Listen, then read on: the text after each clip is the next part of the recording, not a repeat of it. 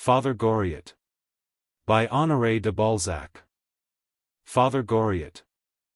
Madame Vauquer, née de Conflans, is an elderly person, who for the past 40 years has kept a lodging house in the rue Nueve-Sainte-Genevieve, in the district that lies between the Latin Quarter and the Faubourg Saint-Marcel.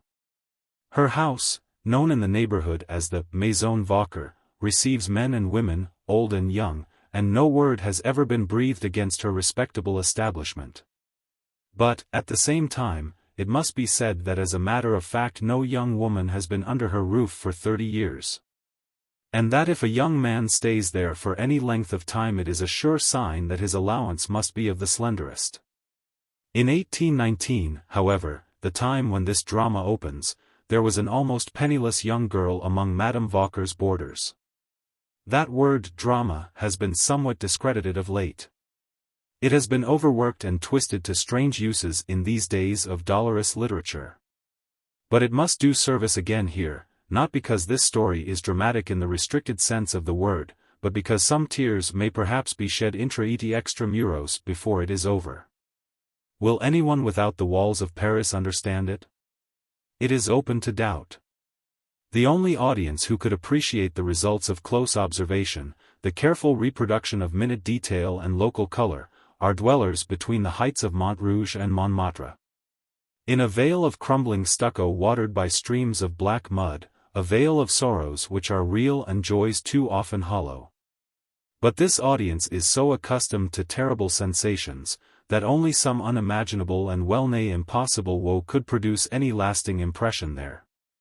Now and again there are tragedies so awful and so grand by reason of the complication of virtues and vices that bring them about, that egotism and selfishness are forced to pause and are moved to pity. But the impression that they receive is like a luscious fruit, soon consumed. Civilization, like the car of Juggernaut, is scarcely stayed perceptibly in its progress by a heart less easy to break than the others that lie in its course. This also is broken, and civilization continues on her course triumphant. And you, too, will do the like. You who with this book in your white hand will sink back among the cushions of your armchair, and say to yourself, perhaps this may amuse me. You will read the story of Father Goriot's secret woes, and, dining thereafter with an unspoiled appetite, will lay the blame of your insensibility upon the writer, and accuse him of exaggeration. Of writing romances. Ah! Once for all, this drama is neither a fiction nor a romance. All is true, so true, that everyone can discern the elements of the tragedy in his own house, perhaps in his own heart. The lodging house is Madame Vauquer's own property. It is still standing in the lower end of the rue Nueve-Sainte-Genevieve, just where the road slopes so sharply down to the rue de l'Arbalete, that wheeled traffic seldom passes that way, because it is so stony and steep. This position is sufficient to account for the silence prevalent in the streets shut in between the dome of the Pantheon and the dome of the Val de Grace. Two conspicuous public buildings which give a yellowish tone to the landscape and darken the whole district that lies beneath the shadow of their leaden-hued cupolas. In that district the pavements are clean and dry, there is neither mud nor water in the gutters, grass grows in the chinks of the walls. The most heedless passerby feels the depressing influences of a place where the sound of wheels creates a sensation. There is a grim look about the houses, a suggestion of a jail about those high garden walls. A Parisian straying into a suburb apparently composed of lodging houses and public institutions would see poverty and dullness, old age lying down to die, and joyous youth condemned to drudgery. It is the ugliest quarter of Paris, and, it may be added, the least known. But, before all things, the rue Nueve-Sainte-Genevieve is like a bronze frame for a picture for which the mind cannot be too well prepared by the contemplation of sad hues and sober images. Even so, step by step the daylight decreases, and the cicerone's droning voice grows hollower as the traveler descends into the catacombs. The comparison holds good. Who shall say which is more ghastly, the sight of the bleached skulls or of dried-up human hearts? The front of the lodging-house is at right angles to the road, and looks out upon a little garden, so that you see the side of the house in section, as it were, from the rue Nueve-Sainte-Genevieve. Beneath the wall of the house front there lies a channel, a fathom wide, paved with cobblestones. And beside it runs a gravelled walk bordered by geraniums and oleanders and pomegranates set in great blue and white glazed earthenware pots. Access into the gravelled walk is afforded by a door, above which the words Maison Vauquer may be read, and beneath, in rather smaller letters, lodgings for both sexes, etc. During the day a glimpse into the garden is easily obtained through a wicket to which a bell is attached. On the opposite wall, at the further end of the gravelled walk, a green marble arch was painted once upon a time by a local artist. And in this semblance of a shrine a statue representing Cupid is installed. A Parisian Cupid, so blistered and disfigured that he looks like a candidate for one of the adjacent hospitals, and might suggest an allegory to lovers of symbolism. The half-obliterated inscription on the pedestal beneath determines the date of this work of art. For it bears witness to the widespread enthusiasm felt for Voltaire on his return to Paris in 1777. Whoe'er thou art, thy master see. He is, or was, or ought to be. At night the wicket gate is replaced by a solid door. The little garden is no wider than the front of the house. It is shut in between the wall of the street and the partition wall of the neighboring house. A mantle of ivy conceals the bricks and attracts the eyes of passers-by to an effect which is picturesque in Paris. For each of the walls is covered with trellised vines that yield a scanty dusty crop of fruit, and furnish besides a subject of conversation for Madame Vauquer and her lodgers. Every year the widow trembles for her vintage. A straight path beneath the walls on either side of the garden leads to a clump of lime trees at the further end of it. Lime trees, as Madame Vauquer persists in calling them, in spite of the fact that she was a de Conflans, and regardless of repeated corrections from her lodgers. The central space between the walls is filled with artichokes and rows of pyramid fruit trees, and surrounded by a border of lettuce, potherbs, and parsley. Under the lime trees there are a few green-painted garden seats and a wooden table, and hither, during the dog days, such of the lodgers as are rich enough to indulge in a cup of coffee come to take their pleasure, though it is hot enough to roast eggs even in the shade. The house itself is 3 stories high, without counting the attics under the roof. It is built of rough stone, and covered with the yellowish stucco that gives a mean appearance to almost every house in Paris. There are 5 windows in each story in the front of the house. All the blinds visible through the small square panes are drawn up awry, so that the lines are all at cross purposes. At the side of the house there are but 2 windows on each floor, and the lowest of all are adorned with a heavy iron grating. Behind the house a yard extends for some 20 feet, a space inhabited by a happy family of pigs, poultry, and rabbits. The woodshed is situated on the further side, and on the wall between the woodshed and the kitchen window hangs the meat safe, just above the place where the sink discharges its greasy streams. The cook sweeps all the refuse out through a little door into the rue Nueve-Sainte-Genevieve, and frequently cleanses the yard with copious supplies of water, under pain of pestilence. The house might have been built on purpose for its present uses. Access is given by a French window to the first room on the ground floor, a sitting room which looks out upon the street through the 2 barred windows already mentioned. Another door opens out of it into the dining room, which is separated from the kitchen by the well of the staircase, the steps being constructed partly of wood, partly of tiles, which are colored and beeswaxed. Nothing can be more depressing than the sight of that sitting room. The furniture is covered with horsehair woven in alternate dull and glossy stripes. There is a round table in the middle, with a purplish-red marble top, on which there stands, by way of ornament, the inevitable white china tea service, covered with a half-effaced gilt network. The floor is sufficiently uneven, the wainscot rises to elbow height, and the rest of the wall space is decorated with a varnished paper, on which the principal scenes from Telemaque are depicted, the various classical personages being colored. The subject between the 2 windows is the banquet given by Calypso to the son of Ulysses, displayed thereon for the admiration of the boarders, and has furnished jokes these 40 years to the young men who show themselves superior to their position by making fun of the dinners to which poverty condemns them. The hearth is always so clean and neat that it is evident that a fire is only kindled there on great occasions. The stone chimney-piece is adorned by a couple of vases filled with faded artificial flowers imprisoned under glass shades, on either side of a bluish marble clock in the very worst taste. The first room exhales an odor for which there is no name in the language, and which should be called the odeur de pension. The damp atmosphere sends a chill through you as you breathe it. It has a stuffy, musty, and rancid quality. It permeates your clothing. After-dinner scents seem to be mingled in it with smells from the kitchen and scullery and the reek of a hospital. It might be possible to describe it if someone should discover a process by which to distill from the atmosphere all the nauseating elements with which it is charged by the catarrhal exhalations of every individual lodger, young or old. Yet, in spite of these stale horrors, the sitting-room is as charming and as delicately perfumed as a boudoir, when compared with the adjoining dining-room. The paneled walls of that apartment were once painted some color, now a matter of conjecture, for the surface is encrusted with accumulated layers of grimy deposit, which cover it with fantastic outlines. A collection of dim-ribbed glass decanters, metal discs with a satin sheen on them, and piles of blue-edged earthenware plates of Touraine ware cover the sticky surfaces of the sideboards that line the room.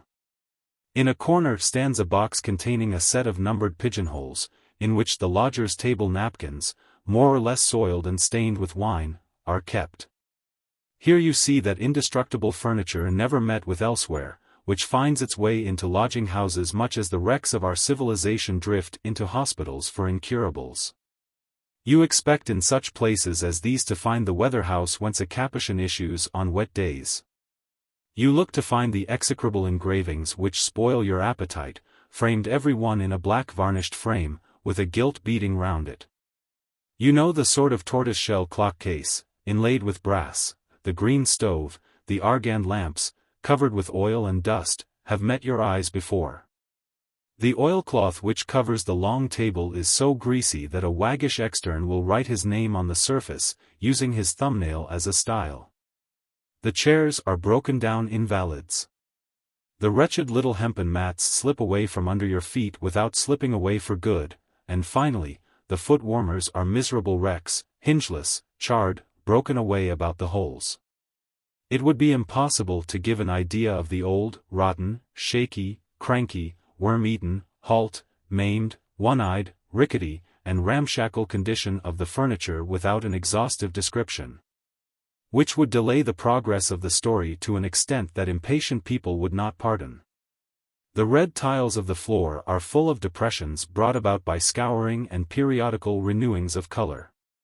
In short, there is no illusory grace left to the poverty that reigns here. It is dire, parsimonious, concentrated, threadbare poverty. As yet it has not sunk into the mire, it is only splashed by it, and though not in rags as yet, its clothing is ready to drop to pieces. This apartment is in all its glory at 7 o'clock in the morning, when Madame Vauquer's cat appears, announcing the near approach of his mistress, and jumps upon the sideboards to sniff at the milk in the bowls, each protected by a plate, while he purrs his morning greeting to the world. A moment later the widow shows her face. She is tricked out in a net cap attached to a false front set on awry, and shuffles into the room in her slipshod fashion. She is an oldish woman, with a bloated countenance, and a nose like a parrot's beak set in the middle of it. Her fat little hands, she is as sleek as a church rat, and her shapeless, slouching figure are in keeping with the room that reeks of misfortune, where hope is reduced to speculate for the meanest stakes. Madame Vauquer alone can breathe that tainted air without being disheartened by it. Her face is as fresh as a frosty morning in autumn. There are wrinkles about the eyes that vary in their expression from the set smile of a ballet dancer to the dark, suspicious scowl of a discounter of bills. In short, she is at once the embodiment and interpretation of her lodging-house, as surely as her lodging-house implies the existence of its mistress. You can no more imagine the one without the other, than you can think of a jail without a turnkey. The unwholesome corpulence of the little woman is produced by the life she leads, just as typhus fever is bred in the tainted air of a hospital. The very knitted woolen petticoat that she wears beneath a skirt made of an old gown, with the wadding protruding through the rents in the material, is a sort of epitome of the sitting room, the dining room, and the little garden. It discovers the cook, it foreshadows the lodgers, the picture of the house is completed by the portrait of its mistress. Madame Vauquer at the age of 50 is like all women who have seen a deal of trouble.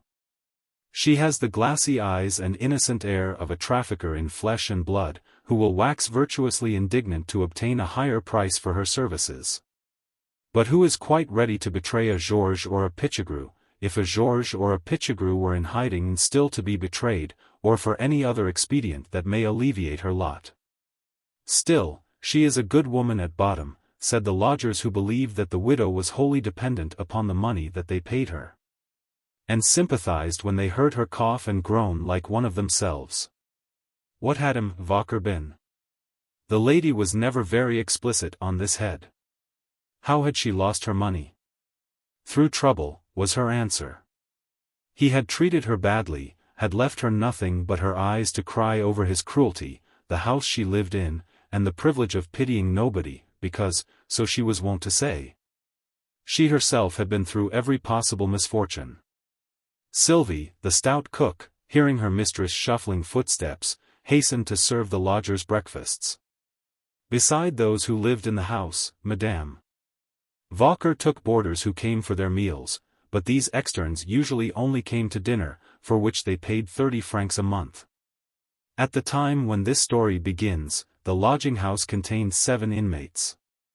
The best rooms in the house were on the first story, Madame Vauquer herself occupying the least important, while the rest were let to a Madame Couture, the widow of a commissary general in the service of the Republic.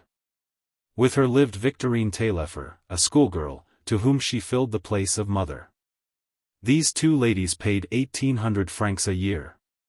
The 2 sets of rooms on the second floor were respectively occupied by an old man named Poiret and a man of 40 or thereabouts, the wearer of a black wig and dyed whiskers, who gave out that he was a retired merchant, and was addressed as M. Vautrin. 2 of the 4 rooms on the 3rd floor were also let, one to an elderly spinster, Amélie Michonneau, and the other to a retired manufacturer of vermicelli, Italian paste and starch, who allowed the others to address him as Father Goriot. The remaining rooms were allotted to various birds of passage, to impecunious students, who like Father Goriot and Amélie Michonneau, could only muster 45 francs a month to pay for their board and lodging. Madame Vauquer had little desire for lodgers of this sort. They ate too much bread, and she only took them in default of better. At that time one of the rooms was tenanted by a law student, a young man from the neighborhood of Angoulême. One of a large family who pinched and starved themselves to spare 1,200 francs a year for him. Misfortune had accustomed Eugène de Rastignac, for that was his name, to work.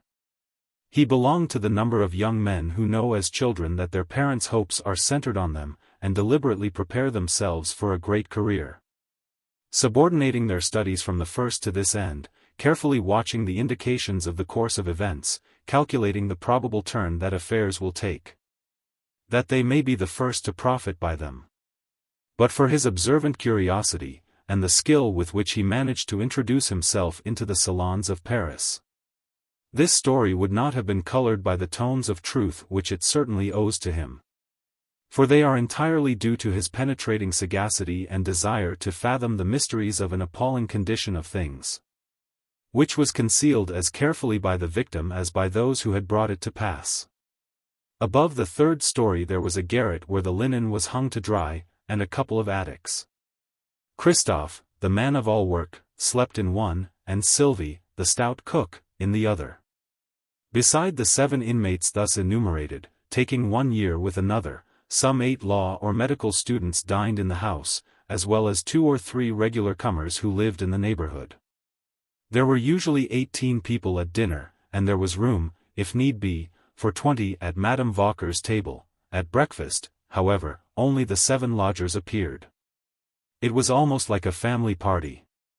Everyone came down in dressing gown and slippers, and the conversation usually turned on anything that had happened the evening before.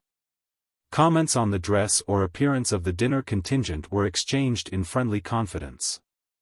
These 7 lodgers were Madame Vauquer's spoiled children. Among them she distributed, with astronomical precision, the exact proportion of respect and attention due to the varying amounts they paid for their board. One single consideration influenced all these human beings thrown together by chance. The 2 second-floor lodgers only paid 72 francs a month. Such prices as these are confined to the Faubourg Saint-Marcel and the district between La Bourbe and the Salpêtrière. And, as might be expected, poverty, more or less apparent, weighed upon them all, Madame Couture being the sole exception to the rule. The dreary surroundings were reflected in the costumes of the inmates of the house, all were alike threadbare. The color of the men's coats were problematical. Such shoes, in more fashionable quarters, are only to be seen lying in the gutter, the cuffs and collars were worn and frayed at the edges. Every limp article of clothing looked like the ghost of its former self. The women's dresses were faded, old-fashioned, dyed and re-dyed. They wore gloves that were glazed with hard wear, much-mended lace, dingy ruffles, crumpled muslin fichus. So much for their clothing, but, for the most part, their frames were solid enough. Their constitutions had weathered the storms of life, their cold, hard faces were worn like coins that have been withdrawn from circulation, but there were greedy teeth behind the withered lips. Dramas brought to a close or still in progress are foreshadowed by the sight of such actors as these, not the dramas that are played before the footlights and against a background of painted canvas. But dumb dramas of life, frost-bound dramas that sear hearts like fire, dramas that do not end with the actors' lives. Madame Michonneau, that elderly young lady, screened her weak eyes from the daylight by a soiled green silk shade with a rim of brass, an object fit to scare away the angel of pity himself.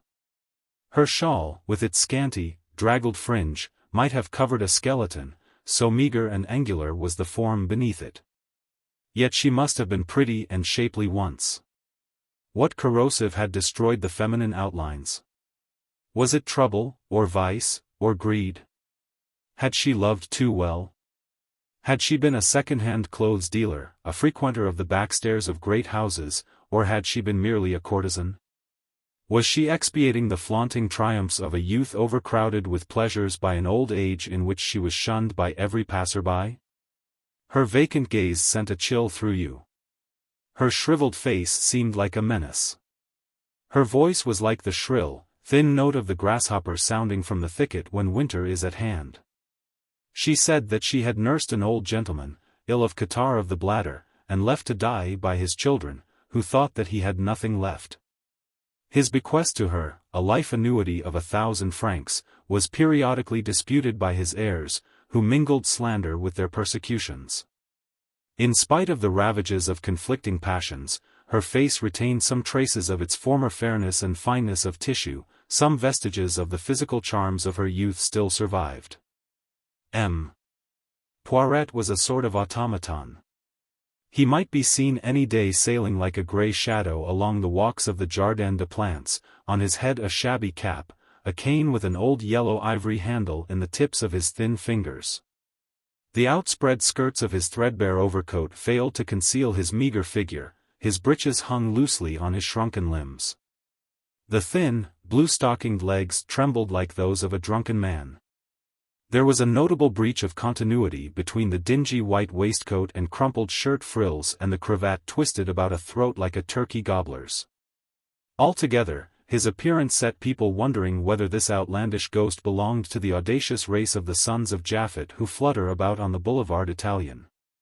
What devouring kind of toil could have so shriveled him?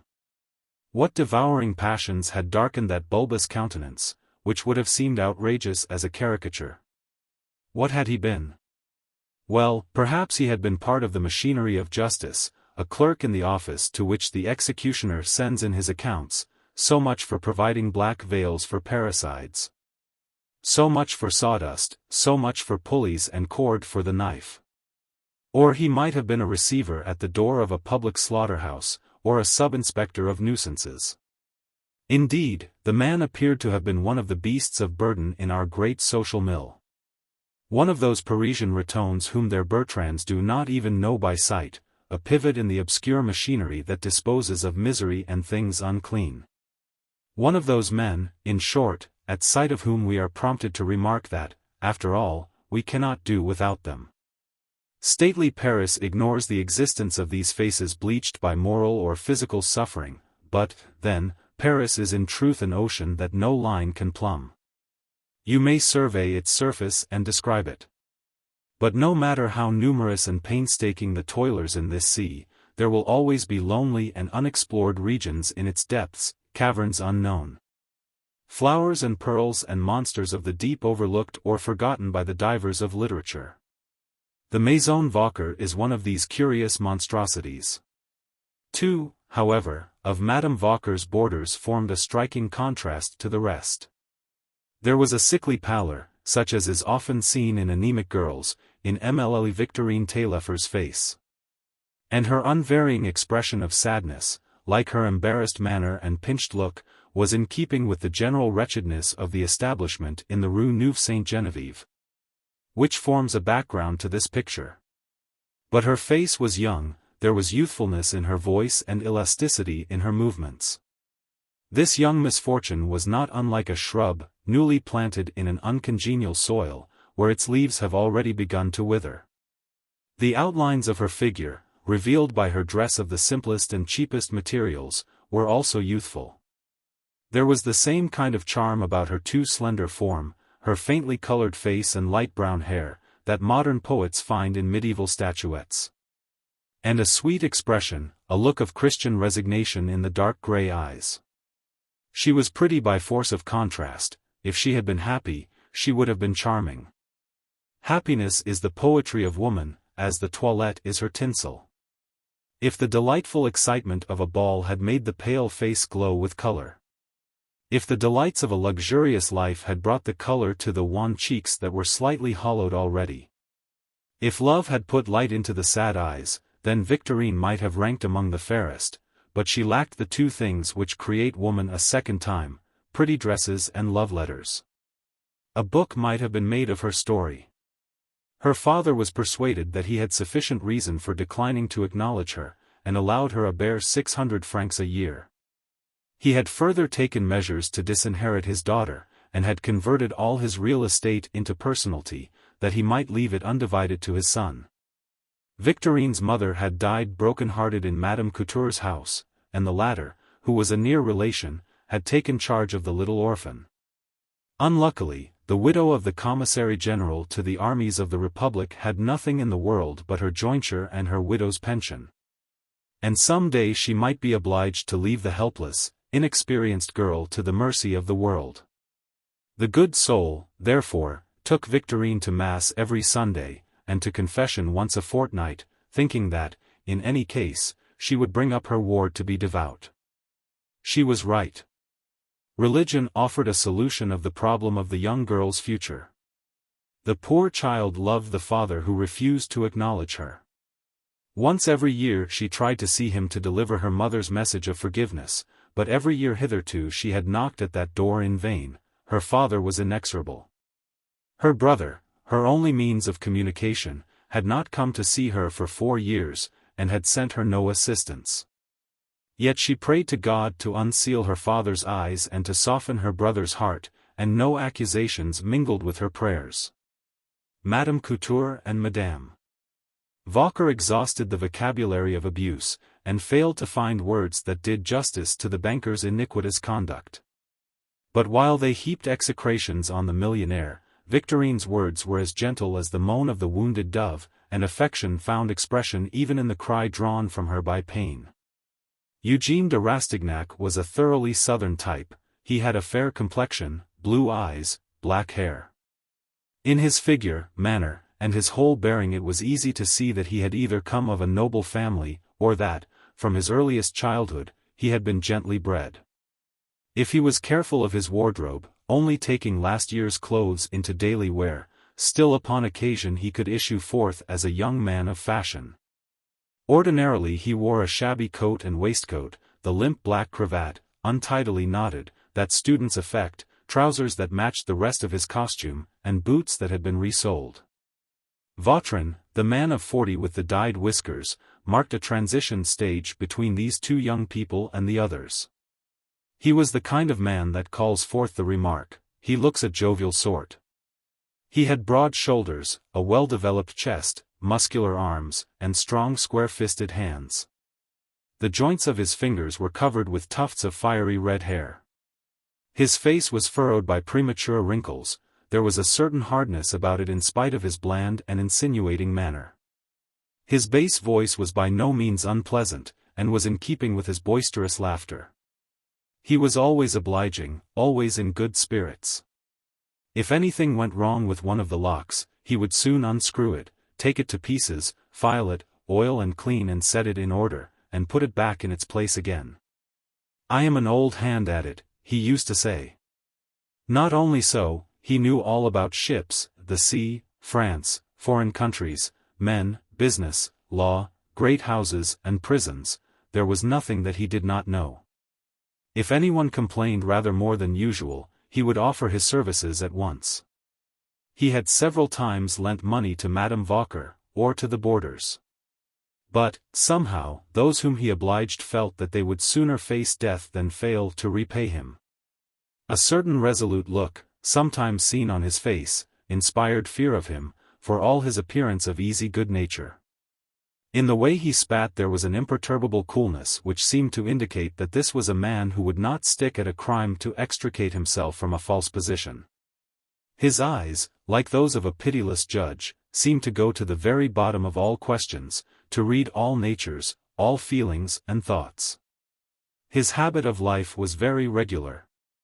He usually went out after breakfast, returning in time for dinner, and disappeared for the rest of the evening, letting himself in about midnight with a latch key, a privilege that Madame Vauquer accorded to no other boarder.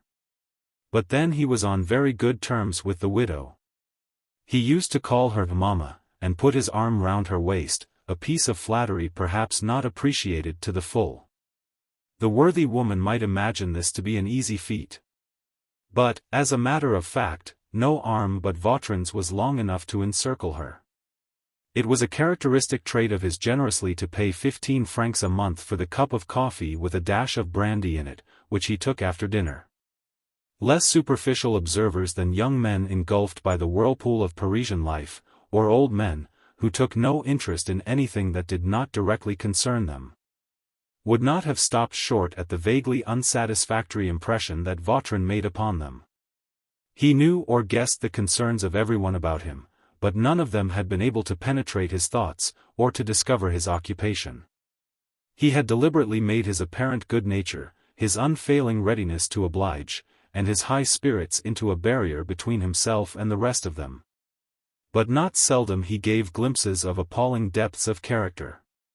He seemed to delight in scourging the upper classes of society with the lash of his tongue, to take pleasure in convicting it of inconsistency, in mocking at law and order with some grim jest worthy of Juvenal, as if some grudge against the social system rankled in him, as if there were some mystery carefully hidden away in his life. Mademoiselle Taillefer felt attracted, perhaps unconsciously, by the strength of the one man, and the good looks of the other. Her stolen glances and secret thoughts were divided between them. But neither of them seemed to take any notice of her, although some day a chance might alter her position, and she would be a wealthy heiress. For that matter, there was not a soul in the house who took any trouble to investigate the various chronicles of misfortunes, real or imaginary, related by the rest. Each one regarded the others with indifference, tempered by suspicion. It was a natural result of their relative positions. Practical assistance not one could give, this they all knew, and they had long since exhausted their stock of condolence over previous discussions of their grievances. They were in something the same position as an elderly couple who have nothing left to say to each other. The routine of existence kept them in contact, but they were parts of a mechanism which wanted oil. There was not one of them but would have passed a blind man begging in the street, not one that felt moved to pity by a tale of misfortune. Not one who did not see in death the solution of the all-absorbing problem of misery which left them cold to the most terrible anguish in others. The happiest of these hapless beings was certainly Madame Vauquer, who reigned supreme over this hospital supported by voluntary contributions. For her, the little garden, which silence, and cold, and rain, and drought combined to make as dreary as an Asian steppe, was a pleasant shaded nook. The gaunt yellow house, the musty odors of a back shop had charms for her, and for her alone. Those cells belonged to her.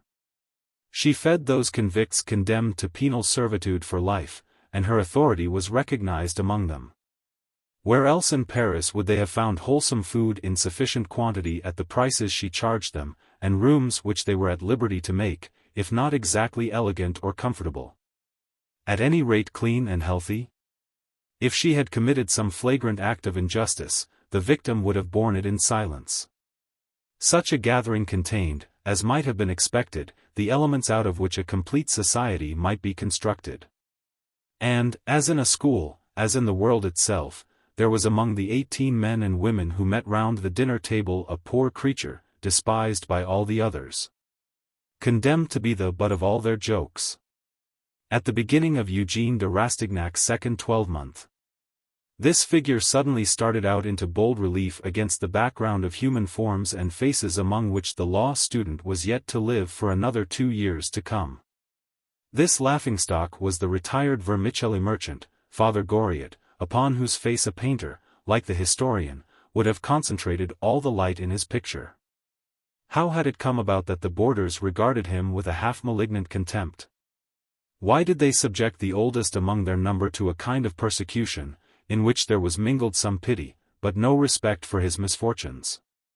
Had he brought it on himself by some eccentricity or absurdity, which is less easily forgiven or forgotten than more serious defects? The question strikes at the root of many a social injustice. Perhaps it is only human nature to inflict suffering on anything that will endure suffering, whether by reason of its genuine humility, or indifference, or sheer helplessness. Do we not, one and all, like to feel our strength even at the expense of someone or of something? The poorest sample of humanity, the street Arab, will pull the bell handle at every street door in bitter weather, and scramble up to write his name on the unsullied marble of a monument. In the year 1813, at the age of 69 or thereabouts, Father Goriot had sold his business and retired to Madame Vauquer's boarding house. When he first came there he had taken the rooms now occupied by Madame Couture. He had paid 1,200 francs a year like a man to whom 5 louis more or less was a mere trifle. For him Madame Vauquer had made various improvements in the 3 rooms destined for his use, in consideration of a certain sum paid in advance, so it was said, for the miserable furniture, that is to say, for some yellow cotton curtains, a few chairs of stained wood covered with Utrecht velvet, several wretched colored prints in frames, and wall-papers that a little suburban tavern would have disdained. Possibly it was the careless generosity with which Father Goriot allowed himself to be overreached at this period of his life, they called him Monsieur Goriot very respectfully then, that gave Madame Vauquer the meanest opinion of his business abilities. She looked on him as an imbecile where money was concerned. Goriot had brought with him a considerable wardrobe, the gorgeous outfit of a retired tradesman who denies himself nothing. Madame Vauquer's astonished eyes beheld no less than 18 cambric-fronted shirts, the splendor of their fineness being enhanced by a pair of pins each bearing a large diamond, and connected by a short chain, an ornament which adorned the vermicelli maker's shirt front. He usually wore a coat of cornflower blue. His rotund and portly person was still further set off by a clean white waistcoat, and a gold chain and seals which dangled over that broad expanse. When his hostess accused him of being a bit of a beau, he smiled with the vanity of a citizen whose foible is gratified. His cupboards, armoires, as he called them in the popular dialect, were filled with a quantity of plate that he brought with him. The widow's eyes gleamed as she obligingly helped him to unpack the soup ladles, tablespoons, forks, cruet stands, tureens, dishes, and breakfast services, all of silver, which were duly arranged upon shelves, besides a few more or less handsome pieces of plate, all weighing no inconsiderable number of ounces. He could not bring himself to part with these gifts that reminded him of past domestic festivals. "This was my wife's present to me on the first anniversary of our wedding day," he said to Madame Vauquer, as he put away a little silver posset dish, with 2 turtle-doves billing on the cover. "Poor dear! She spent on it all the money she had saved before we were married. Do you know, I would sooner scratch the earth with my nails for a living, madam, than part with that. But I shall be able to take my coffee out of it every morning for the rest of my days, thank the Lord. I am not to be pitied. There's not much fear of my starving for some time to come." Finally, Madame Vauquer's magpies I had discovered and read certain entries in the list of shareholders in the funds, and, after a rough calculation, was disposed to credit Goriot, worthy man, with something like 10,000 francs a year.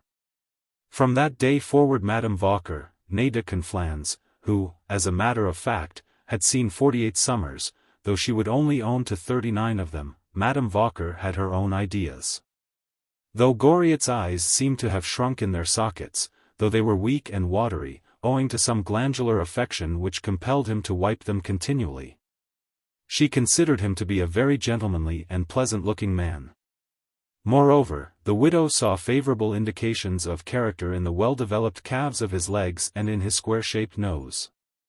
Indications still further borne out by the worthy man's full-moon countenance and look of stupid good nature. This, in all probability, was a strongly built animal, whose brains mostly consisted in a capacity for affection. His hair, worn in ailes de pigeon, and duly powdered every morning by the barber from the École Polytechnique, described 5 points on his low forehead, and made an elegant setting to his face. Though his manners were somewhat boorish, he was always as neat as a new pin, and he took his snuff in a lordly way, like a man who knows that his snuff-box is always likely to be filled with maccaboy. So that when Madame Vauquer lay down to rest on the day of M. Goriot's installation, her heart, like a larded partridge, sweltered before the fire of a burning desire to shake off the shroud of Vauquer and rise again as Goriot. She would marry again, sell her boarding-house, give her hand to this fine flower of citizenship, become a lady of consequence in the quarter, and ask for subscriptions for charitable purposes. She would make little Sunday excursions to Choisy, Soissy, Gentilly. She would have a box at the theatre when she liked, instead of waiting for the author's tickets that one of her boarders sometimes gave her, in July. The whole El Dorado of a little Parisian household rose up before Madame Vauquer in her dreams. Nobody knew that she herself possessed 40,000 francs, accumulated so by so, that was her secret. Surely as far as money was concerned she was a very tolerable match. And in other respects, I am quite his equal, she said to herself, turning as if to assure herself of the charms of a form that the portly Sylvie found molded in down feathers every morning. For 3 months from that day Madame Vauquer availed herself of the services of M. Goriot's coiffeur, and went to some expense over her toilette. Expense justifiable on the ground that she owed it to herself and her establishment to pay some attention to appearances when such highly respectable persons honored her house with their presence. She expended no small amount of ingenuity in a sort of weeding process of her lodgers, announcing her intention of receiving henceforward none but people who were in every way select. If a stranger presented himself, she let him know that M. Goriot, one of the best-known and most highly respected merchants in Paris, had singled out her boarding-house for a residence. She drew up a prospectus headed Maison Vauquer, in which it was asserted that hers was one of the oldest and most highly recommended boarding-houses in the Latin Quarter. From the windows of the house, thus ran the prospectus, there is a charming view of the Vallée de Gobelins, so there is, from the 3rd floor, and a beautiful garden, extending down to an avenue of lindens at the further end. Mention was made of the bracing air of the place and its quiet situation. It was this prospectus that attracted Madame La Comtesse de Lambermesnil, a widow of 36, who was awaiting the final settlement of her husband's affairs, and of another matter regarding a pension due to her as the wife of a general who had died on the field of battle. On this Madame Vauquer saw to her table, lighted a fire daily in the sitting-room for nearly 6 months, and kept the promise of her prospectus, even going to some expense to do so. And the Countess, on her side, addressed Madame Vauquer as "my dear," and promised her 2 more boarders, the Baron de Vaumerland and the widow of a colonel, the late Comte de Piquoisy, who were about to leave a boarding-house in the Marais, where the terms were higher than at the Maison Vauquer. Both these ladies, moreover, would be very well to do when the people at the War Office had come to an end of their formalities. But government departments are always so dilatory, the lady added.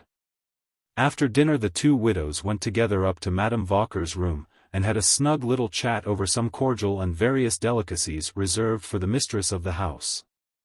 Madame Vauquer's ideas as to Goriot were cordially approved by Madame de Mesnil. It was a capital notion, which for that matter she had guessed from the very first. In her opinion the vermicelli maker was an excellent man.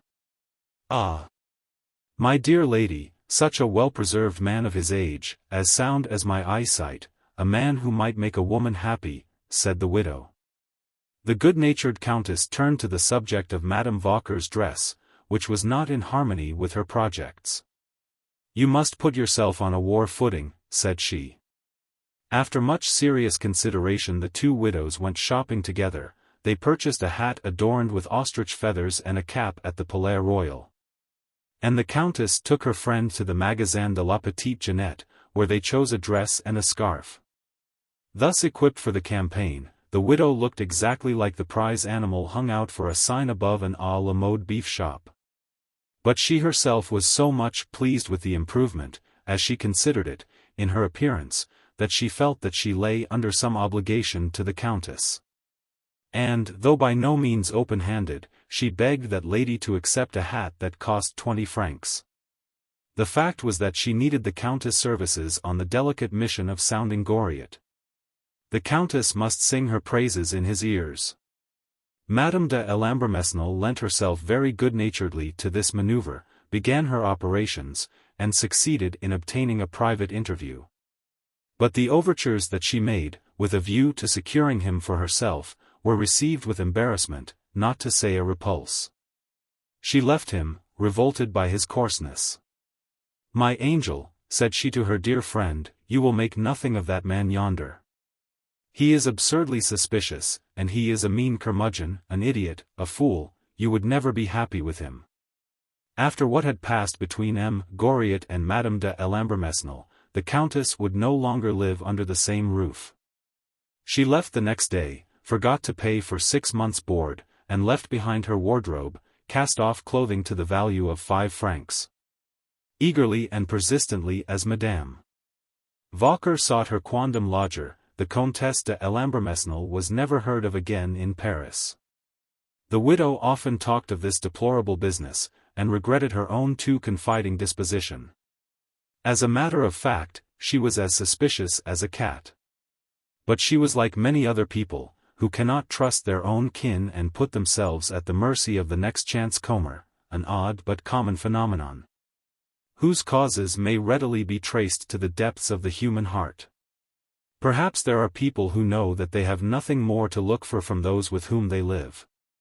They have shown the emptiness of their hearts to their housemates, and in their secret selves they are conscious that they are severely judged, and that they deserve to be judged severely.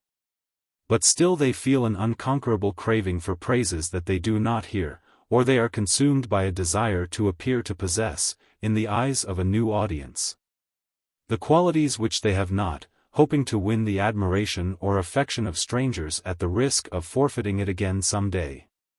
Or, once more, there are other mercenary natures who never do a kindness to a friend or a relation simply because these have a claim upon them, while a service done to a stranger brings its reward to self-love. Such natures feel but little affection for those who are nearest to them, they keep their kindness for remoter circles of acquaintance, and show most to those who dwell on its utmost limits. Madame Vauquer belonged to both these essentially mean, false, and execrable classes. If I had been there at the time, Vautrin would say at the end of the story, I would have shown her up, and that misfortune would not have befallen you. I know that kind of fizz.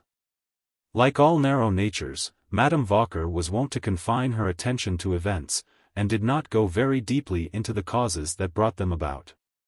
She likewise preferred to throw the blame of her own mistakes on other people, so she chose to consider that the honest vermicelli maker was responsible for her misfortune.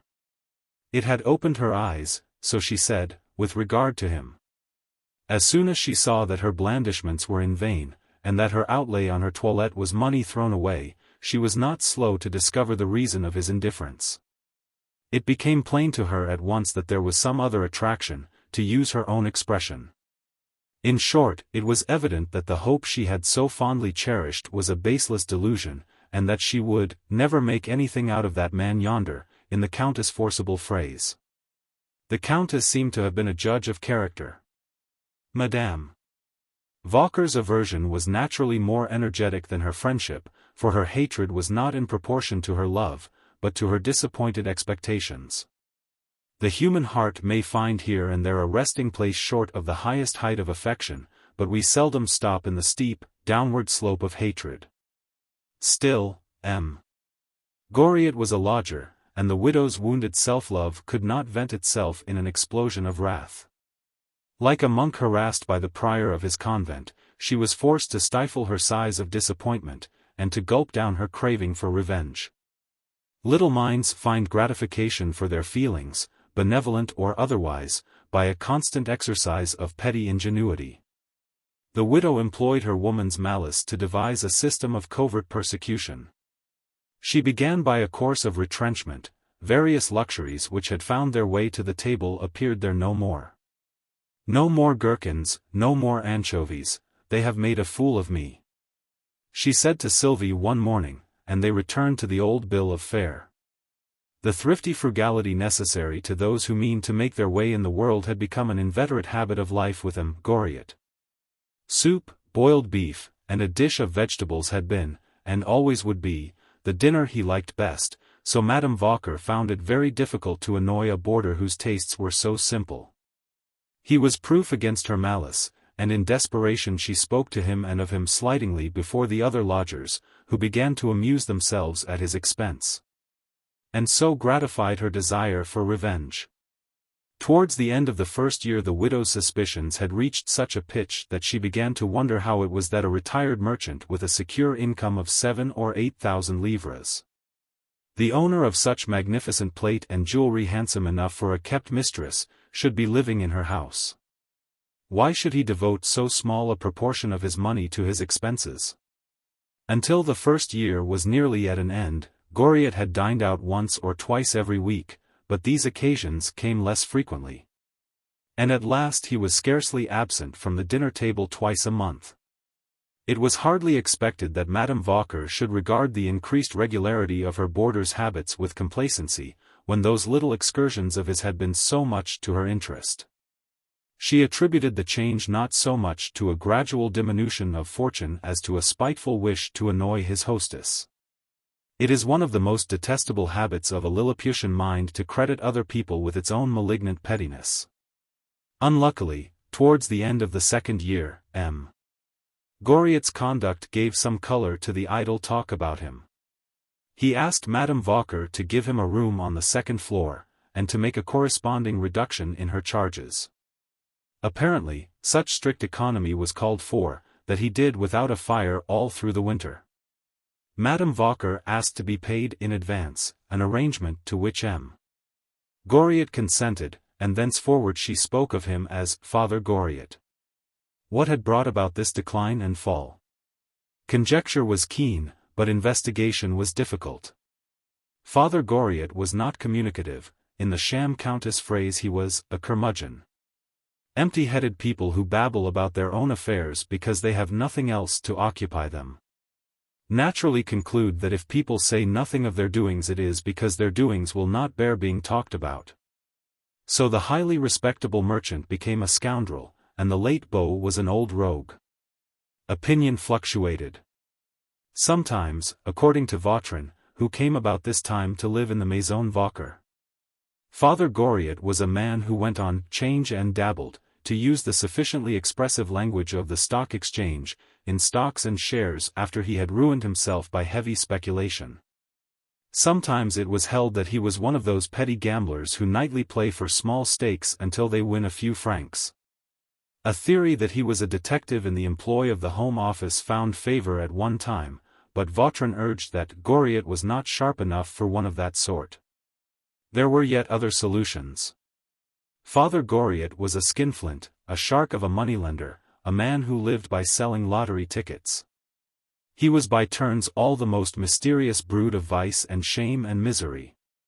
Yet, however vile his life might be, the feeling of repulsion which he aroused in others was not so strong that he must be banished from their society. He paid his way. Besides, Goriot had his uses, everyone vented his spleen or sharpened his wit on him, he was pelted with jokes and belabored with hard words. The general consensus of opinion was in favor of a theory which seemed the most likely. This was Madame Vauquer's view. According to her, the man so well preserved at his time of life, as sound as her eyesight, with whom a woman might be very happy, was a libertine who had strange tastes. These are the facts upon which Madame Vauquer's slanders were based.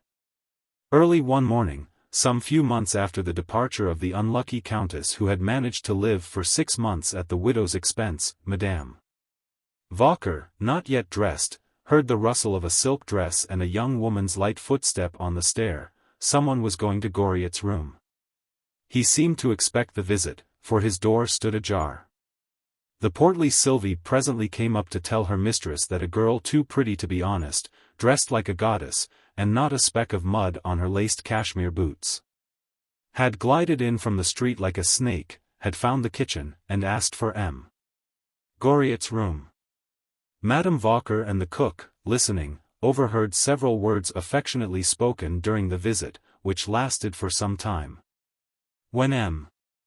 Goriot went downstairs with the lady, the stout Sylvie forthwith took her basket and followed the lover-like couple, under pretext of going to do her marketing. M. Goriot must be awfully rich, all the same, madam, she reported on her return, to keep her in such style. Just imagine it. There was a splendid carriage waiting at the corner of the Place de l'Estrapade, and she got into it. While they were at dinner that evening, Madame Vauquer went to the window and drew the curtain, as the sun was shining into Goriot's eyes. "You are beloved of fair ladies, M. Goriot, the sun seeks you out," she said, alluding to his visitor. "Peste! You have good taste." She was very pretty. "That was my daughter," he said, with a kind of pride in his voice, and the rest chose to consider this as the fatuity of an old man who wishes to save appearances. A month after this visit M. Goriot received another. The same daughter who had come to see him that morning came again after dinner, this time in evening dress.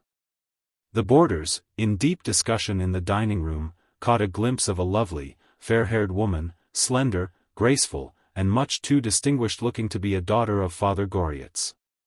"Two of them," cried the portly Sylvie, who did not recognize the lady of the first visit. A few days later, and another young lady, a tall, well-molded brunette, with dark hair and bright eyes, came to ask for M. Goriot. "Three of them," said Sylvie. Then the second daughter, who had first come in the morning to see her father, came shortly afterwards in the evening. She wore a ball dress, and came in a carriage. "Four of them," commented Madame Vauquer and her plump handmaid. Sylvie saw not a trace of resemblance between this great lady and the girl in her simple morning dress who had entered her kitchen on the occasion of her first visit. At that time Goriot was paying 1,200 francs a year to his landlady, and Madame Vauquer saw nothing out of the common in the fact that a rich man had 4 or 5 mistresses. Nay, she thought it very knowing of him to pass them off as his daughters. She was not at all inclined to draw a hard and fast line, or to take umbrage at his sending for them to the Maison Vauquer. Yet, inasmuch as these visits explained her boarder's indifference to her, she went so far, at the end of the second year, as to speak of him as an ugly old wretch. When at length her boarder declined to 900 francs a year, she asked him very insolently what he took her house to be, after meeting one of these ladies on the stairs. Father Goriot answered that the lady was his eldest daughter. "So you have 2 or 3 dozen daughters, have you?" said Madame Vauquer sharply. "I have only 2, her boarder answered meekly, like a ruined man who is broken in to all the cruel usage of misfortune. Towards the end of the 3rd year Father Goriot reduced his expenses still further, he went up to the 3rd story, and now paid 45 francs a month. He did without snuff, told his hairdresser that he no longer required his services, and gave up wearing powder. When Goriot appeared for the first time in this condition, an exclamation of astonishment broke from his hostess at the color of his hair, a dingy olive gray. He had grown sadder day by day under the influence of some hidden trouble. Among all the faces round the table, his was the most woebegone. There was no longer any doubt. Goriot was an elderly libertine, whose eyes had only been preserved by the skill of the physician from the malign influence of the remedies necessitated by the state of his health. The disgusting color of his hair was a result of his excesses and of the drugs which he had taken that he might continue his career. The poor old man's mental and physical condition afforded some grounds for the absurd rubbish talked about him. When his outfit was worn out, he replaced the fine linen by calico at 14 sous the ell. His diamonds, his gold snuff-box, watch chain and trinkets, disappeared one by one. He had left off wearing the cornflower blue coat, and was sumptuously arrayed, summer as well as winter, in a coarse chestnut-brown coat, a plush waistcoat, and doeskin breeches. He grew thinner and thinner. His legs were shrunken, his cheeks, once so puffed out by contented bourgeois prosperity, were covered with wrinkles, and the outlines of the jawbones were distinctly visible. There were deep furrows in his forehead. In the 4th year of his residence in the Rue Nueve-Sainte-Genevieve he was no longer like his former self. The hale vermicelli manufacturer, 62 years of age, who had looked scarce 40, the stout, comfortable, prosperous tradesman, with an almost bucolic air. And such a brisk demeanor that it did you good to look at him. The man with something boyish in his smile, had suddenly sunk into his dotage, and had become a feeble, vacillating septuagenarian.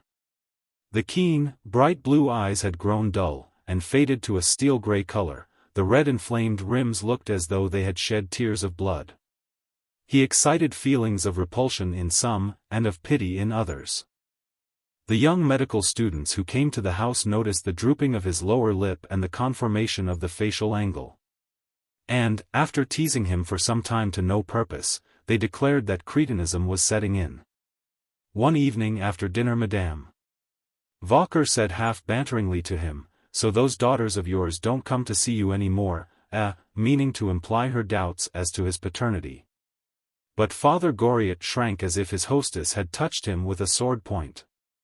"They come sometimes," he said in a tremulous voice. "Aha! You still see them sometimes?" cried the students. "Bravo, Father Goriot." The old man scarcely seemed to hear the witticisms at his expense that followed on the words.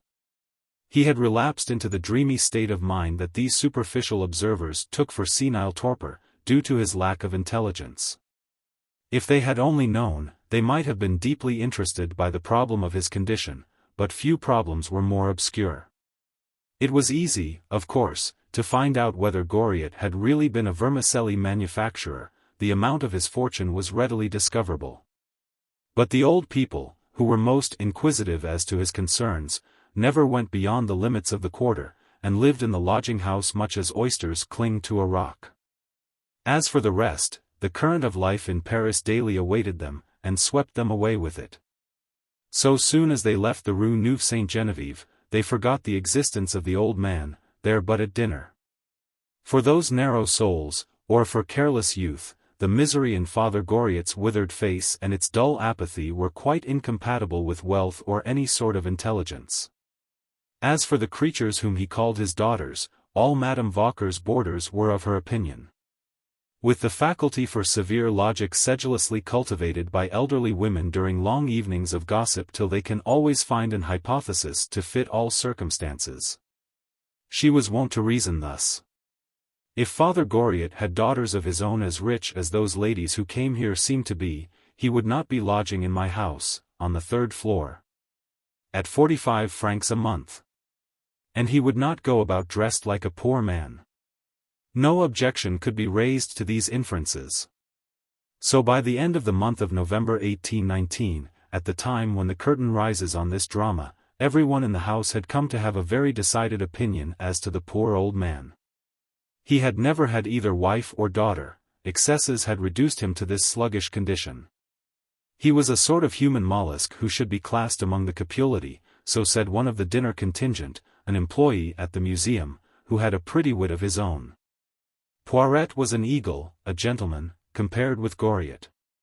Poiret would join the talk, argue, answer when he was spoken to.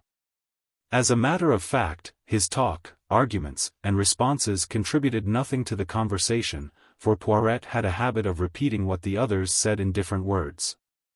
Still, he did join in the talk, he was alive, and seemed capable of feeling, while Father Goriot, to quote the museum official again, was invariably at 0 degrees, réaumur.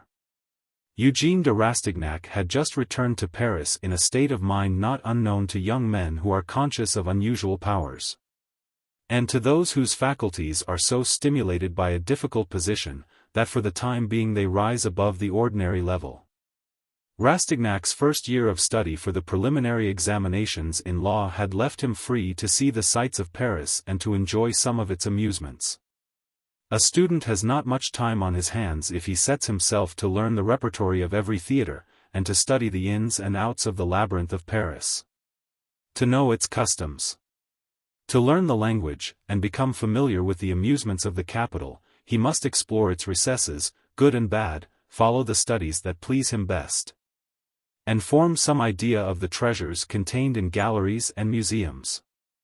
At this stage of his career a student grows eager and excited about all sorts of follies that seem to him to be of immense importance. He has his hero, his great man, a professor at the Collège de France, paid to talk down to the level of his audience. He adjusts his cravat, and strikes various attitudes for the benefit of the women in the first galleries at the Opera Comique. As he passes through all these successive initiations, and breaks out of his sheath, the horizons of life widen around him. And at length he grasps the plan of society with the different human strata of which it is composed. If he begins by admiring the procession of carriages on sunny afternoons in the Champs-Élysées, he soon reaches the further stage of envying their owners. Unconsciously, Eugène had served his apprenticeship before he went back to Angoulême for the long vacation after taking his degrees as Bachelor of Arts and Bachelor of Law. The illusions of childhood had vanished, so also had the ideas he brought with him from the provinces. He had returned thither with an intelligence developed, with loftier ambitions, and saw things as they were at home in the old manor house. His father and mother, his 2 brothers and 2 sisters, with an aged aunt, whose whole fortune consisted in annuities, lived on the little estate of Rastignac. The whole property brought in about 3,000 francs. And though the amount varied with the season, as must always be the case in a vine-growing district, they were obliged to spare an unvarying 1,200 francs out of their income for him. He saw how constantly the poverty, which they had generously hidden from him, weighed upon them. He could not help comparing the sisters, who had seemed so beautiful to his boyish eyes, with women in Paris, who had realized the beauty of his dreams. The uncertain future of the whole family depended upon him. It did not escape his eyes that not a crumb was wasted in the house, nor that the wine they drank was made from the second pressing. A multitude of small things, which it is useless to speak of in detail here, made him burn to distinguish himself, and his ambition to succeed increased tenfold. He meant, like all great souls, that his success should be owing entirely to his merits. But his was preeminently a southern temperament. The execution of his plans was sure to be marred by the vertigo that seizes on youth when youth sees itself alone in a wide sea. Uncertain how to spend its energies, whither to steer its course, how to adapt its sails to the winds.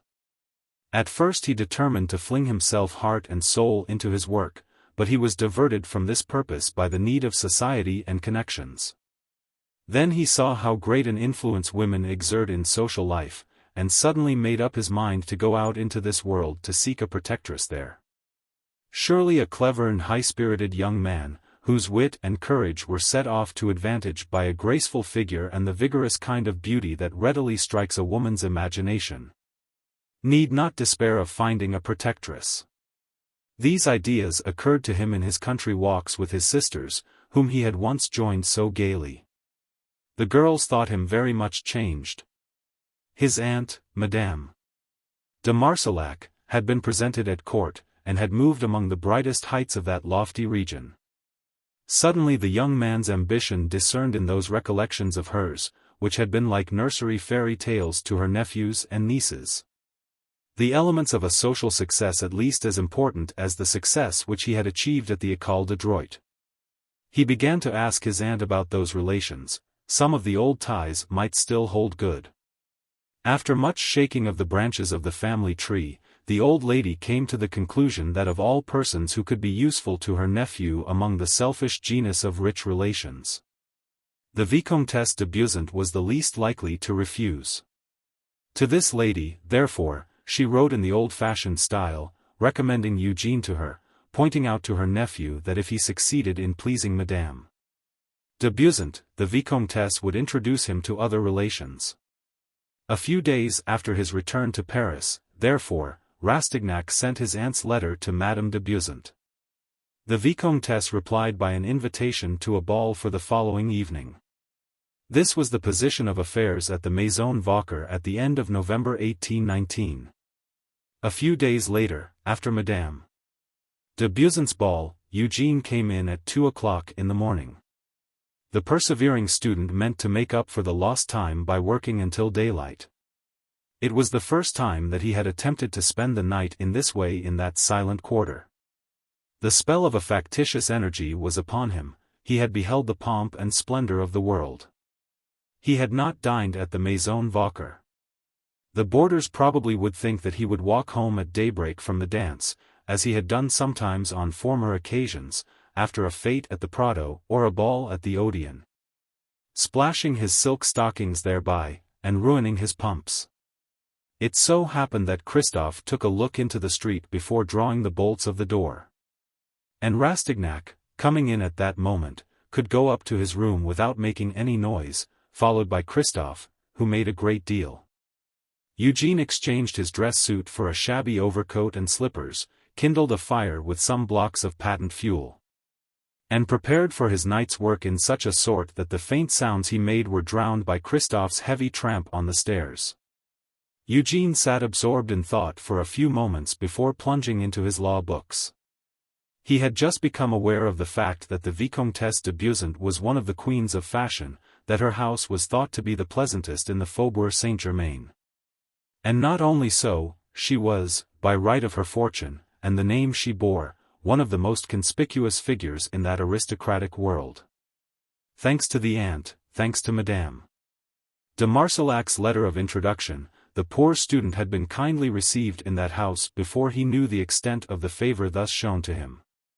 It was almost like a patent of nobility to be admitted to those gilded salons. He had appeared in the most exclusive circle in Paris, and now all doors were open for him. Eugène had been dazzled at first by the brilliant assembly, and had scarcely exchanged a few words with the Vicomtesse. He had been content to single out a goddess among this throng of Parisian divinities, one of those women who are sure to attract a young man's fancy.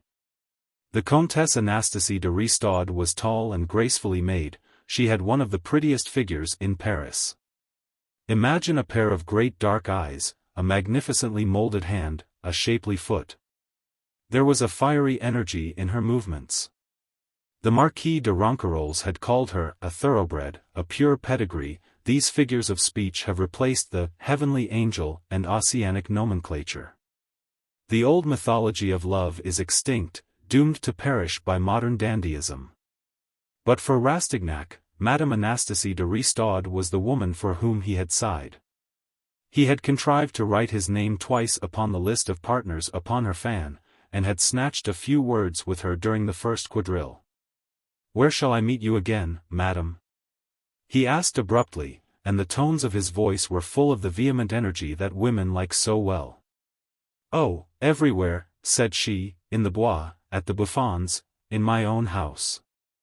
With the impetuosity of his adventurous southern temper, he did all he could to cultivate an acquaintance with this lovely countess. Making the best of his opportunities in the quadrille and during a waltz that she gave him. When he told her that he was a cousin of Madame de Beauzance, the countess, whom he took for a great lady, asked him to call at her house, and after her parting smile, Rastignac felt convinced that he must make this visit. He was so lucky as to light upon someone who did not laugh at his ignorance, a fatal defect among the gilded and insolent youth of that period. The coterie of Molincourts, Maximes de Trailles, de Marseilles, Ronquerolles, Ajudapintos, and Vannesses who shone there in all the glory of coxcombry among the best-dressed women of fashion in Paris, Lady Brandon, the Duchesse de Languillas, the Comtesse de Kergarouët, Madame de Cerisy, the Duchesse de Carigliano, the Comtesse Ferraud, Madame de Lanty, the Marquise d'Aiglemont, Madame Firmiani, the Marquise de Listomere and the Marquise d'Espard, the Duchesse de Maufrigneuse and the Grandlius. Luckily, therefore, for him, the novice happened upon the Marquis de Montriveau, the lover of the Duchesse de Languillas, a general as simple as a child. From him Rastignac learned that the Comtesse lived in the Rue du Helder. Ah, what it is to be young, eager to see the world, greedily on the watch for any chance that brings you nearer the woman of your dreams, and behold two houses open their doors to you. To set foot in the Vicomtesse de Beauzance's house in the Faubourg Saint-Germain, to fall on your knees before a Comtesse de Ristaud in the Chaussée d'Antin. To look at one glance across a vista of Paris drawing-rooms, conscious that, possessing sufficient good looks, you may hope to find aid and protection there in a feminine heart. To feel ambitious enough to spurn the tightrope on which you must walk with the steady head of an acrobat for whom a fall is impossible. And to find in a charming woman the best of all balancing poles. He sat there with his thoughts for a while, law on the one hand, and poverty on the other, beholding a radiant vision of a woman rise above the dull, smoldering fire. Who would not have paused and questioned the future as Eugène was doing?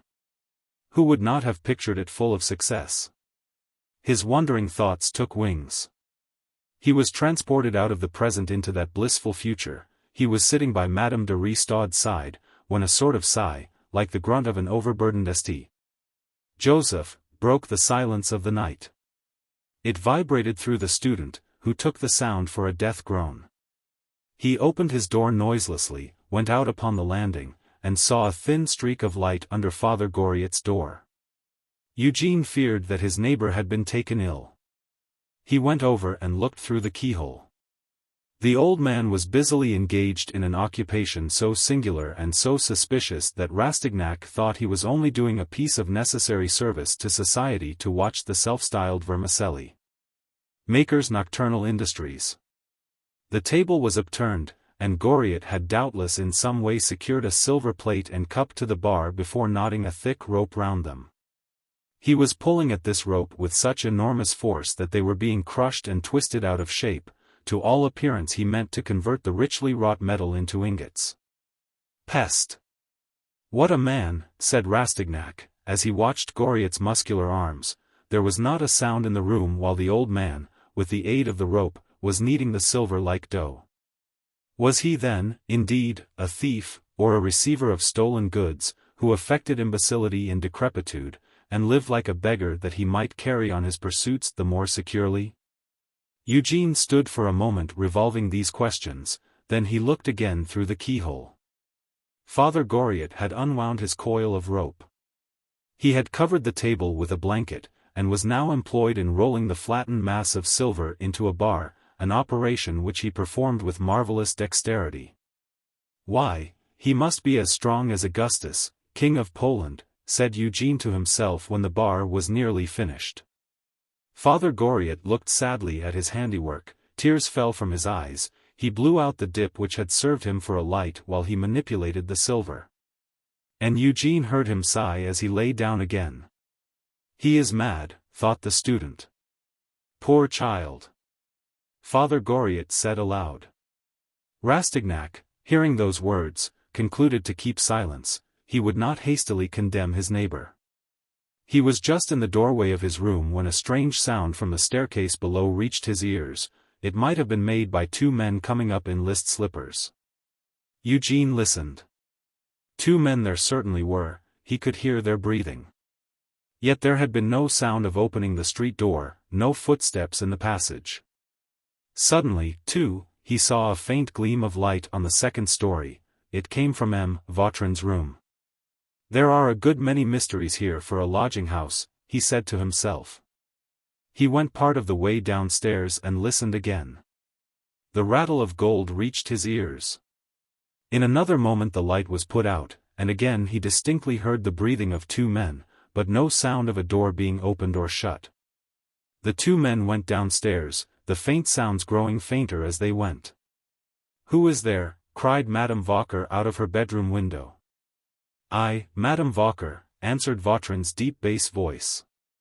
"I am coming in." "That is odd." "Christophe drew the bolts," said Eugene, going back to his room. "You have to sit up at night, it seems, if you really mean to know all that is going on about you in Paris." These incidents turned his thought from his ambitious dreams. He betook himself to his work, but his thought wandered back to Father Goriot's suspicious occupation. Madame de Ristaud's face swam again and again before his eyes like a vision of a brilliant future. And at last he lay down and slept with clenched fists. When a young man makes up his mind that he will work all night, the chances are that 7 times out of 10 he will sleep till morning. Such vigils do not begin before we are turned 20. The next morning Paris was wrapped in one of the dense fogs that throw the most punctual people out in their calculations as to the time. Even the most businesslike folk fail to keep their appointments in such weather, and ordinary mortals wake up at noon and fancy it is 8 o'clock. On this morning it was 9:30, and Madame Vauquer still lay abed. Christophe was late, Sylvie was late, but the two sat comfortably taking their coffee as usual. It was Sylvie's custom to take the cream off the milk destined for the boarder's breakfast for her own, and to boil the remainder for some time, so that Madame should not discover this illegal exaction. "Sylvie," said Christophe, as he dipped a piece of toast into the coffee, "M. Vautrin, who is not such a bad sort, all the same, had 2 people come to see him again last night. If Madame says anything, mind you say nothing about it." "Has he given you something?" "He gave me a 5-franc piece this month, which is as good as saying, hold your tongue.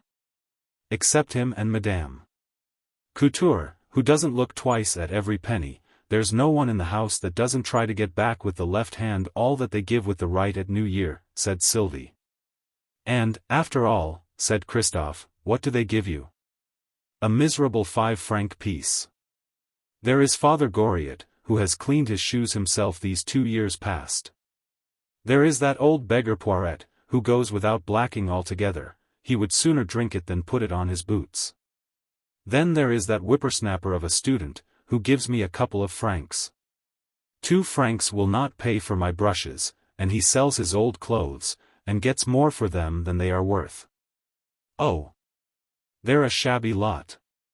"Pooh," said Sylvie, sipping her coffee, "our places are the best in the quarter, that I know. But about that great big chap Vautrin, Christophe. Has anyone told you anything about him?" "Yes. I met a gentleman in the street a few days ago. He said to me, 'There's a gentleman in your place, isn't there? A tall man that dyes his whiskers?'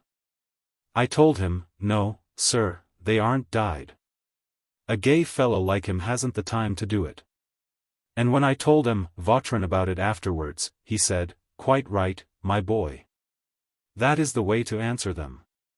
There is nothing more unpleasant than to have your little weaknesses known. It might spoil many a match.' Well, and for my part," said Sylvie, "a man tried to humbug me at the market wanting to know if I had seen him put on his shirt." "Such bosh." "There," she cried, interrupting herself, "that's 9:45 striking at the Val de Grace, and not a soul stirring. Pooh! They are all gone out."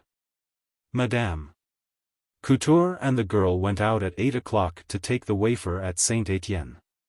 Father Goriot started off somewhere with a parcel, and the student won't be back from his lecture till 10 o'clock. I saw them go while I was sweeping the stairs. Father Goriot knocked up against me, and his parcel was as hard as iron. What is the old fellow up to, I wonder? He is as good as a plaything for the rest of them, they can never let him alone, but he is a good man, all the same, and worth more than all of them put together. He doesn't give you much himself, but he sometimes sends you with a message to ladies who fork out famous tips. They are dressed grandly, too. His daughters, as he calls them, there are a dozen of them. I have never been to more than two, the two who came here. There is Madame moving overhead. I shall have to go, or she will raise a fine racket. Just keep an eye on the milk, Christophe, don't let the cat get at it.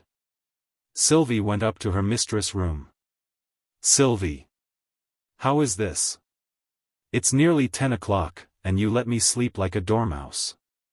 Such a thing has never happened before. It's the fog, it is that thick, you could cut it with a knife. But how about breakfast? Bah! The boarders are possessed, I'm sure. They all cleared out before there was a wink of daylight. Do speak properly, Sylvie, Madame Vauquer retorted, say a blink of daylight. Ah, well, madam, whichever you please.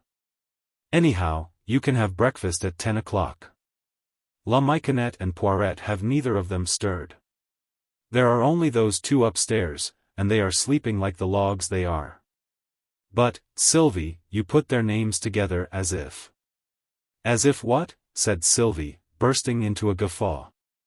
The two of them make a pair. It is a strange thing, isn't it, Sylvie, how M. Vautrin got in last night after Christophe had bolted the door? Not at all, madam. Christophe heard M. Vautrin, and went down and undid the door. And here are you imagining that? Give me my bodice, and be quick and get breakfast ready. Dish up the rest of the mutton with the potatoes, and you can put the stewed pears on the table, those at 5 a penny. A few moments later Madame Vauquer came down, just in time to see the cat knock down a plate that covered a bowl of milk, and begin to lap in all haste. Miss Tigress, she cried. The cat fled, but promptly returned to rub against her ankles. Oh! Yes, you can wheedle, you old hypocrite, she said. Sylvie. Sylvie. Yes, madam, what is it? Just see what the cat has done. It is all that stupid Christophe's fault. I told him to stop and lay the table. What has become of him? Don't you worry, madam, Father Goriot shall have it. I will fill it up with water, and he won't know the difference, he never notices anything, not even what he eats. I wonder where the old heathen can have gone, said Madame Vauquer, setting the plates round the table. Who knows? He is up to all sorts of tricks. I have overslept myself, said Madame Vauquer. But Madame looks as fresh as a rose, all the same. The door bell rang at that moment, and Vautrin came through the sitting room, singing loudly. 'Tis the same old story everywhere. A roving heart and a roving glance. Oh! Mamma Vauquer. Good morning, he cried at the sight of his hostess, and he put his arm gaily round her waist. There. Have done. Impertinence. Say it, he answered. Come, say it. Now, isn't that what you really mean? Stop a bit, I will help you to set the table. Ah! I am a nice man, am I not? For the locks of brown and the golden hair. A sighing lover. Oh! I have just seen something so funny. Led by chance. What? Asked the widow. Father Goriot in the goldsmith's shop in the Rue Dauphine at 8:30 this morning. They buy old spoons and forks and gold lace there, and Goriot sold a piece of silver plate for a good round sum. It had been twisted out of shape very neatly for a man that's not used to the trade. Really? You don't say so? Yes. One of my friends is expatriating himself. I had been to see him off on board the Royal Mail steamer, and was coming back here. I waited after that to see what Father Goriot would do. It is a comical affair. He came back to this quarter of the world, to the Rue de Grèce, and went into a moneylender's house.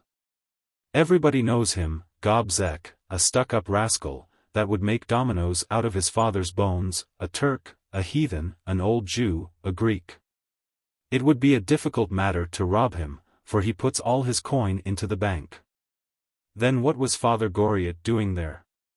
Doing, said Vautrin. Nothing, he was bent on his own undoing. He is a simpleton, stupid enough to ruin himself by running after. There he is, cried Sylvie. Christophe, cried Father Goriot's voice, come upstairs with me. Christophe went up, and shortly afterwards came down again. Where are you going? Madame Vauquer asked of her servant. Out on an errand for M. Goriot. What may that be? Said Vautrin, pouncing on a letter in Christophe's hand. Madame la Comtesse Anastasie de Ristaud, he read. Where are you going with it? He added, as he gave the letter back to Christophe. To the Rue du Helder. I have orders to give this into her hands myself. What is there inside it? Said Vautrin, holding the letter up to the light. A banknote? No. He peered into the envelope. A receipted account, he cried. My word, 'tis a gallant old dotard. Off with you, old chap, he said, bringing down a hand on Christophe's head, and spinning the man round like a thimble. You will have a famous tip. By this time the table was set. Sylvie was boiling the milk, Madame Vauquer was lighting a fire in the stove with some assistance from Vautrin, who kept humming to himself. The same old story everywhere. A roving heart and a roving glance. When everything was ready, Madame Couture and Mlle Taillefer came in. Where have you been this morning, fair lady? Said Madame Vauquer, turning to Madame Couture. We have just been to say our prayers at Saint-Étienne du Montana. Today is the day when we must go to see M. Taillefer. Poor little thing. She is trembling like a leaf, Madame Couture went on, as she seated herself before the fire and held the steaming soles of her boots to the blaze. Warm yourself, Victorine, said Madame Vauquer. It is quite right and proper, Mademoiselle, to pray to heaven to soften your father's heart, said Vautrin, as he drew a chair nearer to the orphan girl, but that is not enough. What you want is a friend who will give the monster a piece of his mind, a barbarian that has 3 millions, so they say, and will not give you a dowry, and a pretty girl needs a dowry nowadays. Poor child, said Madame Vauquer. Never mind, my pet, your wretch of a father is going just the way to bring trouble upon himself. Victorine's eyes filled with tears at the words, and the widow checked herself at a sign from Madame Couture. If we could only see him, said the commissary general's widow. If I could speak to him myself and give him his wife's last letter. I have never dared to run the risk of sending it by post. He knew my handwriting. O woman, persecuted and injured innocent, exclaimed Vautrin, breaking in upon her. So that is how you are, is it? In a few days' time I will look into your affairs, and it will be all right, you shall see. Oh! Sir, said Victorine, with a tearful but eager glance at Vautrin, who showed no sign of being touched by it, if you know of any way of communicating with my father, please be sure and tell him that his affection and my mother's honor are more to me than all the money in the world. If you can induce him to relent a little towards me, I will pray to God for you. You may be sure of my gratitude. The same old story everywhere, sang Vautrin, with a satirical intonation. At this juncture, Goriot, Mlle Michonneau, and Poiret came downstairs together. Possibly the scent of the gravy which Sylvie was making to serve with the mutton had announced breakfast. The 7 people thus assembled bade each other good morning, and took their places at the table. The clock struck 10, and the student's footstep was heard outside. Ah! Here you are, M. Eugene, said Sylvie, everyone is breakfasting at home today. The student exchanged greetings with the lodgers, and sat down beside Goriot. I have just met with a queer adventure, he said, as he helped himself abundantly to the mutton, and cut a slice of bread, which Madame Vauquer's eyes gauged as usual. "An adventure?" queried Poiret. "Well, and what is there to astonish you in that, old boy?" Vautrin asked of Poiret. Eugene is cut out for that kind of thing." Mlee. Taillefer stole a timid glance at the young student. "Tell us about your adventure," demanded Vautrin. "Yesterday evening I went to a ball given by a cousin of mine, the Vicomtesse de Beauzant. She has a magnificent house, the rooms are hung with silk, in short, it was a splendid affair, and I was as happy as a king." "Fisher," put in Vautrin, interrupting. "What do you mean, sir?" said Eugene sharply. "I said, Fisher, because kingfishers see a good deal more fun than kings." "Quite true. I would much rather be the little careless bird than a king," said Poiret the dittoist, "because—" "In fact," the law student cut him short, "I danced with one of the handsomest women in the room. A charming countess, the most exquisite creature I have ever seen. There was peach blossom in her hair, and she had the loveliest bouquet of flowers, real flowers, that scented the air, but there. It is no use trying to describe a woman glowing with the dance. You ought to have seen her. Well, and this morning I met this divine countess about 9 o'clock, on foot in the Rue de Grèce. Oh! How my heart beat! I began to think that she was coming here," said Vautrin, with a keen look at the student. "I expect that she was going to call on old Gobseck, a moneylender.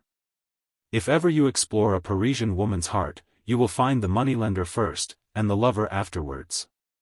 Your countess is called Anastasie de Ristaud, and she lives in the Rue du Helder." The student stared hard at Vautrin. Father Goriot raised his head at the words, and gave the two speakers a glance so full of intelligence and uneasiness that the lodgers beheld him with astonishment. "Then Christophe was too late, and she must have gone to him," cried Goriot, with anguish in his voice. "It is just as I guessed," said Vautrin, leaning over to whisper in Madame Vauquer's ear. Goriot went on with his breakfast, but seemed unconscious of what he was doing. He had never looked more stupid nor more taken up with his own thoughts than he did at that moment. "Who the devil could have told you her name, Vautrin?" asked Eugene. "Aha! There you are," answered Vautrin. "Old Father Goriot there knew it quite well. And why should I not know it too?" "Goriot," the student cried. "What is it?" asked the old man. "So she was very beautiful, was she, yesterday night?" "Who?" "Madame de Ristaud." "Look at the old wretch," said Madame Vauquer, speaking to Vautrin, "how his eyes light up." "Then does he really keep her?" said Michonneau, in a whisper to the student. "Oh! Yes, she was tremendously pretty," Eugene answered. Father Goriot watched him with eager eyes. "If Madame de Beauzant had not been there, my divine countess would have been the queen of the ball. None of the younger men had eyes for anyone else. I was the 12th on her list, and she danced every quadrille. The other women were furious. She must have enjoyed herself, if ever creature did. It is a true saying that there is no more beautiful sight than a frigate in full sail, a galloping horse, or a woman dancing." "So the wheel turns," said Vautrin. "Yesterday night at a duchess ball, this morning in a moneylender's office, on the lowest rung of the ladder, just like a Parisienne. If their husbands cannot afford to pay for their frantic extravagance, they will sell themselves. Or if they cannot do that, they will tear out their mothers' hearts to find something to pay for their splendor. They will turn the world upside down. Just a Parisienne through and through." Father Goriot's face, which had shone at the student's words like the sun on a bright day, clouded over all at once at this cruel speech of Vautrin's. "Well," said Madame Vauquer, "but where is your adventure? Did you speak to her? Did you ask her if she wanted to study law?" "She did not see me," said Eugene. "But only think of meeting one of the prettiest women in Paris in the Rue de Grèce at 9 o'clock. She could not have reached home after the ball till 2 o'clock this morning. Wasn't it queer?" There is no place like Paris for this sort of adventures. Pshaw! Much funnier things than that happen here, exclaimed Vautrin. Mli. Taillefer had scarcely heeded the talk, she was so absorbed by the thought of the new attempt that she was about to make. Madame Couture made a sign that it was time to go upstairs and dress. The two ladies went out, and Father Goriot followed their example. Well, did you see? Said Madame Vauquer, addressing Vautrin and the rest of the circle. He is ruining himself for those women, that is plain. Nothing will ever make me believe that that beautiful Comtesse de Ristaud is anything to Father Goriot, cried the student. Well, and if you don't, broke in Vautrin, we are not set on convincing you. You are too young to know Paris thoroughly yet. Later on you will find out that there are what we call men with a passion. Michonneau gave Vautrin a quick glance at these words. They seemed to be like the sound of a trumpet to a trooper's horse. Aha, said Vautrin, stopping in his speech to give her a searching glance, so we have had our little experiences, have we? The old maid lowered her eyes like a nun who sees a statue. Well, he went on, when folk of that kind get a notion into their heads, they cannot drop it. They must drink the water from some particular spring, it is stagnant as often as not, but they will sell their wives and families, they will sell their own souls to the devil to get it. For some this spring is play, or the stock exchange, or music, or a collection of pictures or insects, for others it is some woman who can give them the dainties they like. You might offer these last all the women on earth, they would turn up their noses, they will have the only one who can gratify their passion. It often happens that the woman does not care for them at all, and treats them cruelly, they buy their morsels of satisfaction very dear, but no matter, the fools are never tired of it. They will take their last blanket to the pawnbrokers to give their last 5-franc piece to her. Father Goriot here is one of that sort. He is discreet, so the Countess exploits him, just the way of the gay world. The poor old fellow thinks of her and of nothing else. In all other respects you see he is a stupid animal. But get him on that subject, and his eyes sparkle like diamonds. That secret is not difficult to guess. He took some plate himself this morning to the melting pot, and I saw him at Daddy Gobseck's in the Rue de Grèce. And now, mark what follows, he came back here, and gave a letter for the Comtesse de Ristaud to that noodle of a Christophe, who showed us the address. There was a receipted bill inside it. It is clear that it was an urgent matter if the Countess also went herself to the old money-lender. Father Goriot has financed her handsomely. There is no need to tack a tale together. The thing is self-evident. So that shows you, sir student, that all the time your Countess was smiling, dancing, flirting, swaying her peach-flower-crowned head, with her gown gathered into her hand. Her slippers were pinching her, as they say. She was thinking of her protested bills, or her lover's protested bills. You have made me wild to know the truth, cried Eugene. I will go to call on Madame de Ristaud tomorrow. Yes, echoed Poiret, you must go and call on Madame de Ristaud. And perhaps you will find Father Goriot there, who will take payment for the assistance he politely rendered. Eugene looked disgusted.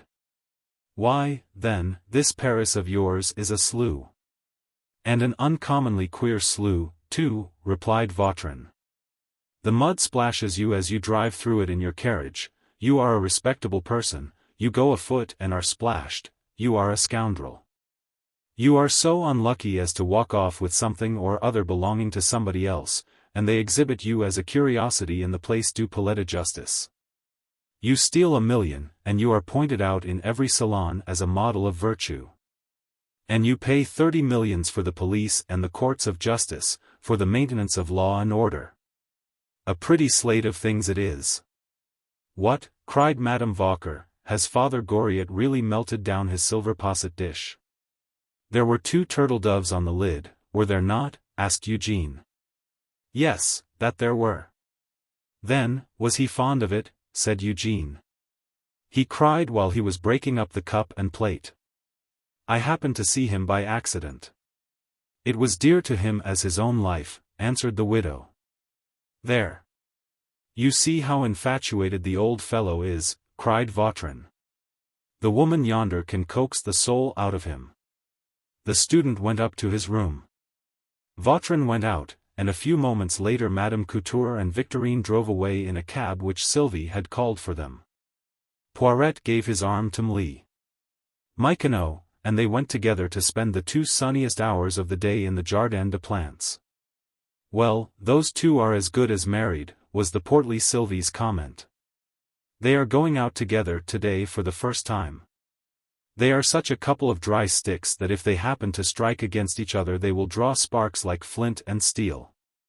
Keep clear of Mlle Michonneau's shawl, then, said Madame Vauquer, laughing, it would flare up like tinder.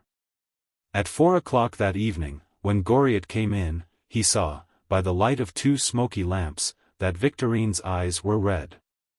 Madame Vauquer was listening to the history of the visit made that morning to M. Taillefer. It had been made in vain. Taillefer was tired of the annual application made by his daughter and her elderly friend. He gave them a personal interview in order to arrive at an understanding with them. My dear lady, said Madame Couture, addressing Madame Vauquer, just imagine it, he did not even ask Victorine to sit down, she was standing the whole time. He said to me quite coolly, without putting himself in a passion, that we might spare ourselves the trouble of going there. That the young lady, he would not call her his daughter, was injuring her cause by importuning him, once a year, the wretch. That as Victorine's mother had nothing when he married her, Victorine ought not to expect anything from him. In fact, he said the most cruel things. That made the poor child burst out crying. The little thing threw herself at her father's feet and spoke up bravely. She said that she only persevered in her visits for her mother's sake, that she would obey him without a murmur. But that she begged him to read her poor dead mother's farewell letter. She took it up and gave it to him, saying the most beautiful things in the world. Most beautifully expressed, I do not know where she learned them, God must have put them into her head. For the poor child was inspired to speak so nicely that it made me cry like a fool to hear her talk. And what do you think the monster was doing all the time? Cutting his nails. He took the letter that poor Madame Taillefer had soaked with tears, and flung it on to the chimney-piece. That is all right, he said. He held out his hands to raise his daughter, but she covered them with kisses, and he drew them away again. Scandalous. Isn't it? And his great booby of a son came in and took no notice of his sister. What inhuman wretches they must be, said Father Goriot. And then they both went out of the room. Madame Couture went on, without heeding the worthy vermicelli maker's exclamation. Father and son bowed to me, and asked me to excuse them on account of urgent business. That is the history of our call. Well, he has seen his daughter at any rate. How he can refuse to acknowledge her I cannot think, for they are as alike as 2 peas. The boarders dropped in one after another, interchanging greetings and empty jokes that certain classes of Parisians regard as humorous and witty. Dullness is their prevailing ingredient, and the whole point consists in mispronouncing a word or a gesture. This kind of argot is always changing. The essence of the jest consists in some catchword suggested by a political event, an incident in the police courts, a street song, or a bit of burlesque at some theater, and forgotten in a month. Anything and everything serves to keep up a game of battledore and shuttlecock with words and ideas. The diorama, a recent invention, which carried an optical illusion a degree further than panoramas, had given rise to a mania among art students for ending every word with rama. The Maison Vauquer had caught the infection from a young artist among the boarders. Well, Monsieur R. Poiret, said the employee from the museum, how is your health, Irma? Then, without waiting for an answer, he turned to Madame Couture and Victorine with a, ladies, you seem melancholy. Is dinner ready? Cried Horace Bianchon, a medical student, and a friend of Rastignac's, my stomach is sinking usque ad talons. There is an uncommon froze rama outside, said Vautrin. Make room there, Father Goriot. Confound it, your foot covers the whole front of the stove. Illustrious M. Vautrin, put in Bianchon, why do you say froze Rama? It is incorrect. It should be frozen Rama. No, it shouldn't, said the official from the museum. Froze Rama is right by the same rule that you say, my feet are froze. Ah. Ah. Here is His Excellency the Marquis de Rastignac, Doctor of the Law of Contraries, cried Bianchon, seizing Eugene by the throat, and almost throttling him. Hello there. Hello. Mlee. Michonneau came noiselessly in, bowed to the rest of the party, and took her place beside the three women without saying a word. That old bat always makes me shudder, said Bianchon in a low voice, indicating Mlle Michonneau to Vautrin. I have studied Gall's system, and I am sure she has the bump of Judas. Then you have seen a case before, said Vautrin. Who has not, answered Bianchon. Upon my word, that ghastly old maid looks just like one of the long worms that will gnaw a beam through, give them time enough. That is the way, young man, returned he of the 40 years and the dyed whiskers. The rose has lived the life of a rose. A morning's space. Aha! Here is a magnificent soup-orama, cried Poiret as Christophe came in bearing the soup with cautious heed. I beg your pardon, sir, said Madame Vauquer, it is soup aux choux. All the young men roared with laughter. Had you there, Poiret? Poiret. She had you there. Score 2 points to Mama Vauquer, said Vautrin. Did any of you notice the fog this morning? Asked the official. It was a frantic fog, said Bianchon, a fog unparalleled, doleful, melancholy, sea-green, asthmatical, a Goriot of a fog. A Goriorama, said the art student, because you couldn't see a thing in it. Hey! Milord Goriot, they are talking about you or you. Father Goriot, seated at the lower end of the table, close to the door through which the servant entered, raised his face. He had smelt at a scrap of bread that lay under his table napkin, an old trick acquired in his commercial capacity, that still showed itself at times. Well, Madame Vauquer cried in sharp tones, that rang above the rattle of spoons and plates and the sound of other voices, and is there anything the matter with the bread? Nothing whatever, madam, he answered, on the contrary, it is made of the best quality of corn, flour from Etamps. How could you tell? Asked Eugene. By the color, by the flavor. You knew the flavor by the smell, I suppose, said Madame Vauquer. You have grown so economical, you will find out how to live on the smell of cooking at last. Take out a patent for it, then, cried the museum official, you would make a handsome fortune. Never mind him, said the artist. He does that sort of thing to delude us into thinking that he was a vermicelli maker. Your nose is a corn sampler, it appears, inquired the official. Corn what? Asked Bianchon. Cornell. Corn et. Cornelian. Corn ice. Cornucopia. Corn crake. Corn cockle. Cornorama. The 8 responses came like a rolling fire from every part of the room, and the laughter that followed was the more uproarious because poor Father Goriot stared at the others with a puzzled look. Like a foreigner trying to catch the meaning of words in a language which he does not understand. Corn, he said, turning to Vautrin, his next neighbor. Corn on your foot, old man, said Vautrin, and he drove Father Goriot's cap down over his eyes by a blow on the crown. The poor old man thus suddenly attacked was for a moment too bewildered to do anything. Christophe carried off his plate, thinking that he had finished his soup, so that when Goriot had pushed back his cap from his eyes his spoon encountered the table. Everyone burst out laughing. You are a disagreeable joker, sir, said the old man, and if you take any further liberties with me. Well, what then, old boy? Vautrin interrupted. Well, then, you shall pay dearly for it some day. Down below, said the artist, in the little dark corner where they put naughty boys. Well, Mademoiselle, Vautrin said, turning to Victorine, you are eating nothing. So Papa was refractory, was he? A monster, said Madame Couture. Mademoiselle might make application for aliment pending her suit, she is not eating anything. Just see how Father Goriot is staring at Mlle Victorine.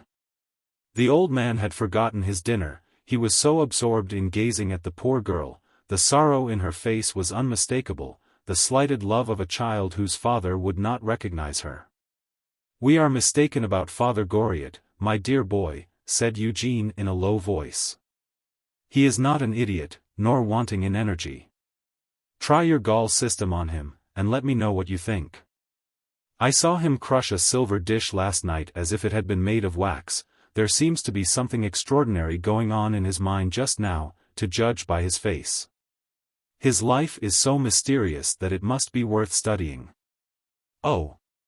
You may laugh, Bianchon, I am not joking. The man is a subject, is he? Said Bianchon. All right. I will dissect him, if he will give me the chance. No, feel his bumps. His stupidity might perhaps be contagious.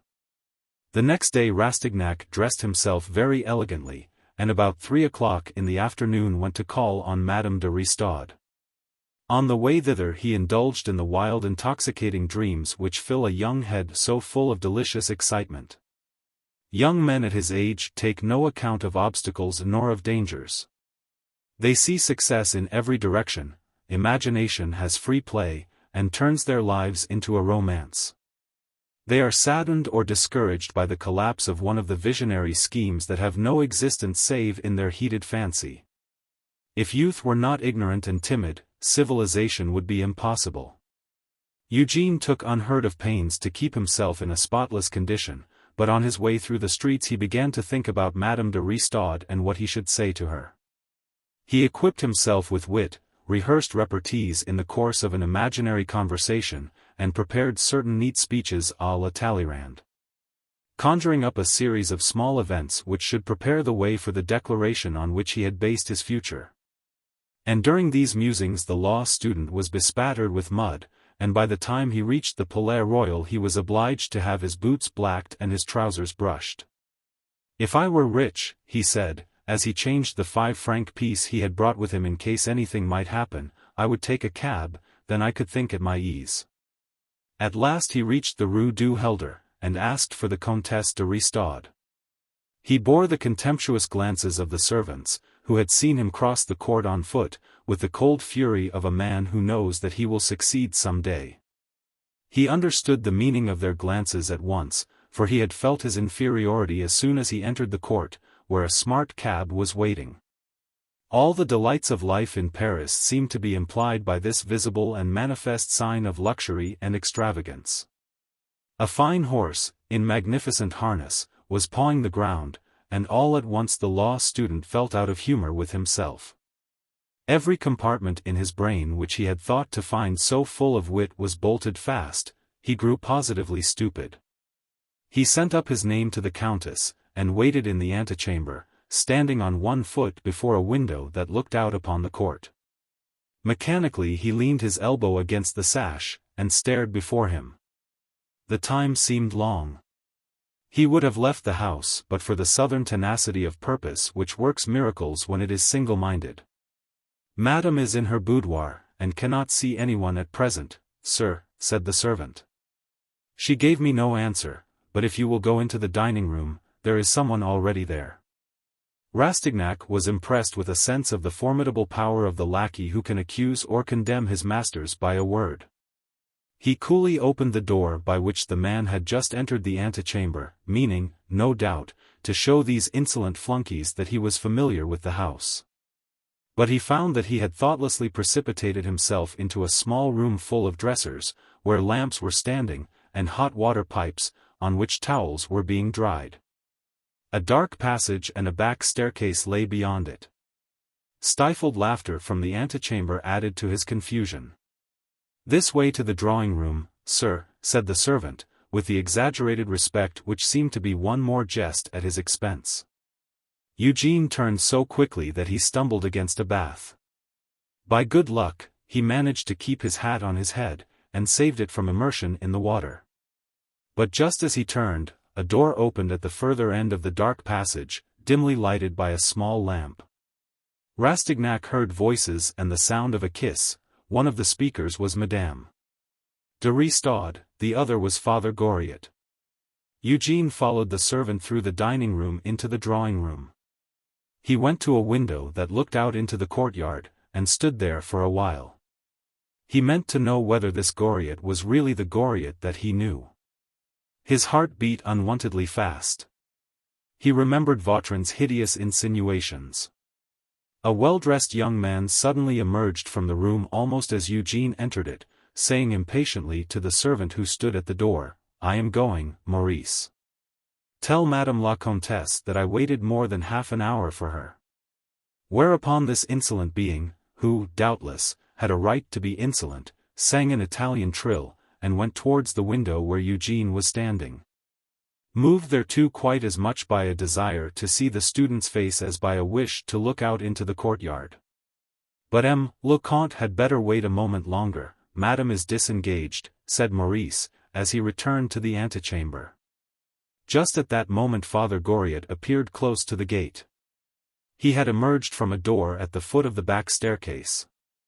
The worthy soul was preparing to open his umbrella regardless of the fact that the great gate had opened to admit a tilbury, in which a young man with a ribbon at his buttonhole was seated.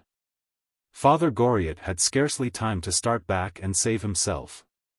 The horse took fright at the umbrella, swerved, and dashed forward towards the flight of steps. The young man looked round in annoyance, saw Father Goriot, and greeted him as he went out with constrained courtesy, such as people usually show to a moneylender so long as they require his services, or the sort of respect they feel it necessary to show for someone whose reputation has been blown upon, so that they blush to acknowledge his acquaintance. Father Goriot gave him a little friendly nod and a good-natured smile. All this happened with lightning speed. Eugène was so deeply interested that he forgot that he was not alone till he suddenly heard the Countess' voice. "Oh, Maxime, were you going away?" she said reproachfully, with a shade of pique in her manner. The Countess had not seen the incident nor the entrance of the tilbury. Rastignac turned abruptly and saw her standing before him, coquettishly dressed in a loose white cashmere gown with knots of rose-colored ribbon here and there. Her hair was carelessly coiled about her head, as is the wont of Parisian women in the morning. There was a soft fragrance about her, doubtless she was fresh from a bath. Her graceful form seemed more flexible, her beauty more luxuriant. Her eyes glistened. A young man can see everything at a glance. He feels the radiant influence of woman as a plant discerns and absorbs its nutriment from the air. He did not need to touch her hands to feel their cool freshness. He saw faint rose tints through the cashmere of the dressing gown. It had fallen slightly open, giving glimpses of a bare throat, on which the student's eyes rested. The Countess had no need of the adventitious aid of corsets. Her girdle defined the outlines of her slender waist, her throat was a challenge to love. Her feet, thrust into slippers, were daintily small. As Maxime took her hand and kissed it, Eugène became aware of Maxime's existence, and the Countess saw Eugène. "Oh! Is that you, M. de Rastignac? I am very glad to see you," she said, but there was something in her manner that a shrewd observer would have taken as a hint to depart. Maxime, as the Countess Anastasie had called the young man with the haughty insolence of bearing, looked from Eugène to the lady, and from the lady to Eugène. It was sufficiently evident that he wished to be rid of the latter. An exact and faithful rendering of the glance might be given in the words, "Look here, my dear. I hope you intend to send this little whippersnapper about his business." The Countess consulted the young man's face with an intense submissiveness that betrays all the secrets of a woman's heart, and Rastignac all at once began to hate him violently. To begin with, the sight of the fair carefully arranged curls on the other's comely head had convinced him that his own crop was hideous. Maxime's boots, moreover, were elegant and spotless, while his own, in spite of all his care, bore some traces of his recent walk. And, finally, Maxime's overcoat fitted the outline of his figure gracefully. He looked like a pretty woman, while Eugène was wearing a black coat at 2:30. The quick-witted child of the Charente felt the disadvantage at which he was placed beside this tall, slender dandy, with the clear gaze and the pale face. One of those men who would ruin orphan children without scruple. Madame de Ristot fled into the next room without waiting for Eugène to speak. Shaking out the skirts of her dressing gown in her flight, so that she looked like a white butterfly, and Maxime hurried after her. Eugène, in a fury, followed Maxime and the Countess, and the three stood once more face to face by the hearth in the large drawing-room. The law student felt quite sure that the odious Maxime found him in the way, and even at the risk of displeasing Madame de Ristot, he meant to annoy the dandy. It had struck him all at once that he had seen the young man before at Madame de Buison's ball. He guessed the relation between Maxime and Madame de Ristot. And with the youthful audacity that commits prodigious blunders or achieves signal success, he said to himself, "This is my rival, I mean to cut him out." Rash resolve. He did not know that Le Comte Maxime de Trailles would wait till he was insulted, so as to fire first and kill his man. Eugène was a sportsman and a good shot, but he had not yet hit the bull's-eye 20 times out of 22. The young count dropped into a low chair by the hearth, took up the tongs, and made up the fire so violently and so sulkily, that Anastasie's fair face suddenly clouded over. She turned to Eugène, with a cool, questioning glance that asked plainly, "Why do you not go?" a glance which well-bred people regard as a cue to make their exit. Eugène assumed an amiable expression. "Madam," he began, "I hasten to call upon you." He stopped short. The door opened, and the owner of the tilbury suddenly appeared. He had left his hat outside, and did not greet the Countess. He looked meditatively at Rastignac, and held out his hand to Maxime with a cordial, "Good morning," that astonished Eugène not a little. The young provincial did not understand the amenities of a triple alliance. "M. de Ristot," said the Countess, introducing her husband to the law student. Eugène bowed profoundly. "This gentleman," she continued, presenting Eugène to her husband, "is M. de Rastignac. He is related to Madame la Vicomtesse de Buisson through the Marsillacs. I had the pleasure of meeting him at her last ball." Related to Madame la Vicomtesse de Buisson through the Marsillacs. These words, on which the Countess threw ever so slight an emphasis, by reason of the pride that the mistress of a house takes in showing that she only receives people of distinction as visitors in her house, produced a magical effect. The Count's stiff manner relaxed at once as he returned the student's bow. "Delighted to have an opportunity of making your acquaintance," he said. Maxime de Trailles himself gave Eugène an uneasy glance, and suddenly dropped his insolent manner. The mighty name had all the power of a fairy's wand. Those closed compartments in the southern brain flew open again, Rastignac's carefully drilled faculties returned. It was as if a sudden light had pierced the obscurity of this upper world of Paris, and he began to see, though everything was indistinct as yet.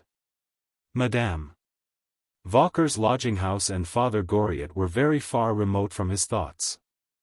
"I thought that the Marsillacs were extinct," the Comte de Ristot said, addressing Eugène. "Yes, they are extinct," answered the law student. "My great-uncle, the Chevalier de Rastignac, married the heiress of the Marsillac family. They had only one daughter, who married the Maréchal de Clarambolt, Madame de Buisson's grandfather on the mother's side. We are the younger branch of the family, and the younger branch is all the poorer because my great-uncle, the vice-admiral, lost all that he had in the king's service. The government during the Revolution refused to admit our claims when the Compagnie des Indes was liquidated. Was not your great-uncle in command of the Vengeur before 1789? Yes. Then he would be acquainted with my grandfather, who commanded the Warwick." Maxime looked at Madame de Ristot and shrugged his shoulders, as who should say, "If he is going to discuss nautical matters with that fellow, it is all over with us." Anastasie understood the glance that M. de Trailles gave her. With a woman's admirable tact, she began to smile and said, "Come with me, Maxime, I have something to say to you. We will leave you two gentlemen to sail in company on board the Warwick and the Vengeur." She rose to her feet and signed to Maxime to follow her, mirth and mischief in her whole attitude, and the two went in the direction of the boudoir. The morganatic couple, to use a convenient German expression which has no exact equivalent, had reached the door, when the Count interrupted himself in his talk with Eugene. "Anastasie," he cried pettishly, "just stay a moment, dear, you know very well that." "I am coming back in a minute," she interrupted. "I have a commission for Maxime to execute, and I want to tell him about it." She came back almost immediately. She had noticed the inflection in her husband's voice, and knew that it would not be safe to retire to the boudoir. Like all women who are compelled to study their husbands' characters in order to have their own way, and whose business it is to know exactly how far they can go without endangering a good understanding, she was very careful to avoid petty collisions in domestic life. It was Eugene who had brought about this untoward incident, so the Countess looked at Maxime and indicated the law student with an air of exasperation. M. de Trailles addressed the Count, the Countess, and Eugene with the pointed remark, "You are busy, I do not want to interrupt you, good day," and he went. "Just wait a moment, Maxime," the Count called after him. "Come and dine with us," said the Countess, leaving Eugene and her husband together once more. She followed Maxime into the little drawing-room, where they sat together sufficiently long to feel sure that Rastignac had taken his leave. The law student heard their laughter, and their voices, and the pauses in their talk. He grew malicious, exerted his conversational powers for M. de Rastignac, flattered him, and drew him into discussions, to the end that he might see the Countess again and discover the nature of her relations with Father Goriot. This Countess with a husband and a lover, for Maxime clearly was her lover, was a mystery. What was the secret tie that bound her to the old tradesman? This mystery he meant to penetrate, hoping by its means to gain a sovereign ascendancy over this fair typical Parisian. "Anastasie," the Count called again to his wife. "Poor Maxime," she said, addressing the young man. "Come, we must resign ourselves. This evening. I hope, Nazy," he said in her ear, "that you will give orders not to admit that youngster, whose eyes light up like live coals when he looks at you. He will make you a declaration, and compromise you, and then you will compel me to kill him." "Are you mad, Maxime?" she said. "A young lad of a student is, on the contrary, a capital lightning conductor, is not that so? Of course, I mean to make Rastignac furiously jealous of him." Maxime burst out laughing, and went out, followed by the Countess, who stood at the window to watch him into his carriage. He shook his whip, and made his horse prance. She only returned when the great gate had been closed after him. "What do you think, dear?" cried the Count, her husband. "This gentleman's family estate is not far from Verteuil, on the Charente. His great-uncle and my grandfather were acquainted." "Delighted to find that we have acquaintances in common," said the Countess, with a preoccupied manner. "More than you think," said Eugene, in a low voice. "What do you mean?" she asked quickly. "Why, only just now," said the student, "I saw a gentleman go out at the gate, Father Goriot, my next-door neighbor in the house where I am lodging." At the sound of this name, and the prefix that embellished it, the Count, who was stirring the fire, let the tongs fall as though they had burned his fingers, and rose to his feet. "Sir," he cried, "you might have called him Monsieur Goriot." The Countess turned pale at first at the sight of her husband's vexation, then she reddened. Clearly she was embarrassed. Her answer was made in a tone that she tried to make natural, and with an air of assumed carelessness. "You could not know anyone who is dearer to us both." She broke off, glanced at the piano as if some fancy had crossed her mind, and asked, "Are you fond of music, M. de Rastignac?" "Exceedingly," answered Eugene, flushing, and disconcerted by a dim suspicion that he had somehow been guilty of a clumsy piece of folly. "Do you sing?" she cried, going to the piano, and, sitting down before it, she swept her fingers over the keyboard from end to end. "Ah. No, madam." The Comte de Rastignac walked to and fro. That is a pity, you are without one great means of success, caro, non dubitari, sang the countess. Eugene had a second time waved a magic wand when he uttered Goriot's name, but the effect seemed to be entirely opposite to that produced by the formula related to Madame de Beausant. His position was not unlike that of some visitor permitted as a favor to inspect a private collection of curiosities. When by inadvertence he comes into collision with a glass case full of sculptured figures, and 3 or 4 heads, imperfectly secured, fall at the shock. He wished the earth would open and swallow him. Madame de Ristaud's expression was reserved and chilly, her eyes had grown indifferent, and sedulously avoided meeting those of the unlucky student of law. "Madam," he said, "you wish to talk with M. de Ristaud, permit me to wish you good day." The countess interrupted him by a gesture, saying hastily, "Whenever you come to see us, both M. de Ristaud and I shall be delighted to see you." Eugene made a profound bow and took his leave, followed by M. de Ristaud, who insisted, in spite of his remonstrances, on accompanying him into the hall. "Neither your mistress nor I are at home to that gentleman when he calls," the count said to Maurice. As Eugene set foot on the steps, he saw that it was raining. "Come," said he to himself, "somehow I have just made a mess of it, I do not know how. And now I am going to spoil my hat and coat into the bargain. I ought to stop in my corner, grind away at law, and never look to be anything but a boorish country magistrate. How can I go into society, when to manage properly you want a lot of cabs, varnished boots, gold watch chains, and all sorts of things? You have to wear white doeskin gloves that cost 6 francs in the morning, and primrose kid gloves every evening? A fig for that old humbug of a Goriot."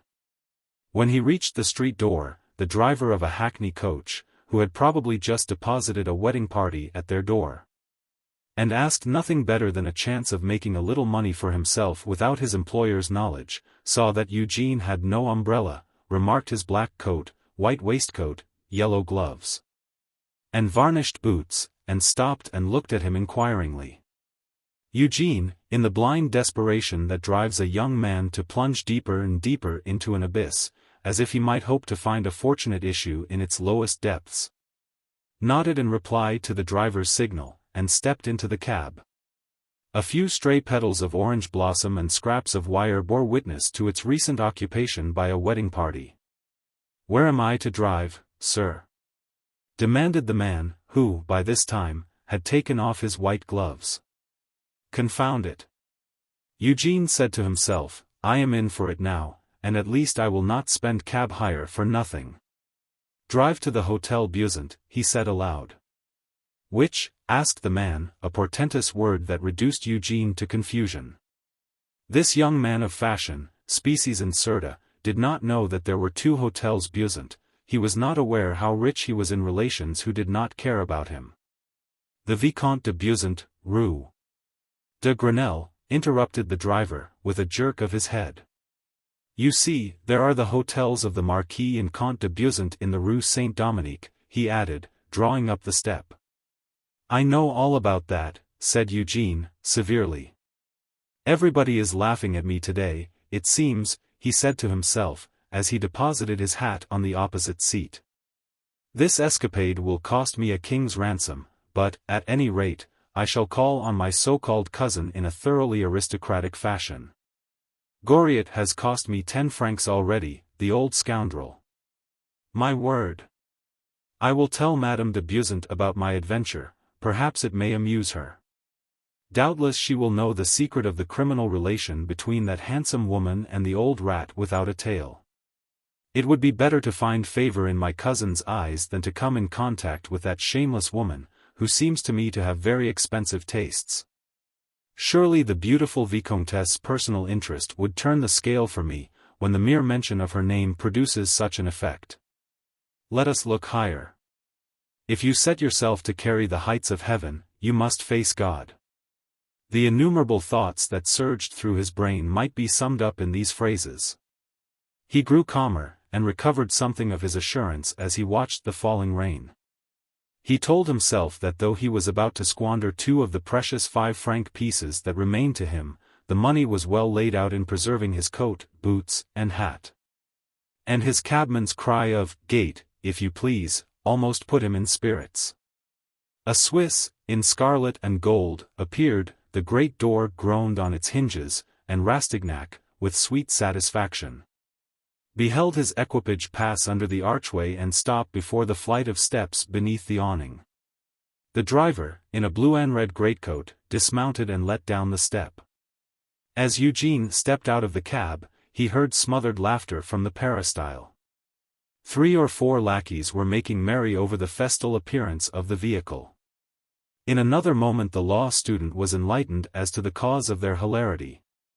He felt the full force of the contrast between his equipage and one of the smartest broughams in Paris. A coachman, with powdered hair, seemed to find it difficult to hold a pair of spirited horses, who stood chafing the bit. In Madame de Ristaud's courtyard, in the Chaussée d'Antin, he had seen the neat turnout of a young man of 26. In the Faubourg Saint-Germain he found the luxurious equipage of a man of rank. 30,000 francs would not have purchased it. "Who can be here?" said Eugene to himself. He began to understand, though somewhat tardily, that he must not expect to find many women in Paris who were not already appropriated.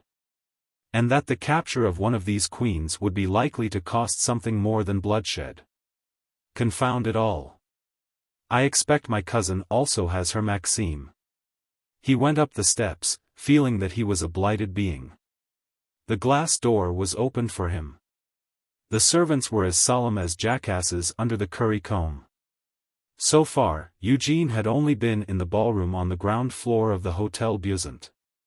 The fate had followed so closely on the invitation, that he had not had time to call on his cousin, and had therefore never seen Madame de Buissant's apartments.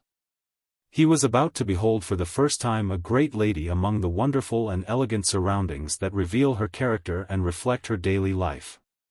He was the more curious, because Madame de Ristaud's drawing-room had provided him with a standard of comparison. At 4:30 the Vicomtesse de Buissant was visible. 5 minutes earlier she would not have received her cousin, but Eugene knew nothing of the recognized routine of various houses in Paris. He was conducted up the wide, white-painted, crimson-carpeted staircase, between the gilded balusters and masses of flowering plants, to Madame de Buissant's apartments. He did not know the rumor current about Madame de Buissant, one of the biographies told, with variations, in whispers, every evening in the salons of Paris. For 3 years past her name had been spoken of in connection with that of one of the most wealthy and distinguished Portuguese nobles, the Marquis de Pinto. It was one of those innocent liaisons which possess so much charm for the two thus attached to each other that they find the presence of a third person intolerable. The Vicomte de Buissant, therefore, had himself set an example to the rest of the world by respecting, with as good a grace as might be, this morganatic union. Anyone who came to call on the Vicomtesse in the early days of this friendship was sure to find the Marquis de Pinto there. As, under the circumstances, Madame de Buissant could not very well shut her door against these visitors, she gave them such a cold reception, and showed so much interest in the study of the ceiling, that no one could fail to understand how much he bored her. And when it became known in Paris that Madame de Buissant was bored by callers between 2 and 4 o'clock, she was left in perfect solitude during that interval. She went to the Bouffons or to the opera with M. de Buissant and M. de Pinto, and M.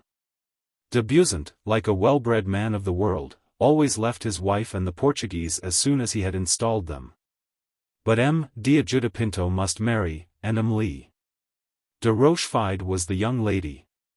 In the whole fashionable world there was but one person who as yet knew nothing of the arrangement, and that was Madame de Buissant.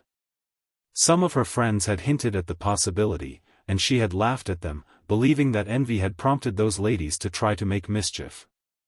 And now, though the banns were about to be published, and although the handsome Portuguese had come that day to break the news to the Vicomtesse, he had not found courage as yet to say one word about his treachery. How was it? Nothing is doubtless more difficult than the notification of an ultimatum of this kind. There are men who feel more at their ease when they stand up before another man who threatens their lives with sword or pistol than in the presence of a woman who, after 2 hours of lamentations and reproaches, falls into a dead swoon and requires salts. At this moment, therefore, M. D'Ajuda-Pinto was on thorns, and anxious to take his leave. He told himself that in some way or other the news would reach Madame de Beausant. He would write. It would be much better to do it by letter, and not to utter the words that should stab her to the heart. So when the servant announced M.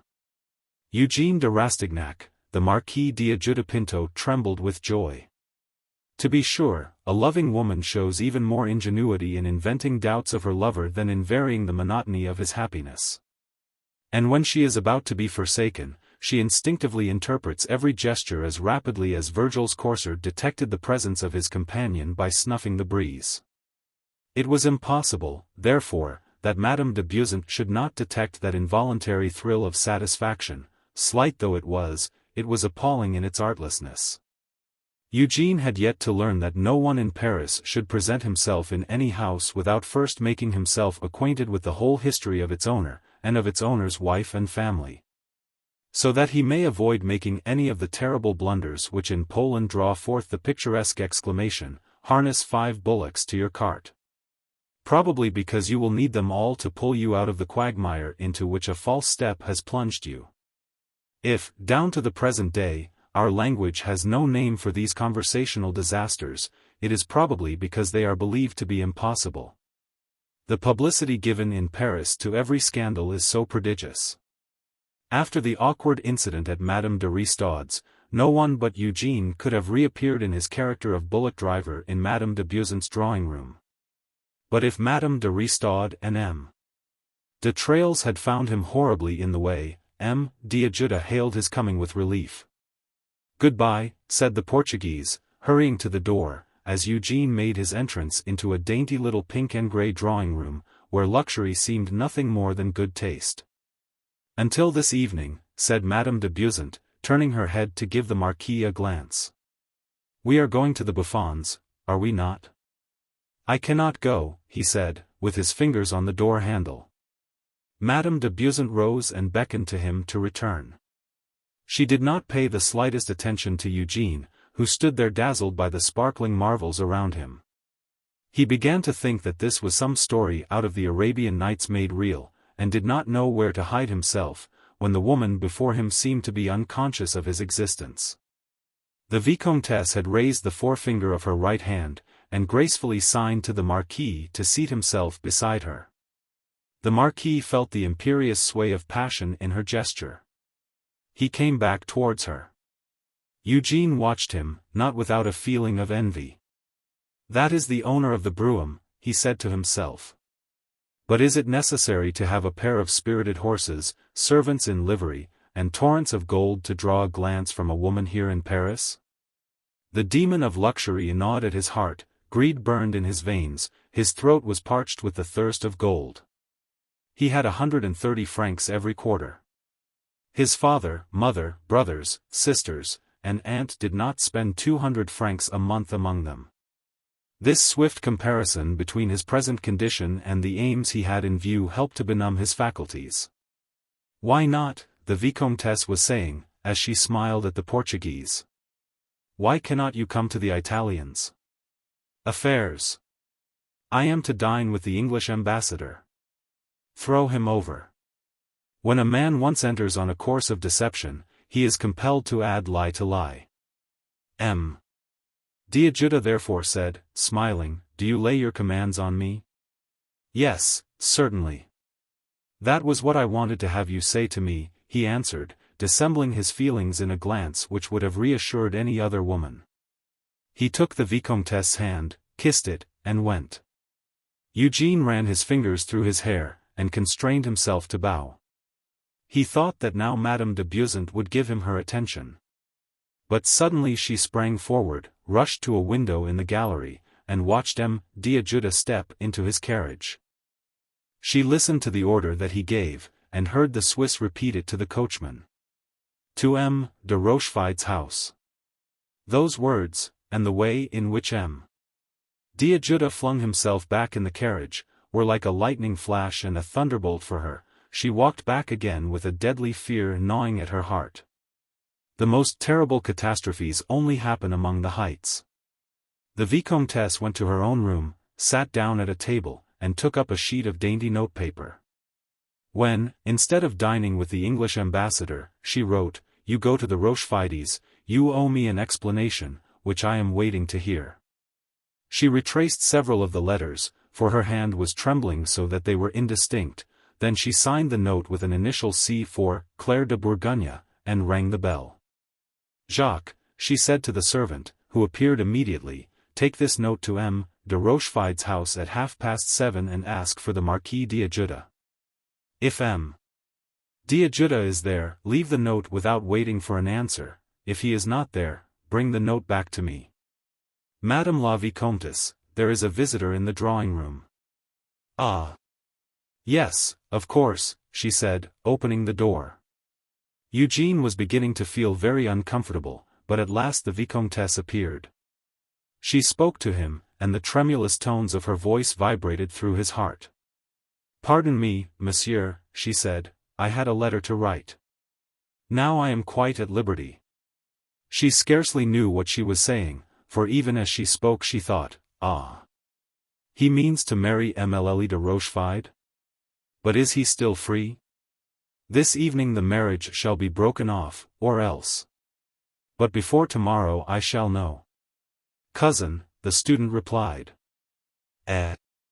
said the Countess, with an insolent glance that sent a cold shudder through Eugene. He understood what that meant. He had learned a great deal in 3 hours, and his wits were on the alert. He reddened. "Madam," he began. He hesitated a moment, and then went on. "Pardon me, I am in such need of protection that the nearest scrap of relationship could do me no harm. Madame." De Beauseant smiled, but there was sadness in her smile. Even now she felt forebodings of the coming pain. The air she breathed was heavy with the storm that was about to burst. "If you knew how my family are situated," he went on, "you would love to play the part of a beneficent fairy godmother who graciously clears the obstacles from the path of her protégé." "Well, cousin," she said, laughing, "and how can I be of service to you? But do I know even that? I am distantly related to you, and this obscure and remote relationship is even now a perfect godsend to me. You have confused my ideas. I cannot remember the things that I meant to say to you. I know no one else here in Paris. Ah! If I could only ask you to counsel me, ask you to look upon me as a poor child who would fain cling to the hem of your dress, who would lay down his life for you. Would you kill a man for me?" "Too," said Eugene. "You, child." "Yes, you are a child," she said, keeping back the tears that came to her eyes. "You would love sincerely." "Oh," he cried, flinging up his head. The audacity of the student's answer interested the Vicomtesse in him. The southern brain was beginning to scheme for the first time. Between Madame de Ristaude's blue boudoir and Madame de Beauseant's rose-colored drawing-room he had made a 3 years' advance in a kind of law which is not a recognized study in Paris, although it is a sort of higher jurisprudence, and, when well understood, is a high road to success of every kind. "Ah! That is what I meant to say," said Eugene. "I met Madame de Ristaude at your ball, and this morning I went to see her." "You must have been very much in the way," said Madame de Beauseant, smiling as she spoke. "Yes, indeed. I am a novice, and my blunders will set everyone against me, if you do not give me your counsel. I believe that in Paris it is very difficult to meet with a young, beautiful, and wealthy woman of fashion who would be willing to teach me, what you women can explain so well, life. I shall find de trails everywhere. So I have come to you to ask you to give me a key to a puzzle, to entreat you to tell me what sort of blunder I made this morning. I mentioned an old man." Madame la Duchesse de Langeais, Jacques cut the student short. Eugene gave expression to his intense annoyance by a gesture. "If you mean to succeed," said the Vicomtesse in a low voice, in the first place you must not be so demonstrative. Ah! Good morning, dear, she continued, and rising and crossing the room, she grasped the Duchess' hands as affectionately as if they had been sisters. The Duchess responded in the prettiest and most gracious way. Two intimate friends, said Rastignac to himself. Henceforward I shall have two protectresses. Those two women are great friends, no doubt, and this newcomer will doubtless interest herself in her friend's cousin. To what happy inspiration do I owe this piece of good fortune, dear Antoinette? Asked Madame de Beausant. Well, I saw M. d'Ajuda-Pinto at M. de Rochefide's door, so I thought that if I came I should find you alone. Madame de Beausant's mouth did not tighten, her color did not rise, her expression did not alter, or rather, her brow seemed to clear as the Duchess uttered those deadly words. If I had known that you were engaged, the speaker added, glancing at Eugene. This gentleman is M. Eugène de Rastignac, one of my cousins, said the Vicomtesse. Have you any news of General de Montriveau? She continued. Cerisy told me yesterday that he never goes anywhere now. Has he been to see you today? It was believed that the Duchess was desperately in love with M. de Montriveau, and that he was a faithless lover. She felt the question in her very heart, and her face flushed as she answered. He was at the Élysée yesterday. In attendance? Claire, returned the Duchess, and hatred overflowed in the glances she threw at Madame de Beausant. Of course you know that M. d'Ajuda-Pinto is going to marry Mme. de Rochefide. The banns will be published tomorrow. This thrust was too cruel, the Vicomtesse's face grew white, but she answered, laughing, one of those rumors that fools amuse themselves with. What should induce M. d'Ajuda to take one of the noblest names in Portugal to the Rochefides? The Rochefides were only ennobled yesterday. But Bertha will have 200,000 livres a year, they say. M. d'Ajuda is too wealthy to marry for money. But, my dear, Mme. de Rochefide is a charming girl. Indeed? And, as a matter of fact, he is dining with them today, the thing is settled. It is very surprising to me that you should know so little about it. Madame de Beausant turned to Rastignac. What was the blunder that you made, monsieur? She asked. The poor boy is only just launched into the world, Antoinette, so that he understands nothing of all this that we are speaking of. Be merciful to him, and let us finish our talk tomorrow. Everything will be announced tomorrow, you know, and your kind informal communication can be accompanied by official confirmation. The Duchess gave Eugene one of those insolent glances that measure a man from head to foot, and leave him crushed and annihilated. Madam, I have unwittingly plunged a dagger into Madame de Ristaude's heart. Unwittingly, therein lies my offense, said the student of law, whose keen brain had served him sufficiently well, for he had detected the biting epigrams that lurked beneath this friendly talk. You continue to receive, possibly you fear, those who know the amount of pain that they deliberately inflict. But a clumsy blunderer who has no idea how deeply he wounds is looked upon as a fool who does not know how to make use of his opportunities, and everyone despises him. Madame de Beausant gave the student a glance, one of those glances in which a great soul can mingle dignity and gratitude. It was like balm to the law student, who was still smarting under the Duchess' insolent scrutiny. She had looked at him as an auctioneer might look at some article to appraise its value.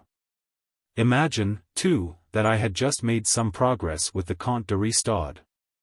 For I should tell you, madam, he went on, turning to the Duchess with a mixture of humility and malice in his manner, that as yet I am only a poor devil of a student, very much alone in the world. And very poor. You should not tell us that, M. de Rastignac. We women never care about anything that no one else will take. Bah, said Eugene. I am only 22, and I must make up my mind to the drawbacks of my time of life. Besides, I am confessing my sins, and it would be impossible to kneel in a more charming confessional. You commit your sins in one drawing-room, and receive absolution for them in another. The Duchess' expression grew colder, she did not like the flippant tone of these remarks, and showed that she considered them to be in bad taste by turning to the Vicomtesse with, "This gentleman has only just come." Madame de Beauzant began to laugh outright at her cousin and at the Duchess both. "He has only just come to Paris, dear, and is in search of someone who will give him lessons in good taste." "Madame la Duchesse," said Eugene, "is it not natural to wish to be initiated into the mysteries which charm us?" "Come, now," he said to himself, "my language is superfinely elegant, I'm sure. But Madame de Restaud is herself, I believe, M. de Trail's pupil," said the Duchess. "Of that I had no idea, madam," answered the law student, "so I rashly came between them. In fact, I got on very well with the lady's husband. And his wife tolerated me for a time until I took it into my head to tell them that I knew someone of whom I had just caught a glimpse as he went out by a back staircase. A man who had given the Countess a kiss at the end of a passage." "Who was it?" both women asked together. "An old man who lives at the rate of 2 louis a month in the Faubourg Saint-Marceau, where I, a poor student, lodge likewise. He is a truly unfortunate creature, everybody laughs at him, we all call him Father Goriot." "Why, child that you are," cried the Vicomtesse, "Madame de Restaud was a Mlle Goriot." "The daughter of a vermicelli manufacturer," the Duchess added, "and when the little creature went to court, the daughter of a pastry cook was presented on the same day. Do you remember, Claire?" The king began to laugh, and made some joke in Latin about flour. "People, what was it, people?" "E justum farino," said Eugene. "Yes, that was it," said the Duchess. "Oh. Is that her father?" the law student continued, aghast. "Yes, certainly, the old man had 2 daughters, he dotes on them, so to speak, though they will scarcely acknowledge him." "Didn't the second daughter marry a banker with a German name?" the Vicomtesse asked, turning to Madame de Langeais, a Baron de Nucingen. "And her name is Delphine, is it not? Isn't she a fair-haired woman who has a side box at the opera? She comes sometimes to the Bouffons, and laughs loudly to attract attention." The Duchess smiled and said, "I wonder at you, dear. Why do you take so much interest in people of that kind? One must have been as madly in love as Restaud was, to be infatuated with Mlle Anastasie and her flour sacks. Oh! He will not find her a good bargain. She is in M. de Trail's hands, and he will ruin her. And they do not acknowledge their father." Eugene repeated. "Oh. Well, yes, their father, the father, a father," replied the Vicomtesse, "a kind father who gave them each 500,000 or 600,000 francs, it is said, to secure their happiness by marrying them well. While he only kept 8,000 or 10,000 livres a year for himself, thinking that his daughters would always be his daughters, thinking that in them he would live his life twice over again. That in their houses he should find 2 homes, where he would be loved and looked up to, and made much of. And in 2 years' time both his sons-in-law had turned him out of their houses as if he were one of the lowest outcasts." Tears came into Eugene's eyes. He was still under the spell of youthful beliefs, he had just left home, pure and sacred feelings had been stirred within him, and this was his first day on the battlefield of civilization in Paris.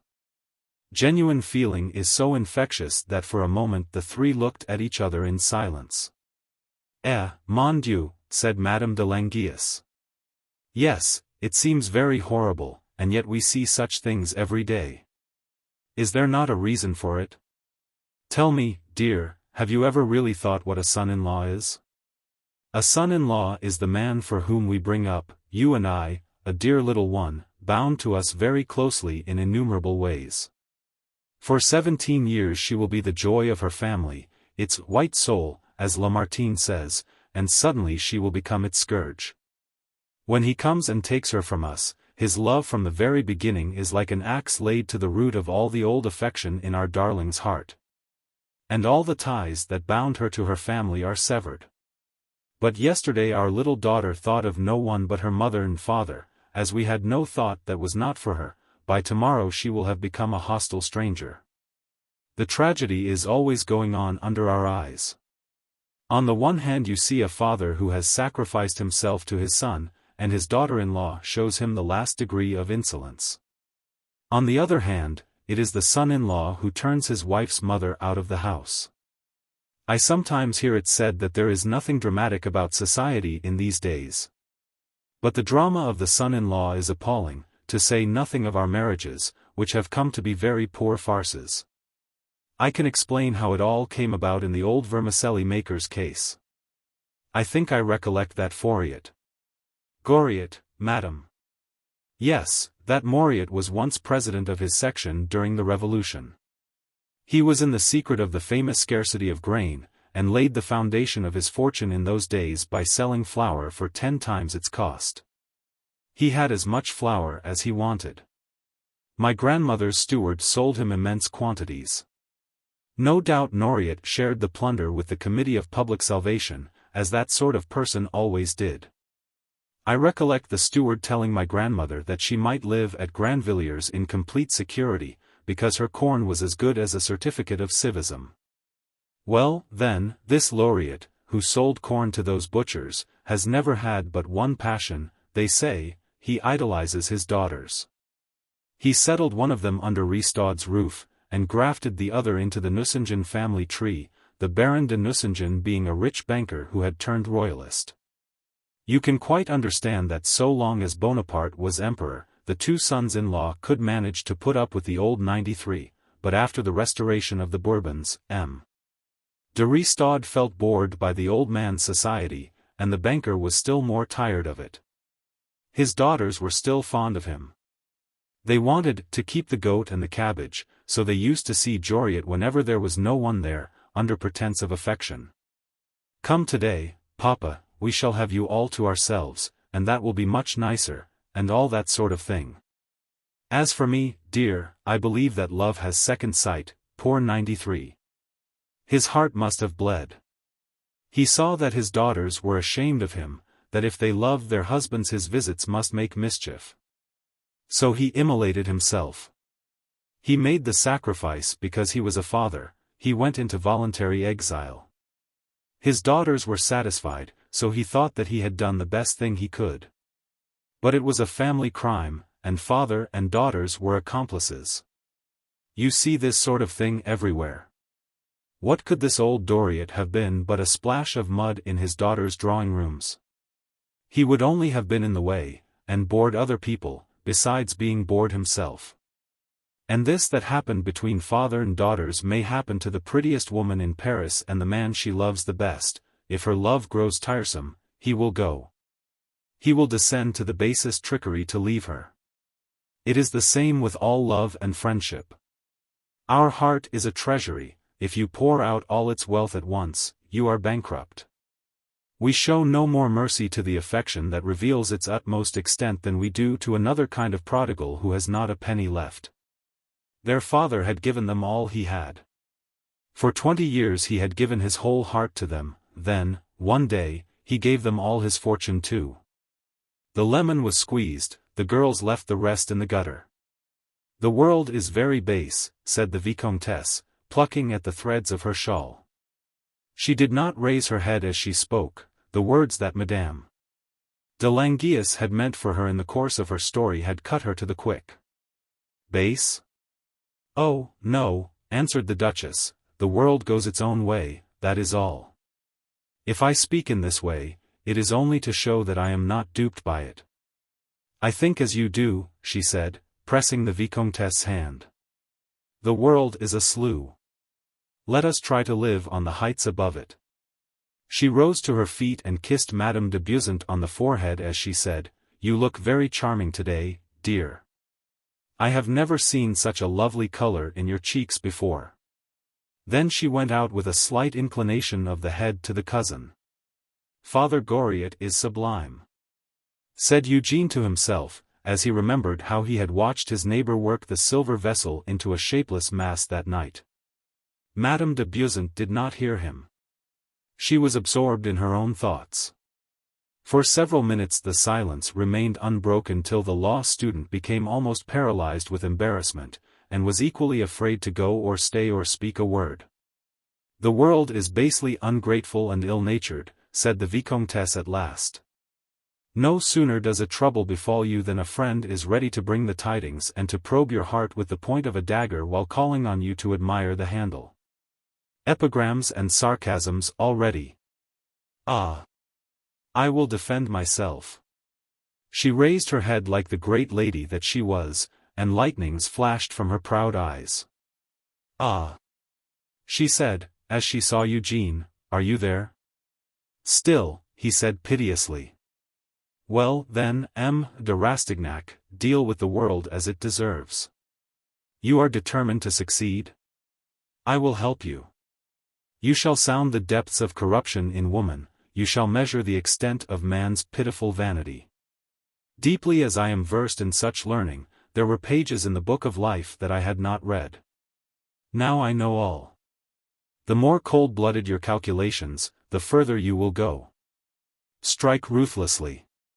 You will be feared. Men and women for you must be nothing more than post-horses, take a fresh relay, and leave the last to drop by the roadside. In this way you will reach the goal of your ambition. You will be nothing here, you see, unless a woman interests herself in you, and she must be young and wealthy, and a woman of the world. Yet, if you have a heart, lock it carefully away like a treasure, do not let anyone suspect it, or you will be lost, you would cease to be the executioner, you would take the victim's place. And if ever you should love, never let your secret escape you. Trust no one until you are very sure of the heart to which you open your heart. Learn to mistrust everyone. Take every precaution for the sake of the love which does not exist as yet. Listen. Miguel, the name slipped from her so naturally that she did not notice her mistake. There is something still more appalling than the ingratitude of daughters who have cast off their old father and wish that he were dead. And that is a rivalry between two sisters.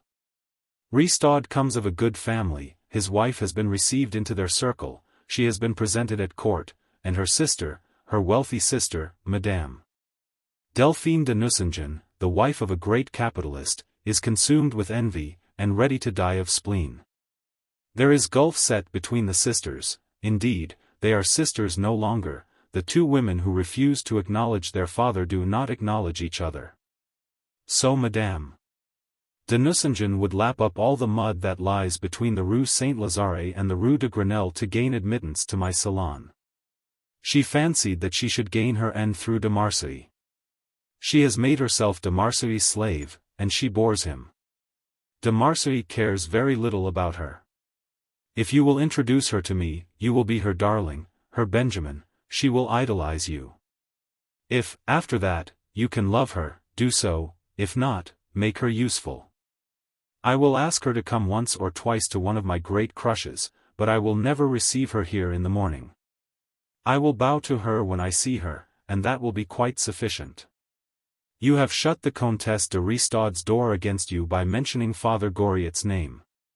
Yes, my good friend, you may call at her house 20 times, and every time out of the 20 you will find that she is not at home. The servants have their orders, and will not admit you. Very well, then, now let Father Goriot gain the right of entry into her sister's house for you. The beautiful Madame de Nucingen will give the signal for a battle. As soon as she singles you out, other women will begin to lose their heads about you, and her enemies and rivals and intimate friends will all try to take you from her. There are women who will fall in love with a man because another woman has chosen him, like the city madams, poor things, who copy our millinery, and hope thereby to acquire our manners. You will have a success, and in Paris success is everything, it is the key of power. If the women credit you with wit and talent, the men will follow suit so long as you do not undeceive them yourself. There will be nothing you may not aspire to. You will go everywhere, and you will find out what the world is, an assemblage of fools and knaves. But you must be neither the one nor the other. I am giving you my name like Ariadne's clue of thread to take with you into the labyrinth. Make no unworthy use of it, she said, with a queenly glance and curve of her throat. Give it back to me unsullied. And now, go, leave me. We women also have our battles to fight. And if you should ever need someone who would gladly set a match to a train for you. Well? She asked. He tapped his heart, smiled in answer to his cousin's smile, and went. It was 5 o'clock, and Eugene was hungry. He was afraid lest he should not be in time for dinner, a misgiving which made him feel that it was pleasant to be borne so quickly across Paris. This sensation of physical comfort left his mind free to grapple with the thoughts that assailed him. A mortification usually sends a young man of his age into a furious rage. He shakes his fist at society, and vows vengeance when his belief in himself is shaken. Just then Rastignac was overwhelmed by the words, "You have shut the Countess' door against you." "I shall call," he said to himself, "and if Madame de Beausant is right, if I never find her at home, well, Madame de Ristaud shall meet me in every salon in Paris. I will learn to fence and have some pistol practice, and kill that Maxime of hers." "And money," cried an inward monitor. "How about money, where is that to come from?" And all at once the wealth displayed in the Countess de Ristaud's drawing-room rose before his eyes. That was the luxury which Goriot's daughter had loved too well, the gilding, the ostentatious splendor, the unintelligent luxury of the parvenu, the riotous extravagance of a courtesan. Then the attractive vision suddenly went under an eclipse as he remembered the stately grandeur of the Hôtel de Beausant. As his fancy wandered among these lofty regions in the great world of Paris, innumerable dark thoughts gathered in his heart, his ideas widened, and his conscience grew more elastic. He saw the world as it is, saw how the rich lived beyond the jurisdiction of law and public opinion, and found in success the ultima ratio mundi. Vautrin is right, success is virtue. He said to himself. Arrived in the Rue Nueve-Sainte-Genevieve, he rushed up to his room for 10 francs wherewith to satisfy the demands of the cabman, and went in to dinner. He glanced round the squalid room, saw the 18 poverty-stricken creatures about to feed like cattle in their stalls, and the sight filled him with loathing. The transition was too sudden, and the contrast was so violent that it could not but act as a powerful stimulant. His ambition developed and grew beyond all social bounds. On the one hand, he beheld a vision of social life in its most charming and refined forms, of quick-pulsed youth, of fair, impassioned faces invested with all the charm of poetry, framed in a marvelous setting of luxury or art. And, on the other hand, he saw a somber picture, the miry verge beyond these faces, in which passion was extinct and nothing was left of the drama but the cords and pulleys and bare mechanism. Madame de Beausant's counsels, the words uttered in anger by the forsaken lady, her petulant offer, came to his mind, and poverty was a ready expositor. Rastignac determined to open 2 parallel trenches so as to ensure success. He would be a learned doctor of law and a man of fashion. Clearly he was still a child. Those 2 lines are asymptotes, and will never meet. "You are very dull, my lord Marquis," said Vautrin, with one of the shrewd glances that seemed to read the innermost secrets of another mind. "I am not in the humor to stand jokes from people who call me my lord Marquis," answered Eugene. "A marquis here in Paris, if he is not the veriest sham, ought to have 100,000 livres a year at least, and a lodger in the Maison Vauquer is not exactly fortune's favorite." Vautrin's glance at Rastignac was half paternal, half contemptuous. "Puppy," it seemed to say, "I should make one mouthful of him." Then he answered. "You are in a bad humor. Perhaps your visit to the beautiful Comtesse de Ristaud was not a success." "She has shut her door against me because I told her that her father dined at our table," cried Rastignac. Glances were exchanged all round the room. Father Goriot looked down. "You have sent some snuff into my eye," he said to his neighbor, turning a little aside to rub his hand over his face. "Anyone who molests Father Goriot will have henceforward to reckon with me," said Eugene, looking at the old man's neighbor. "He is worth all the rest of us put together. I am not speaking of the ladies," he added, turning in the direction of Mlle Taillefer. Eugene's remarks produced a sensation, and his tone silenced the dinner table. Vautrin alone spoke. If you are going to champion Father Goriot, and set up for his responsible editor into the bargain, you had need be a crack shot and know how to handle the foils, he said, banteringly. So I intend, said Eugène. Then you are taking the field today? Perhaps, Rastignac answered. But I owe no account of myself to anyone, especially as I do not try to find out what other people do of a night. Vautrin looked askance at Rastignac. If you do not mean to be deceived by the puppets, my boy, you must go behind and see the whole show, and not peep through holes in the curtain. That is enough, he added, seeing that Eugène was about to fly into a passion. We can have a little talk whenever you like. There was a general feeling of gloom and constraint. Father Goriot was so deeply dejected by the student's remark that he did not notice the change in the disposition of his fellow lodgers, nor know that he had met with a champion capable of putting an end to the persecution. Then, Goriot sitting there is the father of a countess, said Madame Vauquer in a low voice. And of a baroness, answered Rastignac. That is about all he is capable of, said Bianchon to Rastignac. I have taken a look at his head, there is only one bump, the bump of paternity, he must be an eternal father. Eugène was too intent on his thoughts to laugh at Bianchon's joke. He determined to profit by Madame de Beauseant's counsels, and was asking himself how he could obtain the necessary money. He grew grave. The wide savannas of the world stretched before his eyes, all things lay before him, nothing was his. Dinner came to an end, the others went, and he was left in the dining room. So you have seen my daughter? Goriot spoke tremulously, and the sound of his voice broke in upon Eugène's dreams. The young man took the elder's hand, and looked at him with something like kindness in his eyes. You are a good and noble man, he said. We will have some talk about your daughters by and by. He rose without waiting for Goriot's answer, and went to his room. There he wrote the following letter to his mother. My dear mother, can you nourish your child from your breast again? I am in a position to make a rapid fortune, but I want 1,200 francs, I must have them at all costs. Say nothing about this to my father. Perhaps he might make objections, and unless I have the money, I may be led to put an end to myself, and so escape the clutches of despair. I will tell you everything when I see you.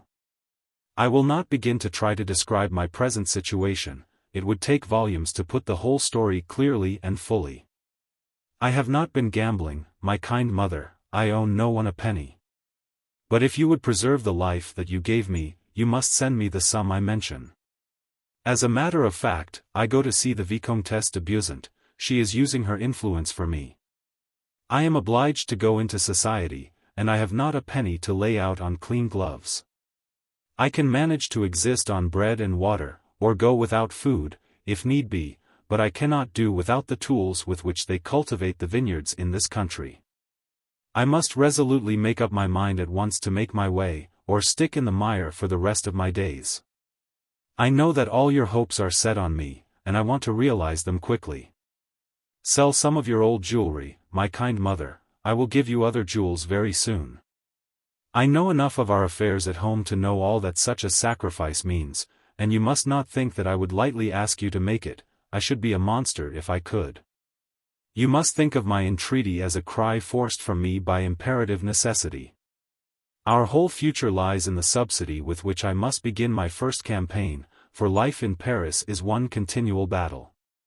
If you cannot otherwise procure the whole of the money, and are forced to sell our aunt's lace, tell her that I will send her some still handsomer. And so forth. He wrote to ask each of his sisters for their savings, would they despoil themselves for him, and keep the sacrifice a secret from the family? To his request he knew that they would not fail to respond gladly. And he added to it an appeal to their delicacy by touching the chord of honor that vibrates so loudly in young and high-strung natures. Yet when he had written the letters, he could not help feeling misgivings in spite of his youthful ambition, his heart beat fast, and he trembled. He knew the spotless nobleness of the lives buried away in the lonely manor house. He knew what trouble and what joy his request would cause his sisters, and how happy they would be as they talked at the bottom of the orchard of that dear brother of theirs in Paris. Visions rose before his eyes. A sudden strong light revealed his sisters secretly counting over their little store, devising some girlish stratagem by which the money could be sent to him incognito, essaying, for the first time in their lives, a piece of deceit that reached the sublime in its unselfishness. A sister's heart is a diamond for purity, a deep sea of tenderness, he said to himself. He felt ashamed of those letters. What power there must be in the petitions put up by such hearts. How pure the fervor that bears their souls to heaven in prayer. What exquisite joy they would find in self-sacrifice. What a pang for his mother's heart if she could not send him all that he asked for. And this noble affection, these sacrifices made at such terrible cost, were to serve as the ladder by which he meant to climb to Delphine de Nucingen. A few tears, like the last grains of incense flung upon the sacred altar fire of the hearth, fell from his eyes. He walked up and down, and despair mingled with his emotion. Father Goriot saw him through the half-open door. "What is the matter, sir?" he asked from the threshold. "Ah! My good neighbor, I am as much a son and brother as you are a father. You do well to fear for the Comtesse Anastasie, there is one Maxime de Trailles, who will be her ruin." Father Goriot withdrew, stammering some words, but Eugène failed to catch their meaning. The next morning Rastignac went out to post his letters. Up to the last moment he wavered and doubted, but he ended by flinging them into the box. "I shall succeed," he said to himself. So says the gambler, so says the great captain, but the three words that have been the salvation of some few, have been the ruin of many more. A few days after this Eugène called at Madame de Ristaud's house. She was not at home. 3 times he tried the experiment, and 3 times he found her doors closed against him, though he was careful to choose an hour when de Trailles was not there. The Vicomtesse was right. The student studied no longer. He put in an appearance at lectures simply to answer to his name, and after thus attesting his presence, departed forthwith. He had been through a reasoning process familiar to most students. He had seen the advisability of deferring his studies to the last moment before going up for his examinations. He made up his mind to cram his 2nd and 3rd year's work into the 3rd year, when he meant to begin to work in earnest, and to complete his studies in law with one great effort. In the meantime he had 15 months in which to navigate the ocean of Paris, to spread the nets and set the lines that would bring him a protectress and a fortune. Twice during that week he saw Madame de Beausant. He did not go to her house until he had seen the Marquis d'Ajuda drive away. Victory for yet a few more days was with the great lady, the most poetic figure in the Faubourg Saint-Germain, and the marriage of the Marquis d'Ajuda Pinto with Mlle de Rochefide was postponed. The dread of losing her happiness filled those days with a fever of joy unknown before, but the end was only so much the nearer.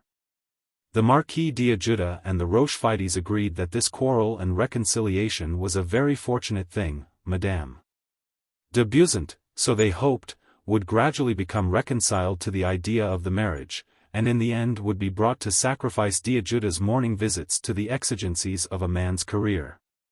Exigencies which she must have foreseen.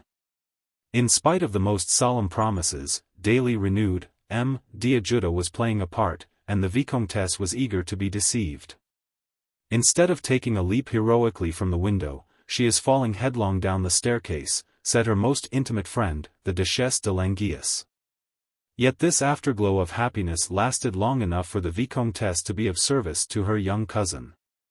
She had a half-superstitious affection for him. Eugène had shown her sympathy and devotion at a crisis when a woman sees no pity, no real comfort in any eyes. When if a man is ready with soothing flatteries, it is because he has an interested motive. Rastignac made up his mind that he must learn the whole of Goriot's previous history. He would come to his bearings before attempting to board the Maison de Nucingen. The results of his inquiries may be given briefly as follows. In the days before the Revolution, Jean-Joachim Goriot was simply a workman in the employ of a vermicelli maker. He was a skillful, thrifty workman, sufficiently enterprising to buy his master's business when the latter fell a chance victim to the disturbances of 1789. Goriot established himself in the Rue de la Jussienne, close to the Corn Exchange. His plain good sense led him to accept the position of president of the section, so as to secure for his business the protection of those in power at that dangerous epoch. This prudent step had led to success. The foundations of his fortune were laid in the time of the scarcity, real or artificial, when the price of grain of all kinds rose enormously in Paris. People used to fight for bread at the bakers' doors, while other persons went to the grocers' shops and bought Italian paste foods without brawling over it. It was during this year that Goriot made the money, which, at a later time, was to give him all the advantage of the great capitalist over the small buyer. He had, moreover, the usual luck of average ability. His mediocrity was the salvation of him.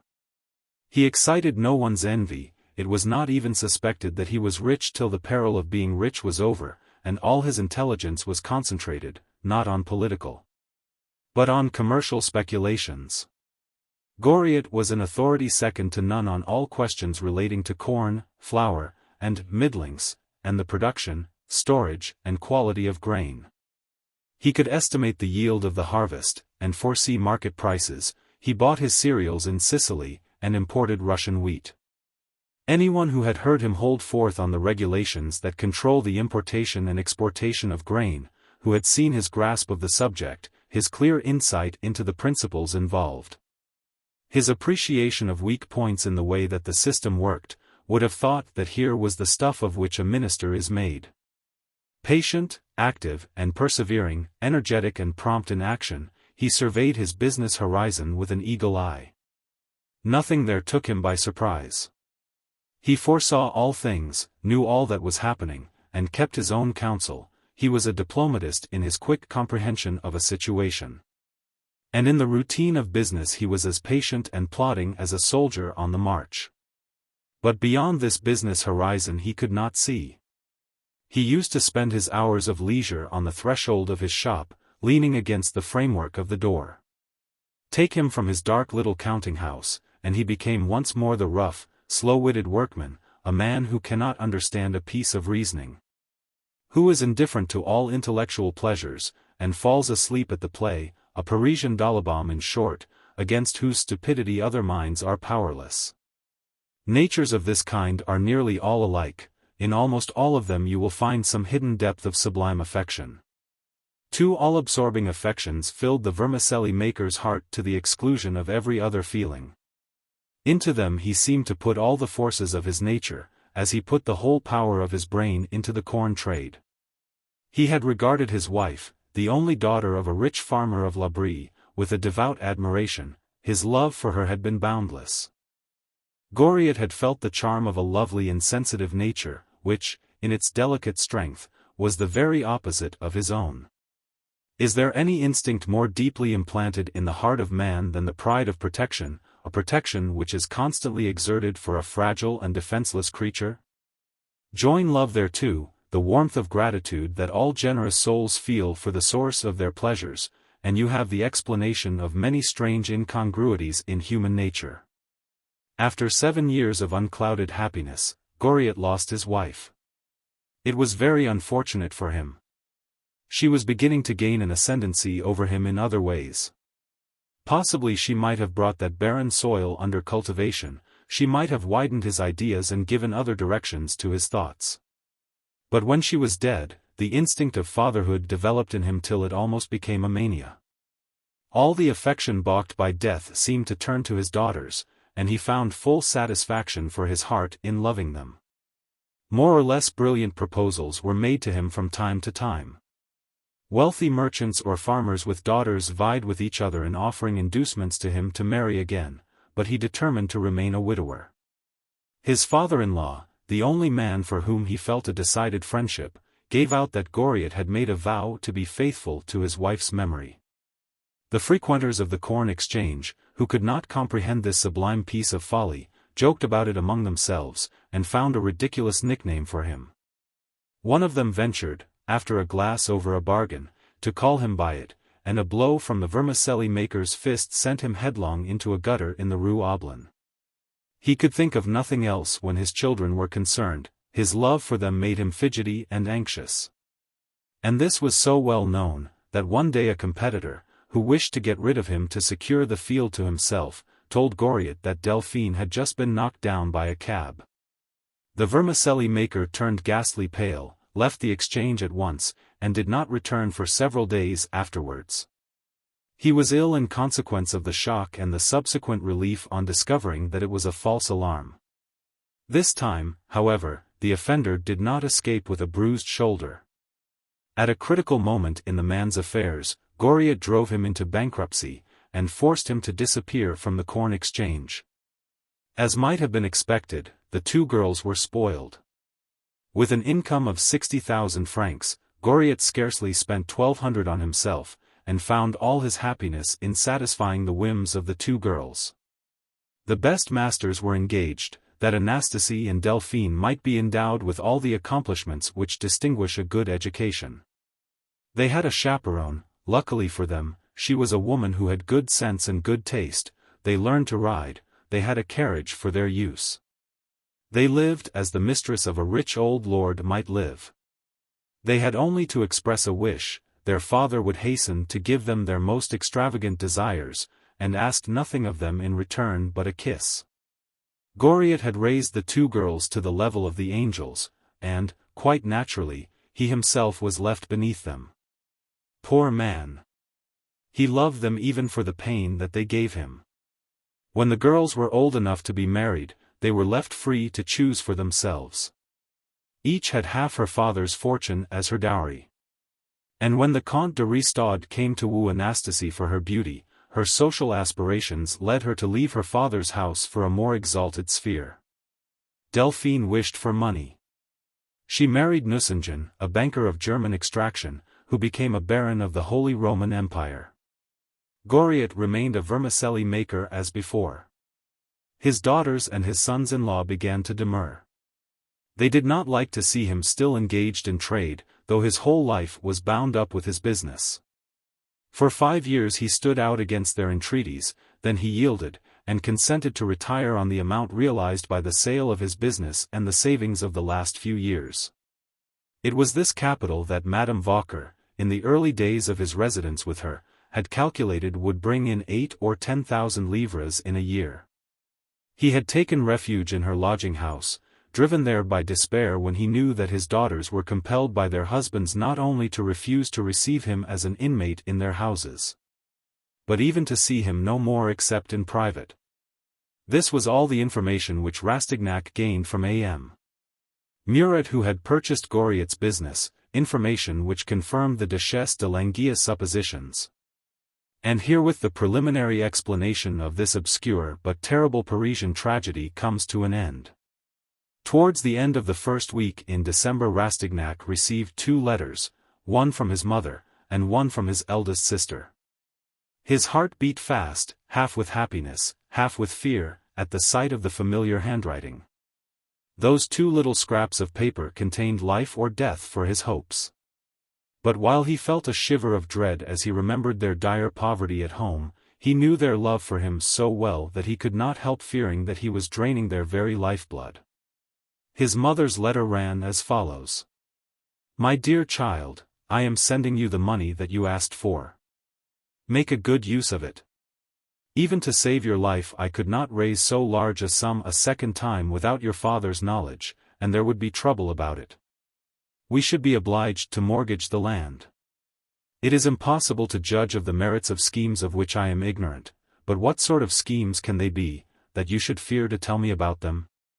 Volumes of explanation would not have been needed, we mothers can understand at a word, and that word would have spared me the anguish of uncertainty. I do not know how to hide the painful impression that your letter has made upon me, my dear son. What can you have felt when you were moved to send this chill of dread through my heart? It must have been very painful to you to write the letter that gave me so much pain as I read it. To what courses are you committed? You are going to appear to be something that you are not, and your whole life and success depends upon this. You are about to see a society into which you cannot enter without rushing into expense that you cannot afford, without losing precious time that is needed for your studies. Ah! My dear Eugene, believe your mother, crooked ways cannot lead to great ends. Patience and endurance are the two qualities most needed in your position. I am not scolding you. I do not want any tinge of bitterness to spoil our offering.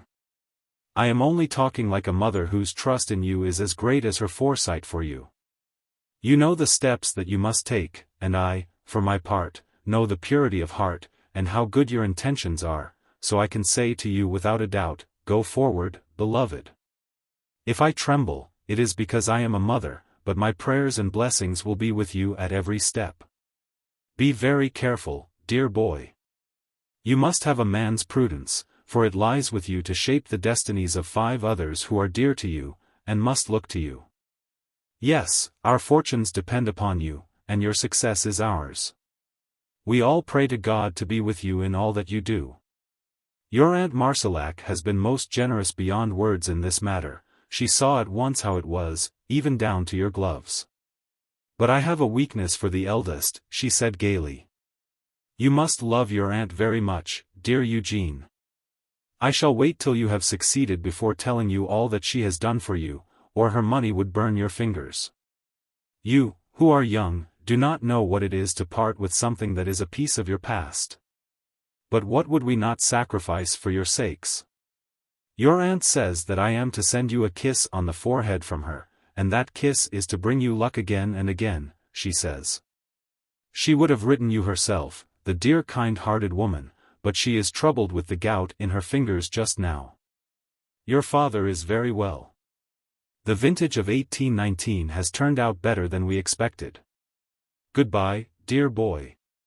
I will say nothing about your sisters, because Laure is writing to you, and I must let her have the pleasure of giving you all the home news. Heaven send that you may succeed. Oh.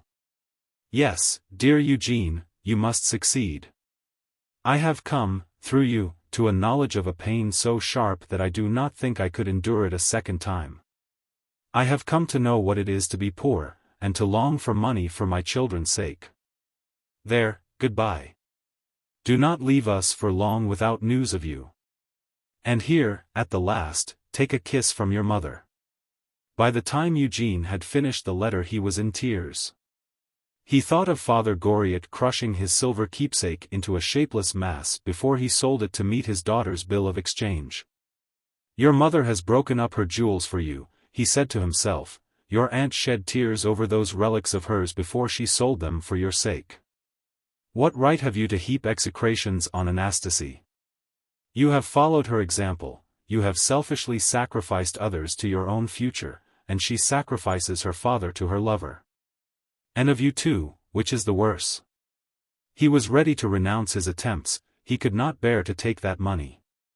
The fires of remorse burned in his heart, and gave him intolerable pain, the generous secret remorse which men seldom take into account when they sit in judgment upon their fellow men. But perhaps the angels in heaven, beholding it, pardon the criminal whom our justice condemns. Rastignac opened his sister's letter, its simplicity and kindness revived his heart. Your letter came just at the right time, dear brother. Agathe and I had thought of so many different ways of spending our money, that we did not know what to buy with it. And now you have come in, and, like the servant who upset all the watches that belonged to the King of Spain, you have restored harmony.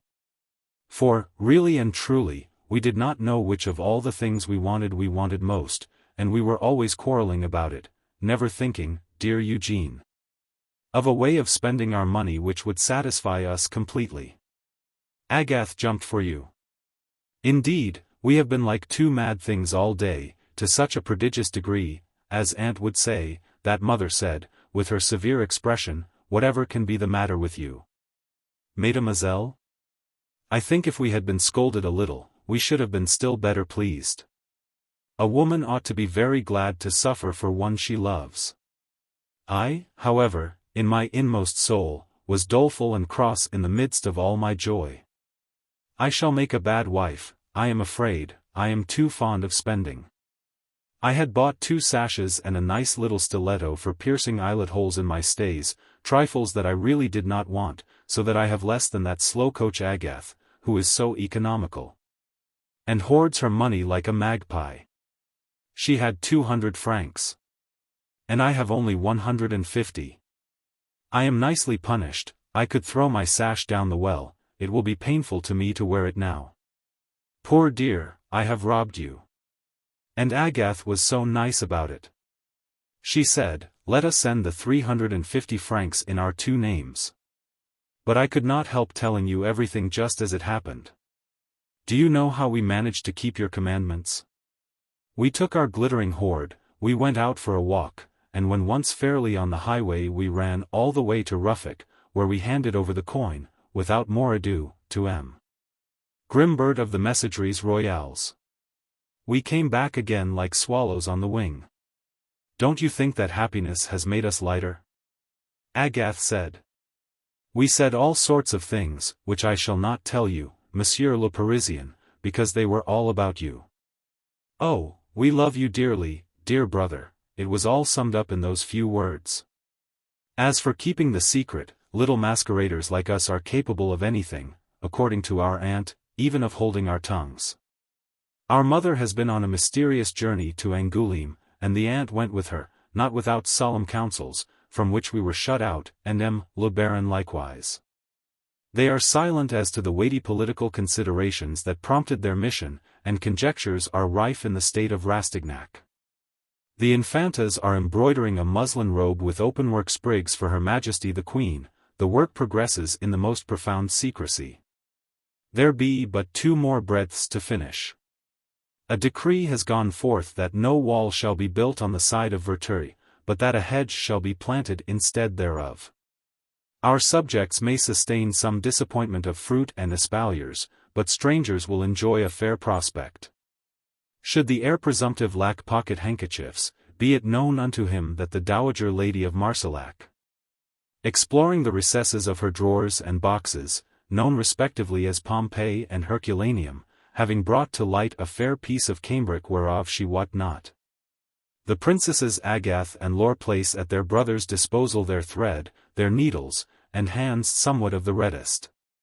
The 2 young princes, Don Henri and Don Gabriel, retain their fatal habits of stuffing themselves with grape jelly, of teasing their sisters, of taking their pleasure by going bird nesting, and of cutting switches for themselves from the osier beds, maugre the laws of the realm. Moreover, they list not to learn naught, wherefore the papal nuncio, called of the commonalty, M. Le Cure, threateneth them with excommunication, since that they neglect the sacred canons of grammatical construction for the construction of other canon, deadly engines made of the stems of elder. Farewell, dear brother, never did letter carry so many wishes for your success, so much love fully satisfied. You will have a great deal to tell us when you come home. You will tell me everything, won't you? I am the oldest. From something the aunt let fall, we think you must have had some success. Something was said of a lady, but nothing more was said. Of course not, in our family. Oh, by the by, Eugene, would you rather that we made that piece of cambric into shirts for you instead of pocket handkerchiefs? If you want some really nice shirts at once, we ought to lose no time in beginning upon them, and if the fashion is different now in Paris, send us one for a pattern. We want more particularly to know about the cuffs. Goodbye. Goodbye. Take my kiss on the left side of your forehead, on the temple that belongs to me, and to no one else in the world. I am leaving the other side of the sheet for Agathe, who has solemnly promised not to read a word that I have written. But, all the same, I mean to sit by her side while she writes, so as to be quite sure that she keeps her word. Your loving sister, Laure de Rastignac. Yes, said Eugene to himself. Yes. Success at all costs now. Riches could not repay such devotion as this. I wish I could give them every sort of happiness. 1,550 francs, he went on after a pause. Every shot must go to the mark. Laure is right. Trust a woman. I have only calico shirts. Where someone else's welfare is concerned, a young girl becomes as ingenious as a thief. Guileless where she herself is in question, and full of foresight for me, she is like a heavenly angel forgiving the strange incomprehensible sins of earth. The world lay before him. His tailor had been summoned and sounded, and had finally surrendered. When Rastignac met M. de Trailles, he had seen at once how great a part the tailor plays in a young man's career. A tailor is either a deadly enemy or a staunch friend, with an invoice for a bond of friendship. Between these two extremes there is, alack, no middle term. In this representative of his craft Eugene discovered a man who understood that his was a sort of paternal function for young men at their entrance into life. Who regarded himself as a stepping stone between a young man's present and future. And Rastignac in gratitude made the man's fortune by an epigram of a kind in which he excelled at a later period of his life. I have twice known a pair of trousers turned out by him make a match of 20,000 livres a year. 1,500 francs, and as many suits of clothes as he chose to order. At that moment the poor child of the South felt no more doubts of any kind. The young man went down to breakfast with the indefinable air which the consciousness of the possession of money gives to youth. No sooner are the coins slipped into a student's pocket than his wealth, in imagination at least, is piled into a fantastic column, which affords him a moral support.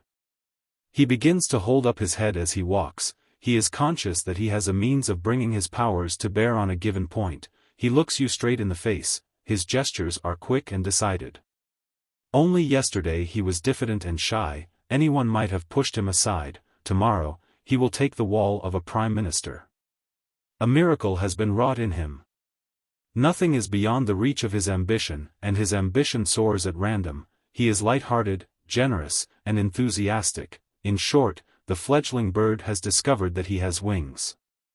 A poor student snatches at every chance pleasure much as a dog runs all sorts of risks to steal a bone, cracking it and sucking the marrow as he flies from pursuit. But a young man who can rattle a few runaway gold coins in his pocket can take his pleasure deliberately, can taste the whole of the sweets of secure possession, he soars far above earth. He has forgotten what the word poverty means, all Paris is his. Those are days when the whole world shines radiant with light, when everything glows and sparkles before the eyes of youth, days that bring joyous energy that is never brought into harness. Days of debts and of painful fears that go hand in hand with every delight. Those who do not know the left bank of the Seine between the Rue Saint-Jacques and the Rue de Saints-Pérez know nothing of life. Ah! If the women of Paris but knew, said Rastignac, as he devoured Madame Vauquer's stewed pears, at 5 for a penny, they would come here in search of a lover. Just then a porter from the Messageries Royales appeared at the door of the room, they had previously heard the bell ring as the wicket opened to admit him. The man asked for M. Eugène de Rastignac, holding out 2 bags for him to take, and a form of receipt for his signature. Vautrin's keen glance cut Eugène like a lash. Now you will be able to pay for those fencing lessons and go to the shooting gallery, he said. Your ship has come in, said Madame Vauquer, eyeing the bags. Michonneau did not dare to look at the money, for fear her eyes should betray her cupidity. You have a kind mother, said Madame Couture. You have a kind mother, sir, echoed Poiret. Yes, mamma has been drained dry, said Vautrin, and now you can have your fling, go into society, and fish for heiresses, and dance with countesses who have peach blossom in their hair. But take my advice, young man, and don't neglect your pistol practice. Vautrin struck an attitude, as if he were facing an antagonist. Rastignac, meaning to give the porter a tip, felt in his pockets and found nothing. Vautrin flung down a franc piece on the table. Your credit is good, he remarked, eyeing the student, and Rastignac was forced to thank him, though, since the sharp encounter of wits at dinner that day, after Eugène came in from calling on Madame de Beauseant, he had made up his mind that Vautrin was insufferable. For a week, in fact, they had both kept silence in each other's presence, and watched each other. The student tried in vain to account to himself for this attitude. An idea, of course, gains in force by the energy with which it is expressed. It strikes where the brain sends it, by a law as mathematically exact as the law that determines the course of a shell from a mortar. The amount of impression it makes is not to be determined so exactly. Sometimes, in an impressible nature, the idea works havoc, but there are, no less, natures so robustly protected, that this sort of projectile falls flat and harmless on skulls of triple brass, as cannon shot against solid masonry. Then there are flaccid and spongy-fibered natures into which ideas from without sink like spent bullets into the earthworks of a redoubt. Rastignac's head was something of the powder magazine order. The least shock sufficed to bring about an explosion. He was too quick, too young, not to be readily accessible to ideas, and open to that subtle influence of thought and feeling in others which causes so many strange phenomena that make an impression upon us of which we are all unconscious at the time. Nothing escaped his mental vision, he was lynx-eyed. In him the mental powers of perception, which seem like duplicates of the senses, had the mysterious power of swift projection that astonishes us in intellects of a high order, slingers who are quick to detect the weak spot in any armor. In the past month Eugène's good qualities and defects had rapidly developed with his character. Intercourse with the world and the endeavor to satisfy his growing desires had brought out his defects.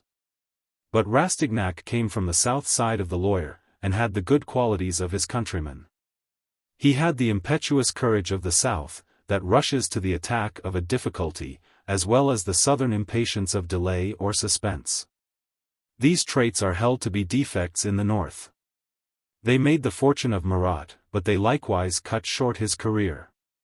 The moral would appear to be that when the dash and boldness of the south side of the Loire meets, in a southern temperament, with the guile of the north, the character is complete. And such a man will gain, and keep, the crown of Sweden. Rastignac, therefore, could not stand the fire from Vautrin's batteries for long without discovering whether this was a friend or a foe.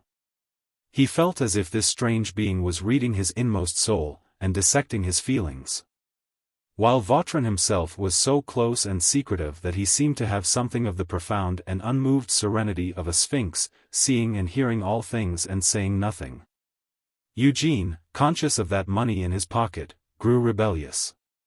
"Be so good as to wait a moment," he said to Vautrin, as the latter rose, after slowly emptying his coffee cup, sip by sip.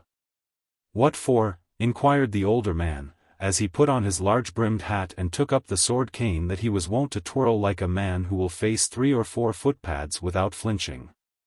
"I will repay you in a minute," returned Eugène. He unsealed one of the bags as he spoke, counted out 140 francs, and pushed them towards Madame Vauquer. "Short reckonings make good friends," he added, turning to the widow, "that clears our accounts till the end of the year. Can you give me change for a 5-franc piece?" "Good friends make short reckonings," echoed Poiret, with a glance at Vautrin. "Here is your franc," said Rastignac, holding out the coin to the sphinx in the black wig. "Anyone might think that you were afraid to owe me a trifle," exclaimed this latter, with a searching glance that seemed to read the young man's inmost thoughts. There was a satirical and cynical smile on Vautrin's face such as Eugène had seen scores of times already. Every time he saw it, it exasperated him almost beyond endurance. "Well, so I am," he answered. He held both the bags in his hand, and had risen to go up to his room. Vautrin made as if he were going out through the sitting-room, and the student turned to go through the second door that opened into the square lobby at the foot of the staircase. "Do you know, Monsieur le Marquis de Rastignac, that what you were saying just now was not exactly polite?" Vautrin remarked, as he rattled his sword cane across the panels of the sitting-room door, and came up to the student. Rastignac looked coolly at Vautrin, drew him to the foot of the staircase, and shut the dining-room door. They were standing in the little square lobby between the kitchen and the dining-room. The place was lighted by an iron-barred fanlight above a door that gave access into the garden.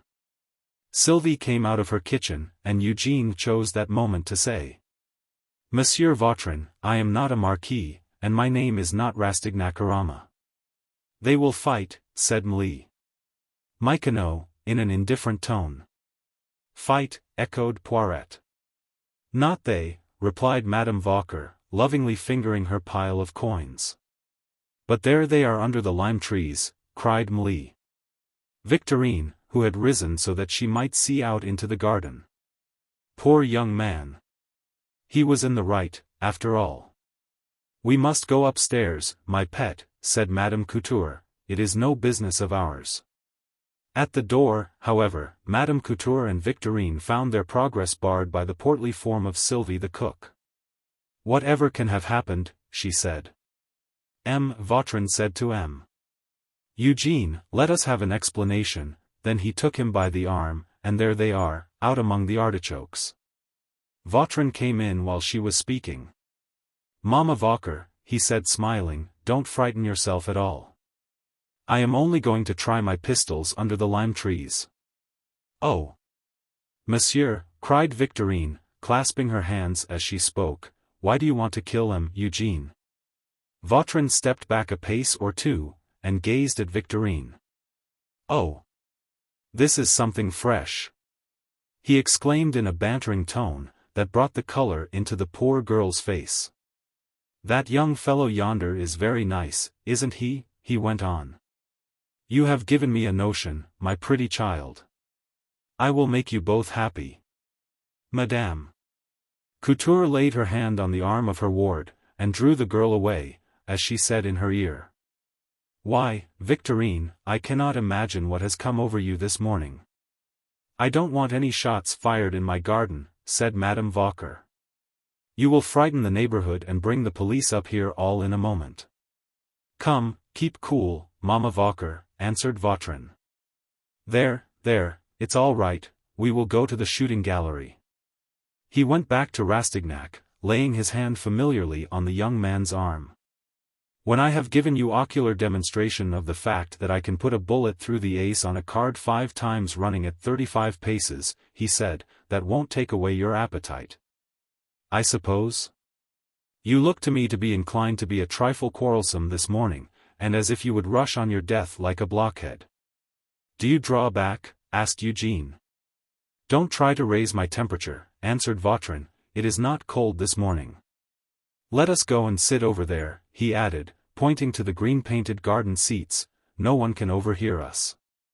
I want a little talk with you. You are not a bad sort of youngster, and I have no quarrel with you. I like you, take trump, confound it. Take Vautrin's word for it. What makes me like you? I will tell you by and by. Meantime, I can tell you that I know you as well as if I had made you myself, as I will prove to you in a minute. Put down your bags, he continued, pointing to the round table. Rastignac deposited his money on the table, and sat down. He was consumed with curiosity, which the sudden change in the manner of the man before him had excited to the highest pitch. Here was a strange being who, a moment ago, had talked of killing him, and now posed as his protector. You would like to know who I really am, what I was, and what I do now, Vautrin went on. You want to know too much, youngster. Come. Keep cool. You will hear more astonishing things than that. I have had my misfortunes. Just hear me out first, and you shall have your turn afterwards. Here is my past in 3 words. Who am I? Vautrin. What do I do? Just what I please. Let us change the subject. You want to know my character. I am good-natured to those who do me a good turn, or to those whose hearts speak to mine. These last may do anything they like with me. They may bruise my shins, and I shall not tell them to mind what they are about. But, nom d'une pipe, the devil himself is not an uglier customer than I can be if people annoy me, or if I don't happen to take to them. And you may just as well know at once that I think no more of killing a man than of that, and he spat before him as he spoke. Only when it is absolutely necessary to do so, I do my best to kill him properly. I am what you call an artist. I have read Benvenuto Cellini's memoirs, such as you see me. And, what is more, in Italian, a fine-spirited fellow he was. From him I learned to follow the example set us by Providence, who strikes us down at random, and to admire the beautiful whenever and wherever it is found. And, setting other questions aside, is it not a glorious part to play, when you pit yourself against mankind, and the luck is on your side? I have thought a good deal about the constitution of your present social disorder. A duel is downright childish, my boy. Utter nonsense and folly. When one of two living men must be got out of the way, none but an idiot would leave chance to decide which it is to be, and in a duel it is a toss-up, heads or tails, and there you are. Now I, for instance, can hit the ace in the middle of a card 5 times running, send one bullet after another through the same hole, and at 35 paces, moreover.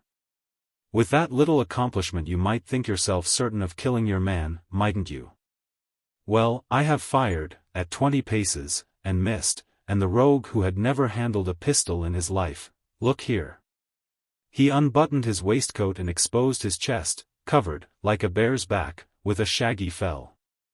The student gave a startled shudder. He was a raw lad, but he made his mark on me, the extraordinary man went on, drawing Rastignac's fingers over a deep scar on his breast. But that happened when I myself was a mere boy. I was 21 then, your age, and I had some beliefs left, in a woman's love, and in a pack of rubbish that you will be over head and ears indirectly. You and I were to have fought just now, weren't we? You might have killed me. Suppose that I were put under the earth, where would you be? You would have to clear out of this, go to Switzerland, draw on Papa's purse, and he has none too much in it as it is. I mean to open your eyes to your real position, that is what I am going to do, but I shall do it from the point of view of a man who, after studying the world very closely, sees that there are but two alternatives, stupid obedience or revolt. I obey nobody, is that clear? Now, do you know how much you will want at the pace you are going? 1,000,000. And promptly, too, or that little head of ours will be swaying to and fro in the dragnets at St. Cloud, while we are gone to find out whether or no there is a supreme being. I will put you in the way of that 1,000,000. He stopped for a moment and looked at Eugene. Aha! You do not look so sourly at Papa Vautrin now. At the mention of the 1,000,000 you look like a young girl when somebody has said, I will come for you this evening. And she betakes herself to her toilette as a cat licks its whiskers over a saucer of milk. All right. Come, now, let us go into the question, young man, all between ourselves, you know. We have a papa and mamma down yonder, a great-aunt, 2 sisters, aged 18 and 17, 2 young brothers, one 15, and the other 10, that is about the roll call of the crew.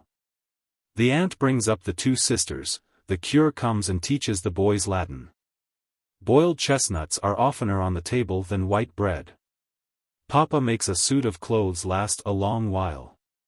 If mamma has a different dress winter and summer, it is about as much as she has, the sisters manage as best they can.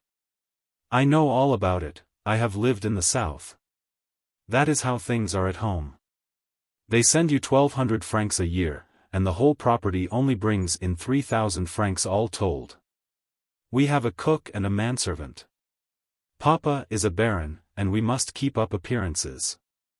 Then we have our ambitions, we are connected with the Buissons, and we go afoot through the streets, we want to be rich, and we have not a penny. We eat Madame Vauquer's messes, and we like grand dinners in the Faubourg Saint-Germain, we sleep on a truckle bed, and dream of a mansion. I do not blame you for wanting these things. What sort of men do the women run after? Men of ambition. Men of ambition have stronger frames, their blood is richer in iron, their hearts are warmer than those of ordinary men. Women feel that when their power is greatest, they look their best, and that those are their happiest hours. They like power in men, and prefer the strongest even if it is a power that may be their own destruction. I am going to make an inventory of your desires in order to put the question at issue before you. Here it is. We are as hungry as a wolf, and those newly cut teeth of ours are sharp. What are we to do to keep the pot boiling? In the first place, we have the code to browse upon, it is not amusing, and we are none the wiser for it, but that cannot be helped. So far so good. We mean to make an advocate of ourselves with a prospect of one day being made president of a court of assize, when we shall send poor devils, our betters, to the galleys with a T.F.1 on their shoulders, so that the rich may be convinced that they can sleep in peace. There is no fun in that, and you are a long while coming to it. For, to begin with, there are 2 years of nauseous drudgery in Paris. We see all the lollipops that we long for out of our reach. It is tiresome to want things and never to have them. If you were a pallid creature of the mollusk order, you would have nothing to fear. But it is different when you have the hot blood of a lion and are ready to get into a score of scrapes every day of your life. This is the ghastliest form of torture known in this inferno of God's making, and you will give in to it.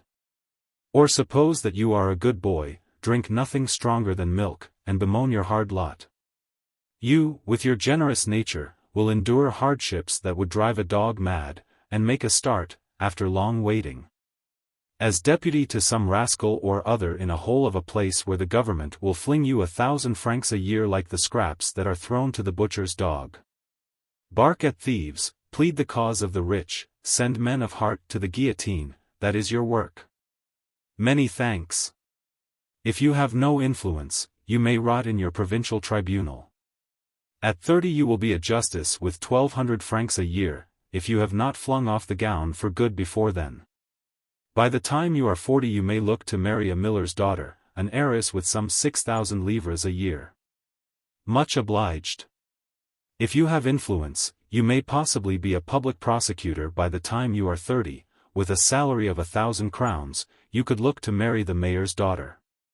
Some petty piece of political trickery, such as mistaking Villèle for Manuel in a bulletin, the names rhyme, and that quiets your conscience. And you will probably be a procureur general by the time you are 40, with a chance of becoming a deputy. Please to observe, my dear boy, that our conscience will have been a little damaged in the process, and that we shall endure 20 years of drudgery and hidden poverty. And that our sisters are wearing Diane's livery. I have the honor to call your attention to another fact, to wit, that there are but 20 procureurs generaux at a time in all France. While there are some 20,000 of you young men who aspire to that elevated position. That there are some mountebanks among you who would sell their family to screw their fortunes a peg higher. If this sort of thing sickens you, try another course. The Baron de Rastignac thinks of becoming an advocate, does he? There's a nice prospect for you. 10 years of drudgery straight away. You are obliged to live at the rate of 1,000 francs a month. You must have a library of law books, live in chambers, go into society, go down on your knees to ask a solicitor for briefs, lick the dust off the floor of the Palais de Justice. If this kind of business led to anything, should not say no, but just give me the names of 5 advocates here in Paris who by the time that they are 50 are making 50,000 francs a year. Bah! I would sooner turn pirate on the high seas than have my soul shrivel up inside me like that. How will you find the capital? There is but one way, marry a woman who has money. There is no fun in it. Have you a mind to marry? You hang a stone around your neck, for if you marry for money, what becomes of our exalted notions of honor and so forth? You might as well fly in the face of social conventions at once.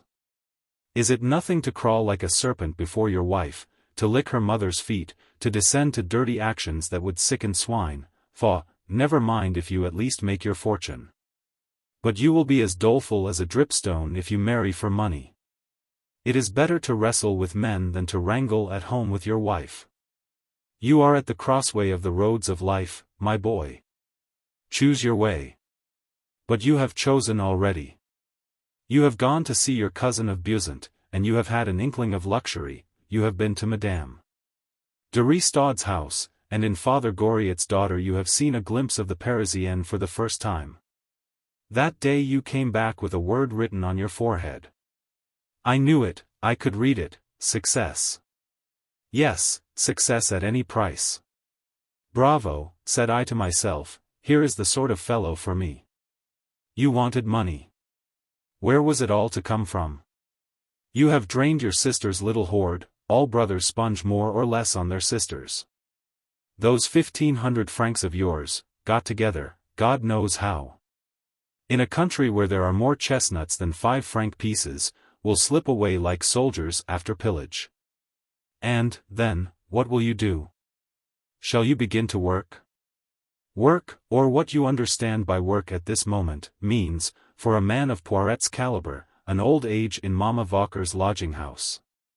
There are 50,000 young men in your position at this moment, all bent as you are on solving one and the same problem, how to acquire a fortune rapidly.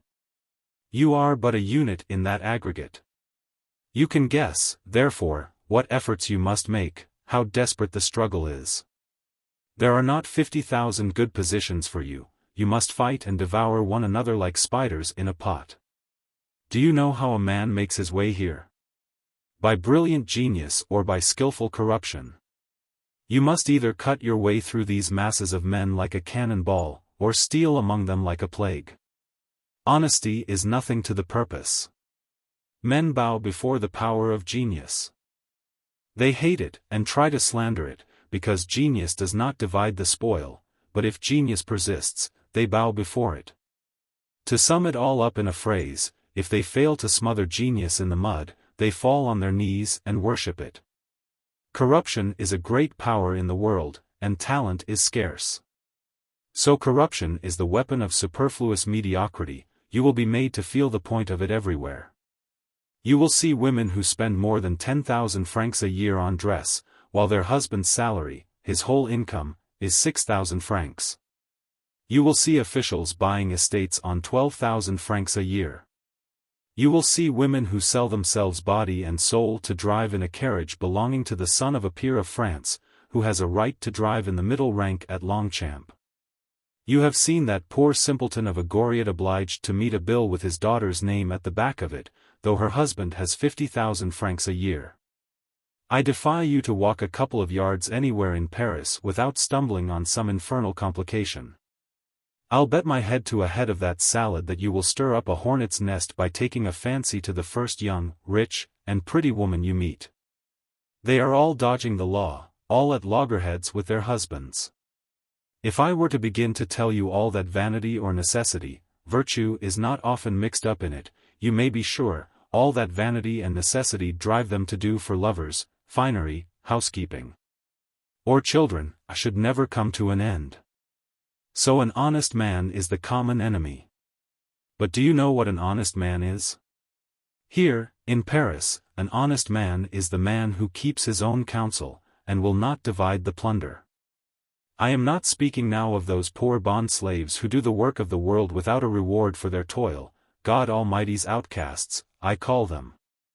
Among them, I grant you, is virtue in all the flower of its stupidity, but poverty is no less their portion. At this moment, I think I see the long faces those good folk would pull if God played a practical joke on them and stayed away at the last judgment. Well, then, if you mean to make a fortune quickly, you must either be rich to begin with, or make people believe that you are rich. It is no use playing here except for high stakes. Once take to low play, it is all up with you. If in the scores of professions that are open to you, there are 10 men who rise very rapidly, people are sure to call them thieves. You can draw your own conclusions. Such is life. It is no cleaner than a kitchen, it reeks like a kitchen, and if you mean to cook your dinner, you must expect to soil your hands. The real art is in getting them clean again, and therein lies the whole morality of our epoch. If I take this tone in speaking of the world to you, I have the right to do so, I know it well. Do you think that I am blaming it? Far from it, the world has always been as it is now. Moralist strictures will never change it. Mankind are not perfect, but one age is more or less hypocritical than another, and then simpletons say that its morality is high or low. I do not think that the rich are any worse than the poor. Man is much the same, high or low, or wherever he is. In a million of these human cattle there may be half a score of bold spirits who rise above the rest, above the laws. I am one of them. And you, if you are cleverer than your fellows, make straight to your end, and hold your head high. But you must lay your account with envy and slander and mediocrity, and every man's hand will be against you. Napoleon met with a minister of war, Aubry by name, who all but sent him to the colonies. Feel your pulse. Think whether you can get up morning after morning, strengthened in yesterday's purpose. In that case I will make you an offer that no one would decline. Listen attentively. You see, I have an idea of my own. My idea is to live a patriarchal life on a vast estate, say 100,000 acres, somewhere in the southern states of America. I mean to be a planter, to have slaves, to make a few snug millions by selling my cattle, timber, and tobacco. I want to live an absolute monarch, and to do just as I please. To lead such a life as no one here in these squalid dens of lath and plaster ever imagines. I am a great poet, I do not write my poems, I feel them, and act them. At this moment I have 50,000 francs, which might possibly buy 40 Negroes. I want 200,000 francs, because I want to have 200 Negroes to carry out my notions of the patriarchal life properly. Negroes, you see, are like a sort of family ready grown, and there are no inquisitive public prosecutors out there to interfere with you. That investment in ebony ought to mean 3 or 4 million francs in 10 years' time. If I am successful, no one will ask me who I am. I shall be Mr. 4 Millions, an American citizen. I shall be 50 years old by then, and sound and hearty still. I shall enjoy life after my own fashion. In 2 words, if I find you an heiress with 1 million, will you give me 200,000 francs? 20% commission, eh? Is that too much? Your little wife will be very much in love with you. Once married, you will show signs of uneasiness and remorse. For a couple of weeks you will be depressed. Then, some night after sundry grimacings, comes the confession, between 2 kisses, 200,000 francs of debts, my darling. This sort of farce is played every day in Paris, and by young men of the highest fashion. When a young wife has given her heart, she will not refuse her purse. Perhaps you are thinking that you will lose the money for good? Not you. You will make 200,000 francs again by some stroke of business. With your capital and your brains you should be able to accumulate as large a fortune as you could wish. Ergo, in 6 months you will have made your own fortune, and our old friend Vautrin's, and made an amiable woman very happy, to say nothing of your people at home, who must blow on their fingers to warm them, in the winter, for lack of firewood. You need not be surprised at my proposal, nor at the demand I make. 47 out of every 60 great matches here in Paris are made after just such a bargain as this. The Chamber of Notaries compels my gentleman to. What must I do? Said Rastignac, eagerly interrupting Vautrin's speech. Next to nothing, returned the other, with a slight involuntary movement, the suppressed exultation of the angler when he feels a bite at the end of his line. Follow me carefully. The heart of a girl whose life is wretched and unhappy is a sponge that will thirstily absorb love, a dry sponge that swells at the first drop of sentiment. If you pay court to a young girl whose existence is a compound of loneliness, despair, and poverty, and who has no suspicion that she will come into a fortune, good Lord! It is quint and quatorze at piquet, it is knowing the numbers of the lottery beforehand, it is speculating in the funds when you have news from a sure source. It is building up a marriage on an indestructible foundation. The girl may come in for millions, and she will fling them, as if they were so many pebbles, at your feet. Take it, my beloved. Take it, Alfred, Adolphe, Eugene, or whoever it was that showed his sense by sacrificing himself for her. And as for sacrificing himself, this is how I understand it. You sell a coat that is getting shabby, so that you can take her to the Cadran Bleu, treat her to mushrooms on toast, and then go to the Ambigu Comique in the evening. You pawn your watch to buy her a shawl. I need not remind you of the fiddle-faddle sentimentality that goes down so well with all women. You spill a few drops of water on your stationery, for instance, those are the tears you shed while far away from her. You look to me as if you were perfectly acquainted with the argot of the heart. Paris, you see, is like a forest in the New World, where you have to deal with a score of varieties of savages, Illinois and Hurons, who live on the proceed of their social hunting. You are a hunter of millions, you set your snares, you use lures and nets, there are many ways of hunting. Some hunt heiresses, others a legacy. Some fish for souls, yet others sell their clients, bound hand and foot. Everyone who comes back from the chase with his game bag well filled meets with a warm welcome in good society. In justice to this hospitable part of the world, it must be said that you have to do with the most easy and good-natured of great cities. If the proud aristocracies of the rest of Europe refuse admittance among their ranks to a disreputable millionaire, Paris stretches out a hand to him, goes to his banquets, eats his dinners, and hobnobs with his infamy. But where is such a girl to be found? Asked Eugene. Under your eyes, she is yours already. Mademoiselle Victorine? Precisely. And what was that you said? She is in love with you already, your little Baronne de Rastignac. She has not a penny, Eugene continued, much mystified. Ah! Now we are coming to it. Just another word or two, and it will all be clear enough. Her father, Taillefer, is an old scoundrel. It is said that he murdered one of his friends at the time of the Revolution. He is one of your comedians that sets up to have opinions of his own. He is a banker, senior partner in the house of Frederick Taillefer and Company. He has one son, and means to leave all he has to the boy, to the prejudice of Victorine. For my part, I don't like to see injustice of this sort. I am like Don Quixote, I have a fancy for defending the weak against the strong. If it should please God to take that youth away from him, Taillefer would have only his daughter left. He would want to leave his money to some one or other, an absurd notion, but it is only human nature, and he is not likely to have any more children, as I know. Victorine is gentle and amiable. She will soon twist her father round her fingers, and set his head spinning like a German top by plying him with sentiment. She will be too much touched by your devotion to forget you. You will marry her.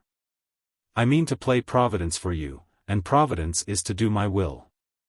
I have a friend whom I have attached closely to myself, a colonel in the army of the lawyer, who has just been transferred into the Garde Royale. He has taken my advice and turned ultra-royalist. He is not one of those fools who never change their opinions. Of all pieces of advice, my cherub, would give you this: don't stick to your opinions any more than to your words. If anyone asks you for them, let him have them, at a price. A man who prides himself on going in a straight line through life is an idiot who believes in infallibility. There are no such things as principles. There are only events, and there are no laws but those of expediency. A man of talent accepts events and the circumstances in which he finds himself, and turns everything to his own ends. If laws and principles were fixed and invariable, nations would not change them as readily as we change our shirts. The individual is not obliged to be more particular than the nation. A man whose services to France have been of the very slightest is a fetish looked on with superstitious awe because he has always seen everything in red. But he is good, at the most, to be put into the Museum of Arts and Crafts, among the automatic machines, and labeled Lafayette.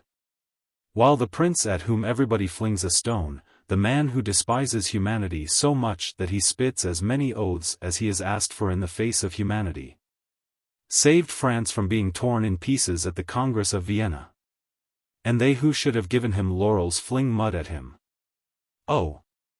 I know something of affairs, I can tell you, I have the secrets of many men. Enough. When I find three minds in agreement as to the application of a principle, I shall have a fixed and immovable opinion. I shall have to wait a long while first. In the tribunals you will not find three judges of the same opinion on a single point of law. To return to the man I was telling you of. He would crucify Jesus Christ again, if I bade him. At a word from his old chum Vautrin he will pick a quarrel with a scamp that will not send so much as 5 francs to his sister, poor girl. And, here Vautrin rose to his feet and stood like a fencing master about to lunge, turn him off into the dark. He added. How frightful, said Eugene. You do not really mean it? Vautrin, you are joking. There. There. Keep cool, said the other. Don't behave like a baby. But if you find any amusement in it, be indignant, flare up. Say that I am a scoundrel, a rascal, a rogue, a bandit, but do not call me a blackleg nor a spy. There, out with it, fire away. I forgive you, it is quite natural at your age. I was like that myself once. Only remember this, you will do worse things yourself some day. You will flirt with some pretty woman and take her money. You have thought of that, of course, said Vautrin, for how are you to succeed unless love is laid under contribution? There are no two ways about virtue, my dear student. It either is, or it is not. Talk of doing penance for your sins. It is a nice system of business, when you pay for your crime by an act of contrition. You seduce a woman that you may set your foot on such and such a rung of the social ladder, you sow dissension among the children of a family. You descend, in short, to every base action that can be committed at home or abroad, to gain your own ends for your own pleasure or your profit. And can you imagine that these are acts of faith, hope, or charity? How is it that a dandy, who in a night has robbed a boy of half his fortune, gets only a couple of months in prison? While a poor devil who steals a banknote for 1,000 francs, with aggravating circumstances, is condemned to penal servitude? Those are your laws. Not a single provision but lands you in some absurdity. That man with yellow gloves and a golden tongue commits many a murder, he sheds no blood, but he drains his victim's veins as surely. A desperado forces open a door with a crowbar, dark deeds both of them. You yourself will do every one of those things that I suggest to you today, bar the bloodshed. Do you believe that there is any absolute standard in this world? Despise mankind and find out the meshes that you can slip through in the net of the code. The secret of a great success for which you are at a loss to account is a crime that has never been found out, because it was properly executed. Silence, sir. I will not hear any more. You make me doubt myself. At this moment my sentiments are all my science. Just as you please, my fine fellow, I did think you were so weak-minded, said Vautrin, I shall say no more about it. One last word, however, and he looked hard at the student. You have my secret, he said. A young man who refuses your offer knows that he must forget it. Quite right, quite right. I am glad to hear you say so. Somebody else might not be so scrupulous, you see. Keep in mind what I want to do for you. I will give you a fortnight. The offer is still open. What a head of iron the man has, said Eugene to himself, as he watched Vautrin walk unconcernedly away with his cane under his arm. Yet Madame de Beauseant said as much more gracefully. He has only stated the case in cruder language. He would tear my heart with claws of steel. What made me think of going to Madame de Nucingen? He guessed my motives before I knew them myself. To sum it up, that outlaw has told me more about virtue than all I have learned from men and books. If virtue admits of no compromises, I have certainly robbed my sisters, he said, throwing down the bags on the table. He sat down again and fell, unconscious of his surroundings, into deep thought. To be faithful to an ideal of virtue. A heroic martyrdom. Pshaw! Everyone believes in virtue, but who is virtuous? Nations have made an idol of liberty, but what nation on the face of the earth is free? My youth is still like a blue and cloudless sky. If I set myself to obtain wealth or power, does it mean that I must make up my mind to lie, and fawn, and cringe, and swagger, and flatter, and dissemble? To consent to be the servant of others who have likewise fawned, and lied, and flattered? Must I cringe to them before I can hope to be their accomplice?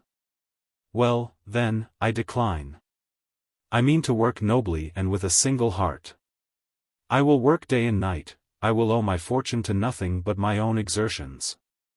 It may be the slowest of all roads to success, but I shall lay my head on the pillow at night untroubled by evil thoughts. Is there a greater thing than this, to look back over your life and know that it is stainless as a lily? I and my life are like a young man and his betrothed. Vautrin has put before me all that comes after 10 years of marriage. The devil! My head is swimming. I do not want to think at all, the heart is a sure guide. Eugene was roused from his musings by the voice of the stout Sylvie, who announced that the tailor had come, and Eugene therefore made his appearance before the man with the 2 money bags. And was not ill pleased that it should be so. When he had tried on his dress suit, he put on his new morning costume, which completely metamorphosed him. I am quite equal to M. de Trailles, he said to himself. In short, I look like a gentleman. You asked me, sir, if I knew the houses where Madame de Nucingen goes. Father Goriot's voice spoke from the doorway of Eugene's room. Yes. Very well then, she is going to the Mercale Carigliano's ball on Monday. If you can manage to be there, I shall hear from you whether my 2 girls enjoyed themselves, and how they were dressed, and all about it in fact. How did you find that out, my good Goriot? Said Eugene, putting a chair by the fire for his visitor. Her maid told me. I hear all about their doings from Therese and Constance, he added gleefully. The old man looked like a lover who is still young enough to be made happy by the discovery of some little stratagem which brings him information of his ladylove without her knowledge. You will see them both, he said, giving artless expression to a pang of jealousy. I do not know, answered Eugene. I will go to Madame de Beauzant and ask her for an introduction to the Mercale.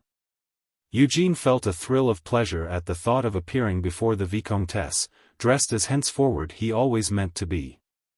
The abysses of the human heart, in the moralist's phrase, are only insidious thoughts, involuntary promptings of personal interest. The instinct of enjoyment turns the scale. Those rapid changes of purpose which have furnished the text for so much rhetoric are calculations prompted by the hope of pleasure. Rastignac, beholding himself well dressed and impeccable as to gloves and boots, forgot his virtuous resolutions. Youth, moreover, when bent upon wrongdoing, does not dare to behold himself in the mirror of consciousness. Mature age has seen itself. And therein lies the whole difference between these 2 phases of life. A friendship between Eugene and his neighbor, Father Goriot, had been growing up for several days past. This secret friendship and the antipathy that the student had begun to entertain for Vautrin arose from the same psychological causes. The bold philosopher who shall investigate the effects of mental action upon the physical world will doubtless find more than one proof of the material nature of our sentiments in other animals. What physiognomist is as quick to discern character as a dog is to discover from a stranger's face whether this is a friend or no? Those bywords, atoms, affinities, are facts surviving in modern languages for the confusion of philosophic wiseacres who amuse themselves by winnowing the chaff of language to find its grammatical roots. We feel that we are loved. Our sentiments make themselves felt in everything, even at a great distance.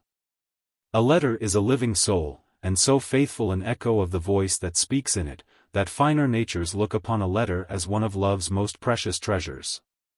Father Goriot's affection was of the instinctive order, a canine affection raised to a sublime pitch.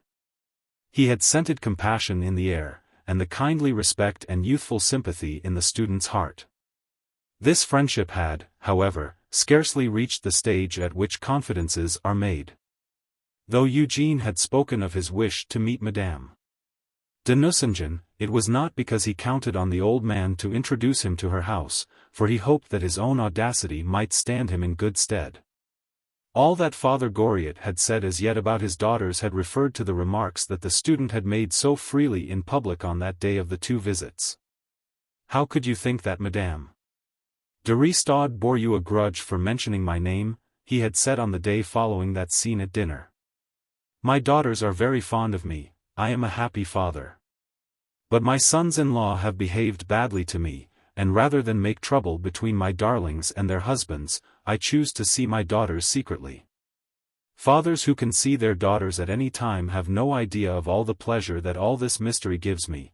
I cannot always see mine when I wish, do you understand? So when it is fine I walk out in the Champs-Élysées, after finding out from their waiting maids whether my daughters mean to go out. I wait near the entrance. My heart beats fast when the carriages begin to come. I admire them in their dresses, and as they pass they give me a little smile, and it seems as if everything was lighted up for me by a ray of bright sunlight. I wait, for they always go back the same way, and then I see them again. The fresh air has done them good and brought color into their cheeks. All about me people say, "What a beautiful woman that is," and it does my heart good to hear them. Are they not my own flesh and blood? I love the very horses that draw them. I envy the little lapdog on their knees. Their happiness is my life. Everyone loves after his own fashion, and mine does no one any harm. Why should people trouble their heads about me? I am happy in my own way. Is there any law against going to see my girls in the evening when they are going out to a ball? And what a disappointment it is when I get there too late, and am told that Madame has gone out. Once I waited till 3 o'clock in the morning for Nazy. I had not seen her for 2 whole days. I was so pleased, that it was almost too much for me. Please do not speak of me unless it is to say how good my daughters are to me. They are always wanting to heap presents upon me, but I will not have it. Just keep your money, I tell them. What should I do with it? I want nothing. And what am I, sir, after all? An old carcass, whose soul is always where my daughters are. When you have seen Madame de Nucingen, tell me which you like the most, said the old man after a moment's pause, while Eugene put the last touches to his toilette. The student was about to go out to walk in the garden of the Tuileries until the hour when he could venture to appear in Madame de Beauseant's drawing-room. That walk was a turning point in Eugene's career. Several women noticed him. He looked so handsome, so young, and so well dressed. This almost admiring attention gave a new turn to his thoughts. He forgot his sisters and the aunt who had robbed herself for him. He no longer remembered his own virtuous scruples. He had seen hovering above his head the fiend so easy to mistake for an angel, the devil with rainbow wings, who scatters rubies, and aims his golden shafts at palace fronts. Who invests women with purple, and thrones with a glory that dazzles the eyes of fools till they forget the simple origins of royal dominion. He had heard the rustle of that vanity whose tinsel seems to us to be the symbol of power. However cynical Vautrin's words had been, they had made an impression on his mind, as the sordid features of the old crone who whispers, a lover, and gold in torrents, remain engraven on a young girl's memory. Eugene lounged about the walks till it was nearly 5 o'clock. Then he went to Madame de Beauseant, and received one of the terrible blows against which young hearts are defenseless. Hitherto the Vicomtesse had received him with the kindly urbanity, the bland grace of manner that is the result of fine breeding, but is only complete when it comes from the heart.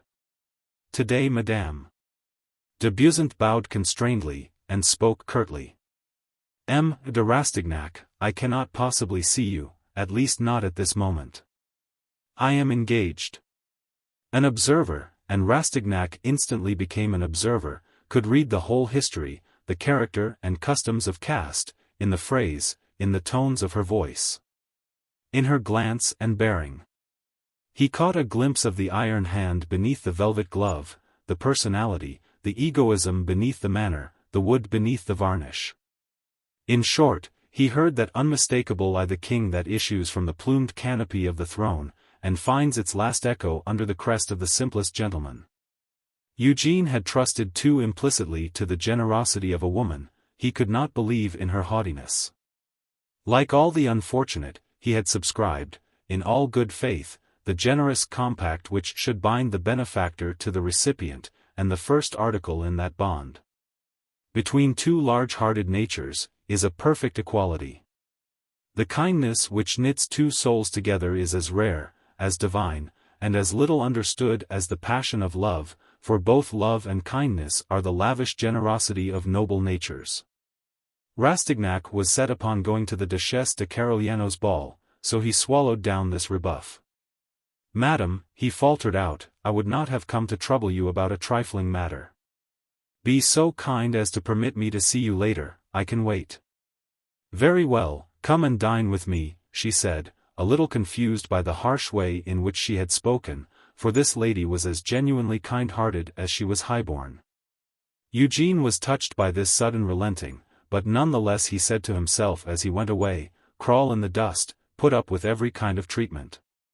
What must the rest of the world be like when one of the kindest of women forgets all her promises of befriending me in a moment, and tosses me aside like an old shoe? So it is everyone for himself? It is true that her house is not a shop, and I have put myself in the wrong by needing her help. You should cut your way through the world like a cannon-ball, as Vautrin said. But the student's bitter thoughts were soon dissipated by the pleasure which he promised himself in this dinner with the Vicomtesse. Fate seemed to determine that the smallest accidents in his life should combine to urge him into a career, which the terrible Sphinx of the Maison Vauquer had described as a field of battle where you must either slay or be slain, and cheat to avoid being cheated. You leave your conscience and your heart at the barriers, and wear a mask on entering into this game of grim earnest, where, as in ancient Sparta, you must snatch your prize without being detected if you would deserve the crown. On his return he found the Vicomtesse gracious and kindly, as she had always been to him. They went together to the dining-room, where the Vicomte was waiting for his wife.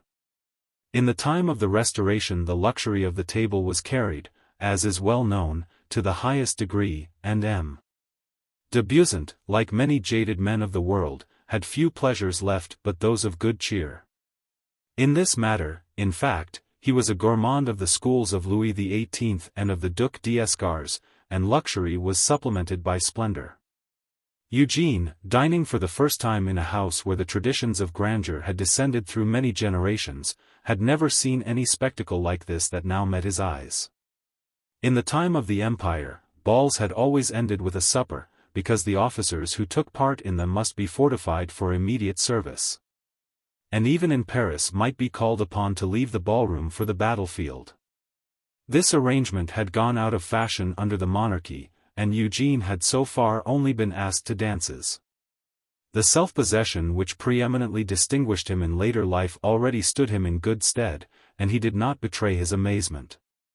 Yet as he saw for the first time the finely wrought silver plate, the completeness of every detail, the sumptuous dinner, noiselessly served, it was difficult for such an ardent imagination not to prefer this life of studied and refined luxury to the hardships of the life which he had chosen only that morning. His thoughts went back for a moment to the lodging-house, and with a feeling of profound loathing, he vowed to himself that at New Year he would go. Prompted at least as much by a desire to live among cleaner surroundings as by a wish to shake off Vautrin, whose huge hand he seemed to feel on his shoulder at that moment. When you consider the numberless forms, clamorous or mute, that corruption takes in Paris, common sense begins to wonder what mental aberration prompted the state to establish great colleges and schools there, and assemble young men in the capital. How it is that pretty women are respected, or that the gold coin displayed in the money-changers' wooden saucers does not take to itself wings in the twinkling of an eye. And when you come to think further, how comparatively few cases of crime there are, and to count up the misdemeanors committed by youth, is there not a certain amount of respect due to these patient Tantalases who wrestle with themselves and nearly always come off victorious? The struggles of the poor student in Paris, if skillfully drawn, would furnish a most dramatic picture of modern civilization. In vain Madame de Beauzant looked at Eugene as if asking him to speak. The student was tongue-tied in the Vicomte's presence. "Are you going to take me to the Italians this evening?" the Vicomtesse asked her husband. "You cannot doubt that I should obey you with pleasure," he answered, and there was a sarcastic tinge in his politeness which Eugene did not detect. "But I ought to go to meet someone at the Varieties. His mistress," said she to herself. "Then, is not a Judah coming for you this evening?" inquired the Vicomte.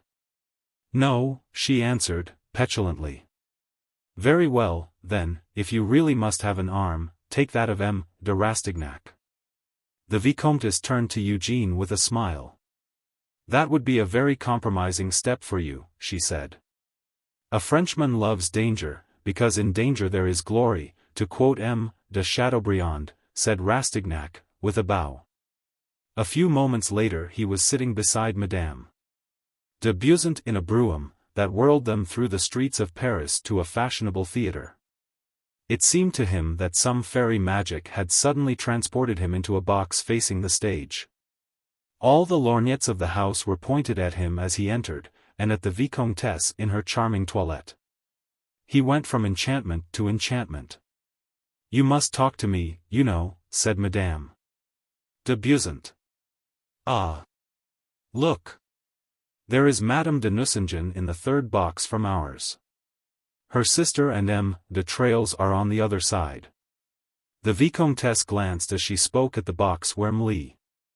de Rochefide should have been. M. d'Ajuda was not there, and Madame de Beausant's face lighted up in a marvelous way. "She is charming," said Eugène, after looking at Madame de Nucingen. "She has white eyelashes." "Yes, but she has such a pretty slender figure. Her hands are large. Such beautiful eyes. Her face is long." "Yes, but length gives distinction. It is lucky for her that she has some distinction in her face.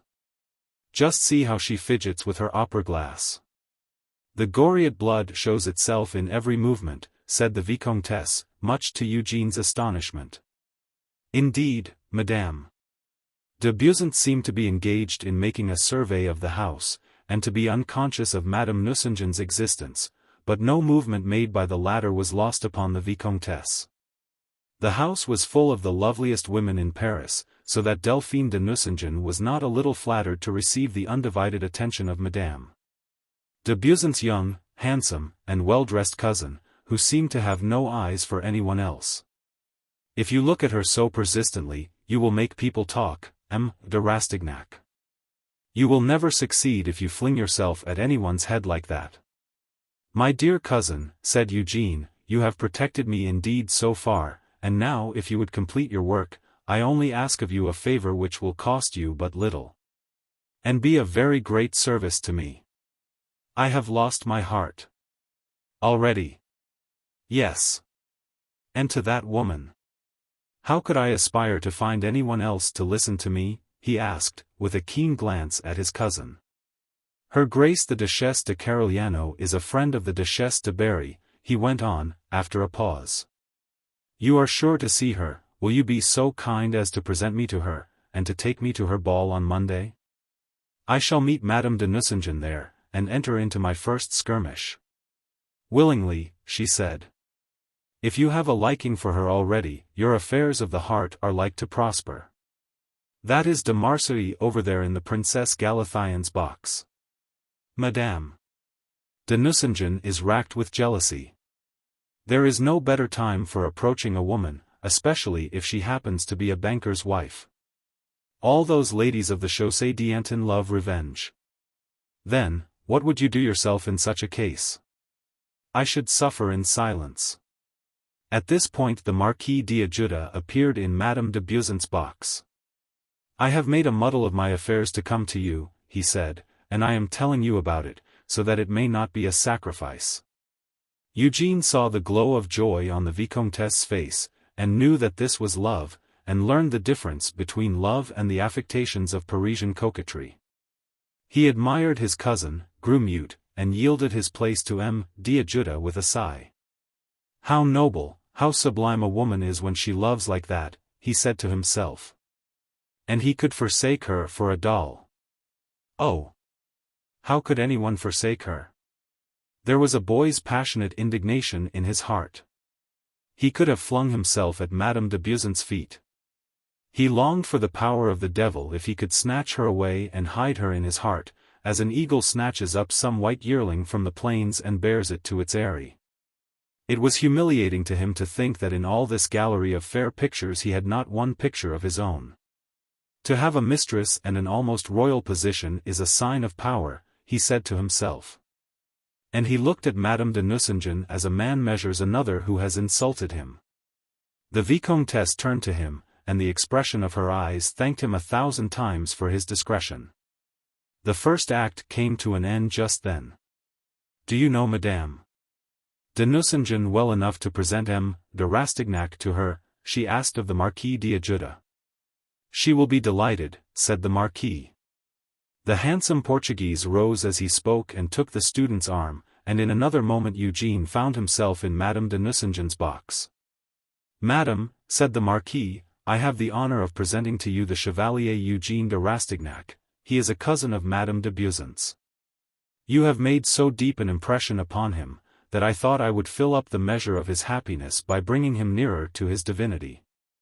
Words spoken half jestingly to cover their somewhat disrespectful import, but such an implication, if carefully disguised, never gives offense to a woman. Madame de Nucingen smiled, and offered Eugene the place which her husband had just left. "I do not venture to suggest that you should stay with me, monsieur," she said.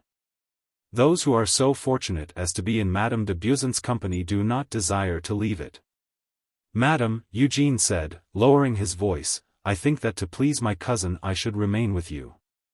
Before my Lord Marquis came we were speaking of you and of your exceedingly distinguished appearance," he added aloud.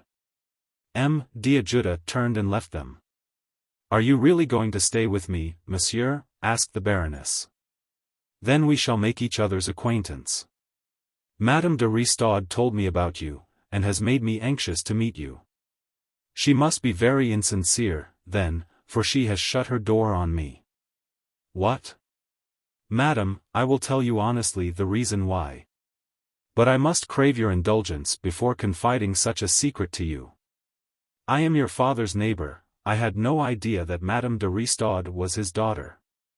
I was rash enough to mention his name. I meant no harm, but I annoyed your sister and her husband very much. You cannot think how severely the Duchesse de Langeais and my cousin blamed this apostasy on a daughter's part, as a piece of bad taste. I told them all about it, and they both burst out laughing. Then Madame de Beauseant made some comparison between you and your sister, speaking in high terms of you, and saying how very fond you were of my neighbor, M. Goriot. And, indeed, how could you help loving him? He adores you so passionately that I am jealous already. We talked about you this morning for 2 hours. So this evening I was quite full of all that your father had told me, and while I was dining with my cousin I said that you could not be as beautiful as affectionate. Madame de Beauseant meant to gratify such warm admiration, I think, when she brought me here, telling me, in her gracious way, that I should see you. Then, even now, I owe you a debt of gratitude, monsieur," said the banker's wife. "We shall be quite old friends in a little while." "Although a friendship with you could not be like an ordinary friendship," said Rastignac, "I should never wish to be your friend." Such stereotyped phrases as these, in the mouths of beginners, possess an unfailing charm for women, and are insipid only when read coldly. For a young man's tone, glance and attitude give a surpassing eloquence to the banal phrases. Madame de Nucingen thought that Rastignac was adorable. Then, womanlike, being at a loss how to reply to the student's outspoken admiration, she answered a previous remark. "Yes, it is very wrong of my sister to treat our poor father as she does," she said. "He has been a providence to us. It was not until M. de Nucingen positively ordered me only to receive him in the mornings that I yielded the point. But I have been unhappy about it for a long while. I have shed many tears over it. This violence to my feelings, with my husband's brutal treatment, have been 2 causes of my unhappy married life. There is certainly no woman in Paris whose lot seems more enviable than mine, and yet, in reality, there is not one so much to be pitied. You will think I must be out of my senses to talk to you like this, but you know my father, and I cannot regard you as a stranger." "You will find no one," said Eugene, "who longs as eagerly as I do to be yours. What do all women seek? Happiness." He answered his own question in low, vibrating tones. "And if happiness for a woman means that she is to be loved and adored, to have a friend to whom she can pour out her wishes, her fancies, her sorrows and joys, to whom she can lay bare her heart and soul, and all her fair defects and her gracious virtues, without fear of a betrayal. Believe me, the devotion and the warmth that never fails can only be found in the heart of a young man who, at a bare sign from you, would go to his death. Who neither knows nor cares to know anything as yet of the world, because you will be all the world to him. I myself, you see, you will laugh at my simplicity, have just come from a remote country district. I am quite new to this world of Paris, I have only known true and loving hearts. And I made up my mind that here I should find no love. Then I chanced to meet my cousin, and to see my cousin's heart from very near.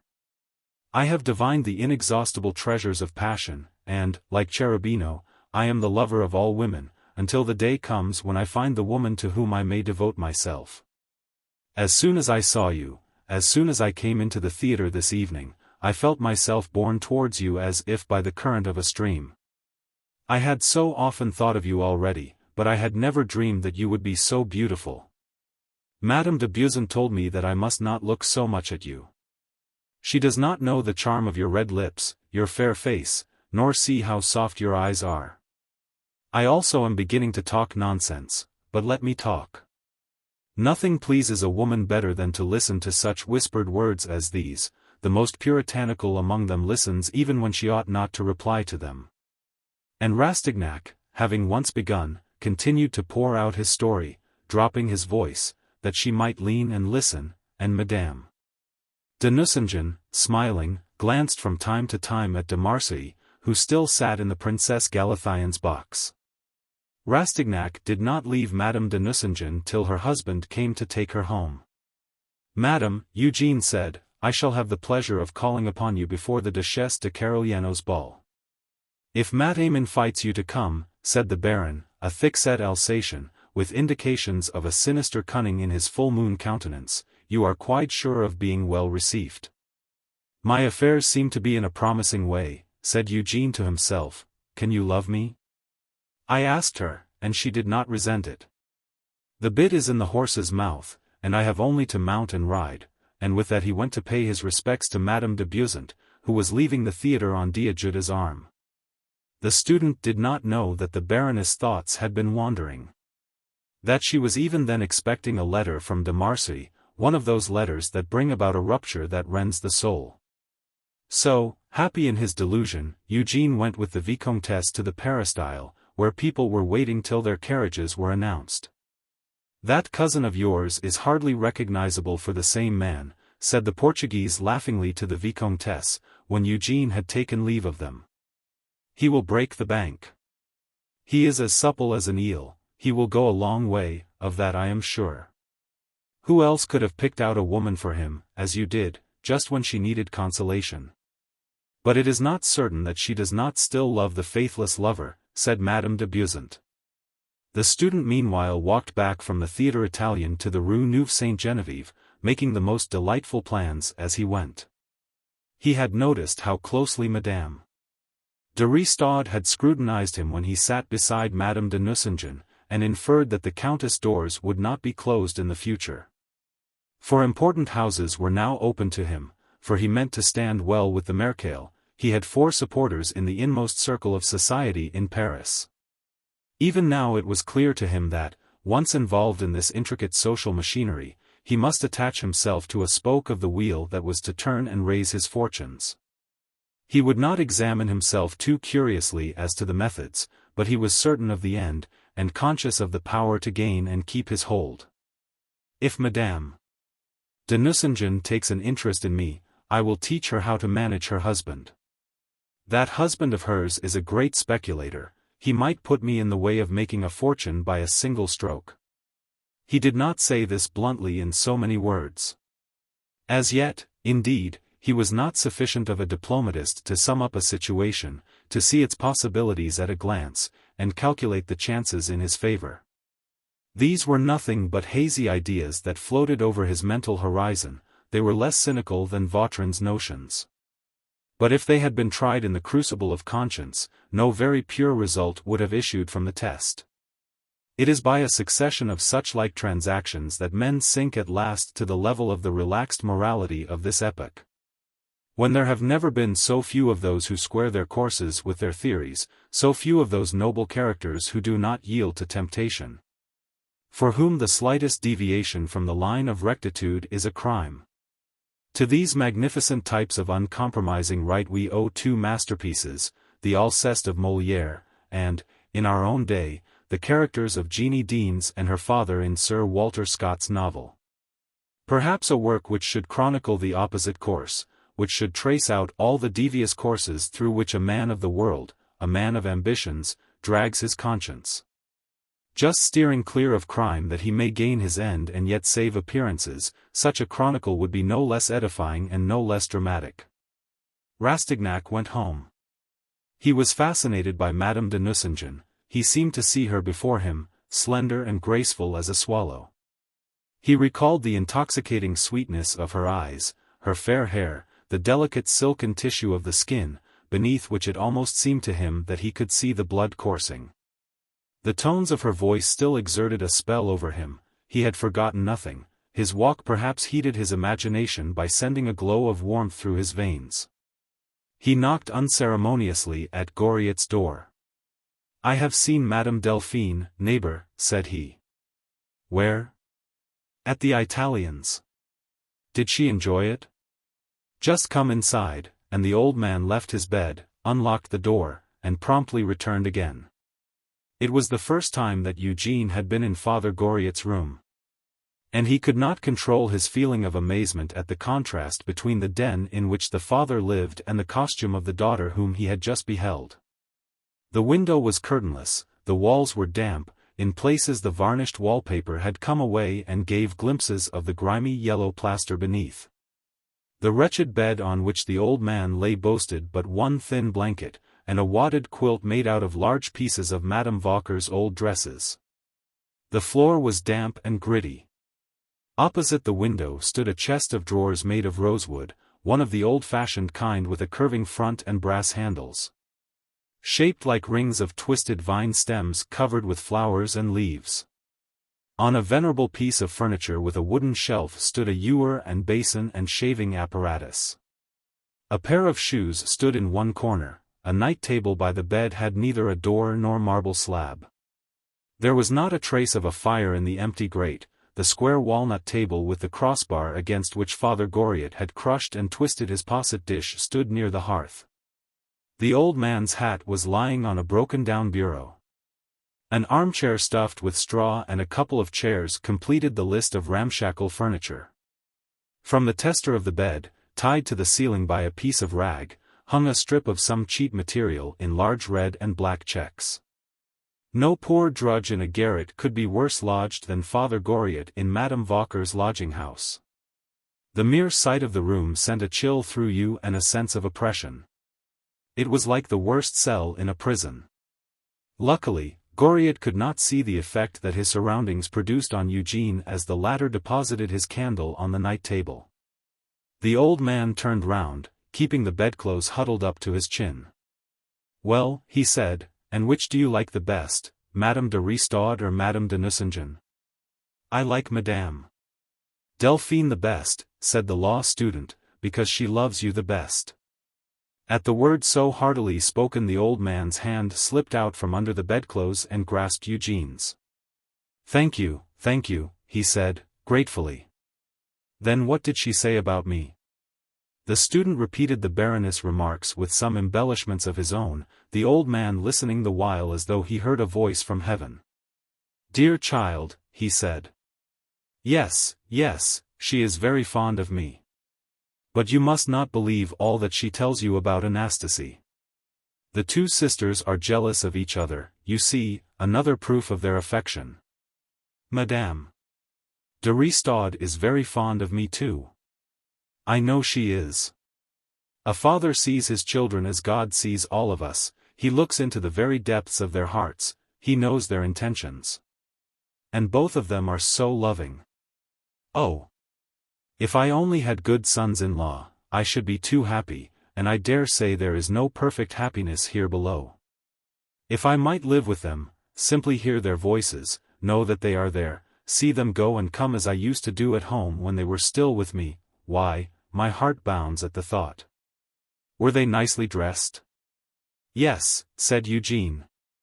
But, Goriot, how is it that your daughters have such fine houses, while you live in such a den as this? Dear me, why should I want anything better?" he replied, with seeming carelessness. "I can't quite explain to you how it is. I am not used to stringing words together properly, but it all lies there," he said, tapping his heart. "My real life is in my two girls, you see. And so long as they are happy, and smartly dressed, and have soft carpets under their feet, what does it matter what clothes I wear or where I lie down of a night? I shall never feel cold so long as they are warm, I shall never feel dull if they are laughing. I have no troubles but theirs. When you, too, are a father, and you hear your children's little voices, you will say to yourself, 'That has all come from me.' You will feel that those little ones are akin to every drop in your veins, that they are the very flower of your life, and what else are they? You will cleave so closely to them that you seem to feel every movement that they make. Everywhere I hear their voices sounding in my ears. If they are sad, the look in their eyes freezes my blood. Some day you will find out that there is far more happiness in another's happiness than in your own. It is something that I cannot explain. Something within that sends a glow of warmth all through you. In short, I live my life 3 times over. Shall I tell you something funny? Well, then, since I have been a father, I have come to understand God. He is everywhere in the world, because the whole world comes from him. And it is just the same with my children, Monsieur.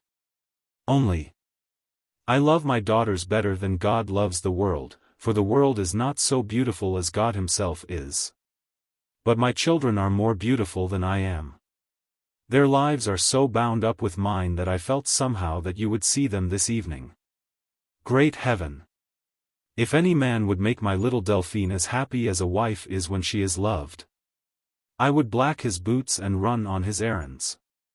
That miserable M. de Marcy is a cur, I know all about him from her maid. A longing to wring his neck comes over me now and then. He does not love her. Does not love a pearl of a woman. With a voice like a nightingale and shaped like a model. Where can her eyes have been when she married that great lump of an Alsatian? They ought both of them to have married young men. Good-looking and good-tempered, but, after all, they had their own way. Father Goriot was sublime. Eugene had never yet seen his face light up as it did now with the passionate fervor of a father's love. It is worthy of remark that strong feeling has a very subtle and pervasive power. The roughest nature, in the endeavor to express a deep and sincere affection, communicates to others the influence that has put resonance into the voice, and eloquence into every gesture. Wrought a change in the very features of the speaker. For under the inspiration of passion the stupidest human being attains to the highest eloquence of ideas, if not of language, and seems to move in some sphere of light. In the old man's tones and gesture there was something just then of the same spell that a great actor exerts over his audience. But does not the poet in us find expression in our affections? Well, said Eugene, perhaps you will not be sorry to hear that she is pretty sure to break with de Marcy before long. That sprig of fashion has left her for the Princess Galathyon. For my part, I fell in love with Madame Delphine this evening. Stuff, said Father Goriot. I did indeed, and she did not regard me with aversion. For a whole hour we talked of love, and I am to go to call on her on Saturday, the day after tomorrow. Oh! How I should love you, if she should like you. You are kind-hearted. You would never make her miserable. If you were to forsake her, I would cut your throat at once. A woman does not love twice, you see. Good heavens! What nonsense I am talking, Eugene. It is cold. You ought not to stay here. Mon Dieu. So you have heard her speak? What message did she give you for me? None at all, said Eugene to himself. Aloud he answered, she told me to tell you that your daughter sends you a good kiss. Good night, neighbor. Sleep well, and pleasant dreams to you. I have mine already made for me by that message from her. May God grant you all your desires. You have come in like a good angel on me tonight, and brought with you the air that my daughter breathes. Poor old fellow, said Eugène as he lay down. "It is enough to melt a heart of stone." His daughter no more thought of him than of the Grand Turk. Ever after this conference Goriot looked upon his neighbor as a friend, a confidant such as he had never hoped to find. And there was established between the two the only relationship that could attach this old man to another man. The passions never miscalculate. Father Goriot felt that this friendship brought him closer to his daughter Delphine. He thought that he should find a warmer welcome for himself if the Baroness should care for Eugène. Moreover, he had confided one of his troubles to the younger man. Madame de Nucingen, for whose happiness he prayed 1,000 times daily, had never known the joys of love. Eugène was certainly, to make use of his own expression, one of the nicest young men that he had ever seen. And some prophetic instinct seemed to tell him that Eugène was to give her the happiness which had not been hers. These were the beginnings of a friendship that grew up between the old man and his neighbor, but for this friendship the catastrophe of the drama must have remained a mystery. The affection with which Father Goriot regarded Eugène, by whom he seated himself at breakfast, the change in Goriot's face, which as a rule, looked as expressionless as a plaster cast, and a few words that passed between the two, surprised the other lodgers. Vautrin, who saw Eugène for the first time since their interview, seemed as if he would fain read the student's very soul. During the night Eugène had had some time in which to scan the vast field which lay before him, and now, as he remembered yesterday's proposal, the thought of Taillefer's dowry came, of course, to his mind, and he could not help thinking of Victorine as the most exemplary youth may think of an heiress. It chanced that their eyes met. The poor girl did not fail to see that Eugène looked very handsome in his new clothes. So much was said in the glance, thus exchanged. That Eugène could not doubt but that he was associated in her mind with the vague hopes that lie dormant in a girl's heart and gather round the first attractive newcomer. 800,000 francs, a voice cried in his ears, but suddenly he took refuge in the memories of yesterday evening, thinking that his extemporized passion for Madame de Nucingen was a talisman that would preserve him from this temptation. "They gave Rossini's Barber of Seville at the Italians yesterday evening," he remarked. "I never heard such delicious music. Good gracious! How lucky people are to have a box at the Italians." Father Goriot drank in every word that Eugène let fall, and watched him as a dog watches his master's slightest movement. "You men are like fighting cocks," said Madame Vauquer, "you do what you like." "How did you get back?" inquired Vautrin. "I walked," answered Eugène. "For my own part," remarked the tempter, "I do not care about doing things by halves. If I want to enjoy myself that way, I should prefer to go in my carriage, sit in my own box, and do the thing comfortably. Everything or nothing, that is my motto." "And a good one, too," commented Madame Vauquer. "Perhaps you will see Madame de Nucingen today," said Eugène, addressing Goriot in an undertone. "She will welcome you with open arms, I am sure. She would want to ask you for all sorts of little details about me. I have found out that she will do anything in the world to be known by my cousin Madame de Beauzant. Don't forget to tell her that I love her too well not to think of trying to arrange this." Rastignac went at once to the École de Droit. He had no mind to stay a moment longer than was necessary in that odious house. He wasted his time that day. He had fallen a victim to that fever of the brain that accompanies the too vivid hopes of youth. Vautrin's arguments had set him meditating on social life, and he was deep in these reflections when he happened on his friend Bianchon in the Jardin du Luxembourg. "What makes you look so solemn?" said the medical student, putting an arm through Eugène's as they went towards the Palais. "I am tormented by temptations." "What kind?" "There is a cure for temptation." "What?" "Yielding to it." "You laugh, but you don't know what it is all about. Have you read Rousseau?" "Yes." "Do you remember that he asks the reader somewhere what he would do if he could make a fortune by killing an old mandarin somewhere in China by mere force of wishing it? And without stirring from Paris?" "Yes." "Well, then?" "Pshaw! I am at my 33rd mandarin. Seriously, though. Look here, suppose you were sure that you could do it, and had only to give a nod. Would you do it? Is he well stricken in years, this mandarin of yours? Pshaw! After all, young or old, paralytic, or well and sound, my word for it. Well, then. Hang it, no.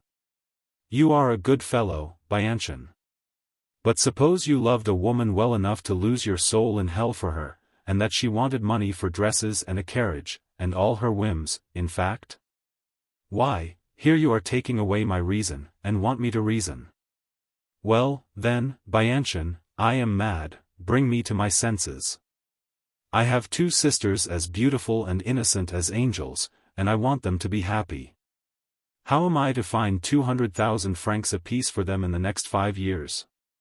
Now and then in life, you see, you must play for heavy stakes, and it is no use wasting your luck on low play. But you are only stating the problem that lies before everyone at the outset of his life, and you want to cut the Gordian knot with a sword. If that is the way of it, dear boy, you must be an Alexander, or to the hulks you go. For my own part, I am quite contented with the little lot I mean to make for myself somewhere in the country, when I mean to step into my father's shoes and plod along. A man's affections are just as fully satisfied by the smallest circle as they can be by a vast circumference.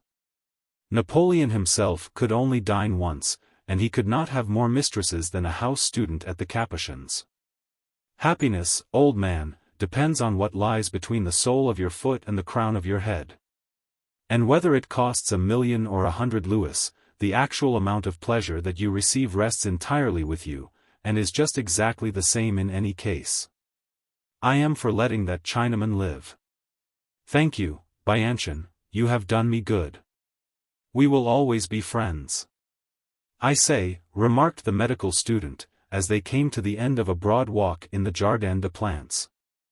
I saw the Michonneau and Poiret a few minutes ago on a bench chatting with a gentleman whom I used to see in last year's troubles hanging about the Chamber of Deputies. He seems to me, in fact, to be a detective dressed up like a decent retired tradesman. Let us keep an eye on that couple, I will tell you why some time. Goodbye.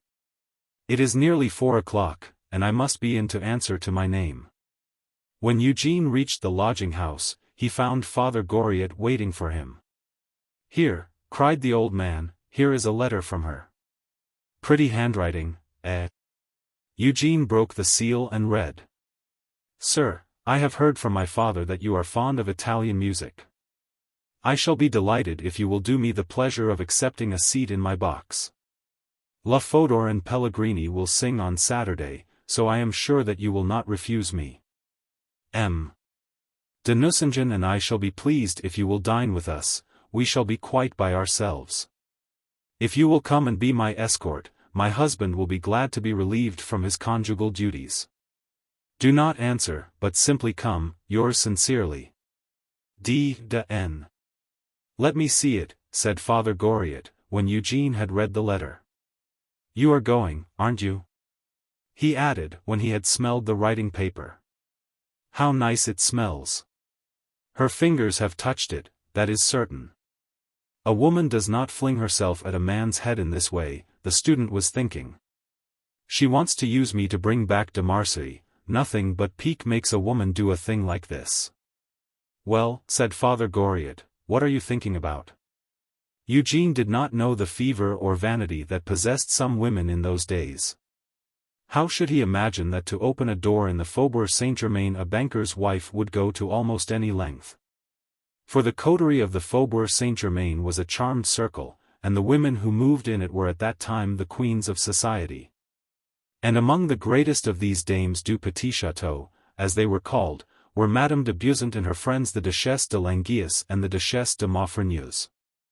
Rastignac was alone in his ignorance of the frantic efforts made by women who lived in the Chaussée d'Antin to enter this seventh heaven and shine among the brightest constellations of their sex. But his cautious disposition stood him in good stead, and kept his judgment cool, and the not altogether enviable power of imposing instead of accepting conditions. Yes, I am going, he replied. So it was curiosity that drew him to Madame de Nucingen, while, if she had treated him disdainfully, passion perhaps might have brought him to her feet. Still he waited almost impatiently for tomorrow, and the hour when he could go to her. There is almost as much charm for a young man in a first flirtation as there is in first love. The certainty of success is a source of happiness to which men do not confess, and all the charm of certain women lies in this. The desire of conquest springs no less from the easiness than from the difficulty of triumph. And every passion is excited or sustained by one or the other of these two motives which divide the empire of love. Perhaps this division is one result of the great question of temperaments, which, after all, dominates social life. The melancholic temperament may stand in need of the tonic of coquetry, while those of nervous or sanguine complexion withdraw if they meet with a too stubborn resistance. In other words, the lymphatic temperament is essentially despondent, and the rhapsodic is bilious. Eugene lingered over his toilette with an enjoyment of all its little details that is grateful to a young man's self-love, though he will not own to it for fear of being laughed at. He thought, as he arranged his hair, that a pretty woman's glances would wander through the dark curls. He indulged in childish tricks like any young girl dressing for a dance, and gazed complacently at his graceful figure while he smoothed out the creases of his coat. There are worse figures, that is certain, he said to himself. Then he went downstairs, just as the rest of the household were sitting down to dinner, and took with good humor the boisterous applause excited by his elegant appearance. The amazement with which any attention to dress is regarded in a lodging-house is a very characteristic trait. No one can put on a new coat but everyone else must say his say about it. CLK. CLK. CLK, cried Bianchon, making the sound with his tongue against the roof of his mouth, like a driver urging on a horse. He holds himself like a duke and a peer of France, said Madame Vauquer. Are you going a-courting? Inquired Michonneau. Cock-a-doodle-doo, cried the artist. My compliments to my lady your wife, from the employee at the museum. Your wife, have you a wife? Asked Poiret.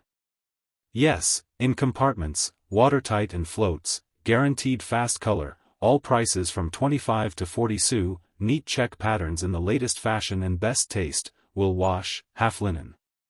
Half cotton, half wool. A certain cure for toothache and other complaints under the patronage of the Royal College of Physicians. Children like it.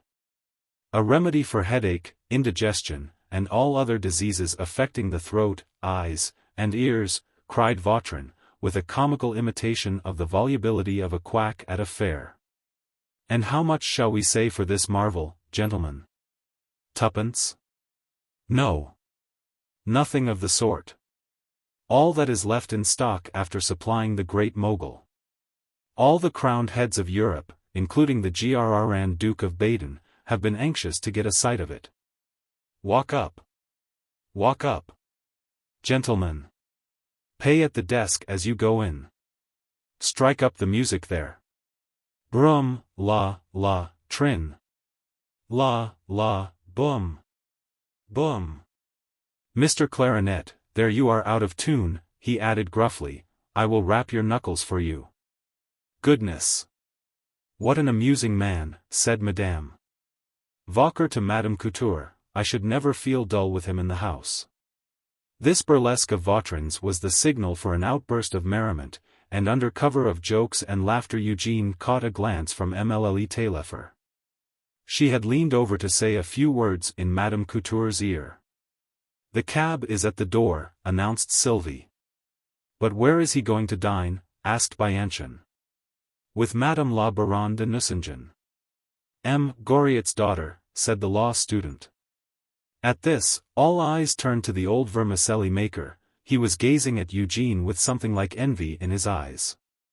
Rastignac reached the house in the Rue Saint-Lazare, one of those many-windowed houses with a mean-looking portico and slender columns, which are considered the thing in Paris. A typical banker's house, decorated in the most ostentatious fashion. The walls lined with stucco, the landings of marble mosaic.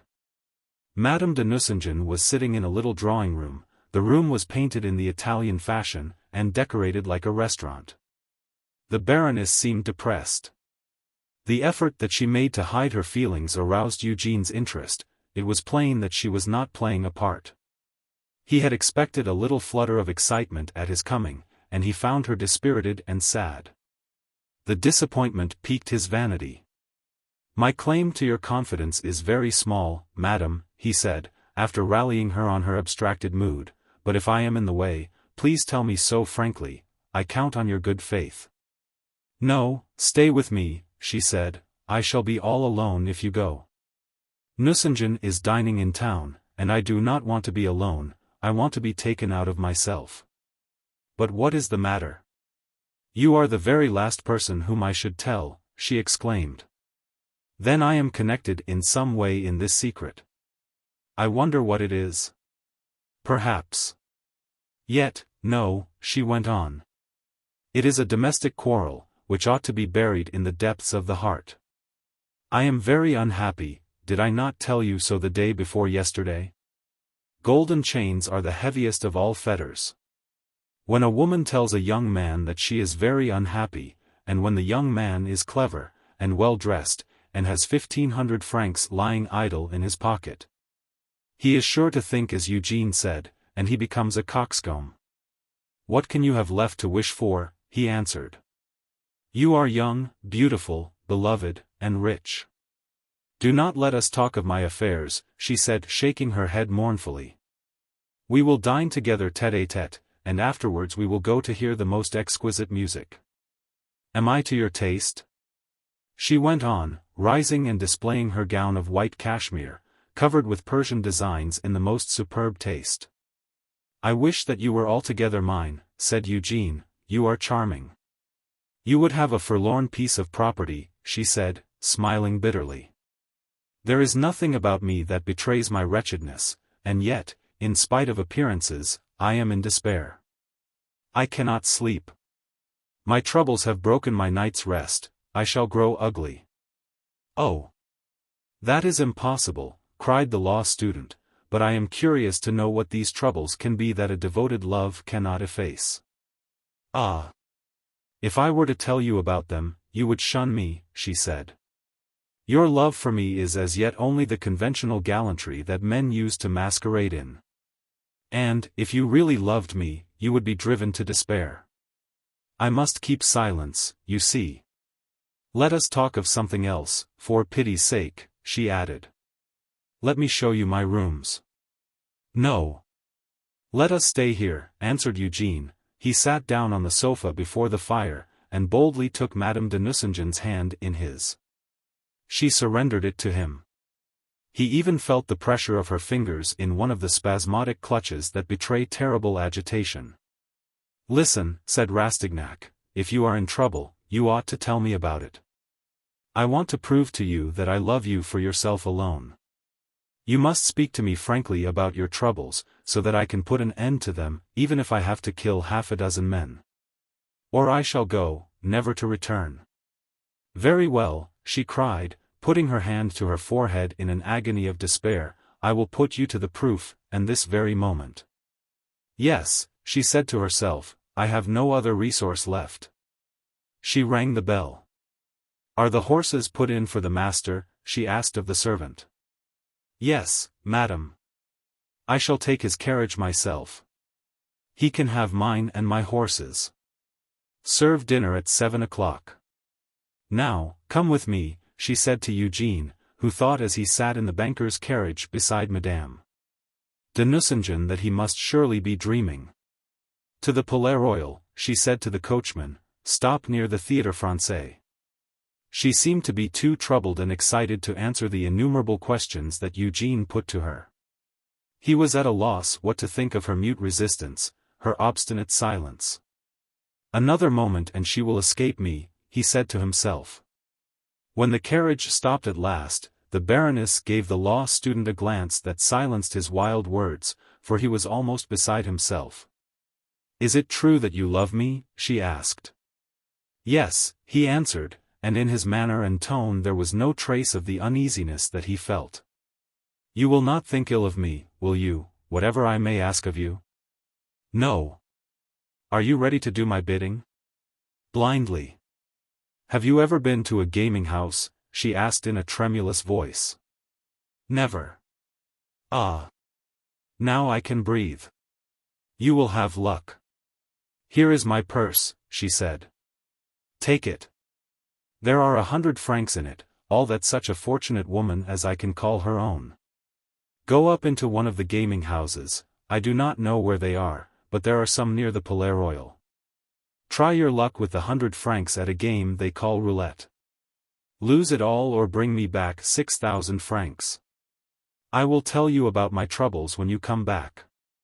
Devil take me, I'm sure, if I have a glimmer of a notion of what I am about, but I will obey you, he added, with inward exultation, as he thought. She has gone too far to draw back, she can refuse me nothing now. Eugene took the dainty little purse, inquired the way of a second-hand clothes dealer, and hurried to number 9, which happened to be the nearest gaming house. He mounted the staircase, surrendered his hat, and asked the way to the roulette table, whither the attendant took him, not a little to the astonishment of the regular comers. All eyes were fixed on Eugene as he asked, without bashfulness, where he was to deposit his stakes. If you put a louis on one only of those 36 numbers, and it turns up, you will win 36 louis, said a respectable-looking, white-haired old man in answer to his inquiry. Eugene staked the whole of his money on the number 21, his own age. There was a cry of surprise. Before he knew what he had done, he had won. Take your money off, sir, said the old gentleman. You don't often win twice running by that system. Eugene took the rake that the old man handed to him, and drew in his 3,600 francs, and, still perfectly ignorant of what he was about, staked again on the red. The bystanders watched him enviously as they saw him continue to play. The disc turned, and again he won. The banker threw him 3,600 francs once more. You have 7,200 francs of your own, the old gentleman said in his ear. Take my advice and go away with your winnings, red has turned up 8 times already. If you are charitable, you will show your gratitude for sound counsel by giving a trifle to an old prefect of Napoleon who is down on his luck. Rastignac's head was swimming. He saw 10 of his louis pass into the white-haired man's possession, and went downstairs with his 7,000 francs. He was still ignorant of the game, and stupefied by his luck. So, that is over, and now where will you take me? He asked, as soon as the door was closed, and he showed the 7,000 francs to Madame de Nucingen. Delphine flung her arms about him, but there was no passion in that wild embrace. You have saved me, she cried, and tears of joy flowed fast. I will tell you everything, my friend. For you will be my friend, will you not? I am rich, you think, very rich, I have everything I want, or I seem as if I had everything. Very well, you must know that M. de Nucingen does not allow me the control of a single penny. He pays all the bills for the house expenses, he pays for my carriages and opera box. He does not give me enough to pay for my dress, and he reduces me to poverty in secret on purpose. I am too proud to beg from him. I should be the vilest of women if I could take his money at the price at which he offers it. Do you ask how I, with 700,000 francs of my own, could let myself be robbed? It is because I was proud, and scorned to speak. We are so young, so artless when our married life begins. I never could bring myself to ask my husband for money. The words would have made my lips bleed. I did not dare to ask. I spent my savings first, and then the money that my poor father gave me, then I ran into debt. Marriage for me is a hideous farce. I cannot talk about it. Let it suffice to say that Nucingen and I have separate rooms, and that I would fling myself out of the window sooner than consent to any other manner of life. I suffered agonies when I had to confess to my girlish extravagance, my debts for jewelry and trifles, for our poor father had never refused us anything, and spoiled us. But at last I found courage to tell him about them. After all, I had a fortune of my own. Nucingen flew into a rage. He said that I should be the ruin of him, and used frightful language. I wished myself 100 feet down in the earth. He had my dowry, so he paid my debts, but he stipulated at the same time that my expenses in future must not exceed a certain fixed sum, and I gave way for the sake of peace. And then, she went on, I wanted to gratify the self-love of someone whom you know. He may have deceived me, but I should do him the justice to say that there was nothing petty in his character. But, after all, he threw me over disgracefully. If, at a woman's utmost need, somebody heaps gold upon her, he ought never to forsake her, that love should last forever. But you, at 21, you, the soul of honor, with the unsullied conscience of youth, will ask me how a woman can bring herself to accept money in such a way? Mon Dieu! Is it not natural to share everything with the one to whom we owe our happiness? When all has been given, why should we pause and hesitate over a part? Money is as nothing between us until the moment and the sentiment that bound us together ceases to exist. Were we not bound to each other for life? Who that believes in love foresees such an end to love? You swear to love us eternally, how, then, can our interests be separate? You do not know how I suffered today when Nucingen refused to give me 6,000 francs, he spends as much as that every month on his mistress, an opera dancer. I thought of killing myself. The wildest thoughts came into my head. There have been moments in my life when I have envied my servants, and would have changed places with my maid. It was madness to think of going to our father, Anastasie, and I have bled him dry. Our poor father would have sold himself if he could have raised 6,000 francs that way. I should have driven him frantic to no purpose. You have saved me from shame and death, I was beside myself with anguish. Ah! Monsieur, I owed you this explanation after my mad ravings. When you left me just now, as soon as you were out of sight, I longed to escape, to run away, where, I did not know. Half the women in Paris lead such lives as mine. They live in apparent luxury, and in their souls are tormented by anxiety. I know of poor creatures even more miserable than I. There are women who are driven to ask their tradespeople to make out false bills, women who rob their husbands. Some men believe that an Indian shawl worth 1,000 louis only cost 500 francs, others that a shawl costing 500 francs is worth 100 louis. There are women, too, with narrow incomes, who scrape and save and starve their children to pay for a dress. I am innocent of these base meannesses. But this is the last extremity of my torture. Some women will sell themselves to their husbands, and so obtain their way, but I, at any rate, am free. If I chose, Nucingen would cover me with gold, but I would rather weep on the breast of a man whom I can respect. Ah! Tonight, M.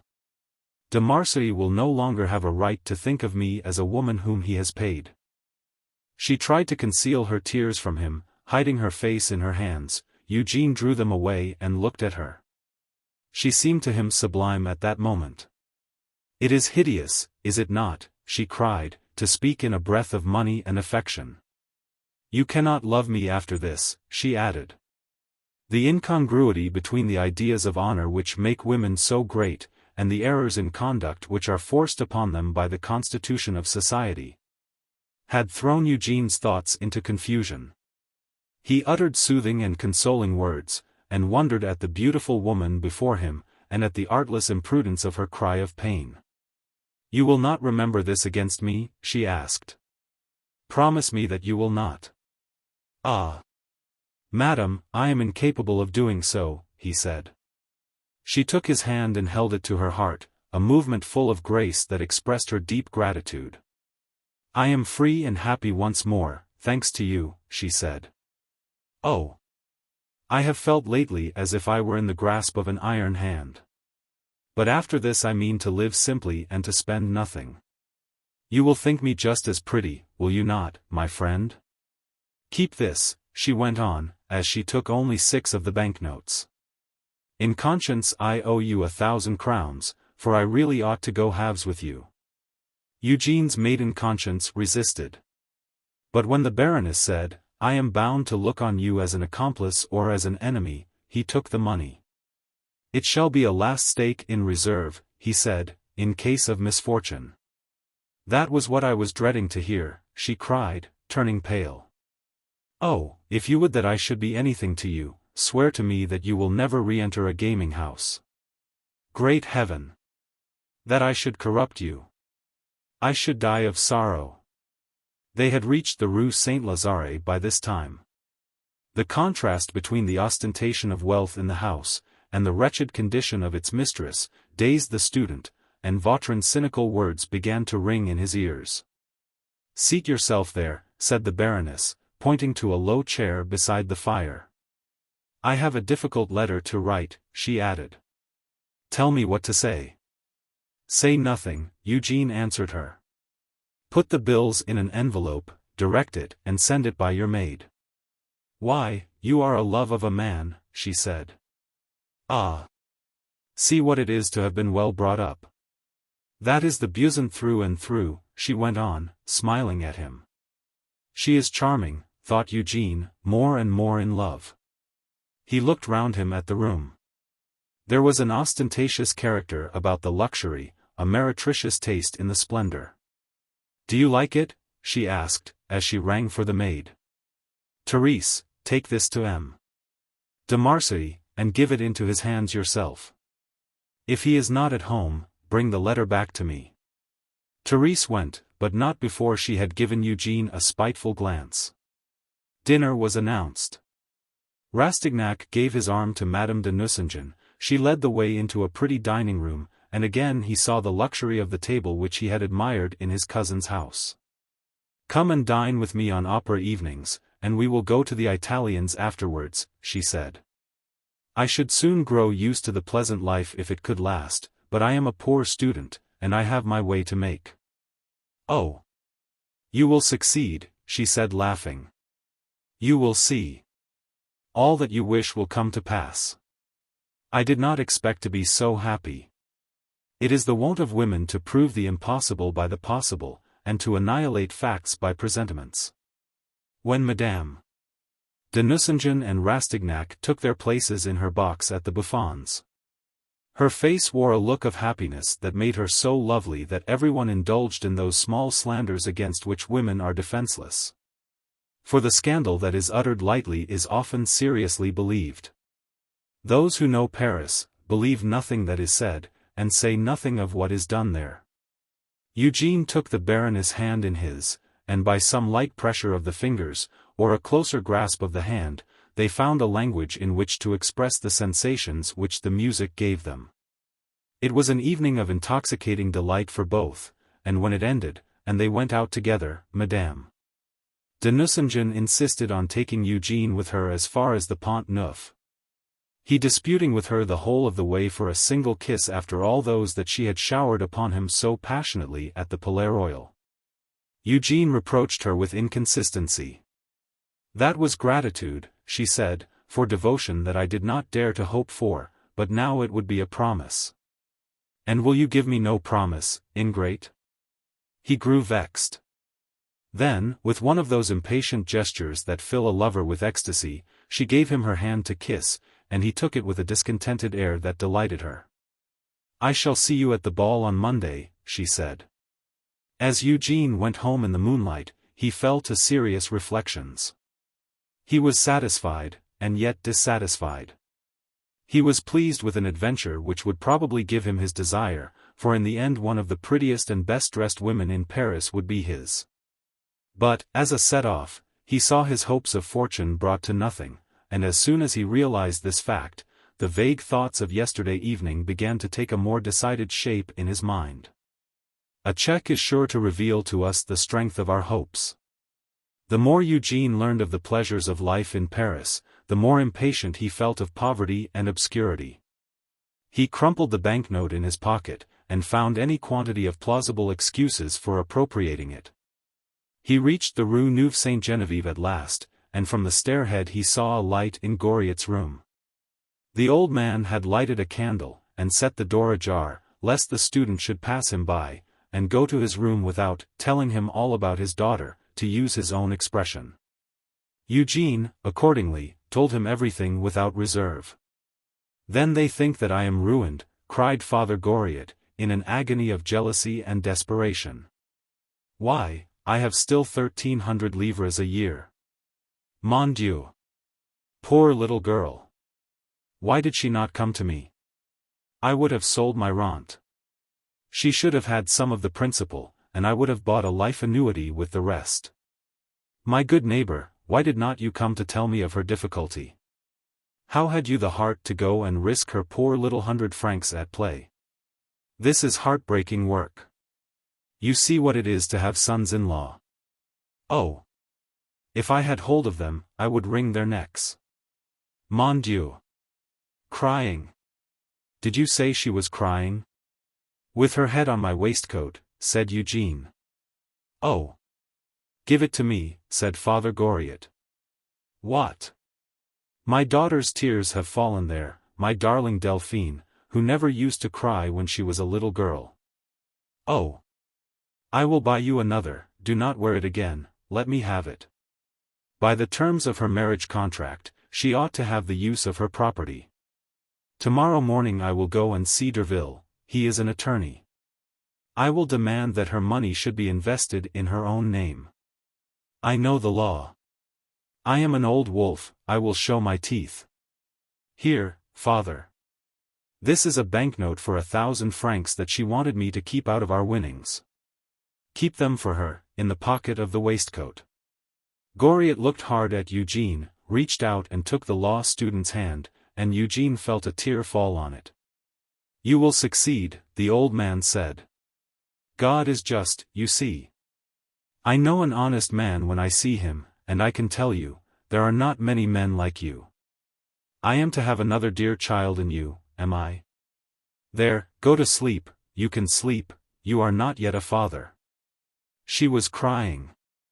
And I have to be told about it, and I was quietly eating my dinner, like an idiot, all the time, who would sell the Father, Son and Holy Ghost to save one tear to either of them. An honest man, said Eugène to himself as he lay down. Upon my word, I think I will be an honest man all my life, it is so pleasant to obey the voice of conscience. Perhaps none but believers in God do good in secret, and Eugène believed in a God. The next day Rastignac went at the appointed time to Madame de Beauzant, who took him with her to the Duchesse de Carigliano's ball. The Marechal received Eugène most graciously. Madame de Nucingen was there. Delphine's dress seemed to suggest that she wished for the admiration of others, so that she might shine the more in Eugène's eyes. She was eagerly expecting a glance from him, hiding, as she thought, this eagerness from all beholders. This moment is full of charm for one who can guess all that passes in a woman's mind. Who has not refrained from giving his opinion, to prolong her suspense, concealing his pleasure from a desire to tantalize, seeking a confession of love in her uneasiness. Enjoying the fears that he can dissipate by a smile? In the course of the evening the law student suddenly comprehended his position, he saw that, as the cousin of Madame de Beauzant, he was a personage in this world. He was already credited with the conquest of Madame de Nucingen, and for this reason was a conspicuous figure. He caught the envious glances of other young men, and experienced the earliest pleasures of coxcombry. People wondered at his luck, and scraps of these conversations came to his ears as he went from room to room, all the women prophesied his success. And Delphine, in her dread of losing him, promised that this evening she would not refuse the kiss that all his entreaties could scarcely win yesterday. Rastignac received several invitations. His cousin presented him to other women who were present, women who could claim to be of the highest fashion, whose houses were looked upon as pleasant. And this was the loftiest and most fashionable society in Paris into which he was launched. So this evening had all the charm of a brilliant debut. It was an evening that he was to remember even in old age, as a woman looks back upon her first ball and the memories of her girlish triumphs. The next morning, at breakfast, he related the story of his success for the benefit of Father Goriot and the lodgers. Vautrin began to smile in a diabolical fashion. And do you suppose, cried that cold-blooded logician, that a young man of fashion can live here in the Rue Nueve-Sainte-Genevieve? In the Maison Vauquer, an exceedingly respectable boarding house in every way, I grant you, but an establishment that, none the less, falls short of being fashionable? The house is comfortable, it is lordly in its abundance, it is proud to be the temporary abode of a Rastignac. But, after all, it is in the Rue Nueve-Sainte-Genevieve, and luxury would be out of place here, where we only aim at the purely patriarchal aroma. If you mean to cut a figure in Paris, my young friend, Vautrin continued, with half-paternal jocularity, you must have 3 horses, a tilbury for the mornings, and a closed carriage for the evening. You should spend altogether about 9,000 francs on your stables. You would show yourself unworthy of your destiny if you spent no more than 3,000 francs with your tailor, 600 in perfumery, 100 crowns to your shoemaker, and 100 more to your hatter. As for your laundress, there goes another 1,000 francs. A young man of fashion must of necessity make a great point of his linen. If your linen comes up to the required standard, people often do not look any further. Love and the church demand a fair altar cloth. That is 14,000 francs.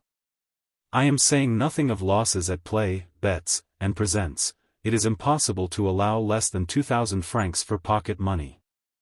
I have led that sort of life, and I know all about these expenses. Add the cost of necessaries next, 300 louis for provender, 1,000 francs for a place to roost in. Well, my boy, for all these little wants of ours we had need to have 25,000 francs every year in our purse, or we shall find ourselves in the kennel, and people laughing at us. And our career is cut short. Goodbye to success, and goodbye to your mistress. I am forgetting your valet and your groom. Is Christophe going to carry your billets due for you? Do you mean to employ the stationery you use at present? Suicidal policy. Hearken to the wisdom of your elders, he went on, his bass voice growing louder at each syllable. Either take up your quarters in a garret, live virtuously, and wed your work, or set about the thing in a different way. Vautrin winked and leered in the direction of Mli. Taillefer to enforce his remarks by a look which recalled the late tempting proposals by which he had sought to corrupt the student's mind. Several days went by, and Rastignac lived in a whirl of gaiety. He dined almost every day with Madame de Nucingen, and went wherever she went, only returning to the Rue Nueve-Sainte-Genevieve in the small hours. He rose at midday, and dressed to go into the Bois with Delphine if the day was fine, squandering in this way time that was worth far more than he knew. He turned as eagerly to learn the lessons of luxury, and was as quick to feel its fascination, as the flowers of the date palm to receive the fertilizing pollen. He played high, lost and won large sums of money, and at last became accustomed to the extravagant life that young men lead in Paris. He sent 1,500 francs out of his first winnings to his mother and sisters, sending handsome presents as well as the money. He had given out that he meant to leave the Maison Vauquer. But January came and went, and he was still there, still unprepared to go. One rule holds good of most young men, whether rich or poor. They never have money for the necessaries of life. But they have always money to spare for their caprices, an anomaly which finds its explanation in their youth and in the almost frantic eagerness with which youth grasps at pleasure. They are reckless with anything obtained on credit, while everything for which they must pay in ready money is made to last as long as possible.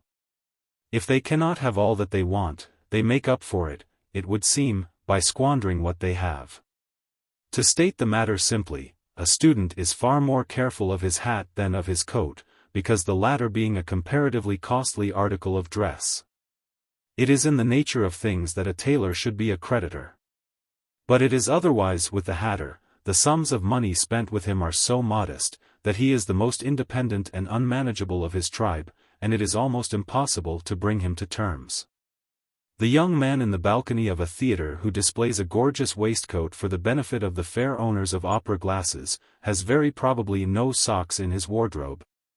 For the hosier is another of the genus of weevils that nibble at the purse. This was Rastignac's condition. His purse was always empty for Madame Vauquer, always full at the demand of vanity. There was a periodical ebb and flow in his fortunes, which was seldom favorable to the payment of just debts. If he was to leave that unsavory and mean abode, where from time to time his pretensions met with humiliation. The first step was to pay his hostess for a month's board and lodging. And the second to purchase furniture worthy of the new lodgings he must take in his quality of dandy, a course that remained impossible. Rastignac, out of his winnings at cards, would pay his jeweler exorbitant prices for gold watches and chains, and then, to meet the exigencies of play, would carry them to the pawnbroker. That discreet and forbidding-looking friend of youth. But when it was a question of paying for board or lodging, or for the necessary implements for the cultivation of his Elysian fields, his imagination and pluck alike deserted him. There was no inspiration to be found in vulgar necessity, in debts contracted for past requirements. Like most of those who trust to their luck, he put off till the last moment the payment of debts that among the bourgeoisie are regarded as sacred engagements, acting on the plan of Mirabeau, who never settled his baker's bill until it underwent a formidable transformation into a bill of exchange. It was about this time when Rastignac was down on his luck and fell into debt, that it became clear to the law student's mind that he must have some more certain source of income if he meant to live as he had been doing. But while he groaned over the thorny problems of his precarious situation, he felt that he could not bring himself to renounce the pleasures of this extravagant life, and decided that he must continue it at all costs. His dreams of obtaining a fortune appeared more and more chimerical, and the real obstacles grew more formidable. His initiation into the secrets of the Nucingen household had revealed to him that if he were to attempt to use this love affair as a means of mending his fortunes, he must swallow down all sense of decency, and renounce all the generous ideas which redeem the sins of youth. He had chosen this life of apparent splendor, but secretly gnawed by the canker worm of remorse, a life of fleeting pleasure dearly paid for by persistent pain. Like Lestrade of La Bruyere, he had descended so far as to make his bed in a ditch, but, also like Lestrade, he himself was uncontaminated as yet by the mire that stained his garments. "So we have killed our mandarin, have we?" said Bianchon one day as they left the dinner table. "Not yet," he answered, "but he is at his last gasp." The medical student took this for a joke, but it was not a jest. Eugène had dined in the house that night for the first time for a long while, and had looked thoughtful during the meal. He had taken his place beside Mlle Taillefer, and stayed through the dessert, giving his neighbor an expressive glance from time to time. A few of the boarders discussed the walnuts at the table, and others walked about the room, still taking part in the conversation which had begun among them.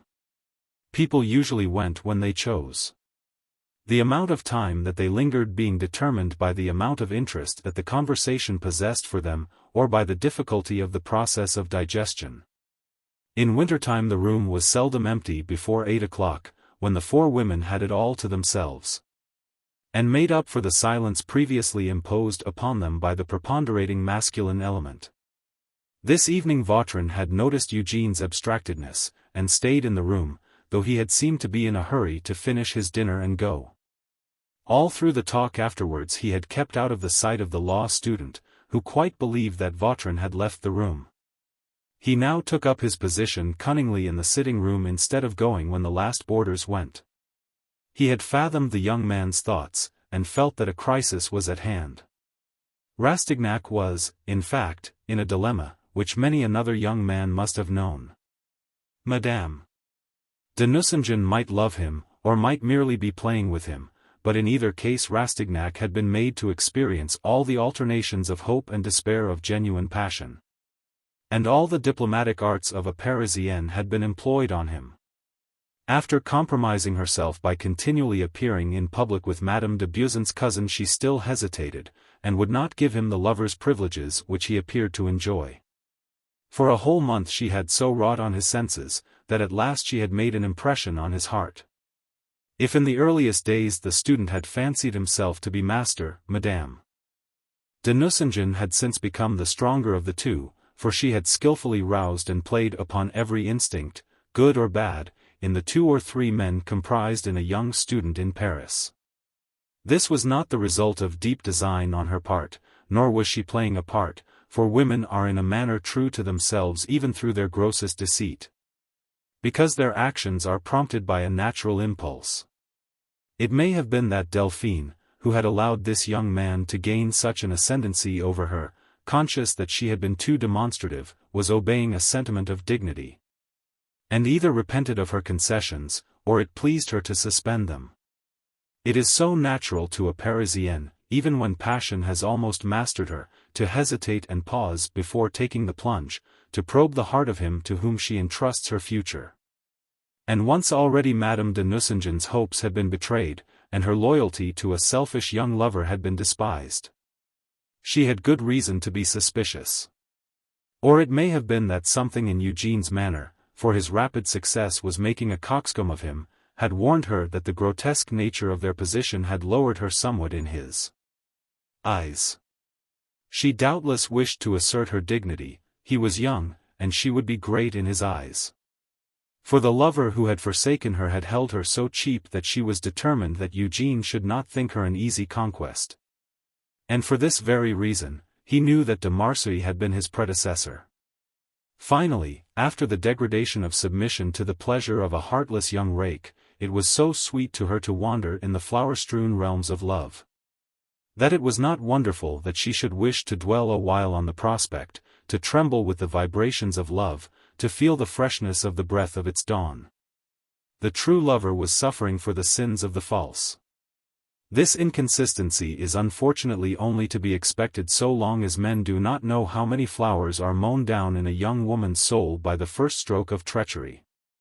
Whatever her reasons may have been, Delphine was playing with Rastignac, and took pleasure in playing with him, doubtless because she felt sure of his love, and confident that she could put an end to the torture as soon as it was her royal pleasure to do so. Eugene's self-love was engaged. He could not suffer his first passage of love to end in a defeat, and persisted in his suit like a sportsman determined to bring down at least one partridge to celebrate his first feast of St. Hubert. The pressure of anxiety, his wounded self-love, his despair, real or feigned, drew him nearer and nearer to this woman. All Paris credited him with this conquest, and yet he was conscious that he had made no progress since the day when he saw Madame de Nucingen for the first time.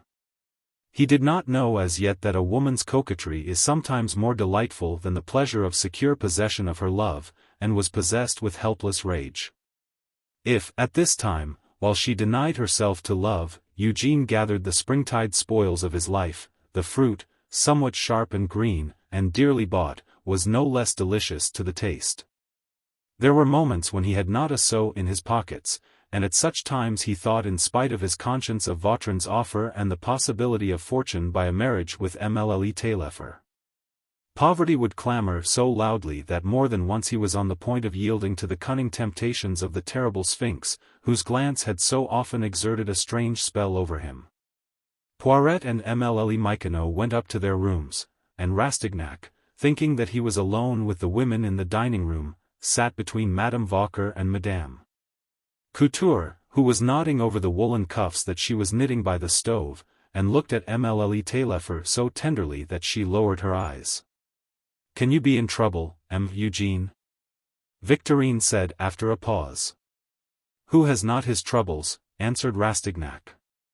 "If we men were sure of being loved, sure of a devotion which would be our reward for the sacrifices which we are always ready to make, then perhaps we should have no troubles." For answer Mlle. Taillefer only gave him a glance, but it was impossible to mistake its meaning. "You, for instance, Mademoiselle, you feel sure of your heart today, but are you sure that it will never change?" A smile flitted over the poor girl's lips. It seemed as if a ray of light from her soul had lighted up her face. Eugene was dismayed at the sudden explosion of feeling caused by his words. "Ah! But suppose," he said, "that you should be rich and happy tomorrow, suppose that a vast fortune dropped down from the clouds for you. Would you still love the man whom you loved in your days of poverty?" A charming movement of the head was her only answer. "Even if he were very poor?" Again the same mute answer. "What nonsense are you talking, you two?" exclaimed Madame Vauquer. "Never mind," answered Eugene, "we understand each other. So there is to be an engagement of marriage between le Chevalier Eugène de Rastignac and Mademoiselle Victorine Taillefer, is there?" The words were uttered in Vautrin's deep voice, and Vautrin appeared at the door as he spoke. "Oh! How you startled me!" Madame Couture and Madame Vauquer exclaimed together. "I might make a worse choice," said Rastignac, laughing. Vautrin's voice had thrown him into the most painful agitation that he had yet known. "No bad jokes, gentlemen," said Madame Couture. "My dear, let us go upstairs." Madame Vauquer followed the two ladies, meaning to pass the evening in their room, an arrangement that economized fire and candlelight. Eugène and Vautrin were left alone. "I felt sure you would come round to it," said the elder man with the coolness that nothing seemed to shake. "But stay a moment. I have as much delicacy as anybody else. Don't make up your mind on the spur of the moment, you are a little thrown off your balance just now. You are in debt, and I want you to come over to my way of thinking after sober reflection, and not in a fit of passion or desperation. Perhaps you want 1,000 crowns. There, you can have them if you like." The tempter took out a pocketbook, and drew thence 3 banknotes, which he fluttered before the student's eyes. Eugène was in a most painful dilemma. He had debts of honor. He owed 100 louis to the Marquis d'Ajuda and to the Count de Trailles. He had not the money, and for this reason had not dared to go to Madame de Ristaud's house, where he was expected that evening. It was one of those informal gatherings where tea and little cakes are handed round, but where it is possible to lose 6,000 francs at whist in the course of a night. "You must see," said Eugène, struggling to hide a convulsive tremor, "that after what has passed between us, I cannot possibly lay myself under any obligation to you." "Quite right. I should be sorry to hear you speak otherwise," answered the tempter. "You are a fine young fellow, honorable, brave as a lion, and as gentle as a young girl.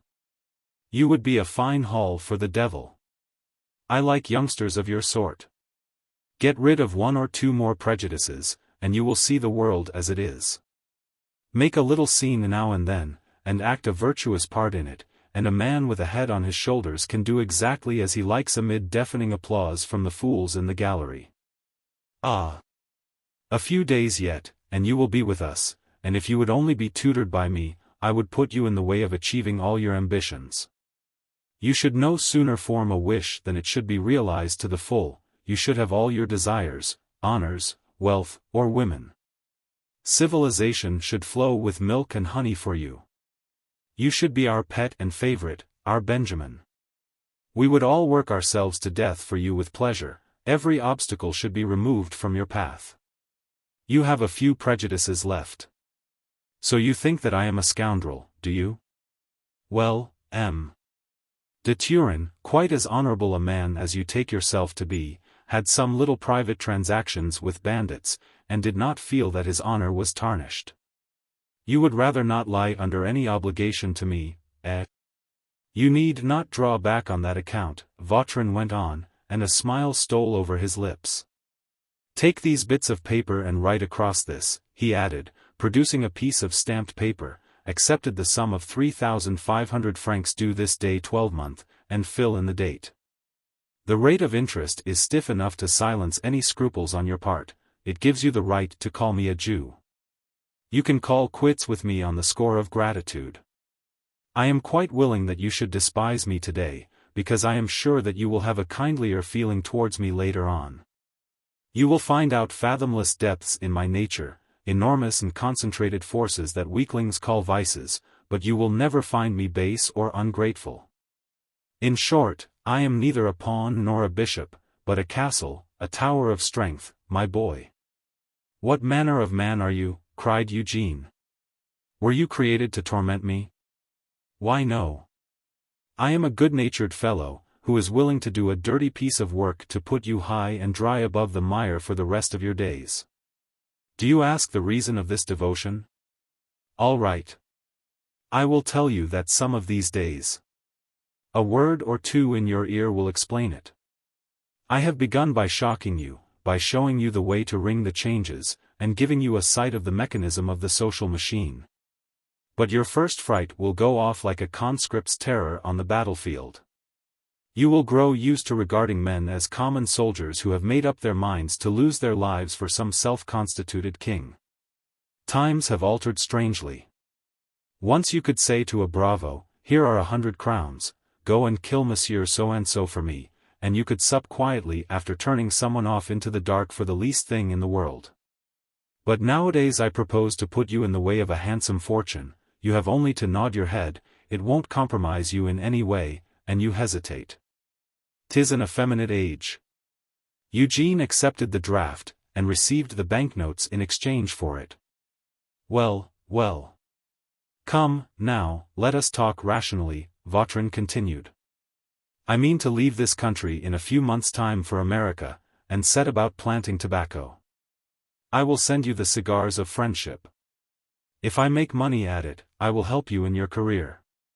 If I have no children, which will probably be the case, for I have no anxiety to raise slips of myself here, you shall inherit my fortune. That is what you may call standing by a man. But I myself have a liking for you. I have a mania, too, for devoting myself to someone else. I have done it before. You see, my boy, I live in a loftier sphere than other men do. I look on all actions as means to an end, and the end is all that I look at. What is a man's life to me? Not that, he said, and he snapped his thumbnail against his teeth. A man, in short, is everything to me, or just nothing at all. Less than nothing if his name happens to be Poiret, you can crush him like a bug, he is flat and he is offensive. But a man is a god when he is like you. He is not a machine covered with a skin, but a theater in which the greatest sentiments are displayed, great thoughts and feelings, and for these, and these only, I live. A sentiment, what is that but the whole world in a thought? Look at Father Goriot. For him, his 2 girls are the whole universe, they are the clue by which he finds his way through creation. Well, for my own part, I have fathomed the depths of life, there is only one real sentiment, comradeship between man and man. Pierre and Jaffier, that is my passion. I knew Venice preserved by heart. Have you met many men plucky enough when a comrade says, "Let us bury a dead body," to go and do it without a word or plaguing him by taking a high moral tone? I have done it myself. I should not talk like this to just everybody, but you are not like an ordinary man, one can talk to you, you can understand things. You will not dabble about much longer among the tadpoles in these swamps. Well, then, it is all settled. You will marry. Both of us carry our point. Mine is made of iron, and will never soften, he. Vautrin went out. He would not wait to hear the student's repudiation, he wished to put Eugene at his ease. He seemed to understand the secret springs of the faint resistance still made by the younger man. The struggles in which men seek to preserve their self-respect by justifying their blameworthy actions to themselves. He may do as he likes, I shall not marry Mli. Taillefer, that is certain, said Eugene to himself. He regarded this man with abhorrence, and yet the very cynicism of Vautrin's ideas, and the audacious way in which he used other men for his own ends, raised him in the student's eyes. But the thought of a compact threw Eugene into a fever of apprehension, and not until he had recovered somewhat did he dress, call for a cab, and go to Madame de Ristaud's. For some days the Countess had paid more and more attention to a young man whose every step seemed a triumphal progress in the great world. It seemed to her that he might be a formidable power before long. He paid Messrs de Trailles and d'Ajuda, played at whist for part of the evening, and made good his losses. Most men who have their way to make are more or less of fatalists, and Eugene was superstitious. He chose to consider that his luck was heaven's reward for his perseverance in the right way. As soon as possible on the following morning he asked Vautrin whether the bill he had given was still in the other's possession. And on receiving a reply in the affirmative, he repaid the 3,000 francs with a not unnatural relief. Everything is going on well, said Vautrin. But I am not your accomplice, said Eugene.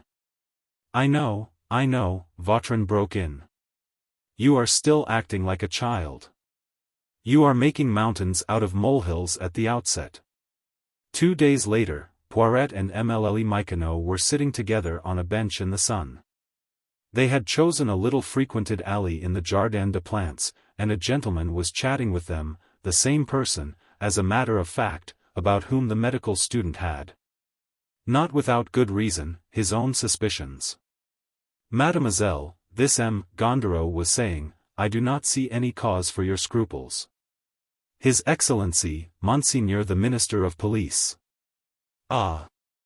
Echoed Poiret, His Excellency Monseigneur the Minister of Police. Yes, His Excellency is taking a personal interest in the matter, said Goriot. Who would think it probable that Poiret, a retired clerk, doubtless possessed of some notions of civic virtue, though there might be nothing else in his head, who would think it likely that such a man would continue to lend an ear to this supposed independent gentleman of the Rue de Buffon? When the latter dropped the mask of a decent citizen by that word police, and gave a glimpse of the features of a detective from the Rue de Jerusalem? And yet nothing was more natural. Perhaps the following remarks from the hitherto unpublished records made by certain observers will throw a light on the particular species to which Poiret belonged in the great family of fools. There is a race of quill drivers, confined in the columns of the budget between the first degree of latitude, a kind of administrative Greenland where the salaries begin at 1,200 francs, to the third degree. A more temperate zone, where incomes grow from 3,000 to 6,000 francs, a climate where the bonus flourishes like a half-hearty annual in spite of some difficulties of culture. A characteristic trait that best reveals the feeble narrow-mindedness of these inhabitants of petty officialdom is a kind of involuntary, mechanical, and instinctive reverence for the Grand Lama of every ministry, known to the rank and file only by his signature, an illegible scrawl, and by his title, His Excellency Monseigneur le Minister. 5 words which produce as much effect as the Il Bondo Khani or the Caliph de Baghdad. 5 words which in the eyes of this low order of intelligence represent a sacred power from which there is no appeal. The minister is administratively infallible for the clerks in the employ of the government, as the Pope is infallible for good Catholics.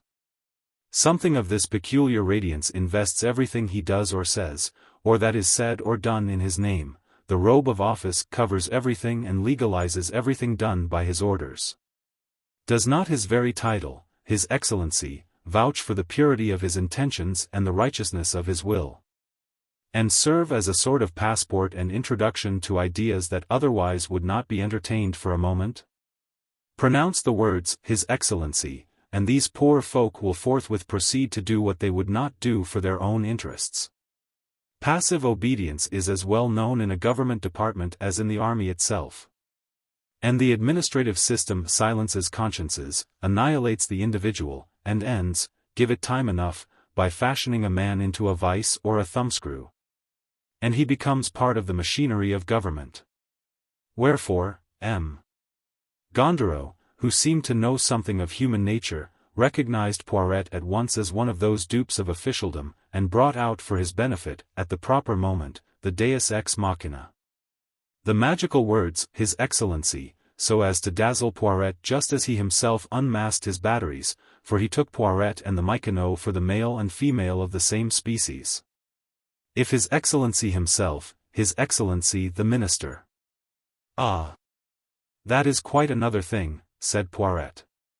You seem to be guided by this gentleman's opinion, and you hear what he says, said the man of independent means, addressing Michonneau. Very well, His Excellency is at this moment absolutely certain that the so-called Vautrin, who lodges at the Maison Vauquer, is a convict who escaped from penal servitude at Toulon, where he is known by the nickname, Trompe-la-Mort. Trompe-la-Mort, said Poiret. Dear me, he is very lucky if he deserves that nickname. Well, yes, said the detective. They call him so because he has been so lucky as not to lose his life in the very risky businesses that he has carried through. He is a dangerous man, you see. He has qualities that are out of the common. The thing he is wanted for, in fact, was a matter which gained him no end of credit with his own set. Then is he a man of honor? Asked Poiret. Yes, according to his notions. He agreed to take another man's crime upon himself, a forgery committed by a very handsome young fellow that he had taken a great fancy to, a young Italian, a bit of a gambler, who has since gone into the army, where his conduct has been unexceptionable. But if His Excellency the Minister of Police is certain that M. Vautrin is this trompe-la-mort, why should he want me? Asked Mlle Michonneau. Oh yes, said Poiret, if the Minister, as you have been so obliging as to tell us, really knows for a certainty. Certainty is not the word, he only suspects. You will soon understand how things are. Jacques Collin, nicknamed Trompe-la-Mort, is in the confidence of every convict in the 3 prisons. He is their man of business and their banker. He makes a very good thing out of managing their affairs, which want a man of mark to see about them. Ha! Ha! Do you see the pun, mademoiselle? Asked Poiret. This gentleman calls himself a man of mark because he is a marked man, branded, you know. This so-called Vautrin, said the detective, receives the money belonging to my lords the convicts, invests it for them, and holds it at the disposal of those who escape. Or hands it over to their families if they leave a will, or to their mistresses when they draw upon him for their benefit. Their mistresses. You mean their wives, remarked Poiret. No, sir. A convict's wife is usually an illegitimate connection. We call them concubines. Then they all live in a state of concubinage? Naturally. Why, these are abominations that His Excellency ought not to allow. Since you have the honor of seeing His Excellency, you, who seem to have philanthropic ideas, ought really to enlighten him as to their immoral conduct. They are setting a shocking example to the rest of society. But the government does not hold them up as models of all the virtues, my dear sir. Of course not, sir, but still. Just let the gentleman say what he has to say, dearie, said Michonneau. You see how it is, mademoiselle, Goriot continued. The government may have the strongest reasons for getting this illicit hoard into its hands. It mounts up to something considerable, by all that we can make out. Trompe-la-Mort not only holds large sums for his friends the convicts, but he has other amounts which are paid over to him by the Society of the 10,000. 10,000 thieves! Cried Poiret in alarm. No. The Society of the 10,000 is not an association of petty offenders, but of people who set about their work on a large scale. They won't touch a matter unless there are 10,000 francs in it. It is composed of the most distinguished of the men who are sent straight to the assize courts when they come up for trial. They know the code too well to risk their necks when they are nabbed. Collin is their confidential agent and legal adviser. By means of the large sums of money at his disposal he has established a sort of detective system of his own. It is widespread and mysterious in its workings. We have had spies all about him for a 12-month, and yet we could not manage to fathom his games. His capital and his cleverness are at the service of vice and crime. This money furnishes the necessary funds for a regular army of blackguards in his pay who wage incessant war against society. If we can catch Trompe-la-Mort, and take possession of his funds, we should strike at the root of this evil. So this job is a kind of government affair, a state secret, and likely to redound to the honor of those who bring the thing to a successful conclusion. You, sir, for instance, might very well be taken into a government department again. They might make you secretary to a commissary of police. You could accept that post without prejudice to your retiring pension. Mlle Michonneau interposed at this point with, "What is there to hinder Trompe-la-Mort from making off with the money?" "Oh," said the detective, "a man is told off to follow him everywhere he goes, with orders to kill him if he were to rob the convicts. Then it is not quite as easy to make off with a lot of money as it is to run away with a young lady of family. Besides, Collin is not the sort of fellow to play such a trick. He would be disgraced, according to his notions." "You are quite right, sir," said Poiret, "utterly disgraced he would be.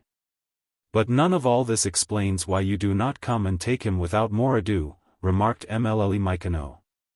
"Very well, mademoiselle, I will explain, but," he added in her ear, keep your companion quiet, or I shall never have done. The old boy ought to pay people handsomely for listening to him. Trompe-la-Mort, when he came back here, he went on aloud, slipped into the skin of an honest man. He turned up disguised as a decent Parisian citizen, and took up his quarters in an unpretending lodging-house. He is cunning, that he is. You don't catch him napping. Then M. Vautrin is a man of consequence, who transacts a good deal of business. Naturally, said Poiret to himself. And suppose that the minister were to make a mistake and get hold of the real Vautrin, he would put everyone's back up among the business men in Paris, and public opinion would be against him. M. Le Préfet de Police is on slippery ground, he has enemies. They would take advantage of any mistake. There would be a fine outcry and fuss made by the opposition, and he would be sent packing. We must set about this just as we did about the Coignard affair, the sham Comte de Saint-Hilaire. If he had been the real Comte de Saint-Hilaire, we should have been in the wrong box. We want to be quite sure what we are about. Yes, but what you want is a pretty woman, said Mademoiselle Michonneau briskly. Trompe-la-Mort would not let a woman come near him, said the detective. I will tell you a secret, he does not like them. Still, I do not see what I can do, supposing that I did agree to identify him for 2,000 francs. Nothing simpler, said the stranger. I will send you a little bottle containing a dose that will send a rush of blood to the head. It will do him no harm whatever, but he will fall down as if he were in a fit. The drug can be put into wine or coffee, either will do equally well. You carry your man to bed at once, and undress him to see that he is not dying. As soon as you are alone, you give him a slap on the shoulder, and presto. The letters will appear. Why, that is just nothing at all, said Poiret. Well, do you agree? Said Goriot, addressing the old maid. But, my dear sir, suppose there are no letters at all, said Mademoiselle Michonneau, am I to have the 2,000 francs all the same? No. What will you give me then? 500 francs. It is such a thing to do for so little. It lies on your conscience just the same, and I must quiet my conscience, sir. I assure you, said Poiret, that Mademoiselle has a great deal of conscience, and not only so, she is a very amiable person, and very intelligent. Well, now, Mli. Michonneau went on, make it 3,000 francs if he is Trompe-la-Mort, and nothing at all if he is an ordinary man. Done. Said Goriot, but on the condition that the thing is settled tomorrow. Not quite so soon, my dear sir, I must consult my confessor first. You are a sly one, said the detective as he rose to his feet. Goodbye till tomorrow, then. And if you should want to see me in a hurry, go to the Petite Rue Saint-Anne at the bottom of the Cour de la Sainte-Chapelle. There is one door under the archway. Ask there for M. Goriot. Bianchon, on his way back from Cuvier's lecture, overheard the sufficiently striking nickname of Trompe-la-Mort, and caught the celebrated chief detective's dun. Why didn't you close with him?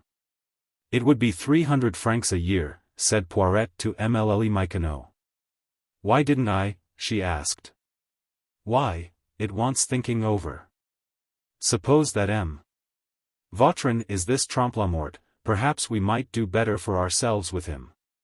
Still, on the other hand, if you ask him for money, it would put him on his guard, and he is just the man to clear out without paying, and that would be an abominable sell. And suppose you did warn him, Poiret went on, didn't that gentleman say that he was closely watched? You would spoil everything. Anyhow, thought Mademoiselle Michonneau, I can't abide him. He says nothing but disagreeable things to me. But you can do better than that, Poiret resumed. As that gentleman said, and he seemed to me to be a very good sort of man, besides being very well got up, it is an act of obedience to the laws to rid society of a criminal. However virtuous he may be.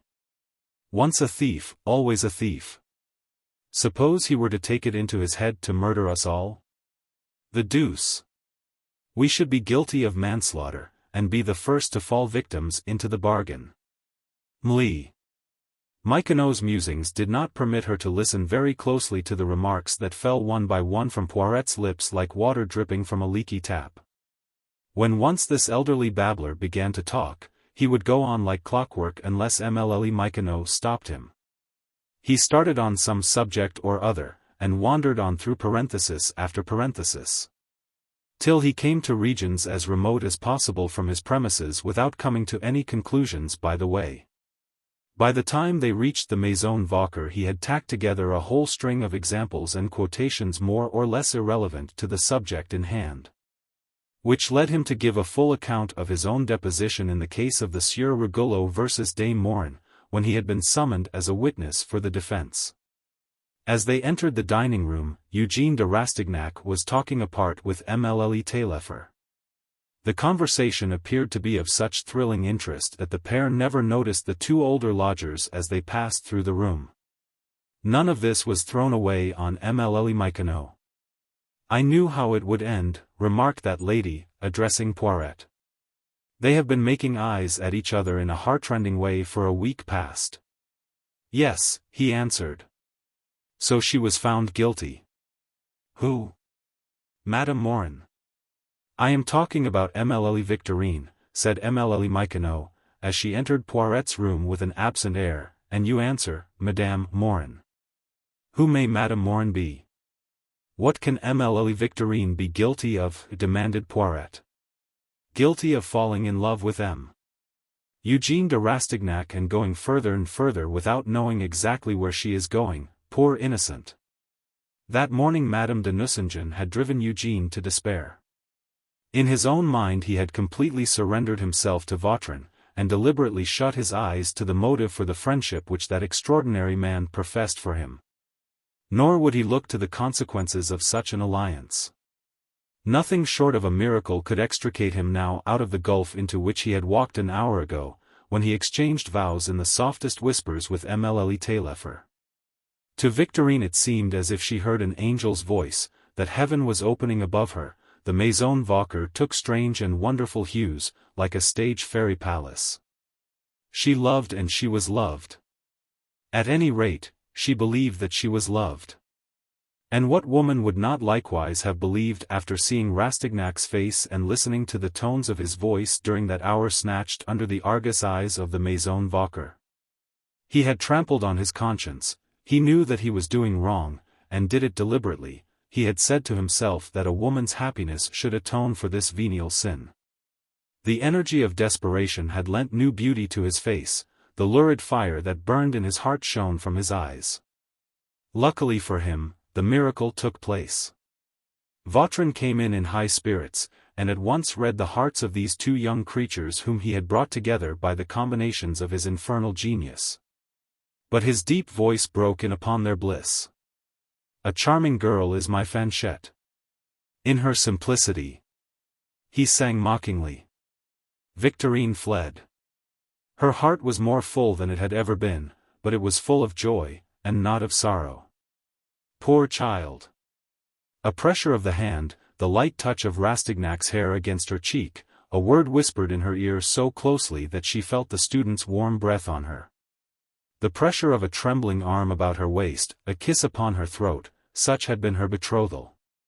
The near neighborhood of the stout Sylvie, who might invade that glorified room at any moment, only made these first tokens of love more ardent, more eloquent, more entrancing than the noblest deeds done for love's sake in the most famous romances. This plain song of love, to use the pretty expression of our forefathers, seemed almost criminal to the devout young girl who went to confession every fortnight. In that 1 hour she had poured out more of the treasures of her soul than she could give in later days of wealth and happiness, when her whole self followed the gift. "The thing is arranged," Vautrin said to Eugène, who remained. "Our two dandies have fallen out. Everything was done in proper form. It is a matter of opinion. Our pigeon has insulted my hawk. They will meet tomorrow in the redoubt at Clignancourt. By 8:30 in the morning Lee Taillefer, calmly dipping her bread and butter in her coffee cup, will be sole heiress of her father's fortune and affections. A funny way of putting it, isn't it? Taillefer's youngster is an expert swordsman, and quite cocksure about it, but he will be bled. I have just invented a thrust for his benefit, a way of raising your sword point and driving it at the forehead. I must show you that thrust, it is an uncommonly handy thing to know. Rastignac heard him in dazed bewilderment, he could not find a word in reply. Just then Goriot came in, and Bianchon and a few of the boarders likewise appeared. That is just as I intended, Vautrin said. You know quite well what you are about. Good, my little eaglet. You are born to command, you are strong, you stand firm on your feet, you are game. I respect you. He made as though he would take Eugene's hand, but Rastignac hastily withdrew it, sank into a chair, and turned ghastly pale. It seemed to him that there was a sea of blood before his eyes. Oh! So we still have a few dubious tatters of the swaddling clothes of virtue about us, murmured Vautrin. But Papa d'Albon has 3 millions, I know the amount of his fortune. Once have her dowry in your hands, and your character will be as white as the bride's white dress, even in your own eyes. Rastignac hesitated no longer. He made up his mind that he would go that evening to warn the Taillefers, father and son. But just as Vautrin left him, Father Goriot came up and said in his ear, You look melancholy, my boy. I will cheer you up. Come with me. The old vermicelli dealer lighted his dip at one of the lamps as he spoke. Eugene went with him, his curiosity had been aroused. Let us go up to your room, the worthy soul remarked, when he had asked Sylvie for the law student's key. This morning, he resumed, you thought that she did not care about you, did you not? She would have nothing to say to you, and you went away out of humor and out of heart. Stuff and rubbish. She wanted you to go because she was expecting me. Now do you understand? We were to complete the arrangements for taking some chambers for you, a jewel of a place, you are to move into it in 3 days' time. Don't split upon me. She wants it to be a surprise. But I couldn't bear to keep the secret from you. You will be in the Rue d'Artois, only a step or two from the Rue Saint-Lazare, and you are to be housed like a prince. Anyone might have thought we were furnishing the house for a bride. Oh! We have done a lot of things in the last month, and you knew nothing about it. My attorney has appeared on the scene, and my daughter is to have 36,000 francs a year, the interest on her money. And I shall insist on having her 800,000 invested in sound securities, landed property that won't run away. Eugene was dumb. He folded his arms and paced up and down in his cheerless, untidy room. Father Goriot waited till the student's back was turned, and seized the opportunity to go to the chimney-piece and set upon it a little red morocco case with Rastignac's arms stamped in gold on the leather. My dear boy, said the kind soul, I have been up to the eyes in this business. You see, there was plenty of selfishness on my part, I have an interested motive in helping you to change lodgings. You will not refuse me if I ask you something, will you, What is it? There is a room on the 5th floor, up above your rooms, that is to let along with them. That is where I am going to live, isn't that so? I am getting old, I am too far from my girls. I shall not be in the way, but I shall be there, that is all. You will come and talk to me about her every evening. It will not put you about, will it? I shall have gone to bed before you come in, but I shall hear you come up, and I shall say to myself, he has just seen my little Delphine. He has been to a dance with her, and she is happy, thanks to him. If I were ill, it would do my heart good to hear you moving about below, to know when you leave the house and when you come in. It is only a step to the Champs-Élysées, where they go every day, so I shall be sure of seeing them, whereas now I am sometimes too late.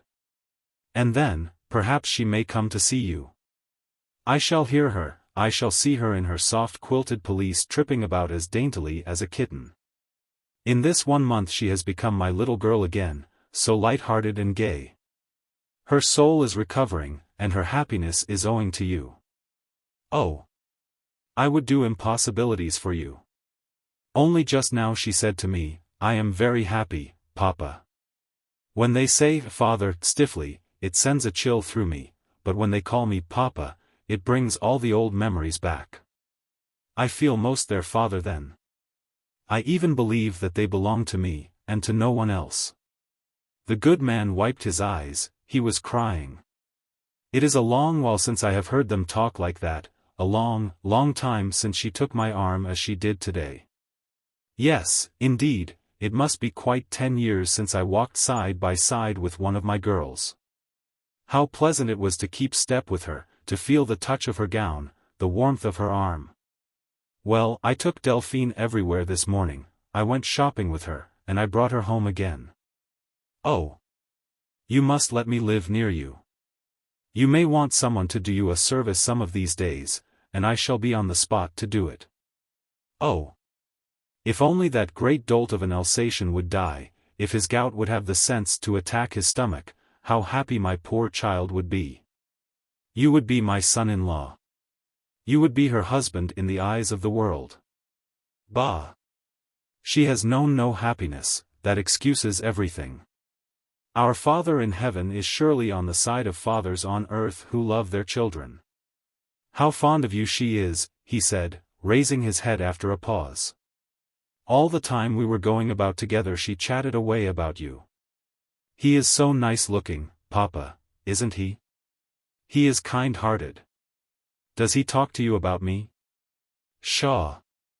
She said enough about you to fill whole volumes. Between the Rue d'Artois and the Passage de Panoramas she poured her heart out into mine. I did not feel old once during that delightful morning, I felt as light as a feather. I told her how you had given the banknote to me, it moved my darling to tears. But what can this be on your chimney-piece, said Father Goriot at last. Rastignac had showed no sign, and he was dying of impatience. Eugène stared at his neighbor in dumb and dazed bewilderment. He thought of Vautrin, of that duel to be fought tomorrow morning, and of this realization of his dearest hopes. And the violent contrast between the two sets of ideas gave him all the sensations of nightmare. He went to the chimney-piece, saw the little square case, opened it, and found a watch of Brigotte's make wrapped in paper, on which these words were written. I want you to think of me every hour. Because. Delphine. That last word doubtless contained an allusion to some scene that had taken place between them. Eugène felt touched. Inside the gold watch case his arms had been wrought in enamel. The chain, the key, the workmanship and design of the trinket were all such as he had imagined, for he had long coveted such a possession. Father Goriot was radiant. Of course he had promised to tell his daughter every little detail of the scene and of the effect produced upon Eugène by her present. He shared in the pleasure and excitement of the young people, and seemed to be not the least happy of the three. He loved Rastignac already for his own as well as for his daughter's sake. You must go and see her, she is expecting you this evening. That great lout of an Alsatian is going to have supper with his opera dancer. Aha! He looked very foolish when my attorney let him know where he was. He says he idolizes my daughter, does he? He had better let her alone, or I will kill him. To think that my Delphine is his, he heaved a sigh. It is enough to make me murder him, but it would not be manslaughter to kill that animal, he is a pig with a calf's brains. You will take me with you, will you not? Yes, dear Father Goriot, you know very well how fond I am of you. Yes, I do know very well. You are not ashamed of me, are you? Not you. Let me embrace you, and he flung his arms around the student's neck. You will make her very happy. Promise me that you will. You will go to her this evening, will you not? Oh. Yes. I must go out, I have some urgent business on hand. Can I be of any use? My word, yes. Will you go to old Taillefer's while I go to Madame de Nucingen? Ask him to make an appointment with me sometime this evening, it is a matter of life and death. Really, young man, cried Father Goriot, with a change of countenance. Are you really paying court to his daughter, as those simpletons were saying down below? Tonnerre de Dieu! You have no notion what a tap à la Goriot is like, and if you are playing a double game, I shall put a stop to it by one blow of the fist. Oh! The thing is impossible. I swear to you that I love but one woman in the world, said the student. I only knew it a moment ago. Oh! What happiness, cried Goriot. But young Taillefer has been called out. The duel comes off tomorrow morning, and I have heard it said that he may lose his life in it. But what business is it of yours, said Goriot. Why, I ought to tell him so, that he may prevent his son from putting in an appearance. Just at that moment Vautrin's voice broke in upon them. He was standing at the threshold of his door and singing. Oh! Richard, oh my king! All the world abandons thee. Brown! Brown! Brown! Brown! Brown! The same old story everywhere. A roving heart and a tra-la-la. Gentlemen, shouted Christophe, the soup is ready, and everyone is waiting for you. Here, Vautrin called down to him, come and take a bottle of my Bordeaux. Do you think your watch is pretty? Asked Goriot. She has good taste, hasn't she? Vautrin, Father Goriot, and Rastignac came downstairs in company, and, all three of them being late, were obliged to sit together. Eugène was as distant as possible in his manner to Vautrin during dinner, but the other, so charming in Madame Vauquer's opinion, had never been so witty. His lively sallies and sparkling talk put the whole table in good humor. His assurance and coolness filled Eugène with consternation. Why, what has come to you today? Inquired Madame Vauquer. You are as merry as a skylark. I am always in spirits after I have made a good bargain. Bargain? Said Eugène. Well, yes, bargain. I have just delivered a lot of goods, and I shall be paid a handsome commission on them, Michonneau, he went on, seeing that the elderly spinster was scrutinizing him intently, have you any objection to some feature in my face, that you are making those lynx eyes at me? Just let me know, and I will have it changed to oblige you. We shall not fall out about it, Poiret, I dare say, he added, winking at the superannuated clerk. Bless my soul, you ought to stand as model for a burlesque Hercules, said the young painter. I will, upon my word. If Michonneau will consent to sit as the Venus of Père Lachaise, replied Vautrin. There's Poiret, suggested Bianchon. Oh! Poiret shall pose as Poiret. He can be a garden god, cried Vautrin. His name means a pear. A sleepy pear. Bianchon put in. You will come in between the pear and the cheese. What stuff are you all talking, said Madame Vauquer. You would do better to treat us to your Bordeaux, I see a glimpse of a bottle there. It would keep us all in a good humor, and it is good for the stomach besides. Gentlemen, said Vautrin, the lady president calls us to order. Madame Couture and Mlle Victorine will take your jokes in good part, but respect the innocence of the aged Goriot. I propose a glass or two of Bordeaux-Rama, rendered twice illustrious by the name of Lafitte, no political allusions intended. Come, you Turk. He added, looking at Christophe, who did not offer to stir. Christophe. Here. What, you don't answer to your own name? Bring us some liquor, Turk. Here it is, sir, said Christophe, holding out the bottle. Vautrin filled Eugène's glass and Goriot's likewise, then he deliberately poured out a few drops into his own glass, and sipped it while his two neighbors drank their wine. All at once he made a grimace. Corked, he cried. The devil! You can drink the rest of this, Christophe, and go and find another bottle, take from the right-hand side, you know. There are 16 of us, take down 8 bottles. If you are going to stand treat, said the painter, I will pay for 100 chestnuts. Oh! Oh! Boo! Perrr! These exclamations came from all parts of the table like squibs from a set firework. Come, now, Mamma Vauquer, a couple of bottles of champagne, called Vautrin. Quien. Just like you.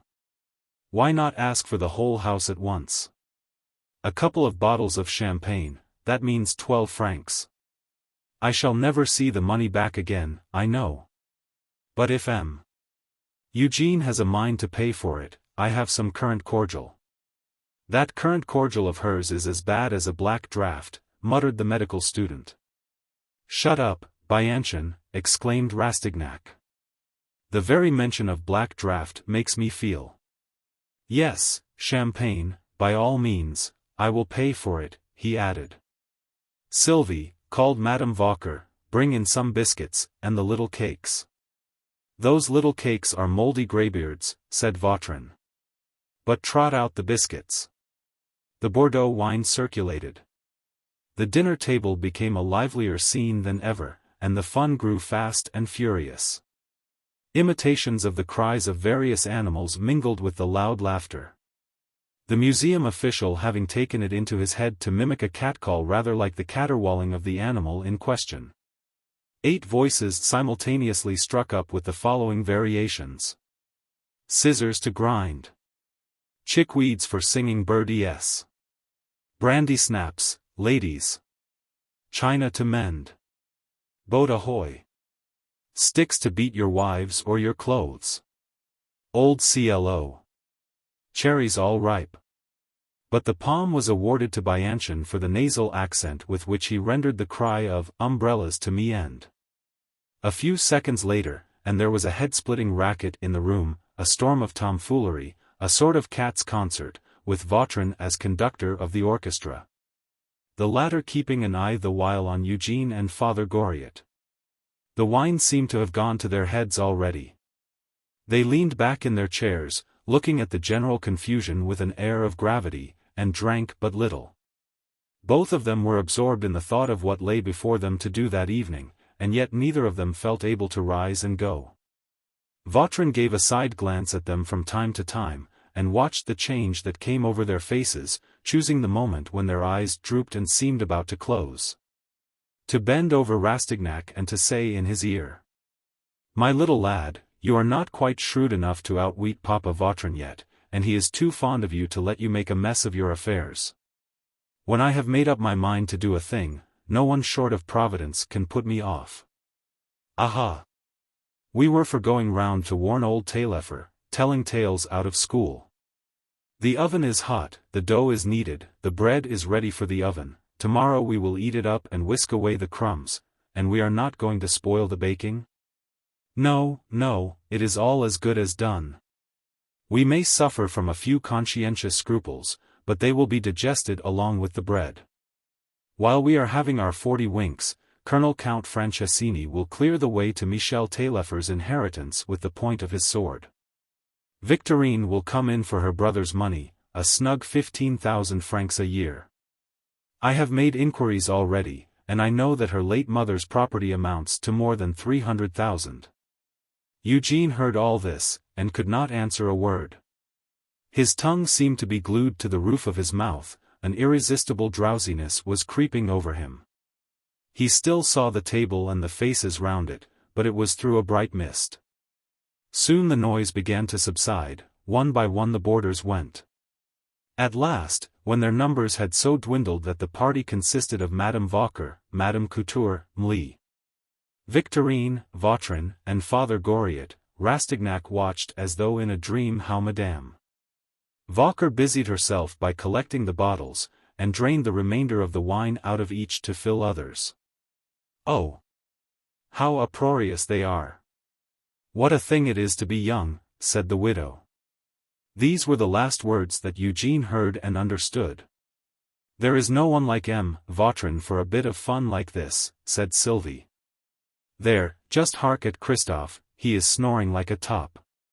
Goodbye, Mamma, said Vautrin, I am going to a theatre on the boulevard to see Marty and Le Mont Savage, a fine play taken from Le Solitaire.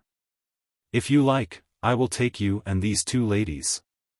Thank you, I must decline, said Madame Couture. What?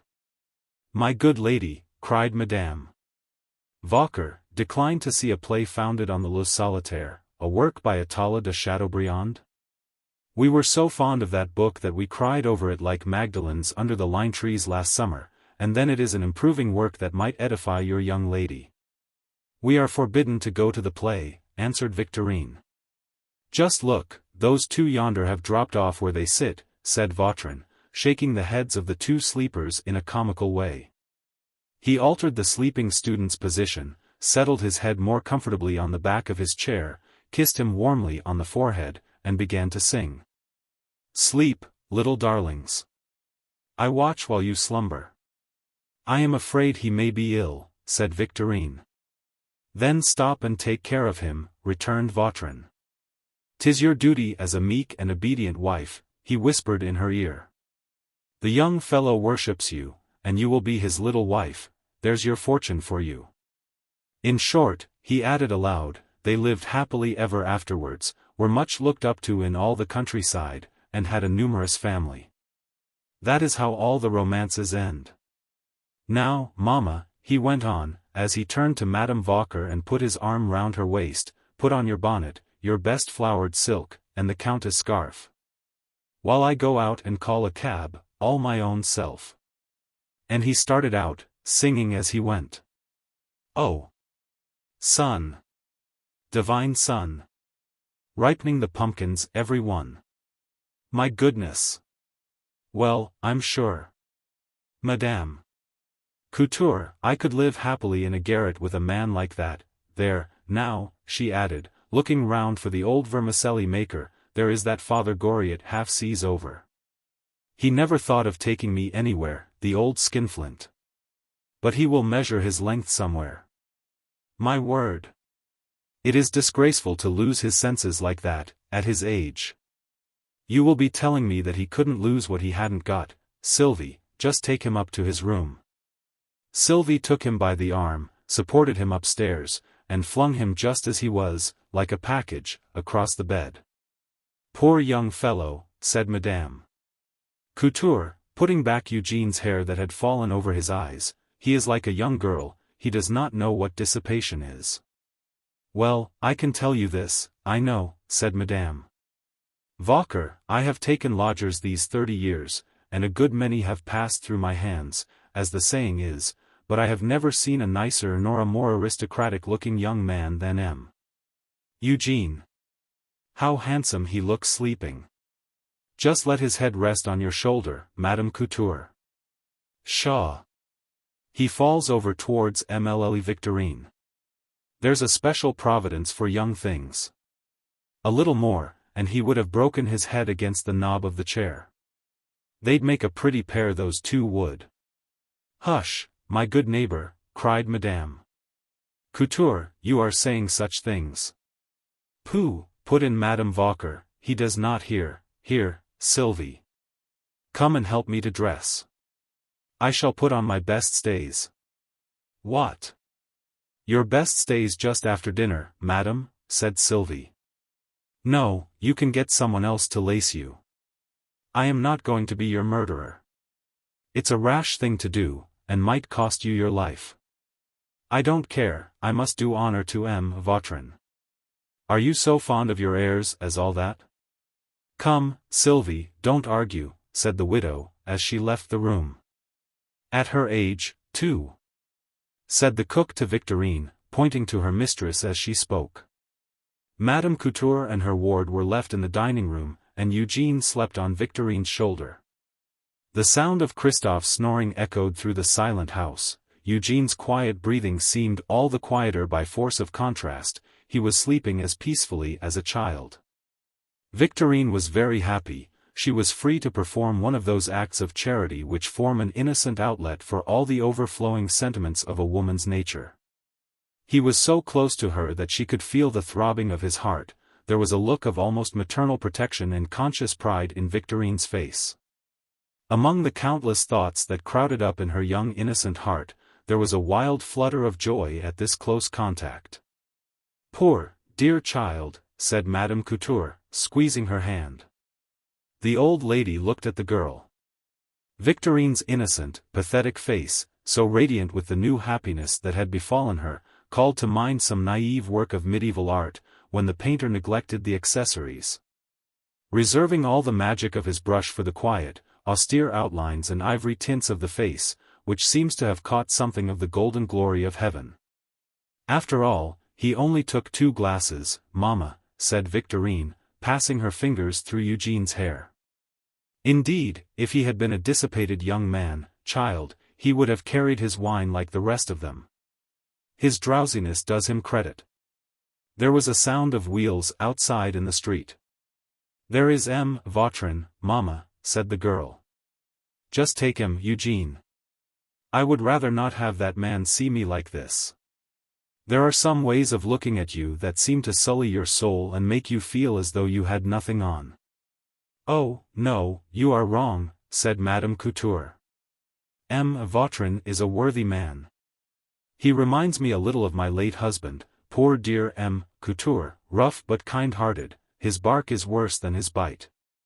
Vautrin came in while she was speaking. He did not make a sound, but looked for a while at the picture of the 2 young faces. The lamplight falling full upon them seemed to caress them. Well, he remarked, folding his arms, here is a picture.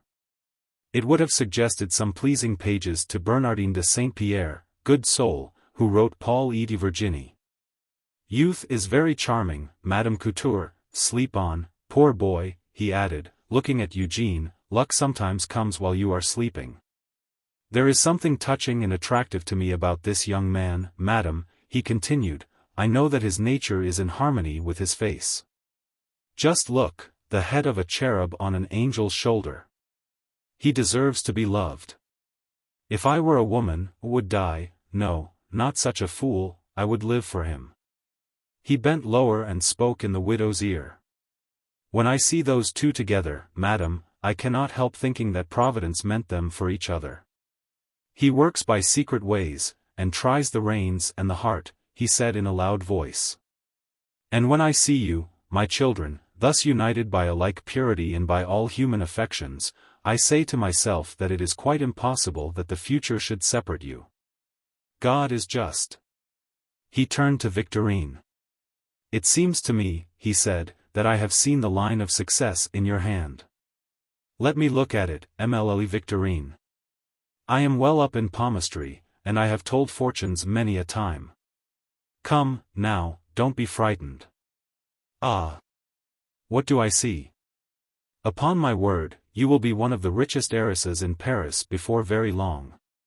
You will heap riches on the man who loves you. Your father will want you to go and live with him. You will marry a young and handsome man with a title, and he will idolize you. The heavy footsteps of the coquettish widow, who was coming down the stairs, interrupted Vautrin's fortune-telling. Here is Maman Vauquer, fair as a star, dressed within an inch of her life. Aren't we a trifle pinched for room? He inquired, with his arm round the lady. We are screwed up very tightly about the bust, Mamma. If we are much agitated, there may be an explosion. But I will pick up the fragments with all the care of an antiquary. There is a man who can talk the language of French gallantry, said the widow, bending to speak in Madame Couture's ear. Goodbye, little ones, said Vautrin, turning to Eugene and Victorine. Bless you both, and he laid a hand on either head. Take my word for it, young lady, an honest man's prayers are worth something, they should bring you happiness, for God hears them. Goodbye, dear, said Madame Vauquer to her lodger. Do you think that M. Vautrin means to run away with me? She added, lowering her voice. Lack-a-day, said the widow. Oh! Mamma dear, suppose it should really happen as that kind M. Vautrin said Victorine with a sigh as she looked at her hands. The 2 women were alone together. Why, it wouldn't take much to bring it to pass, said the elderly lady.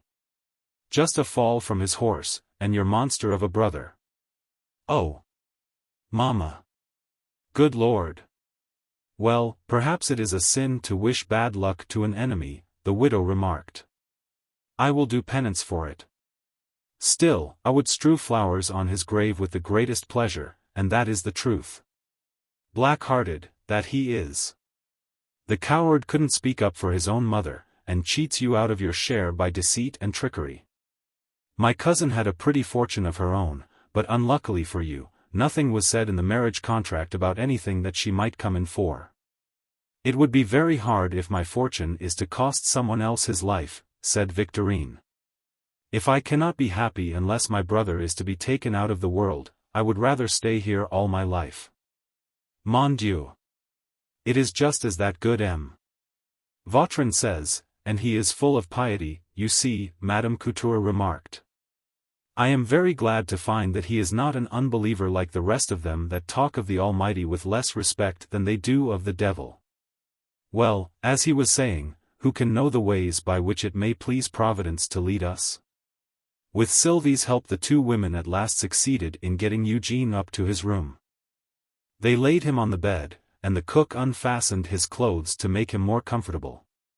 Before they left the room, Victorine snatched an opportunity when her guardian's back was turned, and pressed a kiss on Eugene's forehead. Feeling all the joy that this stolen pleasure could give her.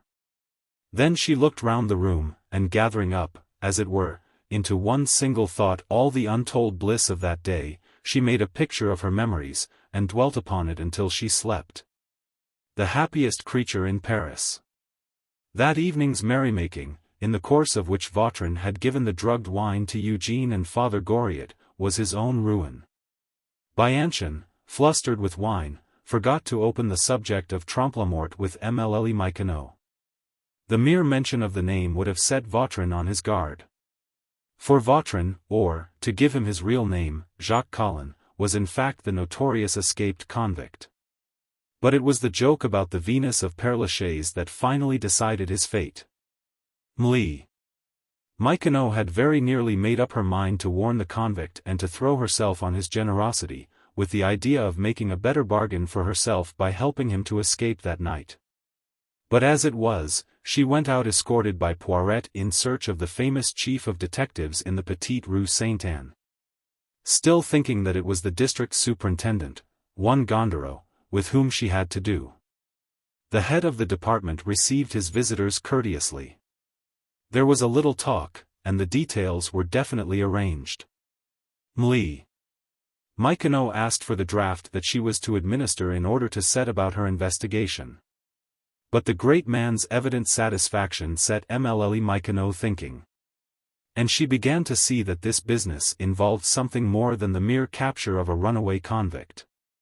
She racked her brains while he looked in a drawer in his desk for the little file. And it dawned upon her that in consequence of treacherous revelations made by the prisoners the police were hoping to lay their hands on a considerable sum of money. But on hinting her suspicions to the old fox of the Petite Rue Sainte-Anne, that officer began to smile, and tried to put her off the scent. A delusion, he said. Colin Sorbonne is the most dangerous that has yet been found among the dangerous classes. That is all, and the rascals are quite aware of it. They rally round him.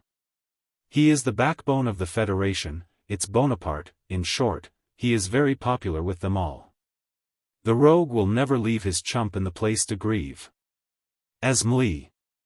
Michonneau seemed mystified, Goriot explained the two slang words for her benefit. Sorbonne and chump are two forcible expressions borrowed from thieves' Latin, thieves, of all people, being compelled to consider the human head in its two aspects. A Sorbonne is the head of a living man, his faculty of thinking, his counsel. A chump is a contemptuous epithet that implies how little a human head is worth after the axe has done its work. Colin is playing us off, he continued. When we come across a man like a bar of steel tempered in the English fashion, there is always one resource left: we can kill him if he takes it into his head to make the least resistance. We are reckoning on several methods of killing Colin tomorrow morning. It saves a trial, and society is rid of him without all the expense of guarding and feeding him. What with getting up the case, summoning witnesses, paying their expenses, and carrying out the sentence. It costs a lot to go through all the proper formalities before you can get quit of one of these good-for-nothings, over and above the 3,000 francs that you are going to have. There is a saving in time as well. One good thrust of the bayonet into Trompe-la-Mort's paunch will prevent scores of crimes, and save 50 scoundrels from following his example. They will be very careful to keep themselves out of the police courts.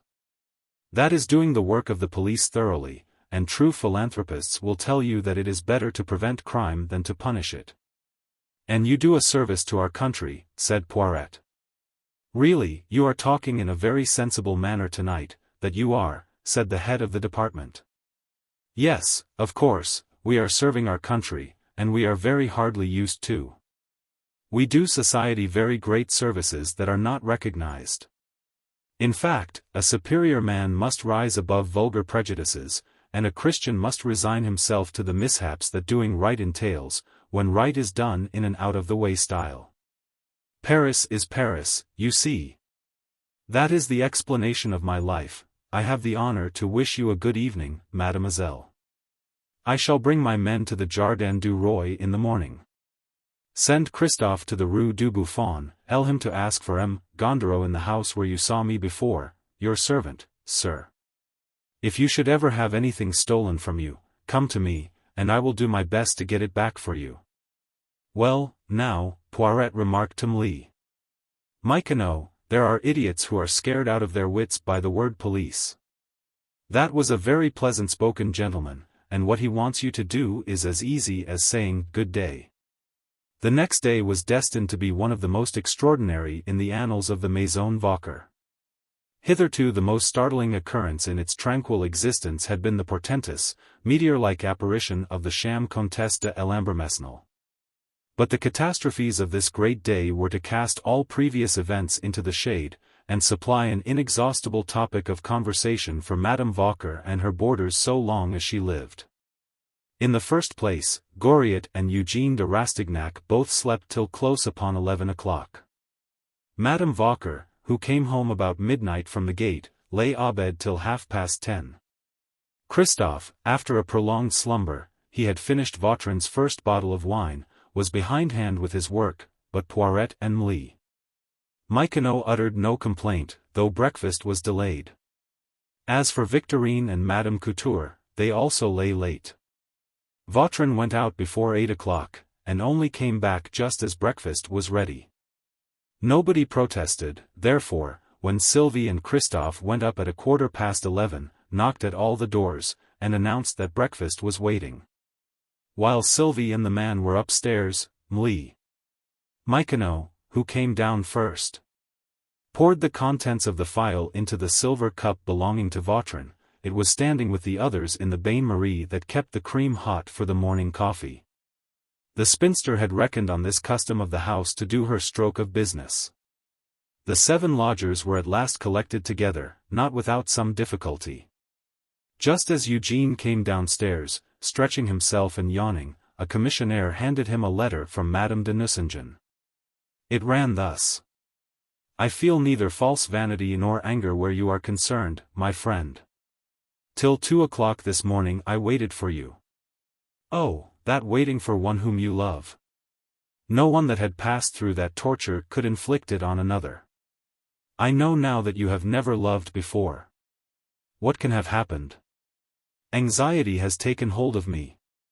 I would have come myself to find out what had happened, if I had not feared to betray the secrets of my heart. How can I walk out or drive out at this time of day? Would it not be ruin? I have felt to the full how wretched it is to be a woman.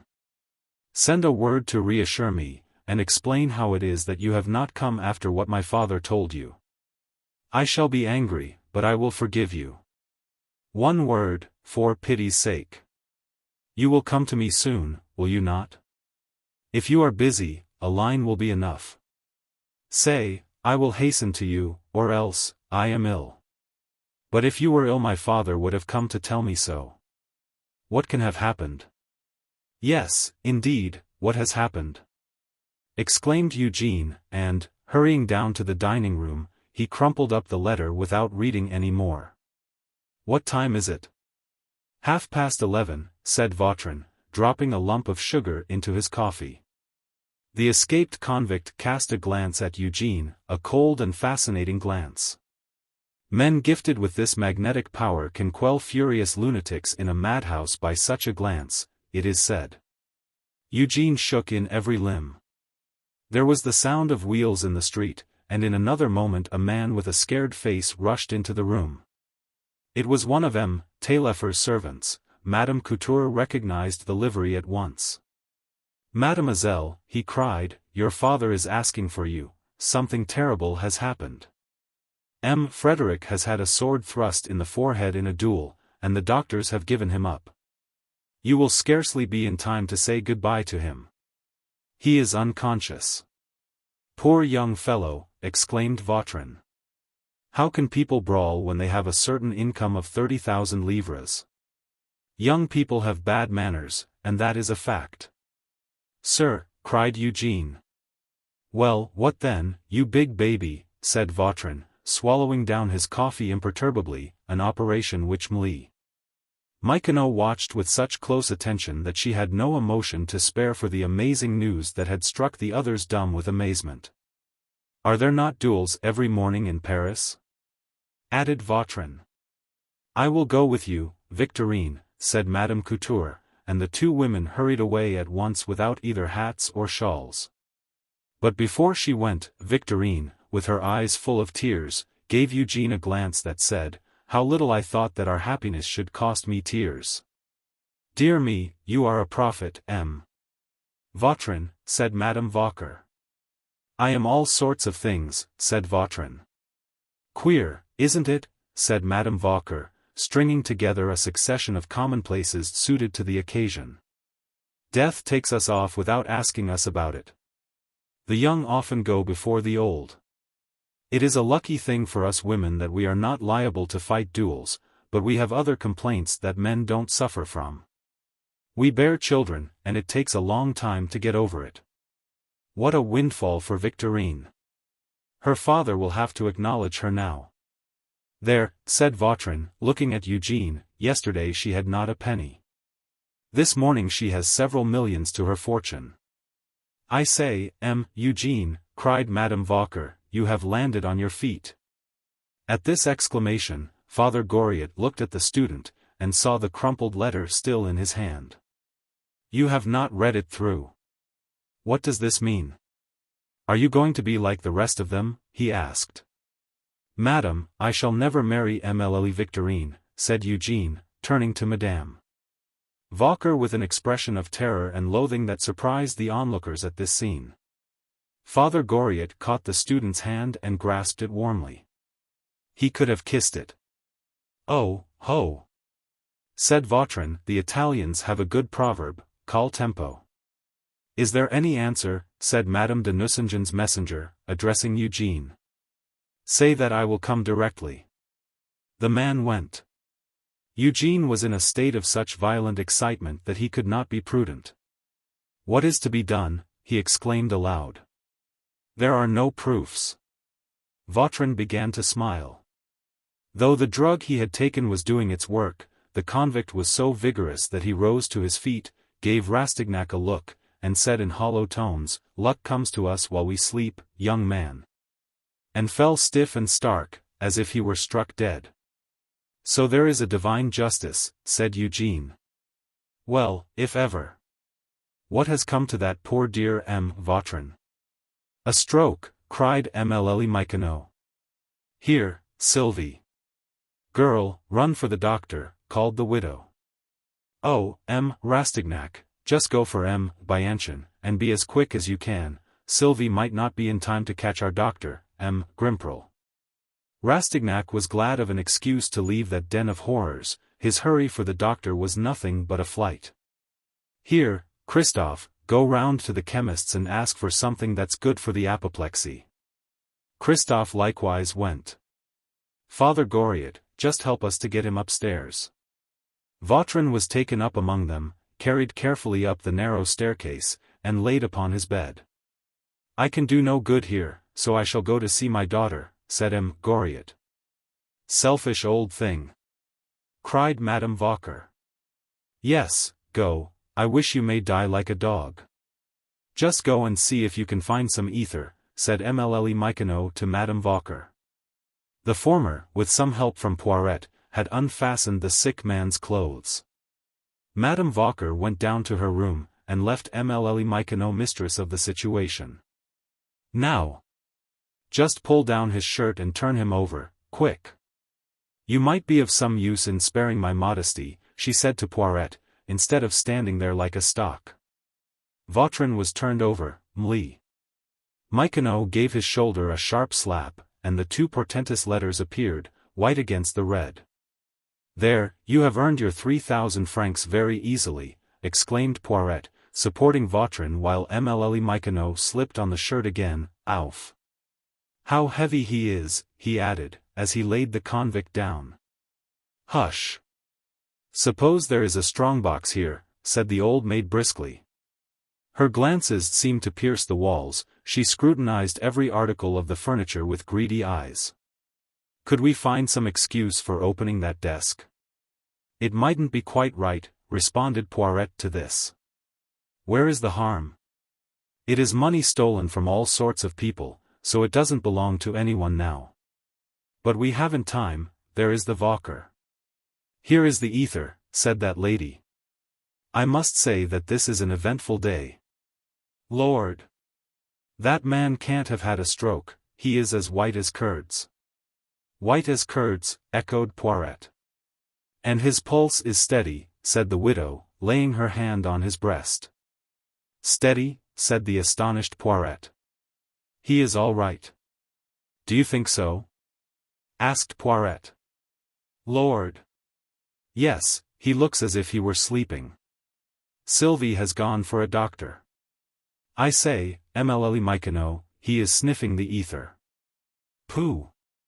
It is only a spasm. His pulse is good. He is as strong as a Turk. Just look, Mademoiselle, what a fur tippet he has on his chest, that is the sort of man to live till he is 100. His wig holds on tightly, however. Dear me! It is glued on, and his own hair is red, that is why he wears a wig. They say that red-haired people are either the worst or the best. Is he one of the good ones, I wonder? Good to hang, said Poiret. Round a pretty woman's neck, you mean, said Michonneau, hastily. Just go away, Poiret. It is a woman's duty to nurse you men when you are ill. Besides, for all the good you are doing, you may as well take yourself off, she added. Madame Vauquer and I will take great care of dear Vautrin. Poiret went out on tiptoe without a murmur, like a dog kicked out of the room by his master. Rastignac had gone out for the sake of physical exertion, he wanted to breathe the air, he felt stifled.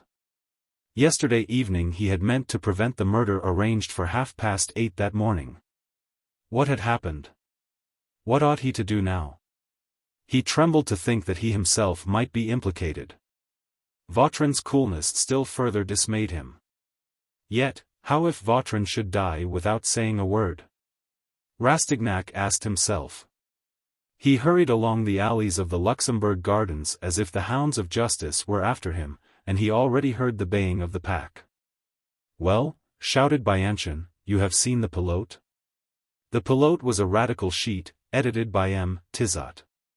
It came out several hours later than the morning papers, and was meant for the benefit of country subscribers. For it brought the morning news into provincial districts 24 hours sooner than the ordinary local journals. There is a wonderful history in it, said the house student of the Hôpital Cochin.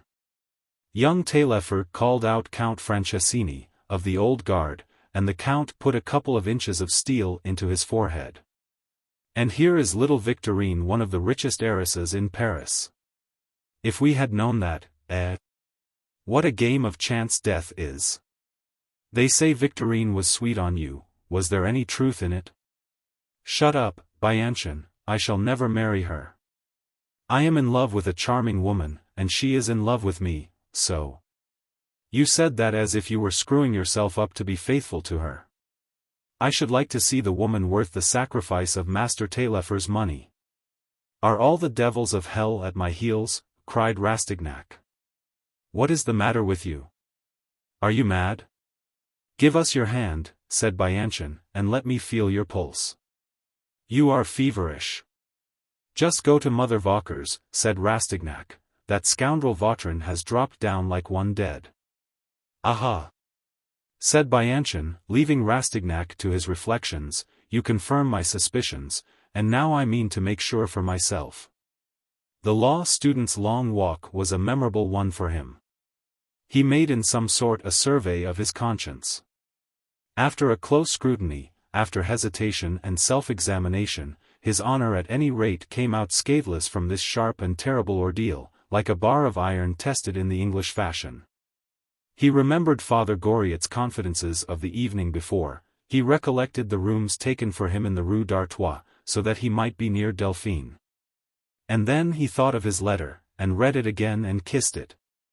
Such a love is my anchor of safety, he said to himself. How the old man's heart must have been wrung. He says nothing about all that he has been through, but who could not guess? Well, then, I will be like a son to him, his life shall be made happy. If she cares for me, she will often come to spend the day with him. That Grande Comtesse de Ristaud is a heartless thing, she would make her father into her hall porter. Dear Delphine. She is kinder to the old man, she is worthy to be loved. Ah! This evening I shall be very happy. He took out his watch and admired it. I have had nothing but success. If two people mean to love each other forever, they may help each other, and I can take this. Besides, I shall succeed, and I will pay her 100-fold. There is nothing criminal in this liaison. Nothing that could cause the most austere moralist to frown. How many respectable people contract similar unions? We deceive nobody, it is deception that makes a position humiliating. If you lie, you lower yourself at once. She and her husband have lived apart for a long while. Besides, how if I called upon that Alsatian to resign a wife whom he cannot make happy? Rastignac's battle with himself went on for a long while. And though the scruples of youth inevitably gained the day, an irresistible curiosity led him, about 4:30, to return to the Maison Vauquer through the gathering dusk. Bianchon had given Vautrin an emetic, reserving the contents of the stomach for chemical analysis at the hospital. Michonneau's officious alacrity had still further strengthened his suspicions of her. Vautrin, moreover, had recovered so quickly that it was impossible not to suspect some plot against the leader of all frolics at the lodging-house. Vautrin was standing in front of the stove in the dining-room when Rastignac came in. All the lodgers were assembled sooner than usual by the news of young Taillefer's duel. They were anxious to hear any detail about the affair, and to talk over the probable change in Victorine's prospects. Father Goriot alone was absent, but the rest were chatting. No sooner did Eugène come into the room, than his eyes met the inscrutable gaze of Vautrin. It was the same look that had read his thoughts before, the look that had such power to waken evil thoughts in his heart. He shuddered. Well, dear boy, said the escaped convict, I am likely to cheat death for a good while yet. According to these ladies, I have had a stroke that would have felled an ox, and come off with flying colors. A bull you might say, cried the widow. You really might be sorry to see me still alive, said Vautrin in Rastignac's ear, thinking that he guessed the student's thoughts. You must be mighty sure of yourself. Michonneau was talking the day before yesterday about a gentleman named Trompe-la-Mort, said Bianchon, and, upon my word, that name would do very well for you. Vautrin seemed thunderstruck. He turned pale, and staggered back. He turned his magnetic glance, like a ray of vivid light, on Mlle Michonneau. The old maid shrank and trembled under the influence of that strong will, and collapsed into a chair. The mask of good nature had dropped from the convict's face. From the unmistakable ferocity of that sinister look, Poiret felt that the old maid was in danger, and hastily stepped between them. None of the lodgers understood this scene in the least, they looked on in mute amazement. There was a pause. Just then there was a sound of tramping feet outside. There were soldiers there, it seemed, for there was a ring of several rifles on the pavement of the street. Colin was mechanically looking round the walls for a way of escape, when 4 men entered by way of the sitting-room. In the name of the king and the law, said an officer, but the words were almost lost in a murmur of astonishment. Silence fell on the room. The lodgers made way for 3 of the men, who had each a hand on a cocked pistol in a side pocket. 2 policemen, who followed the detectives, kept the entrance to the sitting room, and 2 more men appeared in the doorway that gave access to the staircase. A sound of footsteps came from the garden, and again the rifles of several soldiers rang on the cobblestones under the window. All chance of salvation by flight was cut off for Trompe-la-Mort, to whom all eyes instinctively turned. The chief walked straight up to him, and commenced operations by giving him a sharp blow on the head, so that the wig fell off, and Colin's face was revealed in all its ugliness. There was a terrible suggestion of strength mingled with cunning in the short, brick-red crop of hair. The whole head was in harmony with his powerful frame. And at that moment the fires of hell seemed to gleam from his eyes.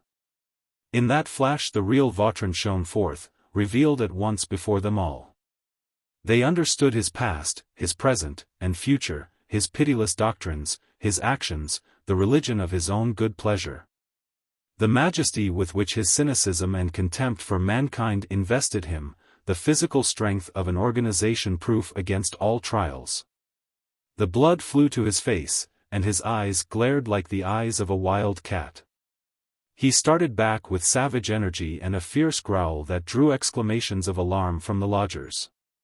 At that leonine start the police caught at their pistols under cover of the general clamor. Colin saw the gleaming muzzles of the weapons, saw his danger, and instantly gave proof of a power of the highest order. There was something horrible and majestic in the spectacle of the sudden transformation in his face. He could only be compared to a cauldron full of the steam that can send mountains flying, a terrific force dispelled in a moment by a drop of cold water. The drop of water that cooled his wrathful fury was a reflection that flashed across his brain like lightning. He began to smile, and looked down at his wig. "You are not in the politest of humors today," he remarked to the chief, and he held out his hands to the policeman with a jerk of his head. "Gentlemen," he said, "put on the bracelets or the handcuffs. I call on those present to witness that I make no resistance." A murmur of admiration ran through the room at the sudden outpouring like fire and lava flood from this human volcano, and its equally sudden cessation. "There's a cell for you, Master Crusher," the convict added, looking at the famous director of police. "Come, strip," said he of the Petite Rue Saint-Anne, contemptuously. "Why?" asked Colin. "There are ladies present, I deny nothing, and surrender." He paused, and looked round the room like an orator who is about to overwhelm his audience. "Take this down, Daddy Lachapelle," he went on, addressing a little, white-haired old man who had seated himself at the end of the table. And after drawing a printed form from the portfolio, was proceeding to draw up a document. "I acknowledge myself to be Jacques Collin, otherwise known as Trompe-la-Mort, condemned to 20 years penal servitude, and I have just proved that I have come fairly by my nickname. If I had as much as raised my hand," he went on, addressing the other lodgers, "those 3 sneaking wretches yonder would have drawn claret on Mamma Vauquer's domestic hearth. The rogues have laid their heads together to set a trap for me." Madame Vauquer felt sick and faint at these words. "Good Lord," she cried, "this does give one a turn. And me at the gate with him only last night," she said to Sylvie. "Summon your philosophy, Mamma," Colin resumed. "Is it a misfortune to have sat in my box at the gate yesterday evening? After all, are you better than we are? The brand upon our shoulders is less shameful than the brand set on your hearts, you flabby members of a society rotten to the core. Not the best man among you could stand up to me." His eyes rested upon Rastignac, to whom he spoke with a pleasant smile that seemed strangely at variance with the savage expression in his eyes. "Our little bargain still holds good, dear boy, you can accept any time you like. Do you understand?" And he sang. "A charming girl is my Fanchette. In her simplicity. Don't you trouble yourself," he went on, "I can get in my money. They are too much afraid of me to swindle me. The convict's prison, its language and customs, its sudden sharp transitions from the humorous to the horrible, its appalling grandeur, its triviality and its dark depths, were all revealed in turn by the speaker's discourse. He seemed to be no longer a man, but the type and mouthpiece of a degenerate race, a brutal, supple, clear-headed race of savages. In one moment Colin became the poet of an inferno, wherein all thoughts and passions that move human nature, save repentance, find a place. He looked about him like a fallen archangel who is for war to the end. Rastignac lowered his eyes, and acknowledged this kinship claimed by crime as an expiation of his own evil thoughts. "Who betrayed me?" said Colin, and his terrible eyes travelled round the room. Suddenly they rested on Michonneau. "It was you, old cat," he said. "That sham stroke of apoplexy was your doing, lynx eyes. 2 words from me, and your throat would be cut in less than a week, but I forgive you, I am a Christian. You did not sell me either." "But who did, ha? You may rummage upstairs," he shouted, hearing the police officers opening his cupboards and taking possession of his effects. "The nest is empty, the birds flew away yesterday, and you will be none the wiser. My ledgers are here," he said, tapping his forehead. "Now I know who sold me. It could only be that blackguard Fildessois. That is who it was, old catchpole, he said, turning to the chief. It was timed so neatly to get the banknotes up above there. There is nothing left for you, spies. As for Fildessois, he will be under the daisies in less than a fortnight, even if you were to tell off the whole force to protect him." "How much did you give the Michonneau?" he asked of the police officers. 1,000 crowns. "Oh, you Ninon in decay, Pompadour in tatters, Venus of the graveyard, I was worth more than that. If you had given me warning, you should have had 6,000 francs. Ah! You had no suspicion of that, old trafficker in flesh and blood, or I should have had the preference. Yes, would have given 6,000 francs to save myself an inconvenient journey and some loss of money," he said, as they fastened the handcuffs on his wrists. "These folks will amuse themselves by dragging out this business till the end of time to keep me idle. If they were to send me straight to jail, I should soon be back at my old tricks in spite of the duffers at the Quai d'Orfèvres. Down yonder they will all turn themselves inside out to help their general, their good Trompe-la-Mort, to get clear away. Is there a single one among you that can say, as I can, that he has 10,000 brothers ready to do anything for him?" he asked proudly. "There is some good there," he said, tapping his heart. "I have never betrayed anyone. Look you here, you slut," he said to the old maid, "they are all afraid of me, do you see? But the sight of you turns them sick. Rake in your gains." He was silent for a moment, and looked round at the lodgers' faces. "What dolts you are, all of you! Have you never seen a convict before? A convict of Colin's stamp, whom you see before you, is a man less weak-kneed than others. He lifts up his voice against the colossal fraud of the social contract, as Jean-Jacques did, whose pupil he is proud to declare himself. In short, I stand here single-handed against a government and a whole subsidized machinery of tribunals and police, and I am a match for them all." "Ye gods!" cried the painter, "what a magnificent sketch one might make of him. Look here, you gentlemen in waiting to His Highness the Gibbet, Master of Ceremonies to the Widow, a nickname full of sombre poetry, given by prisoners to the guillotine, be a good fellow. And tell me if it really was Fildessois who sold me. I don't want him to suffer for someone else, that would not be fair." But before the chief had time to answer, the rest of the party returned from making their investigations upstairs. Everything had been opened and inventoried. A few words passed between them and the chief, and the official preliminaries were complete. "Gentlemen," said Colin, addressing the lodgers, "they will take me away directly. You have all made my stay among you very agreeable, and I shall look back upon it with gratitude. Receive my adieus, and permit me to send you figs from Provence." He advanced a step or two, and then turned to look once more at Rastignac. "Goodbye, Eugene," he said, in a sad and gentle tone, a strange transition from his previous rough and stern manner. "If you should be hard up, I have left you a devoted friend," and, in spite of his shackles, he managed to assume a posture of defense, called 1, too, like a fencing master, and lunged. If anything goes wrong, apply in that quarter. Man and money, all at your service. The strange speaker's manner was sufficiently burlesque, so that no one but Rastignac knew that there was a serious meaning underlying the pantomime. As soon as the police, soldiers, and detectives had left the house, Sylvie, who was rubbing her mistress' temples with vinegar, looked round at the bewildered lodgers. "Well," said she, "he was a man, he was, for all that." Her words broke the spell. Everyone had been too much excited, too much moved by very various feelings to speak. But now the lodgers began to look at each other, and then all eyes were turned at once on Michonneau, a thin, shriveled, dead-alive, mummy-like figure, crouching by the stove.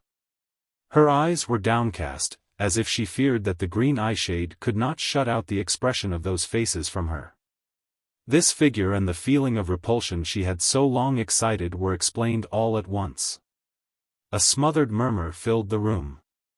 It was so unanimous, that it seemed as if the same feeling of loathing had pitched all the voices in one key. Michonneau heard it, and did not stir. It was Bianchon who was the first to move. He bent over his neighbor, and said in a low voice, "If that creature is going to stop here, and have dinner with us, I shall clear out." In the twinkling of an eye it was clear that everyone in the room, save Poiret, was of the medical student's opinion, so that the latter, strong in the support of the majority, went up to that elderly person. "You are more intimate with Michonneau than the rest of us," he said. "Speak to her, make her understand that she must go, and go at once."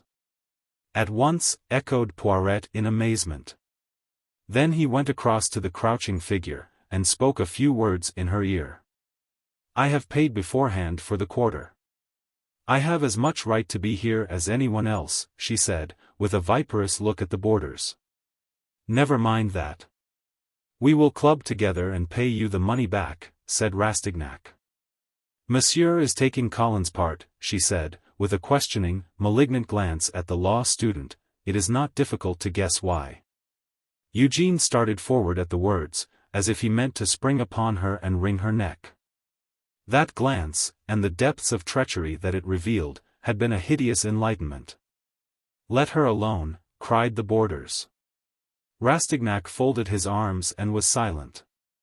"Let us have no more of Judas," said the painter, turning to Madame Vauquer. "If you don't show the Michonneau the door, madame, we shall all leave your shop, and wherever we go we shall say that there are only convicts and spies left there. If you do the other thing, we will hold our tongues about the business. For when all is said and done, it might happen in the best society until they brand them on the forehead, when they send them to the hulks. They ought not to let convicts go about Paris disguised like decent citizens, so as to carry on their antics like a set of rascally humbugs, which they are." At this Madame Vauquer recovered miraculously. She sat up and folded her arms. Her eyes were wide open now, and there was no sign of tears in them. "Why, do you really mean to be the ruin of my establishment, my dear sir? There is Vautrin, goodness," she cried, interrupting herself, "I can't help calling him by the name he passed himself off by for an honest man. There is one room to let already, and you want me to turn out 2 more lodgers in the middle of the season, when no one is moving. Gentlemen, let us take our hats and go and dine at Flicatos's in the Place Sorbonne," cried Bianchon. Madame Vauquer glanced round, and saw in a moment on which side her interest lay. She waddled across to Michonneau. "Come, now," she said. "You would not be the ruin of my establishment, would you, eh? There's a dear, kind soul. You see what a pass these gentlemen have brought me to. Just go up to your room for this evening." "Never a bit of it," cried the boarders. "She must go, and go this minute." "But the poor lady has had no dinner," said Poiret, with piteous entreaty. "She can go and dine where she likes," shouted several voices. "Turn her out, the spy. Turn them both out. Spies." "Gentlemen," cried Poiret, his heart swelling with the courage that love gives to the ovine male, "respect the weaker sex. Spies are of no sex, said the painter. A precious sexorama. Turn her into the streetorama. Gentlemen, this is not manners. If you turn people out of the house, it ought not to be done so unceremoniously and with no notice at all.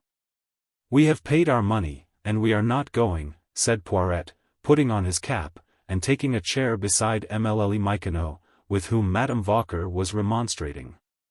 Naughty boy, said the painter, with a comical look, run away, naughty little boy. Look here, said Bianchon. If you do not go, all the rest of us will, and the boarders, to a man, made for the sitting-room door. Oh! Mademoiselle, what is to be done? Cried Madame Vauquer. I am a ruined woman. You can't stay here, they will go further, do something violent. Mlle Michonneau rose to her feet. She is going, she is not going, she is going, no, she isn't. These alternate exclamations, and a suggestion of hostile intentions, borne out by the behavior of the insurgents, compelled Mlle Michonneau to take her departure. She made some stipulations, speaking in a low voice in her hostess' ear, and then, I shall go to Madame Bunnaud's, she said, with a threatening look. Go where you please, mademoiselle, said Madame Vauquer, who regarded this choice of an opposition establishment as an atrocious insult. Go and lodge with the Bunnaud, the wine would give a cat the colic, and the food is cheap and nasty. The boarders stood aside in 2 rows to let her pass, not a word was spoken. Poiret looked so wistfully after Mlle Michonneau, and so artlessly revealed that he was in 2 minds whether to go or stay, that the boarders, in their joy at being quit of Mlle Michonneau, burst out laughing at the sight of him. Hist, st, st. Poiret, shouted the painter.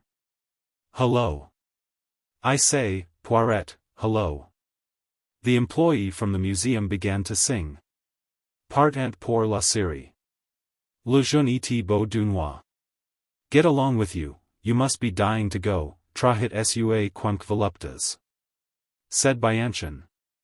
Everyone to his taste, free rendering from Virgil, said the tutor. Mlle Michonneau made a movement as if to take Poiret's arm, with an appealing glance that he could not resist. The two went out together, the old maid leaning upon him, and there was a burst of applause, followed by peals of laughter. Bravo, Poiret! Who would have thought it of old Poiret? Apollo Poiret! Mars Poiret! Intrepid Poiret! A messenger came in at that moment with a letter for Madame Vauquer, who read it through, and collapsed in her chair. The house might as well be burned down at once, cried she, if there are to be any more of these thunderbolts. Young Taillefer died at 3 o'clock this afternoon. It serves me right for wishing well to those ladies at that poor man's expense. Madame Couture and Victorine want me to send their things, because they are going to live with her father. M. Taillefer allows his daughter to keep old Madame Couture as her lady companion. 4 rooms to let. And 5 lodgers gone. She sat up, and seemed about to burst into tears. Bad luck has come to lodge here, I think, she cried. Once more there came a sound of wheels from the street outside. What? Another windfall for somebody, was Sylvie's comment. But it was Goriot who came in, looking so radiant, so flushed with happiness, that he seemed to have grown young again. Goriot in a cab, cried the boarders, the world is coming to an end. The good soul made straight for Eugene, who was standing wrapped in thought in a corner, and laid a hand on the young man's arm. Come, he said, with gladness in his eyes. Then you haven't heard the news, said Eugene. Vautrin was an escaped convict, they have just arrested him, and young Taillefer is dead. Very well, but what business is it of ours? Replied Father Goriot. I am going to dine with my daughter in your house, do you understand? She is expecting you. Come. He carried off Rastignac with him by main force, and they departed in as great a hurry as a pair of eloping lovers. Now, let us have dinner, cried the painter, and everyone drew his chair to the table. Well, I never, said the portly Sylvie. Nothing goes right today. The haricot mutton has caught. Bah! You will have to eat it, burned as it is, more's the pity. Madame Vauquer was so dispirited that she could not say a word as she looked round the table and saw only 10 people where 18 should be, but everyone tried to comfort and cheer her. At first the dinner contingent, as was natural, talked about Vautrin and the day's events. But the conversation wound round to such topics of interest as duels, jails, justice, prison life, and alterations that ought to be made in the laws. They soon wandered miles away from Jacques Collin and Victorine and her brother. There might be only 10 of them, but they made noise enough for 20. Indeed, there seemed to be more of them than usual. That was the only difference between yesterday and today. Indifference to the fate of others is a matter of course in this selfish world, which, on the morrow of tragedy, seeks among the events of Paris for a fresh sensation for its daily renewed appetite. And this indifference soon gained the upper hand. Madame Vauquer herself grew calmer under the soothing influence of hope, and the mouthpiece of hope was the portly Sylvie. That day had gone by like a dream for Eugene, and the sense of unreality lasted into the evening. So that, in spite of his energetic character and clear-headedness, his ideas were a chaos as he sat beside Goriot in the cab. The old man's voice was full of unwonted happiness, but Eugene had been shaken by so many emotions that the words sounded in his ears like words spoken in a dream. It was finished this morning. All 3 of us are going to dine there together. Do you understand? I have not dined with my Delphine, my little Delphine, these 4 years, and I shall have her for a whole evening. We have been at your lodging the whole time since morning. I have been working like a porter in my shirt sleeves, helping to carry in the furniture. Aha! You don't know what pretty ways she has. At table she will look after me. Here, Papa, just try this, it is nice. And I shall not be able to eat. Oh, it is a long while since I have been with her in quiet everyday life as we shall have her. It really seems as if the world has been turned upside down. Upside down, repeated Father Goriot. Why, the world has never been so right side up. I see none but smiling faces in the streets, people who shake hands cordially and embrace each other, people who all look as happy as if they were going to dine with their daughter. And gobble down a nice little dinner that she went with me to order of the chef at the Café d'Anglais. But, pshaw! With her beside you gall and wormwood would be as sweet as honey. I feel as if I were coming back to life again, said Eugene. Why, hurry up there! Cried Father Goriot, letting down the window in front. Get on faster, I will give you 5 francs if you get to the place I told you of in 10 minutes' time. With this prospect before him the cabman crossed Paris with miraculous celerity. How that fellow crawls, said Father Goriot. But where are you taking me? Eugene asked him. To your own house, said Goriot. The cab stopped in the Rue d'Artois. Father Goriot stepped out first and flung 10 francs to the man with the recklessness of a widower returning to bachelor ways. Come along upstairs, he said to Rastignac. They crossed a courtyard, and climbed up to the 3rd floor of a new and handsome house. There they stopped before a door. But before Goriot could ring, it was opened by Therese, Madame de Nucingen's maid. Eugene found himself in a charming set of chambers. An anteroom, a little drawing-room, a bedroom, and a study, looking out upon a garden. The furniture and the decorations of the little drawing-room were of the most daintily charming description. The room was full of soft light. And Delphine rose up from a low chair by the fire and stood before him.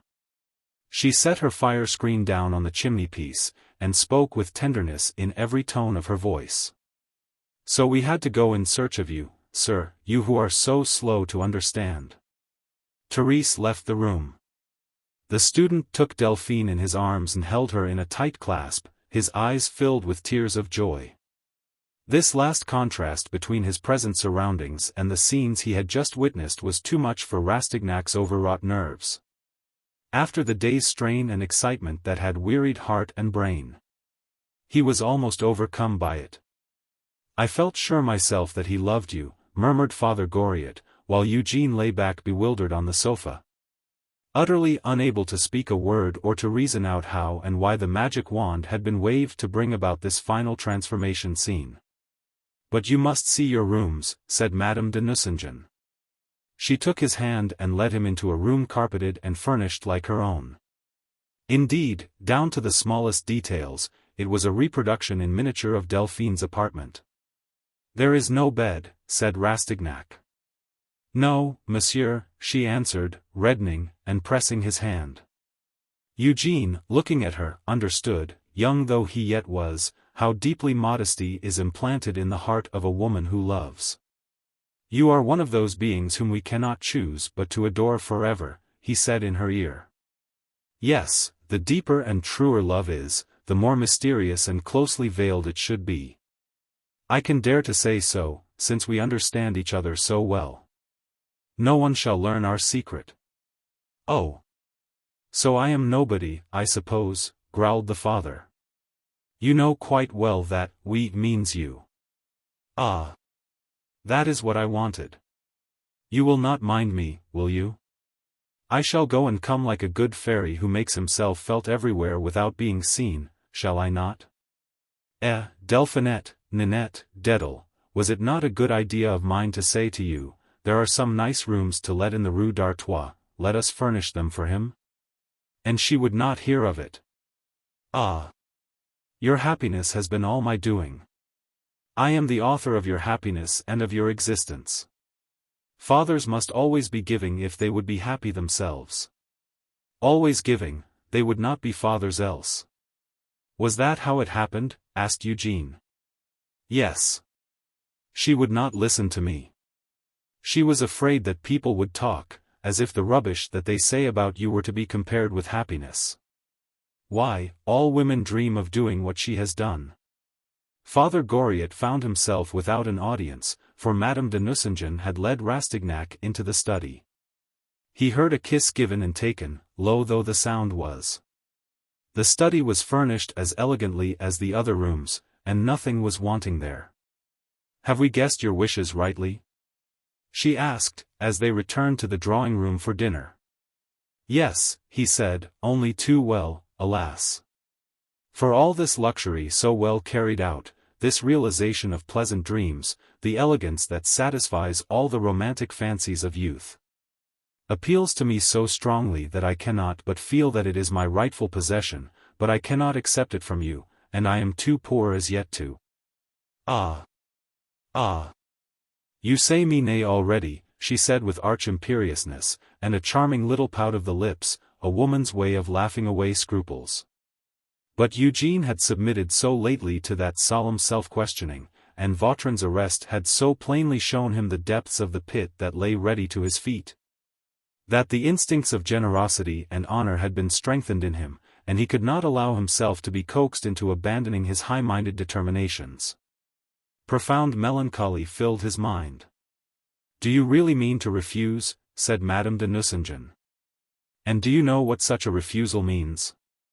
That you are not sure of yourself, that you do not dare to bind yourself to me. Are you really afraid of betraying my affection? If you love me, if I love you, why should you shrink back from such a slight obligation? If you but knew what a pleasure it has been to see after all the arrangements of this bachelor establishment, you would not hesitate any longer, you would ask me to forgive you for your hesitation. I had some money that belonged to you, and I have made good use of it, that is all. You mean this for magnanimity, but it is very little of you. You are asking me for far more than this." "Ah!"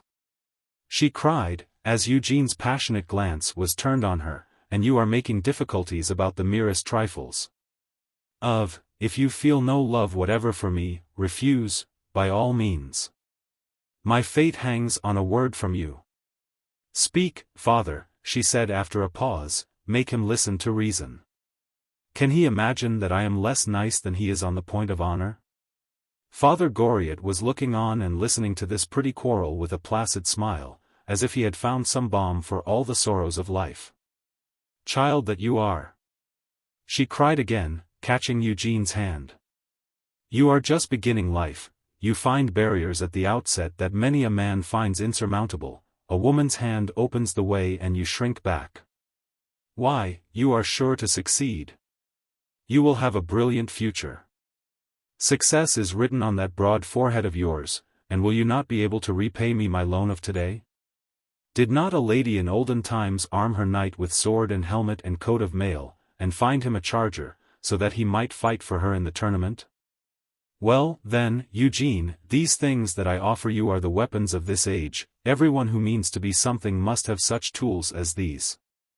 A pretty place your garret must be if it is like Papa's room. See, dinner is waiting all this time. Do you want to make me unhappy? Why don't you answer? She said, shaking his hand. Mon Dieu. Papa, make up his mind for him, or I will go away and never see him any more. I will make up your mind, said Goriot, coming down from the clouds. Now, my dear M. Eugene, the next thing is to borrow money of the Jews, isn't it? There is positively no help for it, said Eugene. All right, I will give you credit, said the other, drawing out a cheap leather pocketbook, much the worse for wear. I have turned Jew myself, I paid for everything, here are the invoices. You do not owe a penny for anything here. It did not come to very much, 5,000 francs at most, and I am going to lend you the money myself. I am not a woman, you can refuse me. You shall give me a receipt on a scrap of paper, and you can return it some time or other. Delphine and Eugene looked at each other in amazement, tears sprang to their eyes. Rastignac held out his hand and grasped Goriot's warmly. Well, what is all this about? Are you not my children? Oh. My poor father, said Madame de Nucingen, how did you do it? Ah. Now you ask me.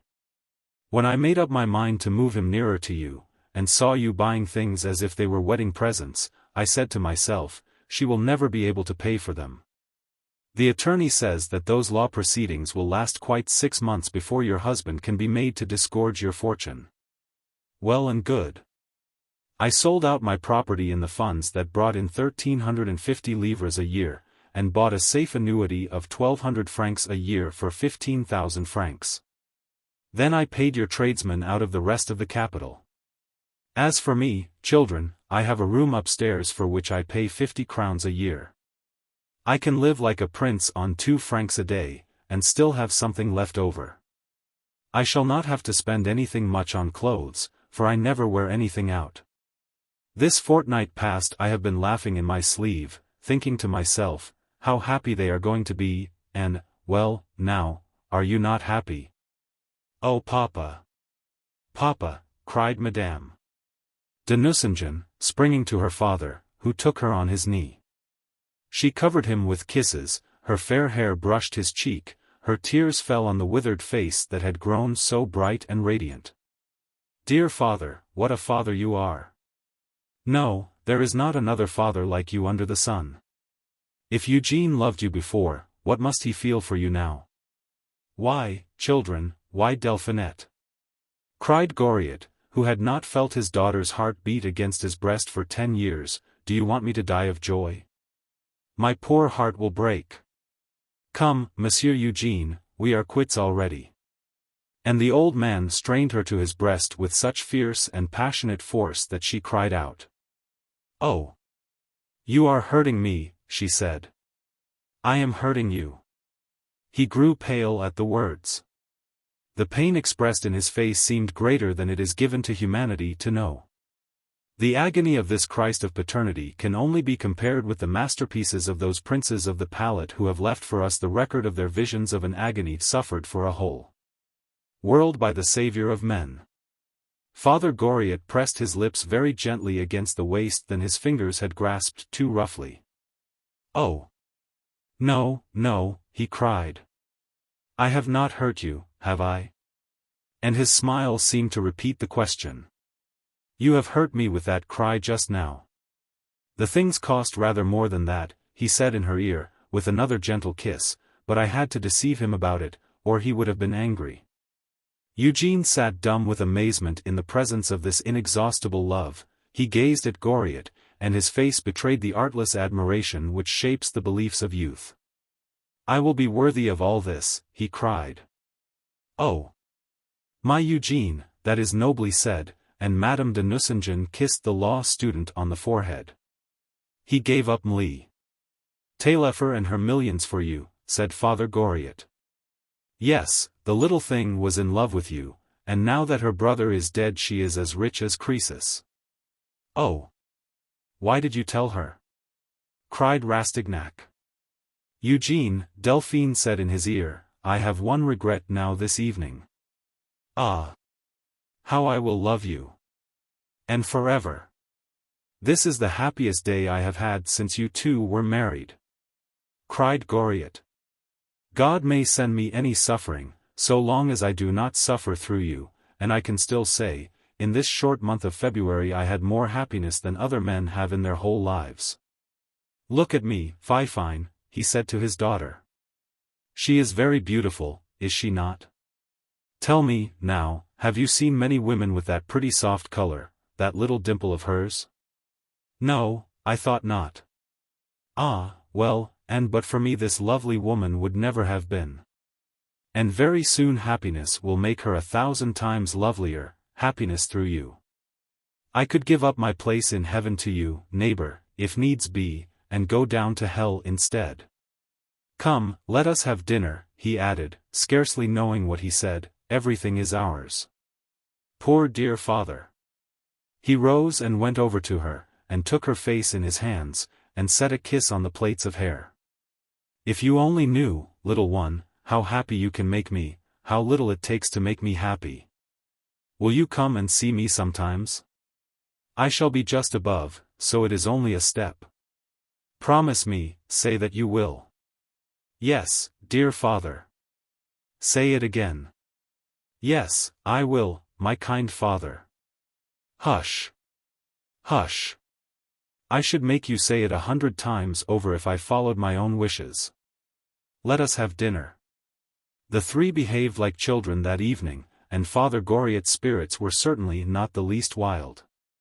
He lay at his daughter's feet, kissed them, gazed into her eyes, rubbed his head against her dress. In short, no young lover could have been more extravagant or more tender. "You see," Delphine said with a look at Eugene, "so long as my father is with us, he monopolizes me. He will be rather in the way sometimes." Eugene had himself already felt certain twinges of jealousy, and could not blame this speech that contained the germ of all ingratitude. "And when will the rooms be ready?" asked Eugene, looking round. "We must all leave them this evening, I suppose." "Yes, but tomorrow you must come and dine with me," she answered, with an eloquent glance. "It is our night at the Italians." "I shall go to the pit," said her father. It was midnight. Madame de Nucingen's carriage was waiting for her, and Father Goriot and the student walked back to the Maison Vauquer, talking of Delphine. And warming over their talk till there grew up a curious rivalry between the two violent passions. Eugene could not help seeing that the father's selfless love was deeper and more steadfast than his own. For this worshipper Delphine was always pure and fair, and her father's adoration drew its fervor from a whole past as well as a future of love. They found Madame Vauquer by the stove, with Sylvie and Christophe to keep her company. The old landlady, sitting like Marius among the ruins of Carthage, was waiting for the two lodgers that yet remained to her, and bemoaning her lot with the sympathetic Sylvie. Tasso's lamentations as recorded in Byron's poem are undoubtedly eloquent, but for sheer force of truth they fall far short of the widow's cry from the depths.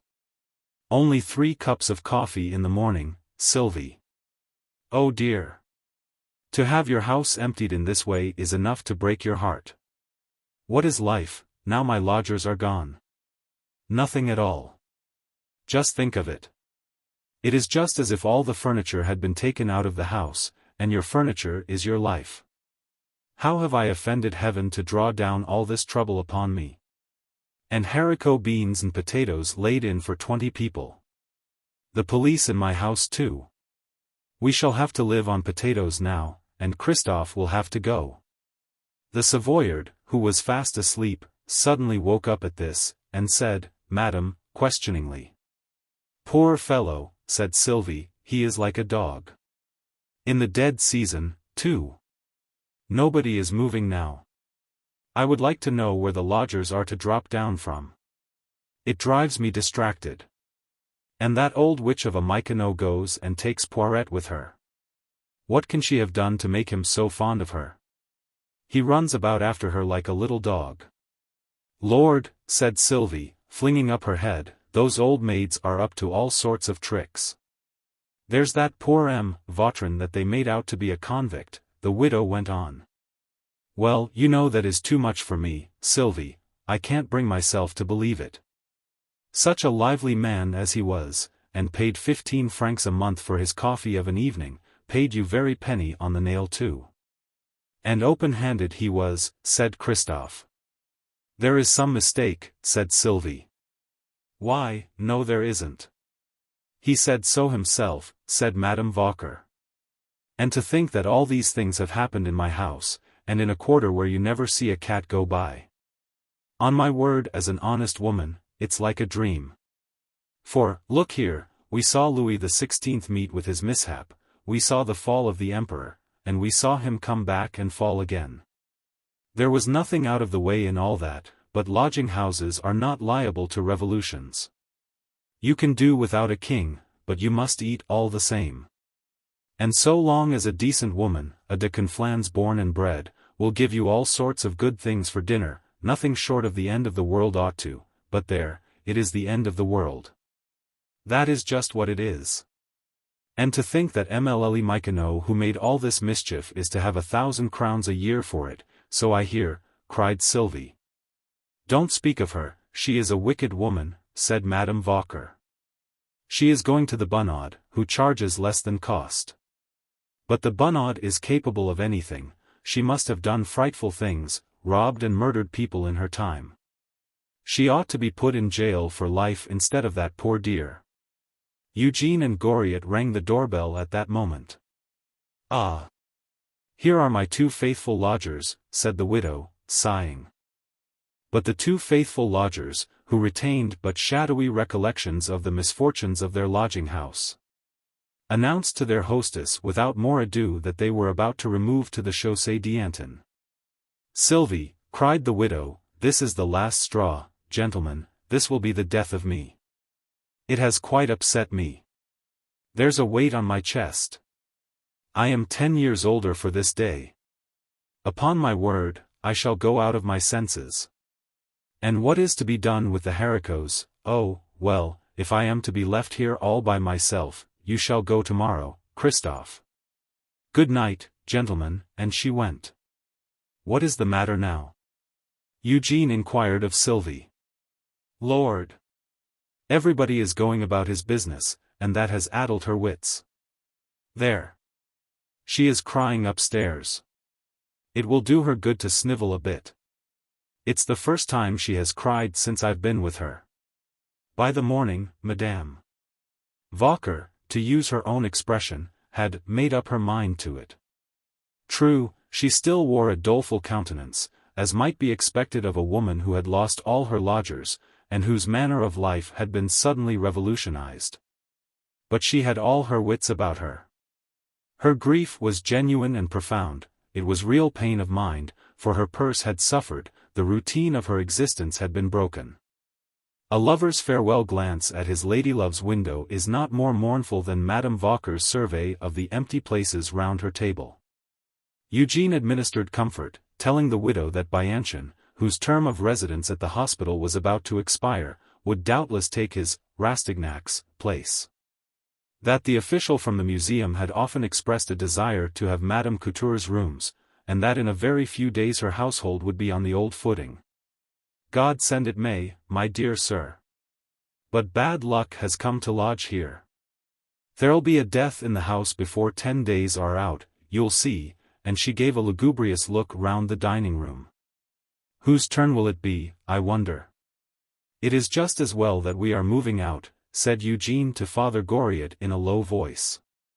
Madam, said Sylvie, running in with a scared face, I have not seen Miss Tigress these 3 days. Ah. Well, if my cat is dead, if he has gone and left us, I. The poor woman could not finish her sentence. She clasped her hands and hid her face on the back of her armchair, quite overcome by this dreadful portent.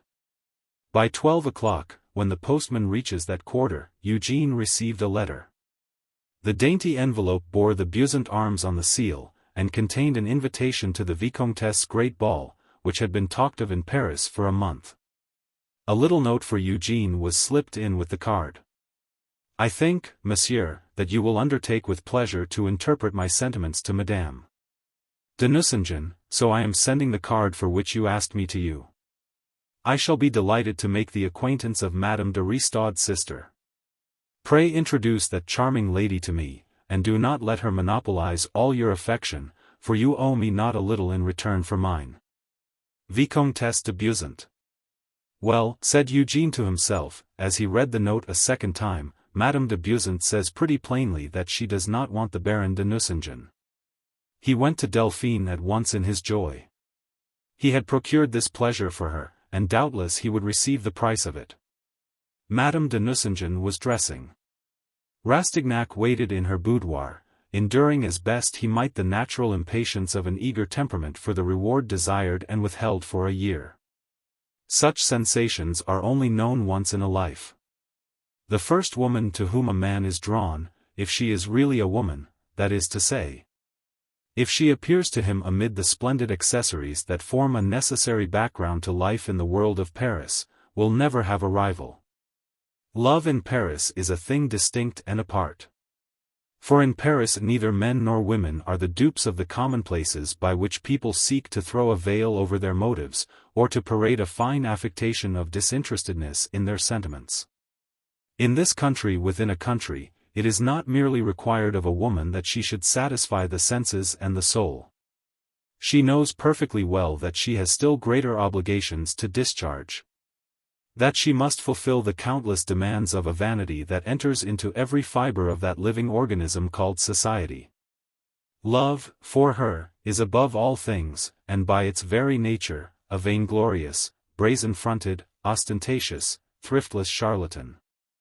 If at the court of Louis XIV there was not a woman but envied Marie de la Vallière, the reckless devotion of passion that led the grand monarch to tear the priceless ruffles at his wrists in order to assist the entry of a Duc de Vermandois into the world, what can you expect of the rest of society? You must have youth and wealth and rank.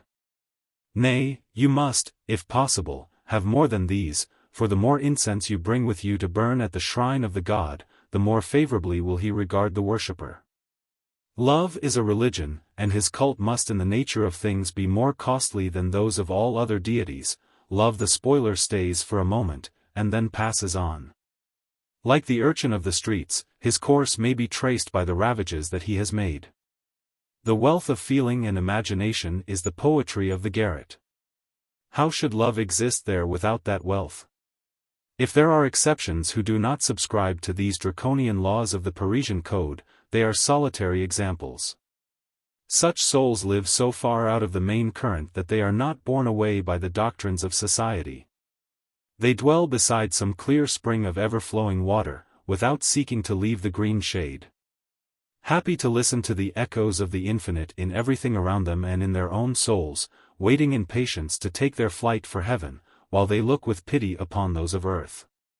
Rastignac, like most young men who have been early impressed by the circumstances of power and grandeur, meant to enter the lists fully armed. The burning ambition of conquest possessed him already. Perhaps he was conscious of his powers, but as yet he knew neither the end to which his ambition was to be directed, nor the means of attaining it. In default of the pure and sacred love that fills a life, ambition may become something very noble, subduing to itself every thought of personal interest, and setting as the end, the greatness, not of one man, but of a whole nation. But the student had not yet reached the time of life when a man surveys the whole course of existence and judges it soberly.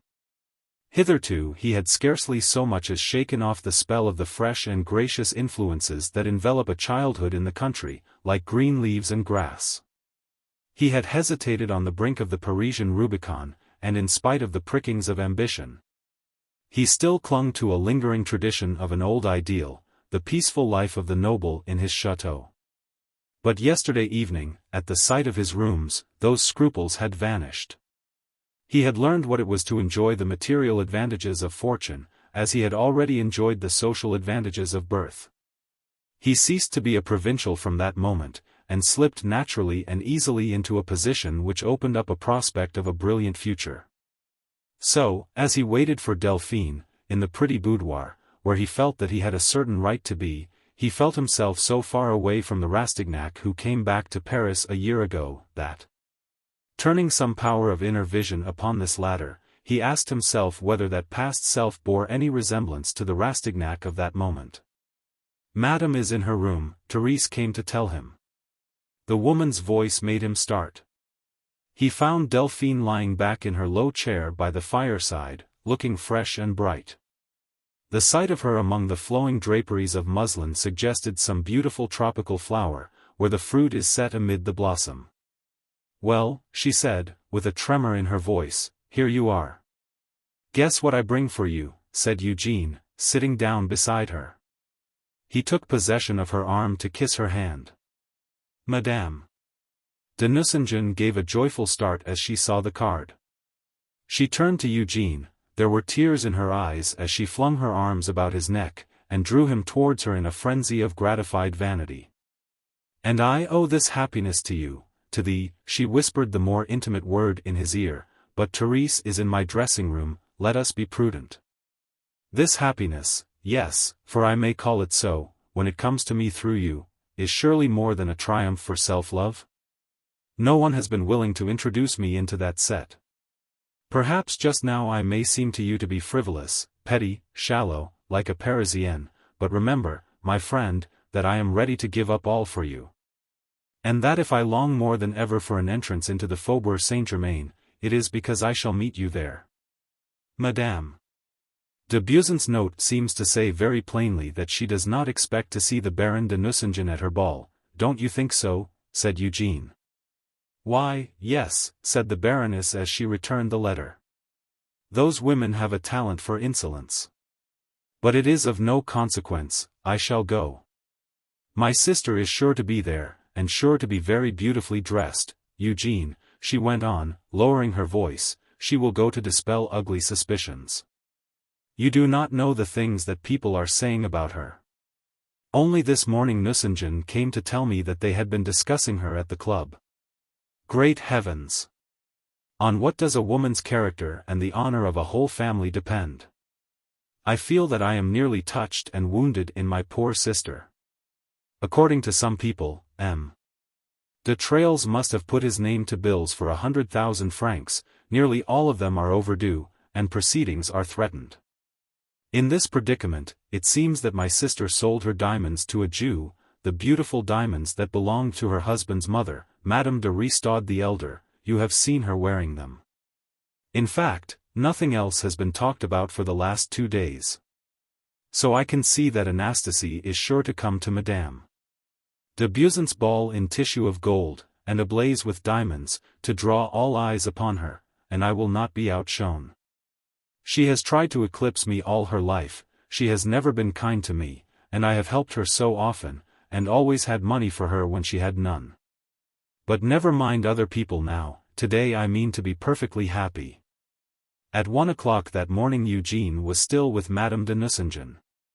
In the midst of their lovers' farewell, a farewell full of hope of bliss to come, she said in a troubled voice, "I am very fearful, superstitious. Give what name you like to my presentiments, but I am afraid that my happiness will be paid for by some horrible catastrophe." "Child," said Eugène. "Ah! Have we changed places, and am I the child tonight?" she asked, laughingly. Eugène went back to the Maison Vauquer, never doubting but that he should leave it for good on the morrow. And on the way he fell to dreaming the bright dreams of youth, when the cup of happiness has left its sweetness on the lips. "Well," cried Goriot, as Rastignac passed by his door. "Yes," said Eugène, "I will tell you everything tomorrow." "Everything, will you not?" cried the old man. Go to bed. Tomorrow our happy life will begin. Next day, Goriot and Rastignac were ready to leave the lodging-house, and only awaited the good pleasure of a porter to move out of it. But towards noon there was a sound of wheels in the rue Nueve-Sainte-Genevieve, and a carriage stopped before the door of the Maison Vauquer. Madame de Nucingen alighted, and asked if her father was still in the house, and, receiving an affirmative reply from Sylvie, ran lightly upstairs. It so happened that Eugène was at home all unknown to his neighbor.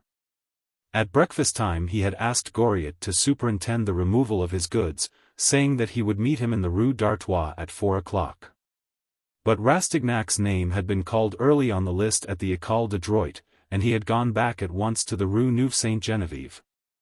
No one had seen him come in, for Goriot had gone to find a porter, and the mistress of the house was likewise out. Eugène had thought to pay her himself, for it struck him that if he left this, Goriot in his zeal would probably pay for him. As it was, Eugène went up to his room to see that nothing had been forgotten. And blessed his foresight when he saw the blank bill bearing Vautrin's signature lying in the drawer where he had carelessly thrown it on the day when he had repaid the amount. There was no fire in the grate, so he was about to tear it into little pieces, when he heard a voice speaking in Goriot's room, and the speaker was Delphine. He made no more noise, and stood still to listen, thinking that she should have no secrets from him. But after the first few words, the conversation between the father and daughter was so strange and interesting that it absorbed all his attention. "Ah! Thank heaven that you thought of asking him to give an account of the money settled on me before I was utterly ruined, father. Is it safe to talk?" she added. "Yes, there is no one in the house," said her father faintly. "What is the matter with you?" asked Madame de Nucingen. "God forgive you. You have just dealt me a staggering blow, child," said the old man. "You cannot know how much I love you, or you would not have burst in upon me like this, with such news, especially if all is not lost. Has something so important happened that you must come here about it? In a few minutes we should have been in the rue d'Artois. Does one think what one is doing after a catastrophe? It has turned my head. Your attorney has found out the state of things now, but it was bound to come out sooner or later. We shall want your long business experience. And I come to you like a drowning man who catches at a branch." When M. Derville found that Nucingen was throwing all sorts of difficulties in his way, he threatened him with proceedings, and told him plainly that he would soon obtain an order from the president of the tribunal. So Nucingen came to my room this morning, and asked if I meant to ruin us both.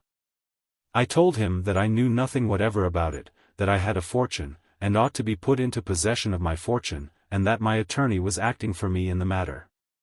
I said again that I knew absolutely nothing about it, and could not possibly go into the subject with him. Wasn't that what you told me to tell him? Yes, quite right, answered Goriot. Well, then, Delphine continued, he told me all about his affairs. He had just invested all his capital and mine in business speculations. They have only just been started, and very large sums of money are locked up. If I were to compel him to refund my dowry now, he would be forced to file his petition. But if I will wait a year, he undertakes, on his honor, to double or treble my fortune, by investing it in building land, and I shall be mistress at last of the whole of my property. He was speaking the truth, father dear, he frightened me. He asked my pardon for his conduct, he has given me my liberty. I am free to act as I please on condition that I leave him to carry on my business in my name. To prove his sincerity, he promised that M. Derville might inspect the accounts as often as I pleased, so that I might be assured that everything was being conducted properly. In short, he put himself in my power, bound hand and foot. He wishes the present arrangements as to the expenses of housekeeping to continue for 2 more years, and entreated me not to exceed my allowance. He showed me plainly that it was all that he could do to keep up appearances. He has broken with his opera dancer.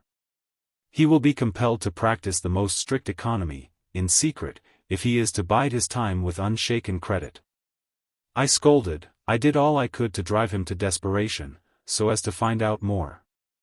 He showed me his ledgers, he broke down and cried at last. I never saw a man in such a state. He lost his head completely, talked of killing himself, and raved till I felt quite sorry for him. Do you really believe that silly rubbish? Cried her father. It was all got up for your benefit. I have had to do with Germans in the way of business, honest and straightforward they are pretty sure to be, but when with their simplicity and frankness they are sharpers and humbugs as well. They are the worst rogues of all. Your husband is taking advantage of you. As soon as pressure is brought to bear on him he shams dead, he means to be more the master under your name than in his own. He will take advantage of the position to secure himself against the risks of business. He is as sharp as he is treacherous, he is a bad lot. No, no. I am not going to leave my girls behind me without a penny when I go to Père Lachaise. I know something about business still. He has sunk his money in speculation, he says. Very well then, there is something to show for it, bills, receipts, papers of some sort. Let him produce them, and come to an arrangement with you. We will choose the most promising of his speculations, take them over at our own risk, and have the securities transferred into your name. They shall represent the separate estate of Delphine Goriot, wife of the Baron de Nucingen. Does that fellow really take us for idiots? Does he imagine that I could stand the idea of your being without fortune, without bread, for 48 hours? I would not stand it a day, no, not a night, not a couple of hours. If there had been any foundation for the idea, I should never get over it. What?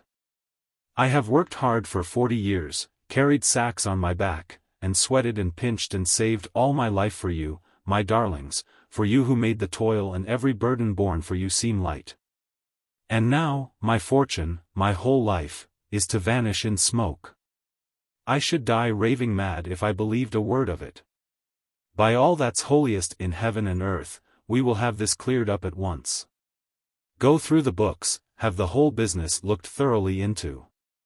I will not sleep, nor rest, nor eat until I have satisfied myself that all your fortune is in existence.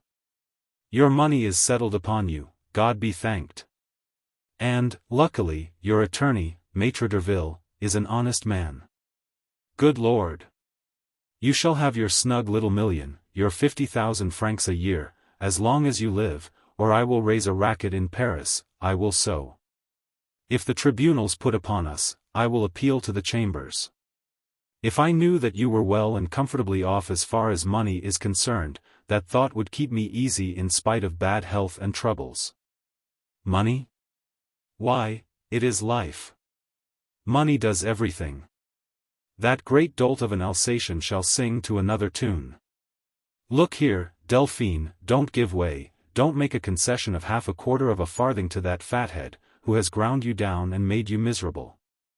If he can't do without you, we will give him a good cudgeling, and keep him in order.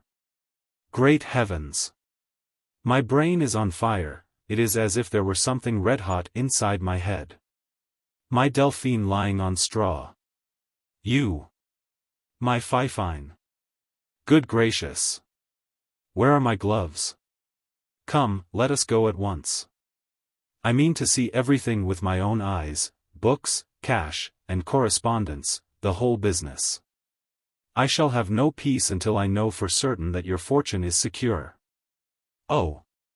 Father dear, be careful how you set about it. If there is the least hint of vengeance in the business, if you show yourself openly hostile, it will be all over with me. He knows whom he has to deal with, he thinks it quite natural that if you put the idea into my head, I should be uneasy about my money. But I swear to you that he has it in his own hands, and that he had meant to keep it. He is just the man to abscond with all the money and leave us in the lurch, the scoundrel. He knows quite well that I will not dishonor the name I bear by bringing him into a court of law. His position is strong and weak at the same time. If we drive him to despair, I am lost. Why, then, the man is a rogue? Well, yes, father, she said, flinging herself into a chair, I wanted to keep it from you to spare your feelings," and she burst into tears. "I did not want you to know that you had married me to such a man as he is. He is just the same in private life, body and soul and conscience, the same through and through, hideous. I hate him. I despise him. Yes, after all that despicable Nucingen has told me, I cannot respect him any longer. A man capable of mixing himself up in such affairs, and of talking about them to me as he did. Without the slightest scruple, it is because I have read him through and through that I am afraid of him. He, my husband, frankly proposed to give me my liberty, and do you know what that means? It means that if things turn out badly for him, I am to play into his hands, and be his stalking horse. But there is law to be had. There is a place to grieve for sons-in-law of that sort," cried her father. "Why, I would guillotine him myself if there was no headsman to do it." "No, father, the law cannot touch him. Listen, this is what he says, stripped of all his circumlocutions: take your choice, you and no one else can be my accomplice. Either everything is lost, you are ruined and have not a farthing, or you will let me carry this business through myself. Is that plain speaking? He must have my assistance. He is assured that his wife will deal fairly by him, he knows that I shall leave his money to him and be content with my own. It is an unholy and dishonest compact, and he holds out threats of ruin to compel me to consent to it. He is buying my conscience, and the price is liberty to be Eugene's wife in all but name. I connive at your errors, and you allow me to commit crimes and ruin poor families. Is that sufficiently explicit? Do you know what he means by speculations? He buys up land in his own name, then he finds men of straw to run up houses upon it. These men make a bargain with a contractor to build the houses, paying them by bills at long dates. Then in consideration of a small sum they leave my husband in possession of the houses, and finally slip through the fingers of the deluded contractors by going into bankruptcy. The name of the firm of Nucingen has been used to dazzle the poor contractors. I saw that. I noticed, too, that Nucingen had sent bills for large amounts to Amsterdam, London, Naples, and Vienna, in order to prove if necessary that large sums had been paid away by the firm. How could we get possession of those bills? Eugene heard a dull thud on the floor. Father Goriot must have fallen on his knees. Great heavens! What have I done to you? Bound my daughter to this scoundrel who does as he likes with her, oh! My child, my child! Forgive me, cried the old man. Yes, if I am in the depths of despair, perhaps you are to blame, said Delphine. We have so little sense when we marry. What do we know of the world, of business, or men, or life? Our father should think for us. Father dear, I am not blaming you in the least, forgive me for what I said. This is all my own fault. Nay, do not cry, Papa, she said, kissing him. Do not cry either, my little Delphine. Look up and let me kiss away the tears. There. I shall find my wits and unravel this skein of your husband's winding. No, let me do that. I shall be able to manage him.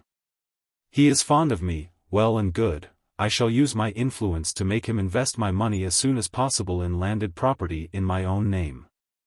Very likely I could get him to buy back Nucingen in Alsace in my name. That has always been a pet idea of his. Still, come tomorrow and go through the books, and look into the business. M. Derville knows little of mercantile matters. No, not tomorrow though. I do not want to be upset. Madame. De Buison's ball will be the day after tomorrow, and I must keep quiet, so as to look my best and freshest, and do honor to my dear Eugene. Come, let us see his room. But as she spoke a carriage stopped in the Rue Nueve-Sainte-Genevieve, and the sound of Madame de Ristaud's voice came from the staircase. Is my father in? She asked of Sylvie. This accident was luckily timed for Eugene, whose one idea had been to throw himself down on the bed and pretend to be asleep. Oh, father, have you heard about Anastasie? Said Delphine, when she heard her sister speak. It looks as though some strange things had happened in that family. What sort of things? Asked Goriot. This is like to be the death of me. My poor head will not stand a double misfortune. Good morning, father, said the countess from the threshold. Oh. Delphine, are you here? Madame. De Rastignac seemed taken aback by her sister's presence. Good morning, Nazy, said the Baroness. What is there so extraordinary in my being here? I see our father every day. Since when? If you came yourself you would know. Don't tease, Delphine, said the countess fretfully. I am very miserable, I am lost. Oh. My poor father, it is hopeless this time. What is it, Nazy? Cried Goriot. Tell us all about it, child. How white she is. Quick, do something, Delphine, be kind to her, and I will love you even better, if that were possible. Poor Nazy, said Madame de Nucingen, drawing her sister to a chair. We are the only two people in the world whose love is always sufficient to forgive you everything. Family affection is the surest, you see. The countess inhaled the salts and revived. This will kill me, said their father. There, he went on, stirring the smoldering fire, come nearer, both of you. It is cold. What is it, Nazy? Be quick and tell me, this is enough to. Well, then, my husband knows everything, said the countess. Just imagine it, do you remember, father, that bill of Maxime some time ago? Well, that was not the first. I had paid ever so many before that. About the beginning of January de Trailles seemed very much troubled. He said nothing to me. But it is so easy to read the hearts of those you love, a mere trifle is enough, and then you feel things instinctively. Indeed, he was more tender and affectionate than ever, and I was happier than I had ever been before. Poor Maxime. In himself he was really saying goodbye to me, so he has told me since. He meant to blow his brains out. At last I worried him so, and begged and implored so hard. For 2 hours I knelt at his knees and prayed and entreated, and at last he told me, that he owed 100,000 francs. Oh! Papa! 100,000 francs! I was beside myself. You had not the money, I knew, I had eaten up all that you had. No, said Goriot, I could not have got it for you unless I had stolen it. But I would have done that for you, Nazy. I will do it yet. The words came from him like a sob, a hoarse sound like the death rattle of a dying man. It seemed indeed like the agony of death when the father's love was powerless. There was a pause, and neither of the sisters spoke. It must have been selfishness indeed that could hear unmoved that cry of anguish that, like a pebble thrown over a precipice, revealed the depths of his despair. I found the money, father, by selling what was not mine to sell, and the countess burst into tears. Delphine was touched, she laid her head on her sister's shoulder, and cried too. Then it is all true, she said. Anastasie bowed her head, Madame de Nucingen flung her arms about her, kissed her tenderly, and held her sister to her heart. I shall always love you and never judge you, Nazy, she said. My angels, murmured Goriot faintly. Oh, why should it be trouble that draws you together? This warm and palpitating affection seemed to give the countess courage. To save Maxime's life, she said, to save all my own happiness, I went to the moneylender you know of, a man of iron forged in hellfire, nothing can melt him. I took all the family diamonds that de Rastignac is so proud of, his and mine too, and sold them to that Gobseck. Sold them. Do you understand? I saved Maxime, but I am lost. Rastignac found it all out. How? Who told him? I will kill him, cried Goriot. Yesterday he sent to tell me to come to his room. I went. Anastasie, he said in a voice, oh. Such a voice. That was enough, it told me everything. Where are your diamonds? In my room, no, he said, looking straight at me, there they are on that chest of drawers, and he lifted his handkerchief and showed me the casket. Do you know where they came from? He said. I fell at his feet. I cried, I besought him to tell me the death he wished to see me die. You said that, cried Goriot. By God in heaven, whoever lays a hand on either of you so long as I am alive may reckon on being roasted by slow fires. Yes, I will cut him in pieces like. Goriot stopped. The words died away in his throat. And then, dear, he asked something worse than death of me. Oh!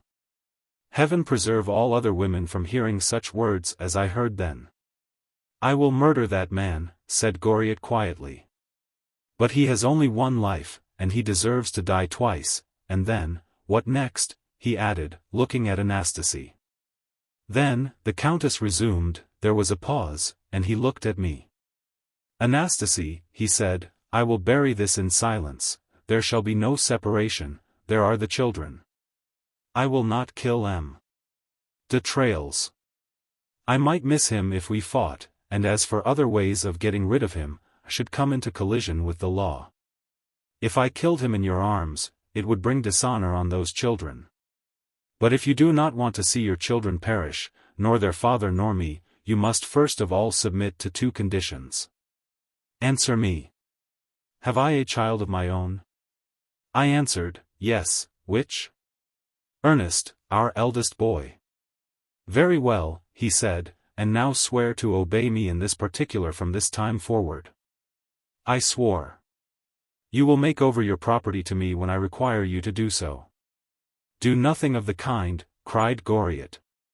Aha!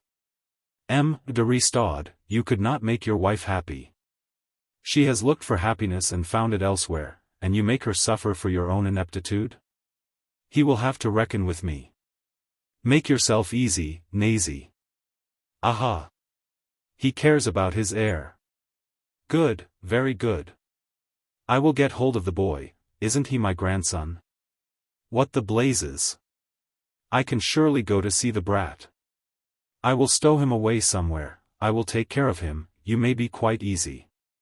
I will bring Restaud to terms, the monster. I shall say to him, a word or two with you.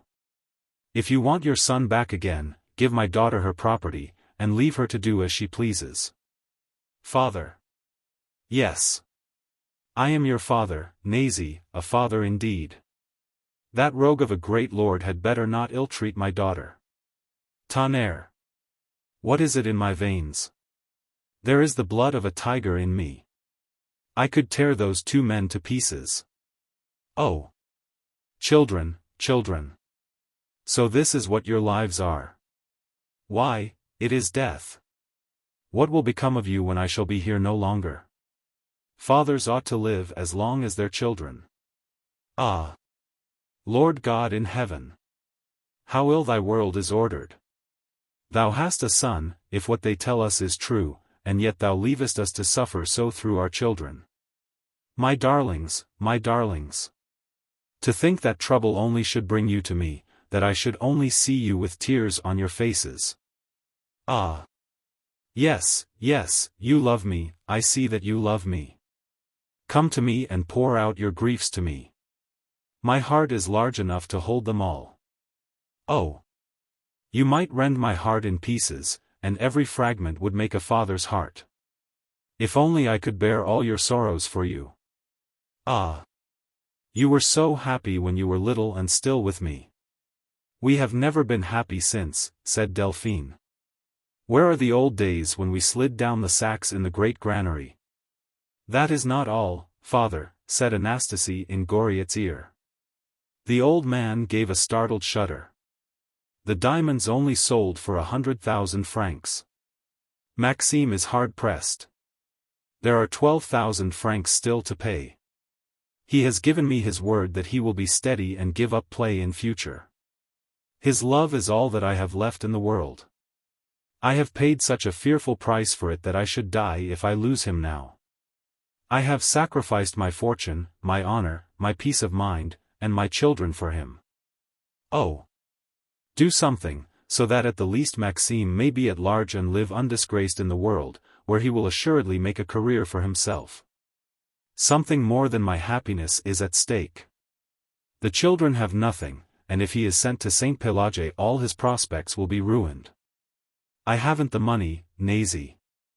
I have nothing, nothing left. This is the end of everything. Yes, the world is crumbling into ruin, I am sure. Fly. Save yourselves. Ah, I have still my silver buckles left, and half a dozen silver spoons and forks, the first I ever had in my life. But I have nothing else except my life annuity, 1,200 francs. Then what has become of your money in the funds? I sold out, and only kept a trifle for my wants. I wanted 12,000 francs to furnish some rooms for Delphine. In your own house? Asked Madame de Ristot, looking at her sister. What does it matter where they were? Asked Goriot. The money is spent now. I see how it is, said the Countess. Rooms for M. de Rastignac. Poor Delphine, take warning by me. M. de Rastignac is incapable of ruining the woman he loves, dear. Thanks. Delphine. I thought you would have been kinder to me in my troubles, but you never did love me.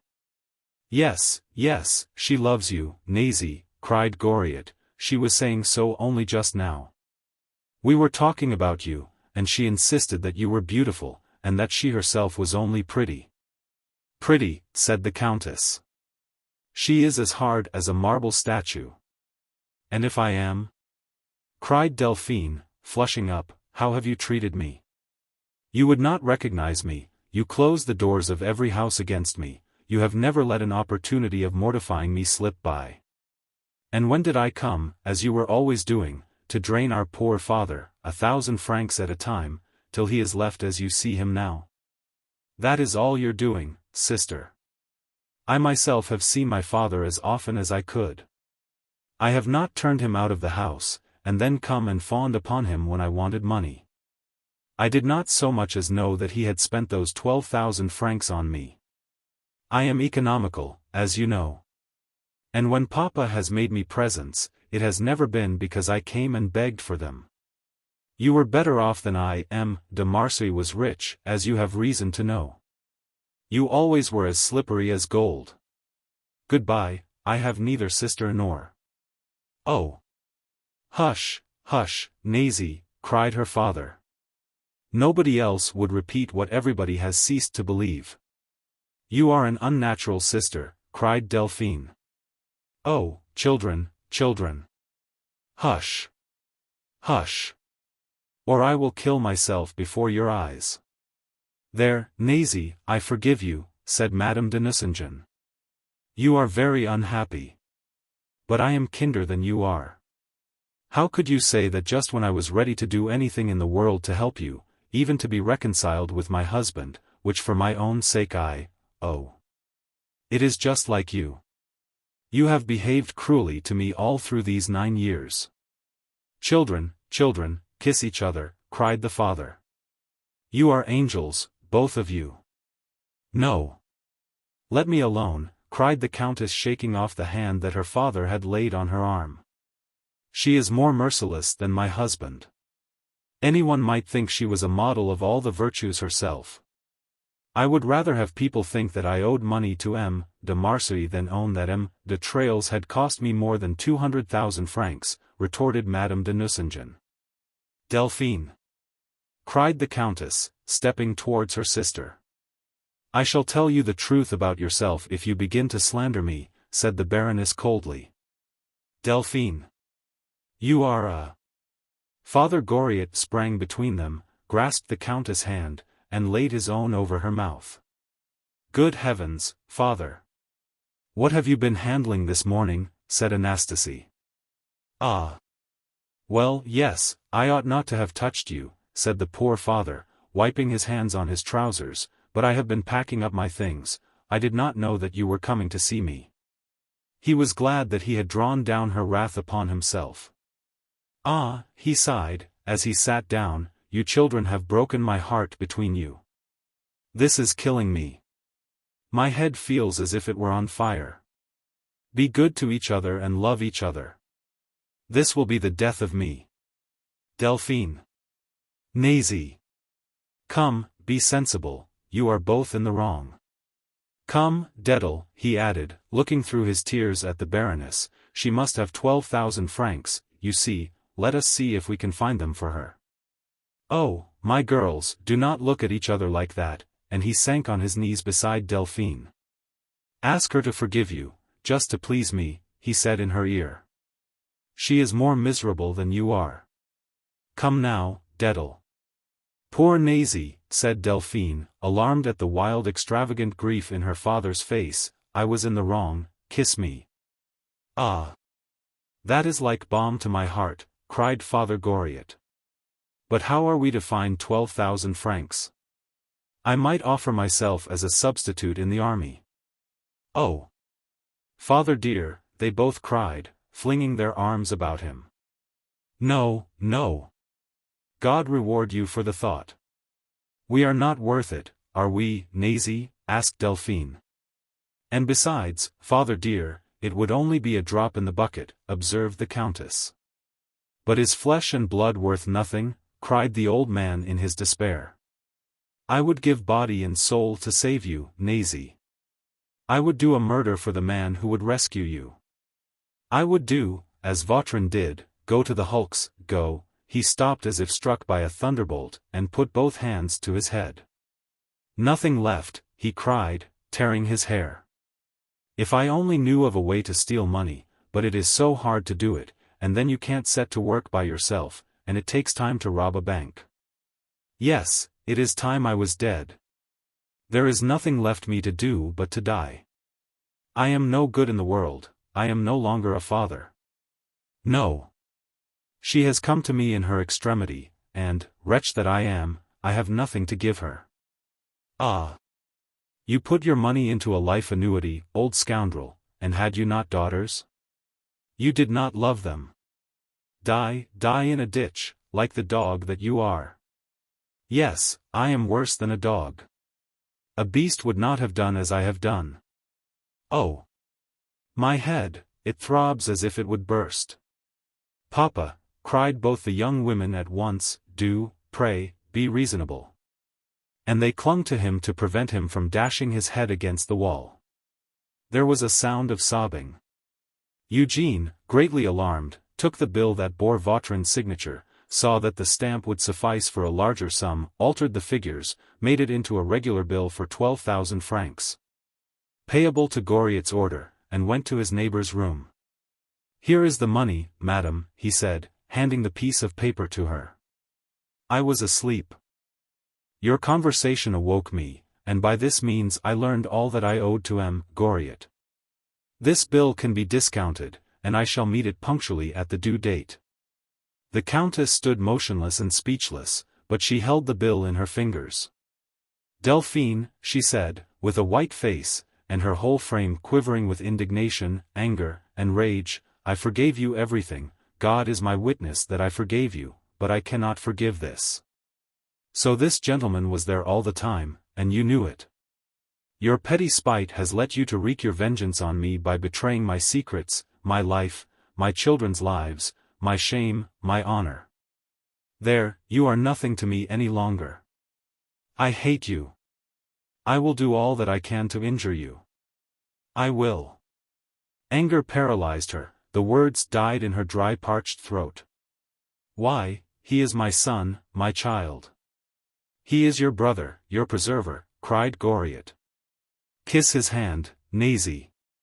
Stay, I will embrace him myself, he said, straining Eugene to his breast in a frenzied clasp.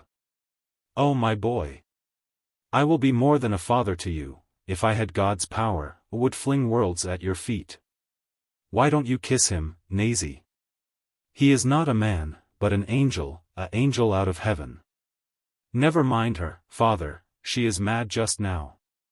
Mad? Am I? And what are you? Cried Madame de Ristot. Children, I shall die if you go on like this, cried the old man, and he staggered and fell on the bed as if a bullet had struck him. They are killing me between them, he said to himself. The Countess fixed her eyes on Eugene, who stood stock still, all his faculties were numbed by this violent scene. "Sir?" she said, doubt and inquiry in her face, tone, and bearing. She took no notice now of her father nor of Delphine, who was hastily unfastening his waistcoat. "Madam," said Eugene, answering the question before it was asked, "I will meet the bill, and keep silence about it." "You have killed our father, Nazy," said Delphine, pointing to Goriot, who lay unconscious on the bed. The Countess fled. "I freely forgive her," said the old man, opening his eyes. "Her position is horrible. It would turn an older head than hers. Comfort Nazy, and be nice to her, Delphine. Promise it to your poor father before he dies," he asked, holding Delphine's hand in a convulsive clasp. "Oh! What ails you, father?" she cried in real alarm. "Nothing, nothing," said Goriot, "it will go off. There is something heavy pressing on my forehead, a little headache." "Ah! Poor Nazy, what a life lies before her." Just as he spoke, the Countess came back again and flung herself on her knees before him. "Forgive me," she cried. "Come," said her father, "you are hurting me still more." "Monsieur," the Countess said, turning to Rastignac, "misery made me unjust to you. You will be a brother to me, will you not?" And she held out her hand. Her eyes were full of tears as she spoke. "Nazy," cried Delphine, flinging her arms round her sister, "my little Nazy, let us forget and forgive." "No, no," cried Nazy, "I shall never forget."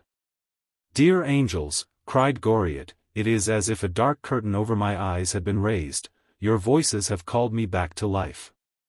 Kiss each other once more. Well, now, Nazy, that bill will save you, won't it?" "I hope so. I say, Papa, will you write your name on it?" "There. How stupid of me to forget that. But I am not feeling at all well, Nazy, so you must not remember it against me. Send and let me know as soon as you are out of your strait." "No, I will go to you." "No, after all, I will not go. I might meet your husband, and I should kill him on the spot. And as for signing away your property, I shall have a word to say about that. Quick, my child, and keep Maxime in order in future." Eugene was too bewildered to speak. "Poor Anastasie, she always had a violent temper," said Madame de Nucingen, "but she has a good heart." "She came back for the endorsement," said Eugene in Delphine's ear. "Do you think so?" "I only wish I could think otherwise." "Do not trust her," he answered, raising his eyes as if he confided to heaven the thoughts that he did not venture to express. "Yes. She is always acting a part to some extent." "How do you feel now, dear Father Goriot?" asked Rastignac. "I should like to go to sleep," he replied. Eugene helped him to bed, and Delphine sat by the bedside, holding his hand until he fell asleep. Then she went. "This evening at the Italians," she said to Eugene, "and you can let me know how he is. Tomorrow you will leave this place, monsieur. Let us go into your room. Oh! How frightful!" she cried on the threshold. "Why, you are even worse lodged than our father. Eugene, you have behaved well. I would love you more if that were possible. But, dear boy, if you are to succeed in life, you must not begin by flinging 12,000 francs out of the windows like that. The Comte de Trailles is a confirmed gambler. My sister shuts her eyes to it. He would have made the 12,000 francs in the same way that he wins and loses heaps of gold." A groan from the next room brought them back to Goriot's bedside. To all appearances he was asleep, but the two lovers caught the words, "They are not happy." Whether he was awake or sleeping, the tone in which they were spoken went to his daughter's heart. She stole up to the pallet bed on which her father lay, and kissed his forehead. He opened his eyes. "Ah! Delphine," he said. "How are you now?" she asked. "Quite comfortable. Do not worry about me, I shall get up presently." Don't stay with me, children, go, go and be happy. Eugene went back with Delphine as far as her door. But he was not easy about Goriot, and would not stay to dinner, as she proposed. He wanted to be back at the Maison Vauquer. Father Goriot had left his room, and was just sitting down to dinner as he came in. Bianchon had placed himself where he could watch the old man carefully. And when the old vermicelli maker took up his square of bread and smelled it to find out the quality of the flour, the medical student, studying him closely, saw that the action was purely mechanical, and shook his head. "Just come and sit over here, Hospitaller of Cochin," said Eugene. Bianchon went the more willingly because his change of place brought him next to the old lodger. "What is wrong with him?" asked Rastignac. "It is all up with him, or I am much mistaken. Something very extraordinary must have taken place. He looks to me as if he were in imminent danger of serous apoplexy. The lower part of his face is composed enough, but the upper part is drawn and distorted. Then there is that peculiar look about the eyes that indicates an effusion of serum in the brain. They look as though they were covered with a film of fine dust, do you notice? I shall know more about it by tomorrow morning. Is there any cure for it? None. It might be possible to stave death off for a time if a way could be found of setting up a reaction in the lower extremities. But if the symptoms do not abate by tomorrow evening, it will be all over with him, poor old fellow. Do you know what has happened to bring this on? There must have been some violent shock, and his mind has given way." "Yes, there was," said Rastignac, remembering how the two daughters had struck blow on blow at their father's heart. "But Delphine at any rate loves her father," he said to himself. That evening at the opera Rastignac chose his words carefully, lest he should give Madame de Nucingen needless alarm.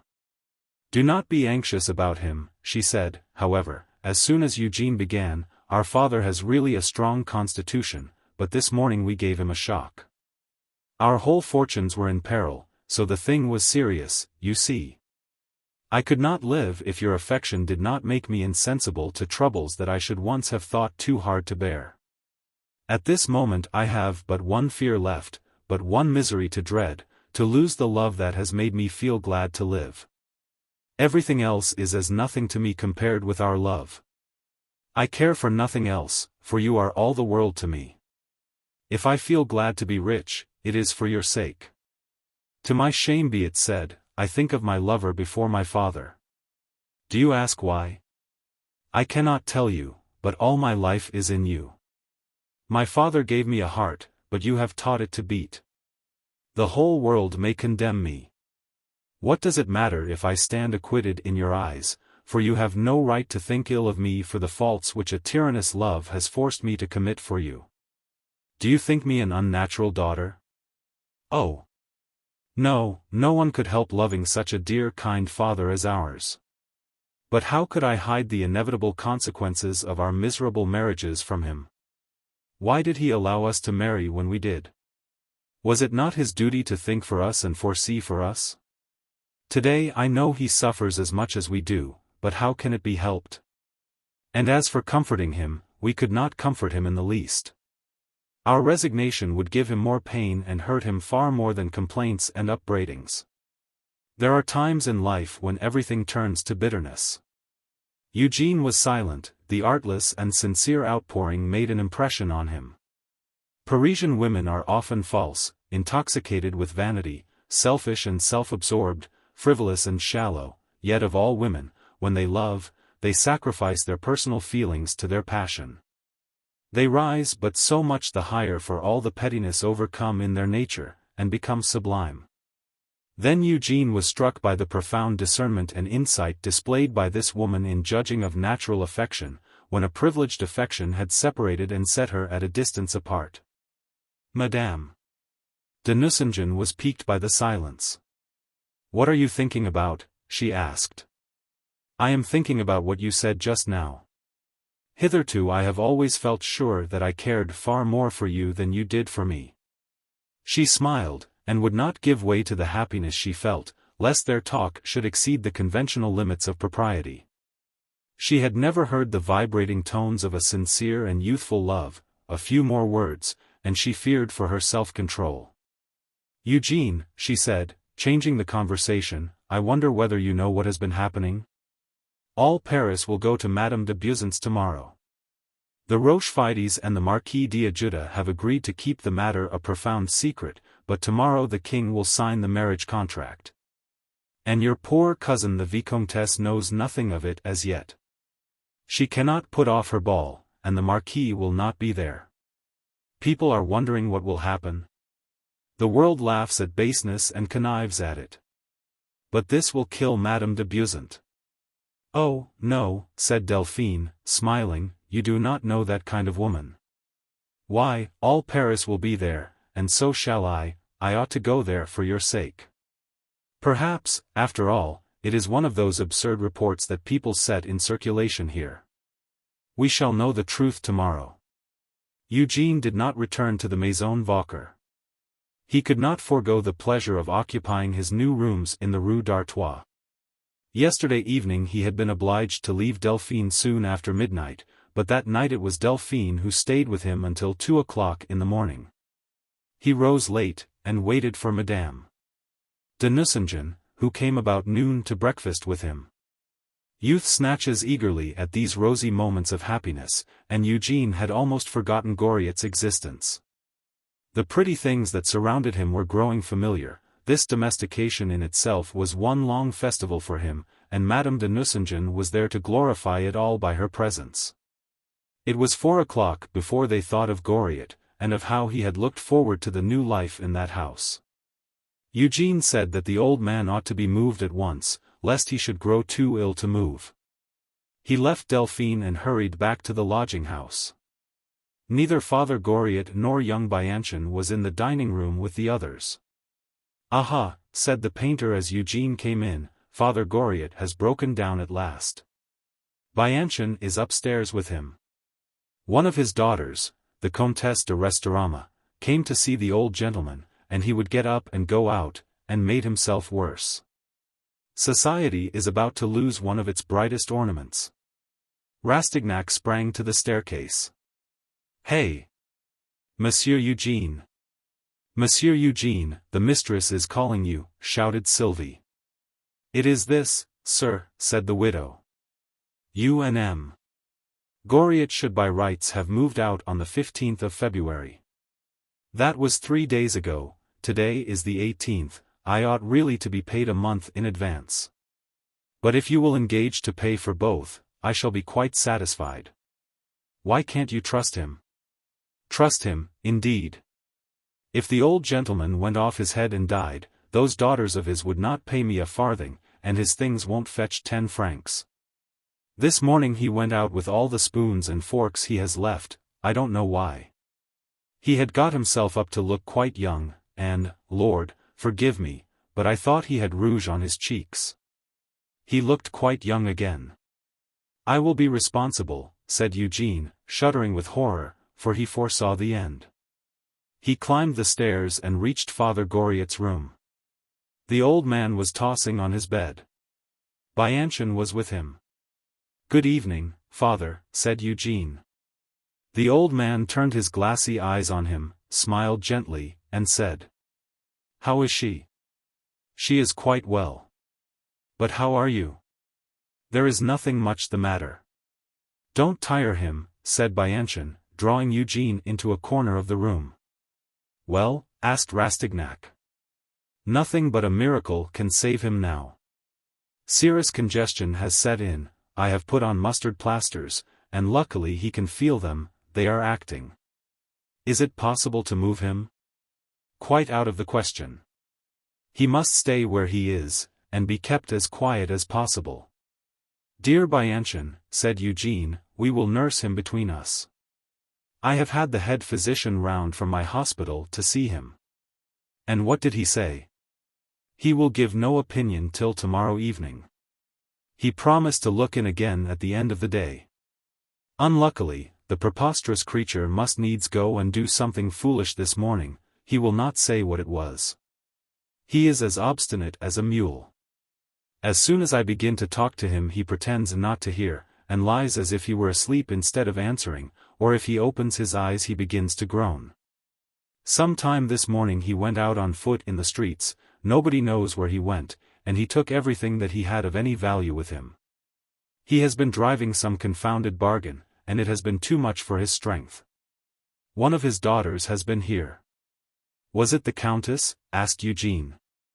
A tall, dark-haired woman, with large bright eyes, slender figure, and little feet? Yes. Leave him to me for a bit, said Rastignac. I will make him confess, he will tell me all about it. And meanwhile I will get my dinner. But try not to excite him, there is still some hope left. All right. How they will enjoy themselves tomorrow, said Father Goriot when they were alone. They are going to a grand ball. What were you doing this morning, Papa, to make yourself so poorly this evening that you have to stop in bed? Nothing. Did not Anastasie come to see you? Demanded Rastignac. Yes, said Father Goriot. Well, then, don't keep anything from me. What more did she want of you? Oh, she was very miserable, he answered, gathering up all his strength to speak. It was this way, my boy. Since that affair of the diamonds, Nasie has not had a penny of her own. For this ball she had ordered a golden gown like a setting for a jewel. Her mantua maker, a woman without a conscience, would not give her credit, so Nasie's waiting woman advanced 1,000 francs on account. Poor Nasie. Reduced to such shifts. It cut me to the heart to think of it. But when Nasie's maid saw how things were between her master and mistress, she was afraid of losing her money, and came to an understanding with the dressmaker. And the woman refuses to send the ball dress until the money is paid. The gown is ready, and the ball is tomorrow night. Nasie was in despair. She wanted to borrow my forks and spoons to pawn them. Her husband is determined that she shall go and wear the diamonds, so as to contradict the stories that are told all over Paris. How can she go to that heartless scoundrel and say, I owe 1,000 francs to my dressmaker, pay her for me? She cannot. I saw that myself. Delphine will be there too in a superb toilette, and Anastasie ought not to be outshone by her younger sister. And then, she was drowned in tears, poor girl. I felt so humbled yesterday when I had not the 12,000 francs, that I would have given the rest of my miserable life to wipe out that wrong. You see, I could have borne anything once, but latterly this want of money has broken my heart. Oh! I did not do it by halves. I titivated myself up a bit, and went out and sold my spoons and forks and buckles for 600 francs. Then I went to old Daddy Gobseck, and sold a year's interest on my annuity for 400 francs down. Pshaw! I can live on dry bread, as I did when I was a young man. If I have done it before, I can do it again. My Nasie shall have one happy evening, at any rate. She shall be smart. The banknote for 1,000 francs is under my pillow. It warms me to have it lying there under my head, for it is going to make my poor Nasie happy. She can turn that bad girl Victoire out of the house. A servant that cannot trust her mistress, did anyone ever hear the like? I shall be quite well tomorrow. Nasie is coming at 10 o'clock. They must not think that I am ill, or they will not go to the ball, they will stop and take care of me. Tomorrow Nasie will come and hold me in her arms as if I were one of her children. Her kisses will make me well again. After all, I might have spent the 1,000 francs on physic, I would far rather give them to my little Nasie, who can charm all the pain away. At any rate, I am some comfort to her in her misery, and that makes up for my unkindness in buying an annuity. She is in the depths, and I cannot draw her out of them now. Oh! I will go into business again, I will buy wheat in Odessa. Out there, wheat fetches a quarter of the price it sells for here. There is a law against the importation of grain, but the good folk who made the law forgot to prohibit the introduction of wheat products and foodstuffs made from corn. Hey! Hey! That struck me this morning. There is a fine trade to be done in starch. Eugene, watching the old man's face, thought that his friend was light-headed. "Come," he said, "do not talk any more, you must rest." Just then Bianchon came up, and Eugène went down to dinner. The two students sat up with him that night, relieving each other in turn. Bianchon brought up his medical books and studied. Eugène wrote letters home to his mother and sisters. Next morning Bianchon thought the symptoms more hopeful, but the patient's condition demanded continual attention, which the two students alone were willing to give, a task impossible to describe in the squeamish phraseology of the epoch. Leeches must be applied to the wasted body, the poultices and hot footbaths, and other details of the treatment required the physical strength and devotion of the two young men. Madame de Rastignac did not come, but she sent a messenger for the money. I expected she would come herself. But it would have been a pity for her to come, she would have been anxious about me, said the father, and to all appearances he was well content. At 7 o'clock that evening Therese came with a letter from Delphine. "What are you doing, dear friend? I have been loved for a very little while, and I am neglected already. In the confidences of heart and heart, I have learned to know your soul, you are too noble not to be faithful forever. For you know that love with all its infinite subtle changes of feeling is never the same. Once you said, as we were listening to the prayer in Mose and Igito, for some it is the monotony of a single note, for others, it is the infinite of sound. Remember that I am expecting you this evening to take me to Madame de Beauseant's ball. Everyone knows now that the king signed M. D'Ajuda's marriage contract this morning, and the poor Vicomtesse knew nothing of it until 2 o'clock this afternoon. All Paris will flock to her house, of course, just as a crowd fills the Place de Grève to see an execution. It is horrible, is it not, to go out of curiosity to see if she will hide her anguish, and whether she will die courageously? I certainly should not go, my friend, if I had been at her house before. But, of course, she will not receive society any more after this, and all my efforts would be in vain. My position is a very unusual one, and besides, I am going there partly on your account. I am waiting for you. If you are not beside me in less than 2 hours, I do not know whether I could forgive such treason." Rastignac took up a pen and wrote. "I am waiting till the doctor comes to know if there is any hope of your father's life. He is lying dangerously ill. I will come and bring you the news, but I am afraid it may be a sentence of death. When I come you can decide whether you can go to the ball, yours 1,000 times." At 8:30 the doctor arrived. He did not take a very hopeful view of the case, but thought that there was no immediate danger. Improvements and relapses might be expected, and the good man's life and reason hung in the balance. It would be better for him to die at once, the doctor said as he took leave. Eugène left Goriot to Bianchon's care, and went to carry the sad news to Madame de Nucingen. Family feeling lingered in her, and this must put an end for the present to her plans of amusement. "Tell her to enjoy her evening as if nothing had happened," cried Goriot. He had been lying in a sort of stupor, but he suddenly sat upright as Eugène went out. Eugène, half heartbroken, entered Delphine's. Her hair had been dressed, she wore her dancing slippers, she had only to put on her ball dress.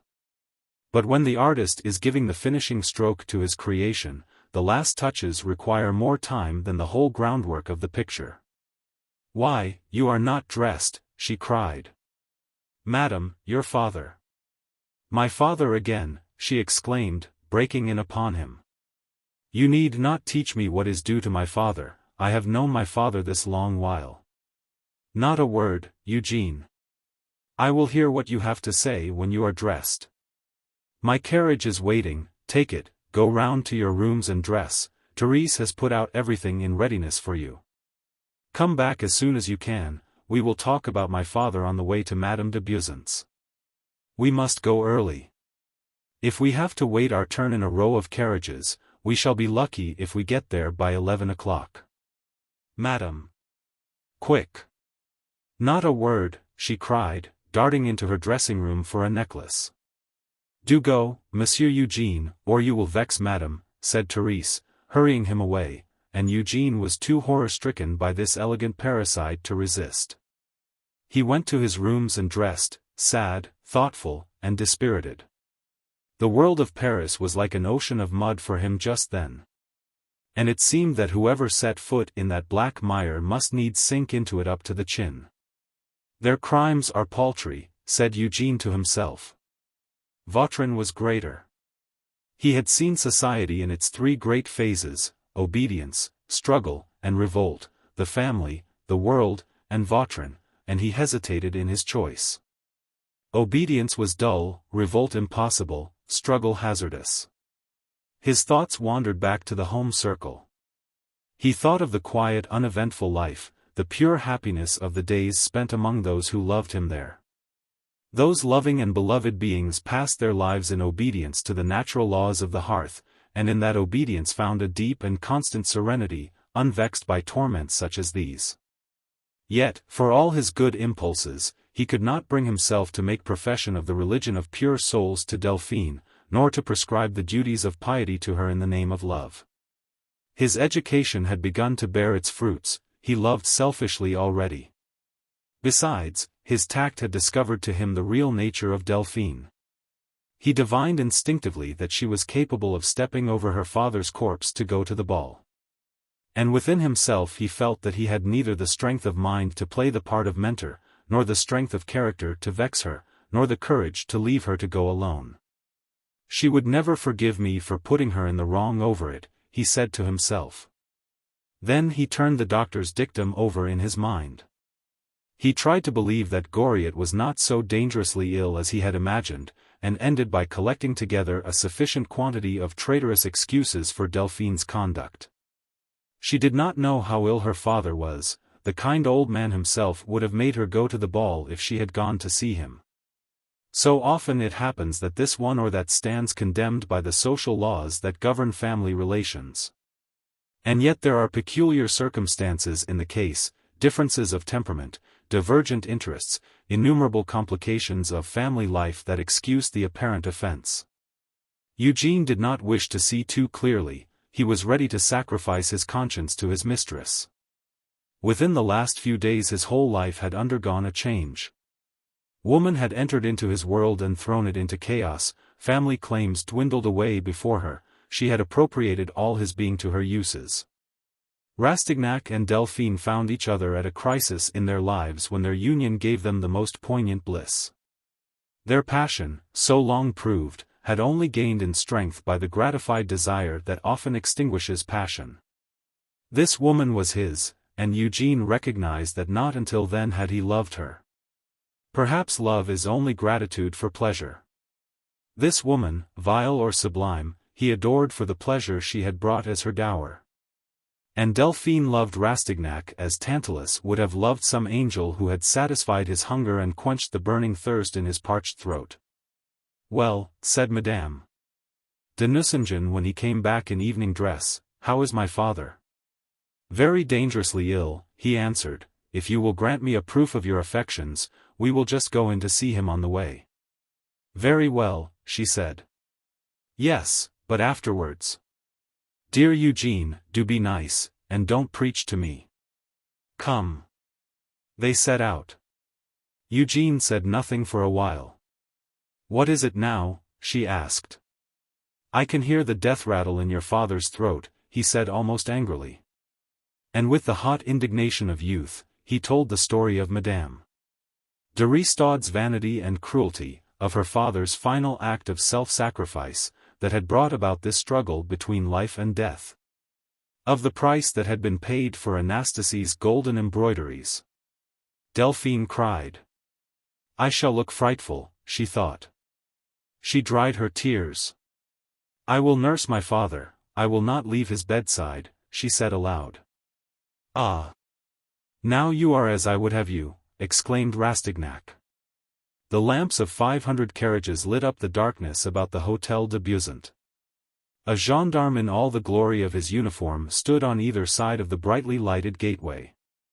The great world was flocking thither that night in its eager curiosity to see the great lady at the moment of her fall, and the rooms on the ground floor were already full to overflowing, when Madame de Nucingen and Rastignac appeared. Never since Louis XIV tore her lover away from la grande Mademoiselle, and the whole court hastened to visit that unfortunate princess, had a disastrous love affair made such a sensation in Paris. But the youngest daughter of the almost royal house of Burgundy had risen proudly above her pain, and moved till the last moment like a queen in this world. Its vanities had always been valueless for her, save in so far as they contributed to the triumph of her passion. The salons were filled with the most beautiful women in Paris, resplendent in their toilettes, and radiant with smiles. Ministers and ambassadors, the most distinguished men at court, men bedizened with decorations, stars, and ribbons, men who bore the most illustrious names in France, had gathered about the Vicomtesse. The music of the orchestra vibrated in wave after wave of sound from the golden ceiling of the palace, now made desolate for its queen. Madame de Beauseant stood at the door of the first salon to receive the guests who were styled her friends. She was dressed in white, and wore no ornament in the plaits of hair braided about her head. Her face was calm, there was no sign there of pride, nor of pain, nor of joy that she did not feel. No one could read her soul, she stood there like some Niobe carved in marble. For a few intimate friends there was a tinge of satire in her smile. But no scrutiny saw any change in her, nor had she looked otherwise in the days of the glory of her happiness. The most callous of her guests admired her as young Rome applauded some gladiator who could die smiling. It seemed as if society had adorned itself for a last audience of one of its sovereigns. "I was afraid that you would not come," she said to Rastignac. "Madam," he said, in an unsteady voice, taking her speech as a reproach, "I shall be the last to go, that is why I am here." "Good," she said, and she took his hand. "You are perhaps the only one I can trust here among all these. Oh, my friend, when you love, love a woman whom you are sure that you can love always. Never forsake a woman." She took Rastignac's arm, and went towards a sofa in the card-room. "I want you to go to the Marquis," she said. "Jacques, my footman, will go with you. He has a letter that you will take. I am asking the Marquis to give my letters back to me. He will give them all up, I like to think that. When you have my letters, go up to my room with them. Someone shall bring me word." She rose to go to meet the Duchesse de Langeais, her most intimate friend, who had come like the rest of the world. Rastignac went. He asked for the Marquis d'Ajuda at the Hotel Rochefide, feeling certain that the latter would be spending his evening there, and so it proved. The Marquis went to his own house with Rastignac, and gave a casket to the student, saying as he did so, "They are all there." He seemed as if he was about to say something to Eugene, to ask about the ball, or the Vicomtesse. Perhaps he was on the brink of the confession that, even then, he was in despair, and knew that his marriage had been a fatal mistake. But a proud gleam shone in his eyes, and with deplorable courage he kept his noblest feelings a secret. "Do not even mention my name to her, my dear Eugene." He grasped Rastignac's hand sadly and affectionately, and turned away from him. Eugene went back to the Hotel Beauseant. The servant took him to the Vicomtesse's room. There were signs there of preparations for a journey. He sat down by the fire, fixed his eyes on the cedar wood casket, and fell into deep mournful musings. Madame de Beauseant loomed large in these imaginings, like a goddess in the Iliad. "Ah! My friend," said the Vicomtesse. She crossed the room and laid her hand on Rastignac's shoulder. He saw the tears in his cousin's uplifted eyes, saw that one hand was raised to take the casket, and that the fingers of the other trembled. Suddenly she took the casket, put it in the fire, and watched it burn. "They are dancing," she said. "They all came very early, but death will be long in coming. Hush! My friend," and she laid a finger on Rastignac's lips, seeing that he was about to speak. "I shall never see Paris again. I am taking my leave of the world. At 5 o'clock this morning I shall set out on my journey. I mean to bury myself in the remotest part of Normandy. I have had very little time to make my arrangements. Since 3 o'clock this afternoon I have been busy signing documents, setting my affairs in order, there was no one whom I could send to. She broke off. He was sure to be. Again she broke off. The weight of her sorrow was more than she could bear. In such moments as these everything is agony, and some words are impossible to utter. And so I counted upon you to do me this last piece of service this evening, she said. I should like to give you some pledge of friendship. I shall often think of you. You have seemed to me to be kind and noble, fresh-hearted and true, in this world where such qualities are seldom found. I should like you to think sometimes of me. Stay, she said, glancing about her, there is this box that has held my gloves. Every time I opened it before going to a ball or to the theater, I used to feel that I must be beautiful, because I was so happy. And I never touched it except to lay some gracious memory in it. There is so much of my old self in it, of a Madame de Balzac who now lives no longer. Will you take it? I will leave directions that it is to be sent to you in the Rue d'Artois. Madame de Nucingen looked very charming this evening. Eugene, you must love her. Perhaps we may never see each other again, my friend, but be sure of this, that I shall pray for you who have been kind to me. Now, let us go downstairs. People shall not think that I am weeping. I have all time and eternity before me, and where I am going I shall be alone, and no one will ask me the reason of my tears. One last look round first. She stood for a moment.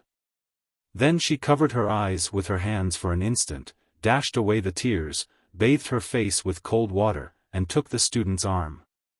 Let us go, she said. This suffering, endured with such noble fortitude, shook Eugene with a more violent emotion than he had felt before.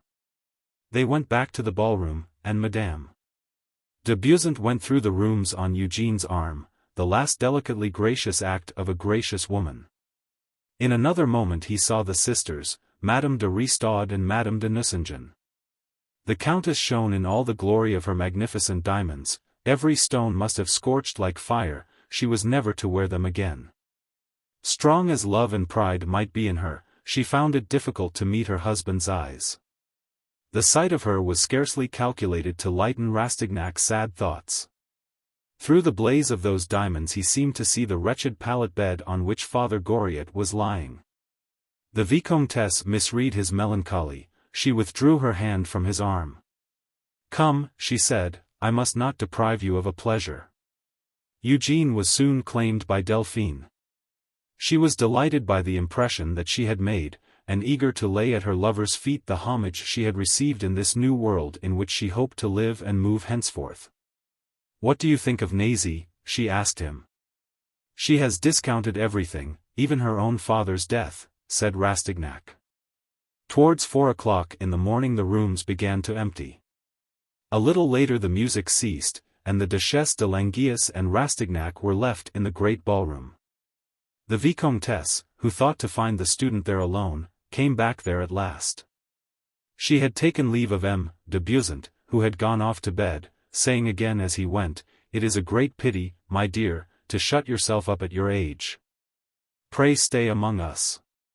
Madame de Balzac saw the Duchesse, and, in spite of herself, an exclamation broke from her. "I saw how it was, Clara," said Madame de Langeais. "You are going from among us, and you will never come back. But you must not go until you have heard me, until we have understood each other." She took her friend's arm, and they went together into the next room. There the Duchess looked at her with tears in her eyes. She held her friend in close embrace and kissed her cheek. "I could not let you go without a word, dearest. The remorse would have been too hard to bear. You can count upon me as surely as upon yourself. You have shown yourself great this evening. I feel that I am worthy of our friendship, and I mean to prove myself worthy of it. I have not always been kind, I was in the wrong, forgive me, dearest. I wish I could unsay anything that may have hurt you, I take back those words. One common sorrow has brought us together again, for I do not know which of us is the more miserable. M. de Montriveau was not here tonight. Do you understand what that means? None of those who saw you tonight, Clara, will ever forget you. I mean to make one last effort. If I fail, I shall go into a convent. Clara, where are you going? Into Normandy, to Courcelles. I shall love and pray there until the day when God shall take me from this world. M. de Rastignac called the Vicomtesse, in a tremulous voice, remembering that the young man was waiting there. The student knelt to kiss his cousin's hand. Goodbye, Antoinette, said Madame de Beauseant. May you be happy. She turned to the student. You are young, she said, you have some beliefs still left. I have been privileged, like some dying people, to find sincere and reverent feeling in those about me as I take my leave of this world. It was nearly 5 o'clock that morning when Rastignac came away. He had put Madame de Beauseant into her travelling carriage, and received her last farewells, spoken amid fast-falling tears.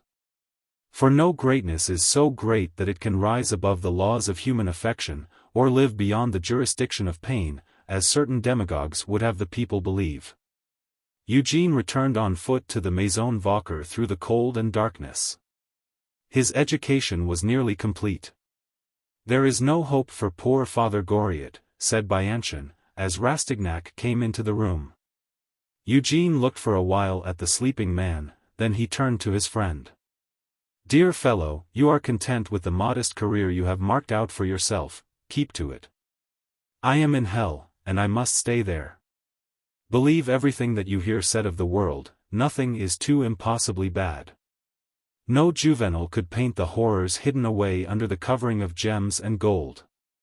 At 2 o'clock in the afternoon Bianchon came to wake Rastignac, and begged him to take charge of Goriot, who had grown worse as the day wore on.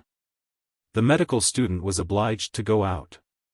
Poor old man, he has not 2 days to live, maybe not many hours, he said, but we must do our utmost, all the same, to fight the disease. It will be a very troublesome case, and we shall want money. We can nurse him between us, of course, but, for my own part, I have not a penny.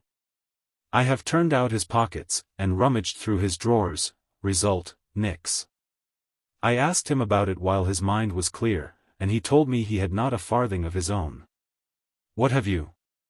I have 20 francs left, said Rastignac, but I will take them to the roulette table, I shall be sure to win. And if you lose? Then I shall go to his sons-in-law and his daughters and ask them for money. And suppose they refuse? Bianchon retorted. The most pressing thing just now is not really money. We must put mustard poultices, as hot as they can be made, on his feet and legs.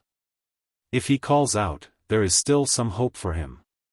You know how to set about doing it, and besides, Christophe will help you. I am going round to the dispensary to persuade them to let us have the things we want on credit. It is a pity that we could not move him to the hospital, poor fellow, he would be better there. Well, come along, I leave you in charge, you must stay with him till I come back. The 2 young men went back to the room where the old man was lying. Eugène was startled at the change in Goriot's face, so livid, distorted, and feeble. How are you, Papa? He said, bending over the pallet bed. Goriot turned his dull eyes upon Eugène, looked at him attentively, and did not recognize him. It was more than the student could bear. The tears came into his eyes. Bianchon, ought we to have the curtains put up in the windows? No, the temperature and the light do not affect him now. It would be a good thing for him if he felt heat or cold, but we must have a fire in any case to make tisanes and heat the other things. I will send round a few sticks. They will last till we can have in some firewood. I burned all the bark fuel you had left, as well as his, poor man, yesterday and during the night. The place is so damp that the water stood in drops on the walls, I could hardly get the room dry. Christophe came in and swept the floor, but the place is like a stable. I had to burn juniper, the smell was something horrible. Mon Dieu, said Rastignac. To think of those daughters of his. One moment, if he asks for something to drink, give him this, said the house student, pointing to a large white jar. If he begins to groan, and the belly feels hot and hard to the touch, you know what to do, get Christophe to help you. If he should happen to grow much excited, and begin to talk a good deal and even to ramble in his talk, do not be alarmed. It would not be a bad symptom. But send Christophe to the hospice Cochin. Our doctor, my chum, or I will come and apply moxas. We had a great consultation this morning while you were asleep. A surgeon, a pupil of Gall's came, and our house surgeon, and the head physician from the Hôtel Dieu. Those gentlemen considered that the symptoms were very unusual and interesting. The case must be carefully watched, for it throws a light on several obscure and rather important scientific problems. One of the authorities says that if there is more pressure of serum on one or other portion of the brain, it should affect his mental capacities in such and such directions. So if he should talk, notice very carefully what kind of ideas his mind seems to run on, whether memory, or penetration, or the reasoning faculties are exercised. Whether sentiments or practical questions fill his thoughts, whether he makes forecasts or dwells on the past, in fact, you must be prepared to give an accurate report of him. It is quite likely that the extravasation fills the whole brain, in which case he will die in the imbecile state in which he is lying now.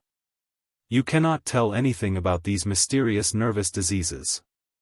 Suppose the crash came here, said Bianchon, touching the back of the head, very strange things have been known to happen.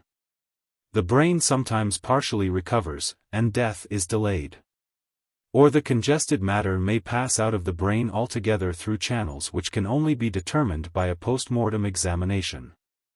There is an old man at the hospital for incurables, an imbecile patient. In his case the effusion has followed the direction of the spinal cord, he suffers horrid agonies, but he lives.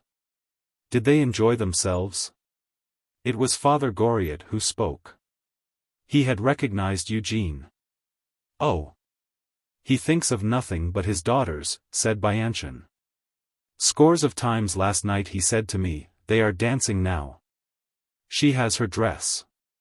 He called them by their names. He made me cry, the devil take it, calling with that tone in his voice, for Delphine. My little Delphine. And Nazy. Upon my word, said the medical student, it was enough to make anyone burst out crying. Delphine, said the old man, she is there, isn't she? I knew she was there, and his eyes sought the door. I am going down now to tell Sylvie to get the poultices ready, said Bianchon.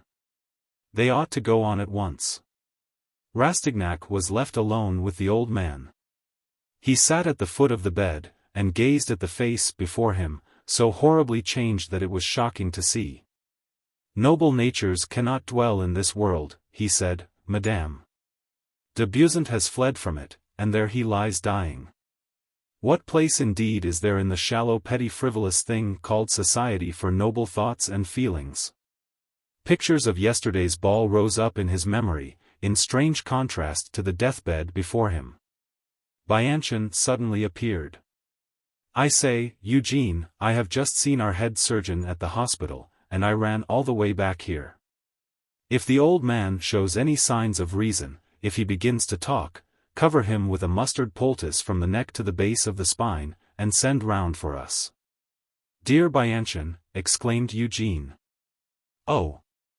It is an interesting case from a scientific point of view, said the medical student, with all the enthusiasm of a neophyte. So, said Eugene. Am I really the only one who cares for the poor old man for his own sake? You would not have said so if you had seen me this morning, returned Bianchon, who did not take offense at this speech. Doctors who have seen a good deal of practice never see anything but the disease, but, my dear fellow, I can see the patient still. He went. Eugene was left alone with the old man, and with an apprehension of a crisis that set in fact, before very long. Ah! Dear boy, is that you? Said Father Goriot, recognizing Eugene. Do you feel better? Asked the law student, taking his hand. Yes.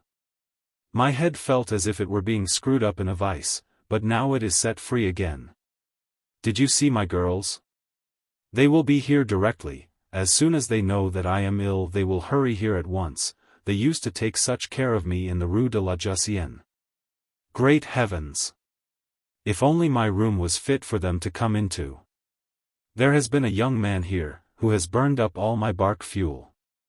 I can hear Christophe coming upstairs, Eugene answered. He is bringing up some firewood that young man has sent you. Good, but how am I to pay for the wood? I have not a penny left, dear boy. I have given everything, everything. I am a pauper now. Well, at least the golden gown was grand, was it not? Ah! What pain this is! Thanks, Christophe. God will reward you, my boy. I have nothing left now. Eugene went over to Christophe and whispered in the man's ear, I will pay you well, and Sylvie too, for your trouble. My daughters told you that they were coming, didn't they, Christophe? Go again to them, and I will give you 5 francs. Tell them that I am not feeling well, that I should like to kiss them both and see them once again before I die. Tell them that, but don't alarm them more than you can help. Rastignac signed to Christophe to go, and the man went. They will come before long, the old man went on. I know them so well. My tender-hearted Delphine. If I am going to die, she will feel it so much. And so will Nazy. I do not want to die, they will cry if I die, and if I die, dear Eugene, I shall not see them any more. It will be very dreary there where I am going. For a father it is hell to be without your children. I have served my apprenticeship already since they married. My heaven was in the Rue de la Jussienne. Eugene, do you think that if I go to heaven I can come back to earth, and be near them in spirit? I have heard some such things said. It is true. It is as if I could see them at this moment as they used to be when we all lived in the Rue de la Jussienne. They used to come downstairs of a morning. Good morning, Papa. They used to say, and I would take them on my knees. We had all sorts of little games of play together, and they had such pretty coaxing ways. We always had breakfast together, too, every morning, and they had dinner with me. In fact, I was a father then. I enjoyed my children. They did not think for themselves so long as they lived in the Rue de la Jussienne. They knew nothing of the world.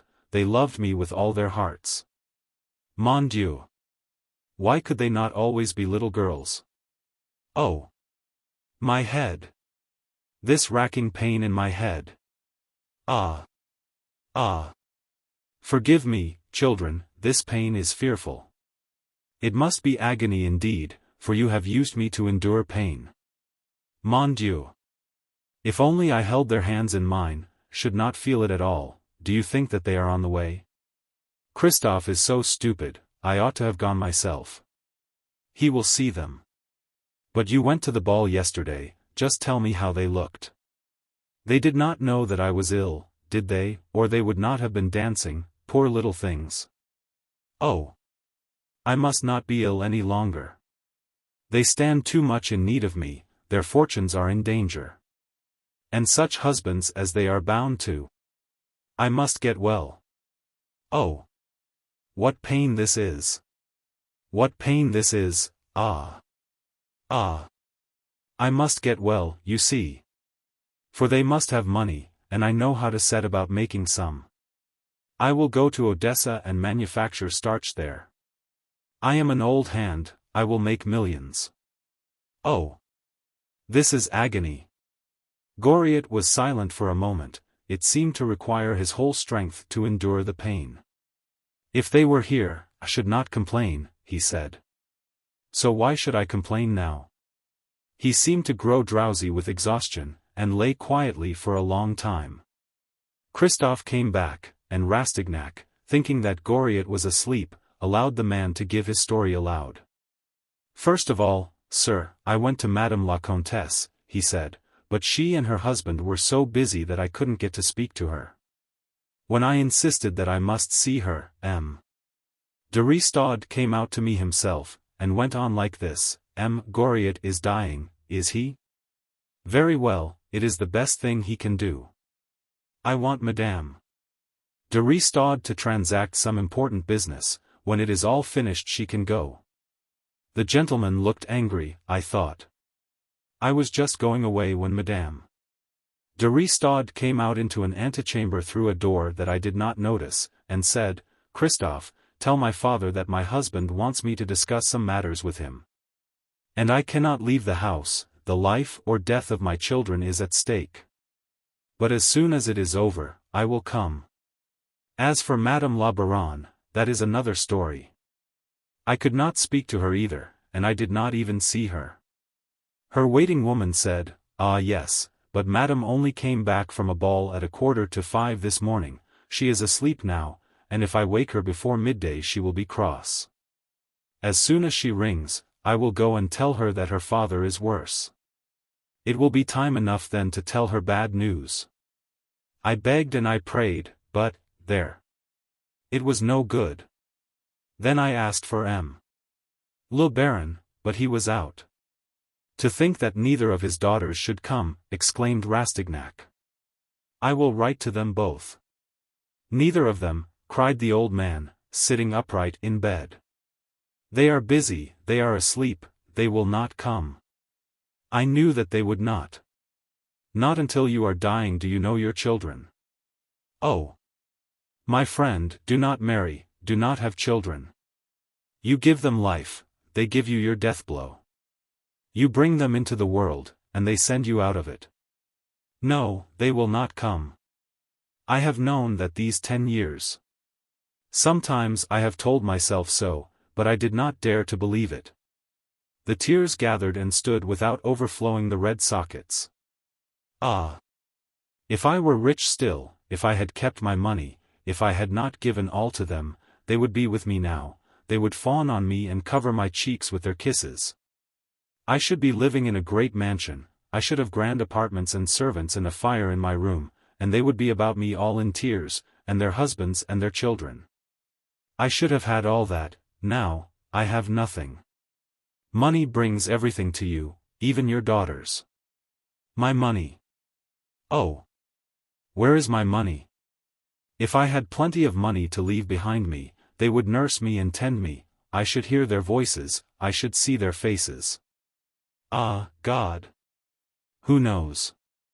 They both of them have hearts of stone. I love them too much, it was not likely that they should love me. A father ought always to be rich, he ought to keep his children well in hand, like unruly horses. I have gone down on my knees to them. Wretches! This is the crowning act that brings the last 10 years to a proper close. If you but knew how much they made of me just after they were married. Oh! This is cruel torture. I had just given them each 800,000 francs, they were bound to be civil to me after that, and their husbands too were civil. I used to go to their houses, it was, my kind father, here, my dear father, there. There was always a place for me at their tables. I used to dine with their husbands now and then, and they were very respectful to me. I was still worth something, they thought. How should they know? I had not said anything about my affairs. It is worth while to be civil to a man who has given his daughters 800,000 francs apiece, and they showed me every attention then, but it was all for my money. Grand people are not great. I found that out by experience. I went to the theatre with them in their carriage, I might stay as long as I cared to stay at their evening parties. In fact, they acknowledged me their father, publicly they owned that they were my daughters. But I was always a shrewd one, you see, and nothing was lost upon me. Everything went straight to the mark and pierced my heart. I saw quite well that it was all sham and pretense, but there is no help for such things as these. I felt less at my ease at their dinner table than I did downstairs here. I had nothing to say for myself. So these grand folks would ask in my son-in-law's ear, who may that gentleman be? The father-in-law with the money bags, he is very rich. The devil, he is, they would say, and look again at me with the respect due to my money. Well, if I was in the way sometimes, I paid dearly for my mistakes. And besides, who is perfect? My head is one sore. Dear Monsieur Eugène, I am suffering so now, that a man might die of the pain. But it is nothing to be compared with the pain I endured when Anastasie made me feel, for the first time, that I had said something stupid. She looked at me, and that glance of hers opened all my veins. I used to want to know everything, to be learned, and one thing I did learn thoroughly: I knew that I was not wanted here on earth. The next day I went to Delphine for comfort, and what should I do there but make some stupid blunder that made her angry with me. I was like one driven out of his senses. For a week I did not know what to do. I did not dare to go to see them for fear they should reproach me. And that was how they both turned me out of the house. O God! Thou knowest all the misery and anguish that I have endured. Thou hast counted all the wounds that have been dealt to me in these years that have aged and changed me and whitened my hair and drained my life. Why dost thou make me to suffer so today? Have I not more than expiated the sin of loving them too much? They themselves have been the instruments of vengeance. They have tortured me for my sin of affection. Ah, well. Fathers know no better. I loved them so. I went back to them as a gambler goes to the gaming table. This love was my vice, you see, my mistress. They were everything in the world to me. They were always wanting something or other, dresses and ornaments, and what not. Their maids used to tell me what they wanted, and I used to give them the things for the sake of the welcome that they bought for me. But, at the same time, they used to give me little lectures on my behavior in society. They began about it at once. Then they began to feel ashamed of me. That is what comes of having your children well brought up. I could not go to school again at my time of life. This pain is fearful. Mon Dieu! These doctors. These doctors. If they would open my head, it would give me some relief. Oh, my daughters, my daughters. Anastasie. Delphine. If I could only see them. Send for the police, and make them come to me. Justice is on my side, the whole world is on my side, I have natural rights, and the law with me. I protest. The country will go to ruin if a father's rights are trampled underfoot. That is easy to see. The whole world turns on fatherly love. Fatherly love is the foundation of society. It will crumble into ruin when children do not love their fathers. Oh! If I could only see them, and hear them, no matter what they said, if I could simply hear their voices, it would soothe the pain. Delphine. Delphine most of all. But tell them when they come not to look so coldly at me as they do. Oh! My friend, my good Monsieur Eugene, you do not know that it is when all the golden light in a glance suddenly turns to a leaden grey. It has been one long winter here since the light in their eyes shone no more for me. I have had nothing but disappointments to devour. Disappointment has been my daily bread. I have lived on humiliation and insults. I have swallowed down all the affronts for which they sold me my poor stealthy little moments of joy, for I love them so. Think of it. A father hiding himself to get a glimpse of his children. I have given all my life to them, and today they will not give me 1 hour. I am hungering and thirsting for them, my heart is burning in me, but they will not come to bring relief in the agony, for I am dying now. I feel that this is death. Do they not know what it means to trample on a father's corpse? There is a God in heaven who avenges us fathers whether we will or no. Oh! They will come. Come to me, darlings, and give me one more kiss, one last kiss, the viaticum for your father, who will pray God for you in heaven. I will tell him that you have been good children to your father, and plead your cause with God. After all, it is not their fault. I tell you they are innocent, my friend. Tell everyone that it is not their fault, and no one need be distressed on my account. It is all my own fault. I taught them to trample upon me. I loved to have it so. It is no one's affair but mine. Man's justice and God's justice have nothing to do in it. God would be unjust if he condemned them for anything they may have done to me. I did not behave to them properly. I was stupid enough to resign my rights. I would have humbled myself in the dust for them. What could you expect? The most beautiful nature, the noblest soul, would have been spoiled by such indulgence. I am a wretch, I am justly punished. I, and I only, am to blame for all their sins, I spoiled them. Today they are as eager for pleasure as they used to be for sugar plums. When they were little girls I indulged them in every whim. They had a carriage of their own when they were 15. They have never been crossed. I am guilty, and not they, but I sinned through love. My heart would open at the sound of their voices. I can hear them, they are coming. Yes. Yes. They are coming. The law demands that they should be present at their father's deathbed, the law is on my side. It would only cost them the hire of a cab. I would pay that. Write to them, tell them that I have millions to leave to them. On my word of honor, yes. I am going to manufacture Italian paste foods at Odessa. I understand the trade. There are millions to be made in it. Nobody has thought of the scheme as yet. You see, there will be no waste, no damage in transit, as there always is with wheat and flour. Hay. Hay. And starch too. There are millions to be made in the starch trade. You will not be telling a lie. Millions, tell them, and even if they really come because they covet the money, I would rather let them deceive me. And I shall see them in any case. I want my children. I gave them life, they are mine, and he sat upright. The head thus raised, with its scanty white hair, seemed to Eugene like a threat. Every line that could still speak spoke of menace. There, dear father, said Eugene, lie down again, I will write to them at once.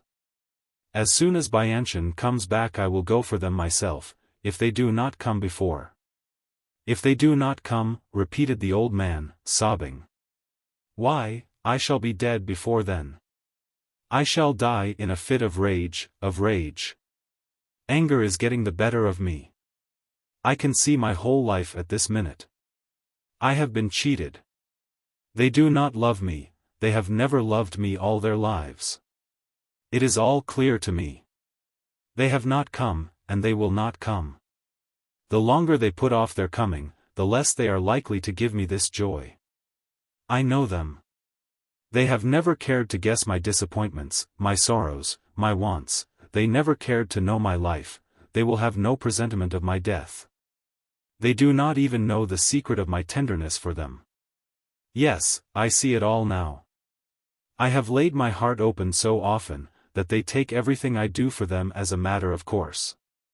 They might have asked me for the very eyes out of my head and I would have bidden them to pluck them out. They think that all fathers are like theirs. You should always make your value felt. Their own children will avenge me. Why, for their own sakes they should come to me. Make them understand that they are laying up retribution for their own deathbeds. All crimes are summed up in this one. Go to them, just tell them that if they stay away it will be parricide. There is enough laid to their charge already without adding that to the list. Cry aloud as I do now, Nazy. Delphine. Here. Come to your father, the father who has been so kind to you is lying ill. Not a sound, no one comes. Then am I to die like a dog? This is to be my reward, I am forsaken at the last. They are wicked, heartless women, curses on them, I loathe them. I shall rise at night from my grave to curse them again. For, after all, my friends, have I done wrong? They are behaving very badly to me, eh? What am I saying? Did you not tell me just now that Delphine is in the room? She is more tender-hearted than her sister. Eugene, you are my son, you know. You will love her, be a father to her. Her sister is very unhappy. And there are their fortunes. Ah, God! I am dying, this anguish is almost more than I can bear. Cut off my head, leave me nothing but my heart. Christophe! Shouted Eugene, alarmed by the way in which the old man moaned, and by his cries, go for Bianchon, and send a cab here for me, I am going to fetch them, dear father. I will bring them back to you. Make them come. Compel them to come. Call out the guard, the military, anything and everything, but make them come. He looked at Eugene, and a last gleam of intelligence shone in his eyes. Go to the authorities, to the public prosecutor, let them bring them here, come they shall. But you have cursed them. Who said that? Said the old man in dull amazement. You know quite well that I love them, I adore them. I shall be quite well again if I can see them. Go for them, my good neighbor, my dear boy, you are kind-hearted, I wish I could repay you for your kindness, but I have nothing to give you now, save the blessing of a dying man. Ah! If I could only see Delphine, to tell her to pay my debt to you. If the other cannot come, bring Delphine to me at any rate. Tell her that unless she comes, you will not love her any more. She is so fond of you that she will come to me then. Give me something to drink.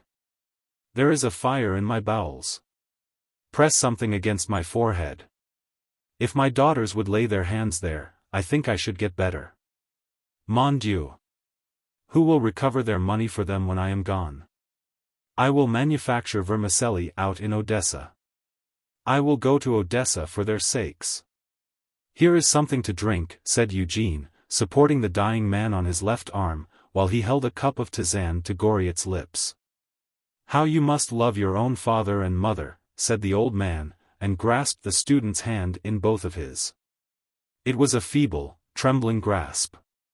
I am going to die. I shall die without seeing my daughters, do you understand? To be always thirsting, and never to drink, that has been my life for the last 10 years.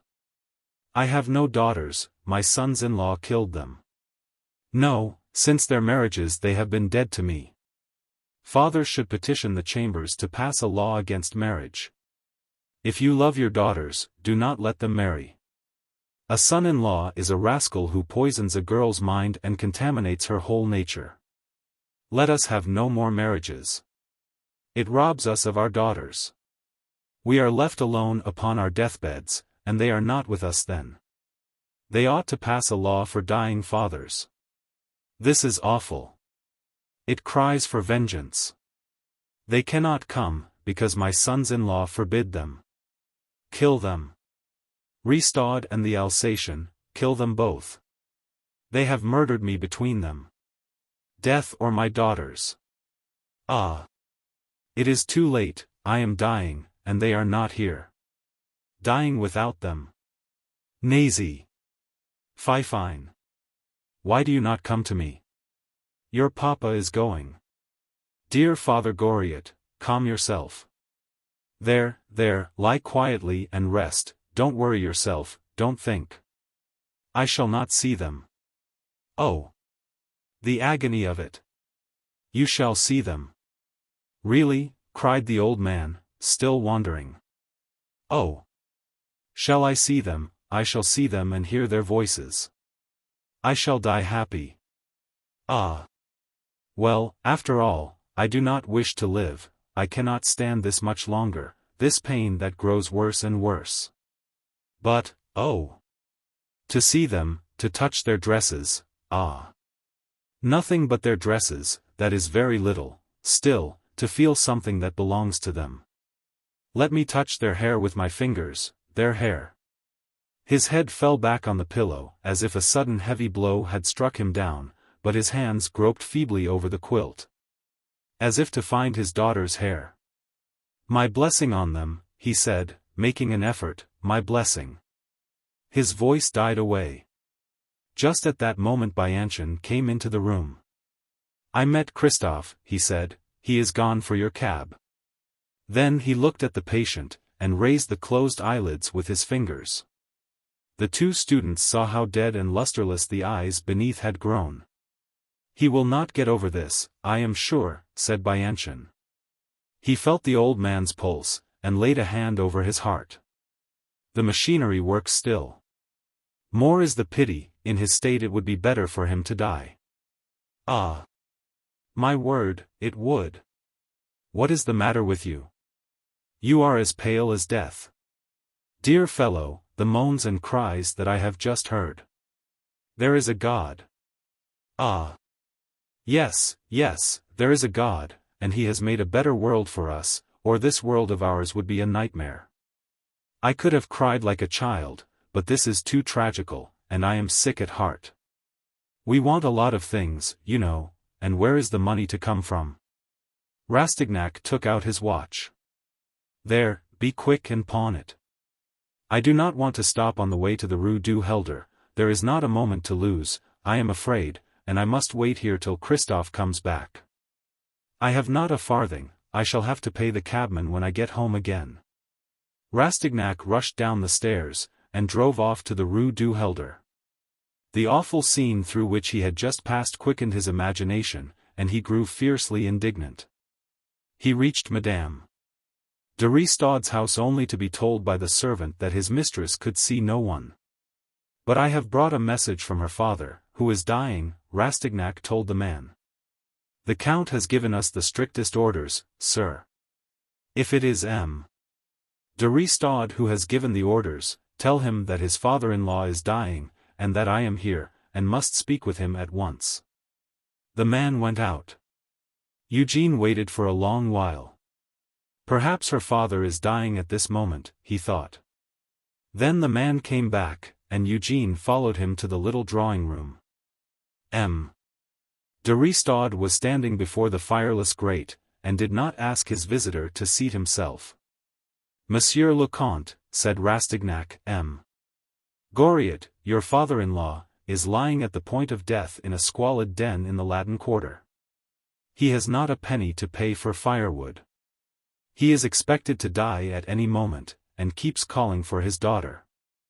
I feel very little affection for M. Goriot, sir, as you probably are aware, the Count answered coolly. His character has been compromised in connection with Madame de Ristaude. He is the author of the misfortunes that have embittered my life and troubled my peace of mind. It is a matter of perfect indifference to me if he lives or dies. Now you know my feelings with regard to him. Public opinion may blame me, but I care nothing for public opinion. Just now I have other and much more important matters to think about than the things that fools and chatterers may say about me. As for Madame de Ristaude, she cannot leave the house. She is in no condition to do so. And, besides, I shall not allow her to leave it. Tell her father that as soon as she has done her duty by her husband and child she shall go to see him. If she has any love for her father, she can be free to go to him, if she chooses, in a few seconds. It lies entirely with her. Monsieur le Comte, it is no business of mine to criticize your conduct, you can do as you please with your wife, but may I count upon your keeping your word with me? Well, then, promise me to tell her that her father has not 24 hours to live, that he looks in vain for her, and has cursed her already as he lies on his deathbed, that is all I ask. You can tell her yourself, the Count answered, impressed by the thrill of indignation in Eugene's voice. The Count led the way to the room where his wife usually sat. She was drowned in tears, and lay crouching in the depths of an armchair, as if she were tired of life and longed to die. It was piteous to see her. Before venturing to look at Rastignac, she glanced at her husband in evident and abject terror that spoke of complete prostration of body and mind. She seemed crushed by a tyranny both mental and physical. The Count jerked his head towards her, she construed this as a permission to speak. I heard all that you said, monsieur. Tell my father that if he knew all he would forgive me. I did not think there was such torture in the world as this, it is more than I can endure, monsieur. But I will not give way as long as I live, she said, turning to her husband. I am a mother, tell my father that I have never sinned against him in spite of appearances. She cried aloud in her despair. Eugene bowed to the husband and wife, he guessed the meaning of the scene, and that this was a terrible crisis in the Countess' life. M. de Ristaude's manner had told him that his errand was a fruitless one, he saw that Anastasie had no longer any liberty of action. He came away mazed and bewildered, and hurried to Madame de Nucingen. Delphine was in bed. Poor dear Eugene, I am ill, she said. I caught cold after the ball, and I am afraid of pneumonia. I am waiting for the doctor to come. If you were at death's door, Eugène broke in, you must be carried somehow to your father. He is calling for you. If you could hear the faintest of those cries, you would not feel ill any longer. Eugène, I dare say my father is not quite so ill as you say, but I cannot bear to do anything that you do not approve, so I will do just as you wish. As for him, he would die of grief I know if I went out to see him and brought on a dangerous illness. Well, I will go as soon as I have seen the doctor. Ah! She cried out, you are not wearing your watch, how is that? Eugène reddened. Eugène. If you have sold it already or lost it. Oh! It would be very wrong of you. The student bent over Delphine and said in her ear, do you want to know? Very well, then, you shall know.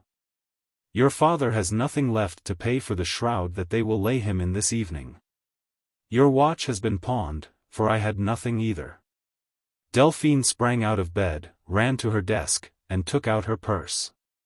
She gave it to Eugène, and rang the bell, crying. I will go at once, Eugène. Leave me, I will dress. Why, I should be an unnatural daughter. Go back, I will be there before you. Therese, she called to the waiting woman, ask M. de Nucingen to come upstairs at once and speak to me. Eugène was almost happy when he reached the Rue Nueve-Sainte-Genevieve. He was so glad to bring the news to the dying man that one of his daughters was coming. He fumbled in Delphine's purse for money, so as to dismiss the cab at once. And discovered that the young, beautiful, and wealthy woman of fashion had only 70 francs in her private purse. He climbed the stairs and found Bianchon supporting Goriot, while the house surgeon from the hospital was applying moxas to the patient's back, under the direction of the physician. It was the last expedient of science, and it was tried in vain. Can you feel them? Asked the physician. But Goriot had caught sight of Rastignac, and answered, they are coming, are they not? There is hope yet, said the surgeon, he can speak. Yes, said Eugène, Delphine is coming. Oh! That is nothing, said Bianchon, he has been talking about his daughters all the time. He calls for them as a man impaled calls for water, they say. We may as well give up, said the physician, addressing the surgeon. Nothing more can be done now, the case is hopeless. Bianchon and the house surgeon stretched the dying man out again on his loathsome bed. But the sheets ought to be changed, added the physician. Even if there is no hope left, something is due to human nature. I shall come back again, Bianchon, he said, turning to the medical student. If he complains again, rub some laudanum over the diaphragm. He went, and the house surgeon went with him. Come, Eugène, pluck up heart, my boy, said Bianchon, as soon as they were alone. We must set about changing his sheets, and put him into a clean shirt. Go and tell Sylvie to bring some sheets and come and help us to make the bed. Eugène went downstairs, and found Madame Vauquer engaged in setting the table. Sylvie was helping her. Eugène had scarcely opened his mouth before the widow walked up to him with the acidulous sweet smile of a cautious shopkeeper who is anxious neither to lose money nor to offend a customer. My dear Monsieur Eugène, she said, when he had spoken, you know quite as well as I do that Father Goriot has not a brass farthing left.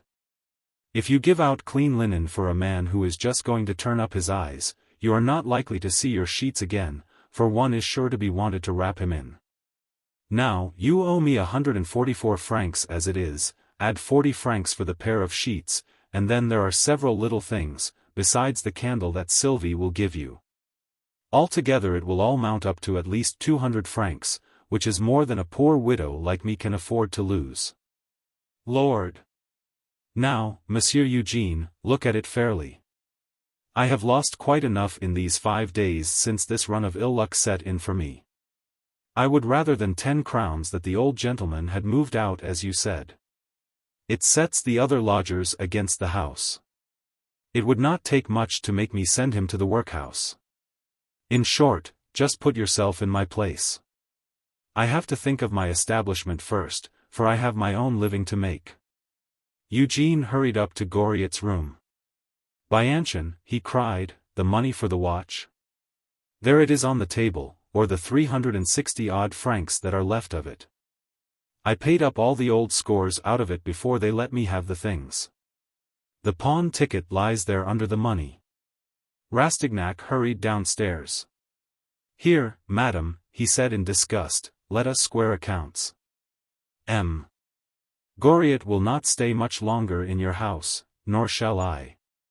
Yes, he will go out feet foremost, poor old gentleman, she said, counting the francs with a half-facetious, half-lugubrious expression. Let us get this over, said Rastignac. Sylvie, look out some sheets, and go upstairs to help the gentleman. You won't forget Sylvie, said Madame Vauquer in Eugene's ear. She has been sitting up these 2 nights. As soon as Eugene's back was turned, the old woman hurried after her handmaid. Take the sheets that have had the sides turned into the middle, number 7. Lord! They are plenty good enough for a corpse, she said in Sylvie's ear. Eugene, by this time, was part of the way upstairs, and did not overhear the elderly economist. Quick, said Bianchon, let us change his shirt. Hold him upright. Eugene went to the head of the bed and supported the dying man, while Bianchon drew off his shirt. And then Goriot made a movement as if he tried to clutch something to his breast, uttering a low inarticulate moaning the while, like some dumb animal in mortal pain. Ah! Yes, cried Bianchon. It is the little locket and the chain made of hair that he wants. We took it off a while ago when we put the blisters on him. Poor fellow! He must have it again. There it lies on the chimney-piece. Eugene went to the chimney-piece and found the little plait of faded golden hair, Madame Goriot's hair, no doubt. He read the name on the little round locket, Anastasie on the one side, Delphine on the other. It was the symbol of his own heart that the father always wore on his breast. The curls of hair inside the locket were so fine and soft that it was plain they had been taken from 2 childish heads. When the old man felt the locket once more, his chest heaved with a long deep sigh of satisfaction, like a groan. It was something terrible to see, for it seemed as if the last quiver of the nerves were laid bare to their eyes. The last communication of sense to the mysterious point within whence our sympathies come and whither they go. A delirious joy lighted up the distorted face. The terrific and vivid force of the feeling that had survived the power of thought made such an impression on the students, that the dying man felt their hot tears falling on him, and gave a shrill cry of delight. Nazy! Fine! There is life in him yet, said Bianchon.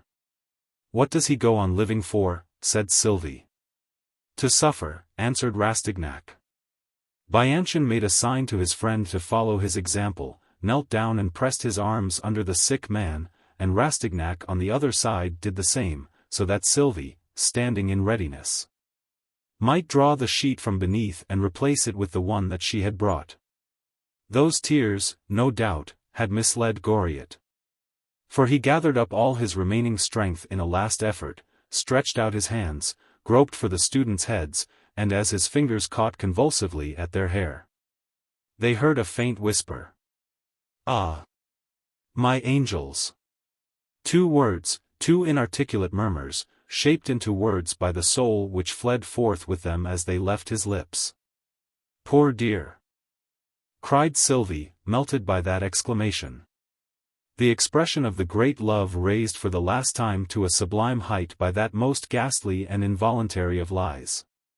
The father's last breath must have been a sigh of joy, and in that sigh his whole life was summed up. He was cheated even at the last. They laid Father Goriot upon his wretched bed with reverent hands. Thenceforward there was no expression on his face, only the painful traces of the struggle between life and death that was going on in the machine. For that kind of cerebral consciousness that distinguishes between pleasure and pain in a human being was extinguished, it was only a question of time, and the mechanism itself would be destroyed. He will lie like this for several hours, and die so quietly at last, that we shall not know when he goes. There will be no rattle in the throat. The brain must be completely suffused. As he spoke there was a footstep on the staircase, and a young woman hastened up, panting for breath. "She has come too late," said Rastignac. But it was not Delphine. It was Therese, her waiting woman, who stood in the doorway. "Monsieur Eugène," she said, "Monsieur and Madame have had a terrible scene about some money that Madame, poor thing, wanted for her father. She fainted, and the doctor came, and she had to be bled, calling out all the while, 'My father is dying, I want to see Papa.' It was heartbreaking to hear her." "That will do, Therese. If she came now, it would be trouble thrown away. Goriot cannot recognize anyone now." "Poor, dear gentleman, is he as bad at that?" said Therese. "You don't want me now, I must go and look after my dinner, it is 4:30, remarked Sylvie. The next instant she all but collided with Madame de Ristot on the landing outside. There was something awful and appalling in the sudden apparition of the Countess. She saw the bed of death by the dim light of the single candle, and her tears flowed at the sight of her father's passive features, from which the life had almost ebbed. Bianchon with thoughtful tact left the room. "I could not escape soon enough," she said to Rastignac.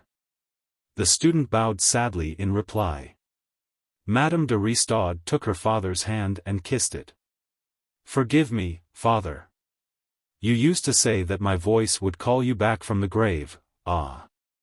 Come back for one moment to bless your penitent daughter. Do you hear me? Oh! This is fearful. No one on earth will ever bless me henceforth, everyone hates me, no one loves me but you in all the world. My own children will hate me. Take me with you, father. I will love you, I will take care of you. He does not hear me. I am mad." She fell on her knees, and gazed wildly at the human wreck before her. "My cup of misery is full," she said, turning her eyes upon Eugène. De Trailles has fled, leaving enormous debts behind him, and I have found out that he was deceiving me. My husband will never forgive me, and I have left my fortune in his hands. I have lost all my illusions. Alas! I have forsaken the one heart that loved me," she pointed to her father as she spoke, "and for whom? I have held his kindness cheap, and slighted his affection. Many and many a time I have given him pain, ungrateful wretch that I am." "He knew it," said Rastignac. Just then Goriot's eyelids unclosed. It was only a muscular contraction, but the Countess' sudden start of reviving hope was no less dreadful than the dying eyes. "Is it possible that he can hear me?" cried the Countess. "No," she answered herself, and sat down beside the bed. As Madame de Ristot seemed to wish to sit by her father, Eugène went down to take a little food. The boarders were already assembled. "Well," remarked the painter, as he joined them, "it seems that there is to be a deathorama upstairs." "Charles, I think you might find something less painful to joke about," said Eugène. "So we may not laugh here," returned the painter. "What harm does it do?" Bianchon said that the old man was quite insensible. "Well, then," said the employee from the museum, "he will die as he has lived." "My father is dead," shrieked the Countess. The terrible cry brought Sylvie, Rastignac, and Bianchon. Madame de Ristot had fainted away. When she recovered they carried her downstairs, and put her into the cab that stood waiting at the door. Eugène sent Therese with her, and bade the maid take the Countess to Madame de Nucingen. Bianchon came down to them. "Yes, he is dead," he said. "Come, sit down to dinner, gentlemen," said Madame Vauquer, "or the soup will be cold." The two students sat down together. "What is the next thing to be done?" Eugène asked of Bianchon. "I have closed his eyes and composed his limbs," said Bianchon. "When the certificate has been officially registered at the mayor's office, we will sew him in his winding sheet and bury him somewhere. What do you think we ought to do?" "He will not smell at his bread like this any more," said the painter, mimicking the old man's little trick. "Oh, hang it all!" cried the tutor, "let Father Goriot drop, and let us have something else for a change." He is a standing dish, and we have had him with every sauce this hour or more. It is one of the privileges of the good city of Paris that anybody may be born, or live, or die there without attracting any attention whatsoever. Let us profit by the advantages of civilization. There are 50 or 60 deaths every day. If you have a mind to do it, you can sit down at any time and wail over whole hecatombs of dead in Paris. Father Goriot has gone off the hooks, has he? So much the better for him. If you venerate his memory, keep it to yourselves, and let the rest of us feed in peace. Oh, to be sure, said the widow, it is all the better for him that he is dead. It looks as though he had had trouble enough, poor soul, while he was alive. And this was all the funeral oration delivered over him who had been for Eugene the type and embodiment of fatherhood. The 15 lodgers began to talk as usual. When Bianchon and Eugene had satisfied their hunger, the rattle of spoons and forks, the boisterous conversation, the expressions on the faces that bespoke various degrees of want of feeling, gluttony, or indifference, everything about them made them shiver with loathing. They went out to find a priest to watch that night with the dead. It was necessary to measure their last pious cares by the scanty sum of money that remained.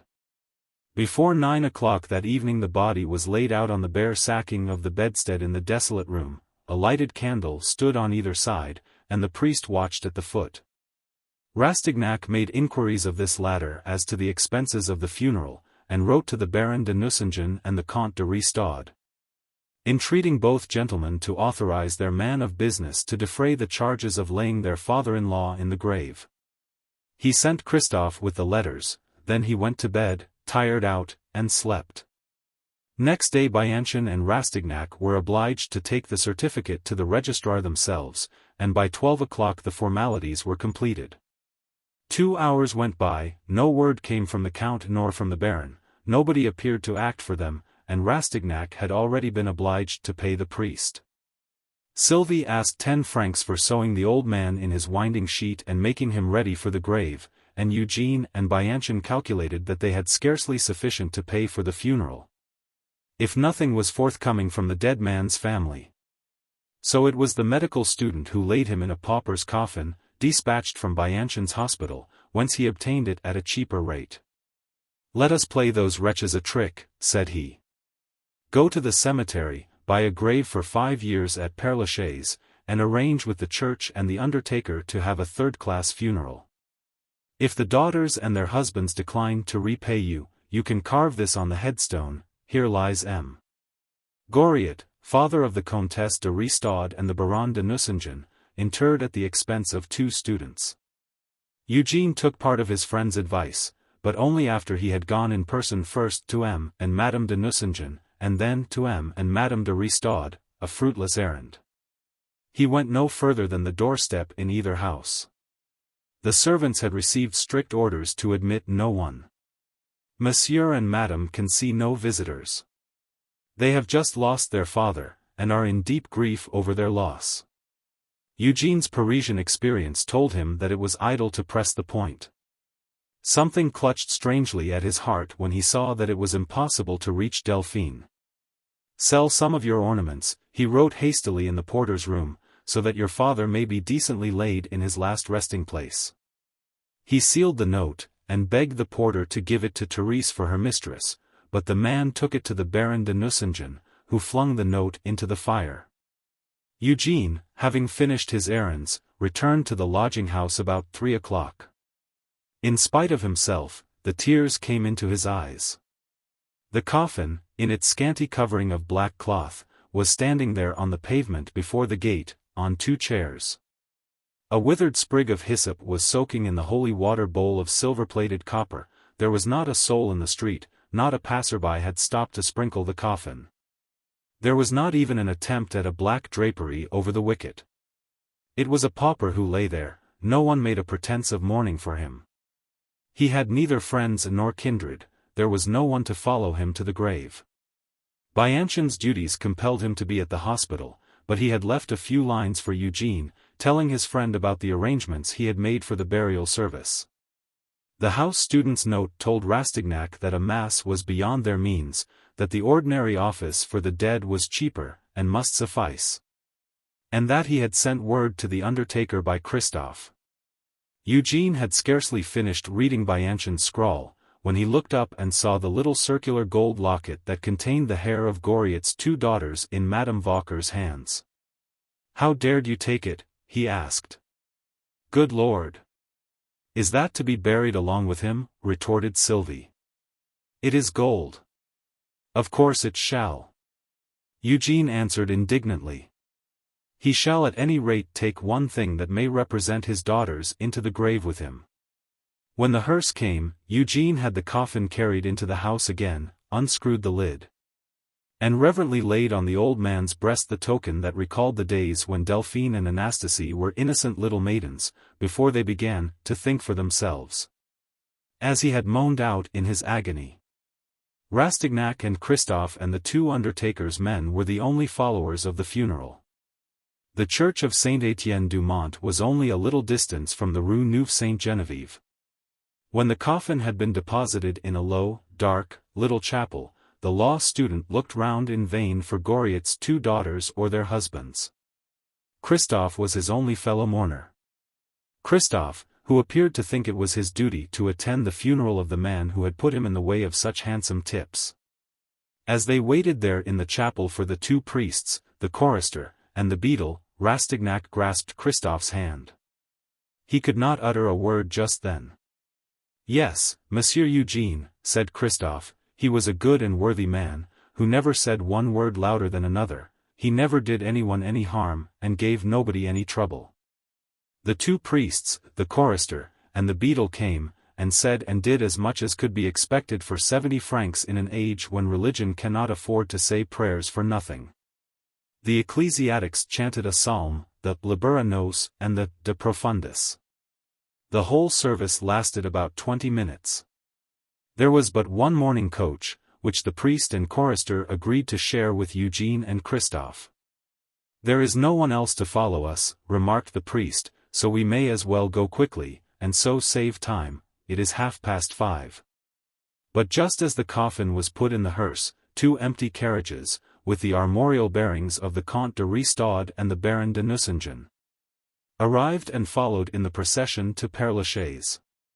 At 6 o'clock Goriot's coffin was lowered into the grave, his daughter's servant standing round the while. The ecclesiastic recited the short prayer that the students could afford to pay for, and then both priest and lackeys disappeared at once. The 2 grave diggers flung in several spadefuls of earth, and then stopped and asked Rastignac for their fee. Eugene felt in vain in his pocket, and was obliged to borrow 5 francs of Christophe. This thing, so trifling in itself, gave Rastignac a terrible pang of distress. It was growing dusk, the damp twilight fretted his nerves. He gazed down into the grave and the tears he shed were drawn from him by the sacred emotion, a single-hearted sorrow. When such tears fall on earth, their radiance reaches heaven. And with that tear that fell on Father Goriot's grave, Eugene Rastignac's youth ended. He folded his arms and gazed at the clouded sky. And Christophe, after a glance at him, turned and went. Rastignac was left alone. He went a few paces further, to the highest point of the cemetery, and looked out over Paris and the windings of the Seine. The lamps were beginning to shine on either side of the river. His eyes turned almost eagerly to the space between the column of the Place Vendôme and the cupola of the Invalides. There lay the shining world that he had wished to reach. He glanced over that humming hive, seeming to draw a foretaste of its honey, and said magniloquently, "Henceforth there is war between us." And by way of throwing down the glove to society, Rastignac went to dine with Madame de Nucingen. How do you find this book? Any thoughts about the book or the author? Any suggestion for improvement? Please take a moment to share your thoughts in a comment. If you like it, share it with your friends who might enjoy it as well. Subscribe to keep in touch. Visit CompleteAudiobooks.com for more quality content.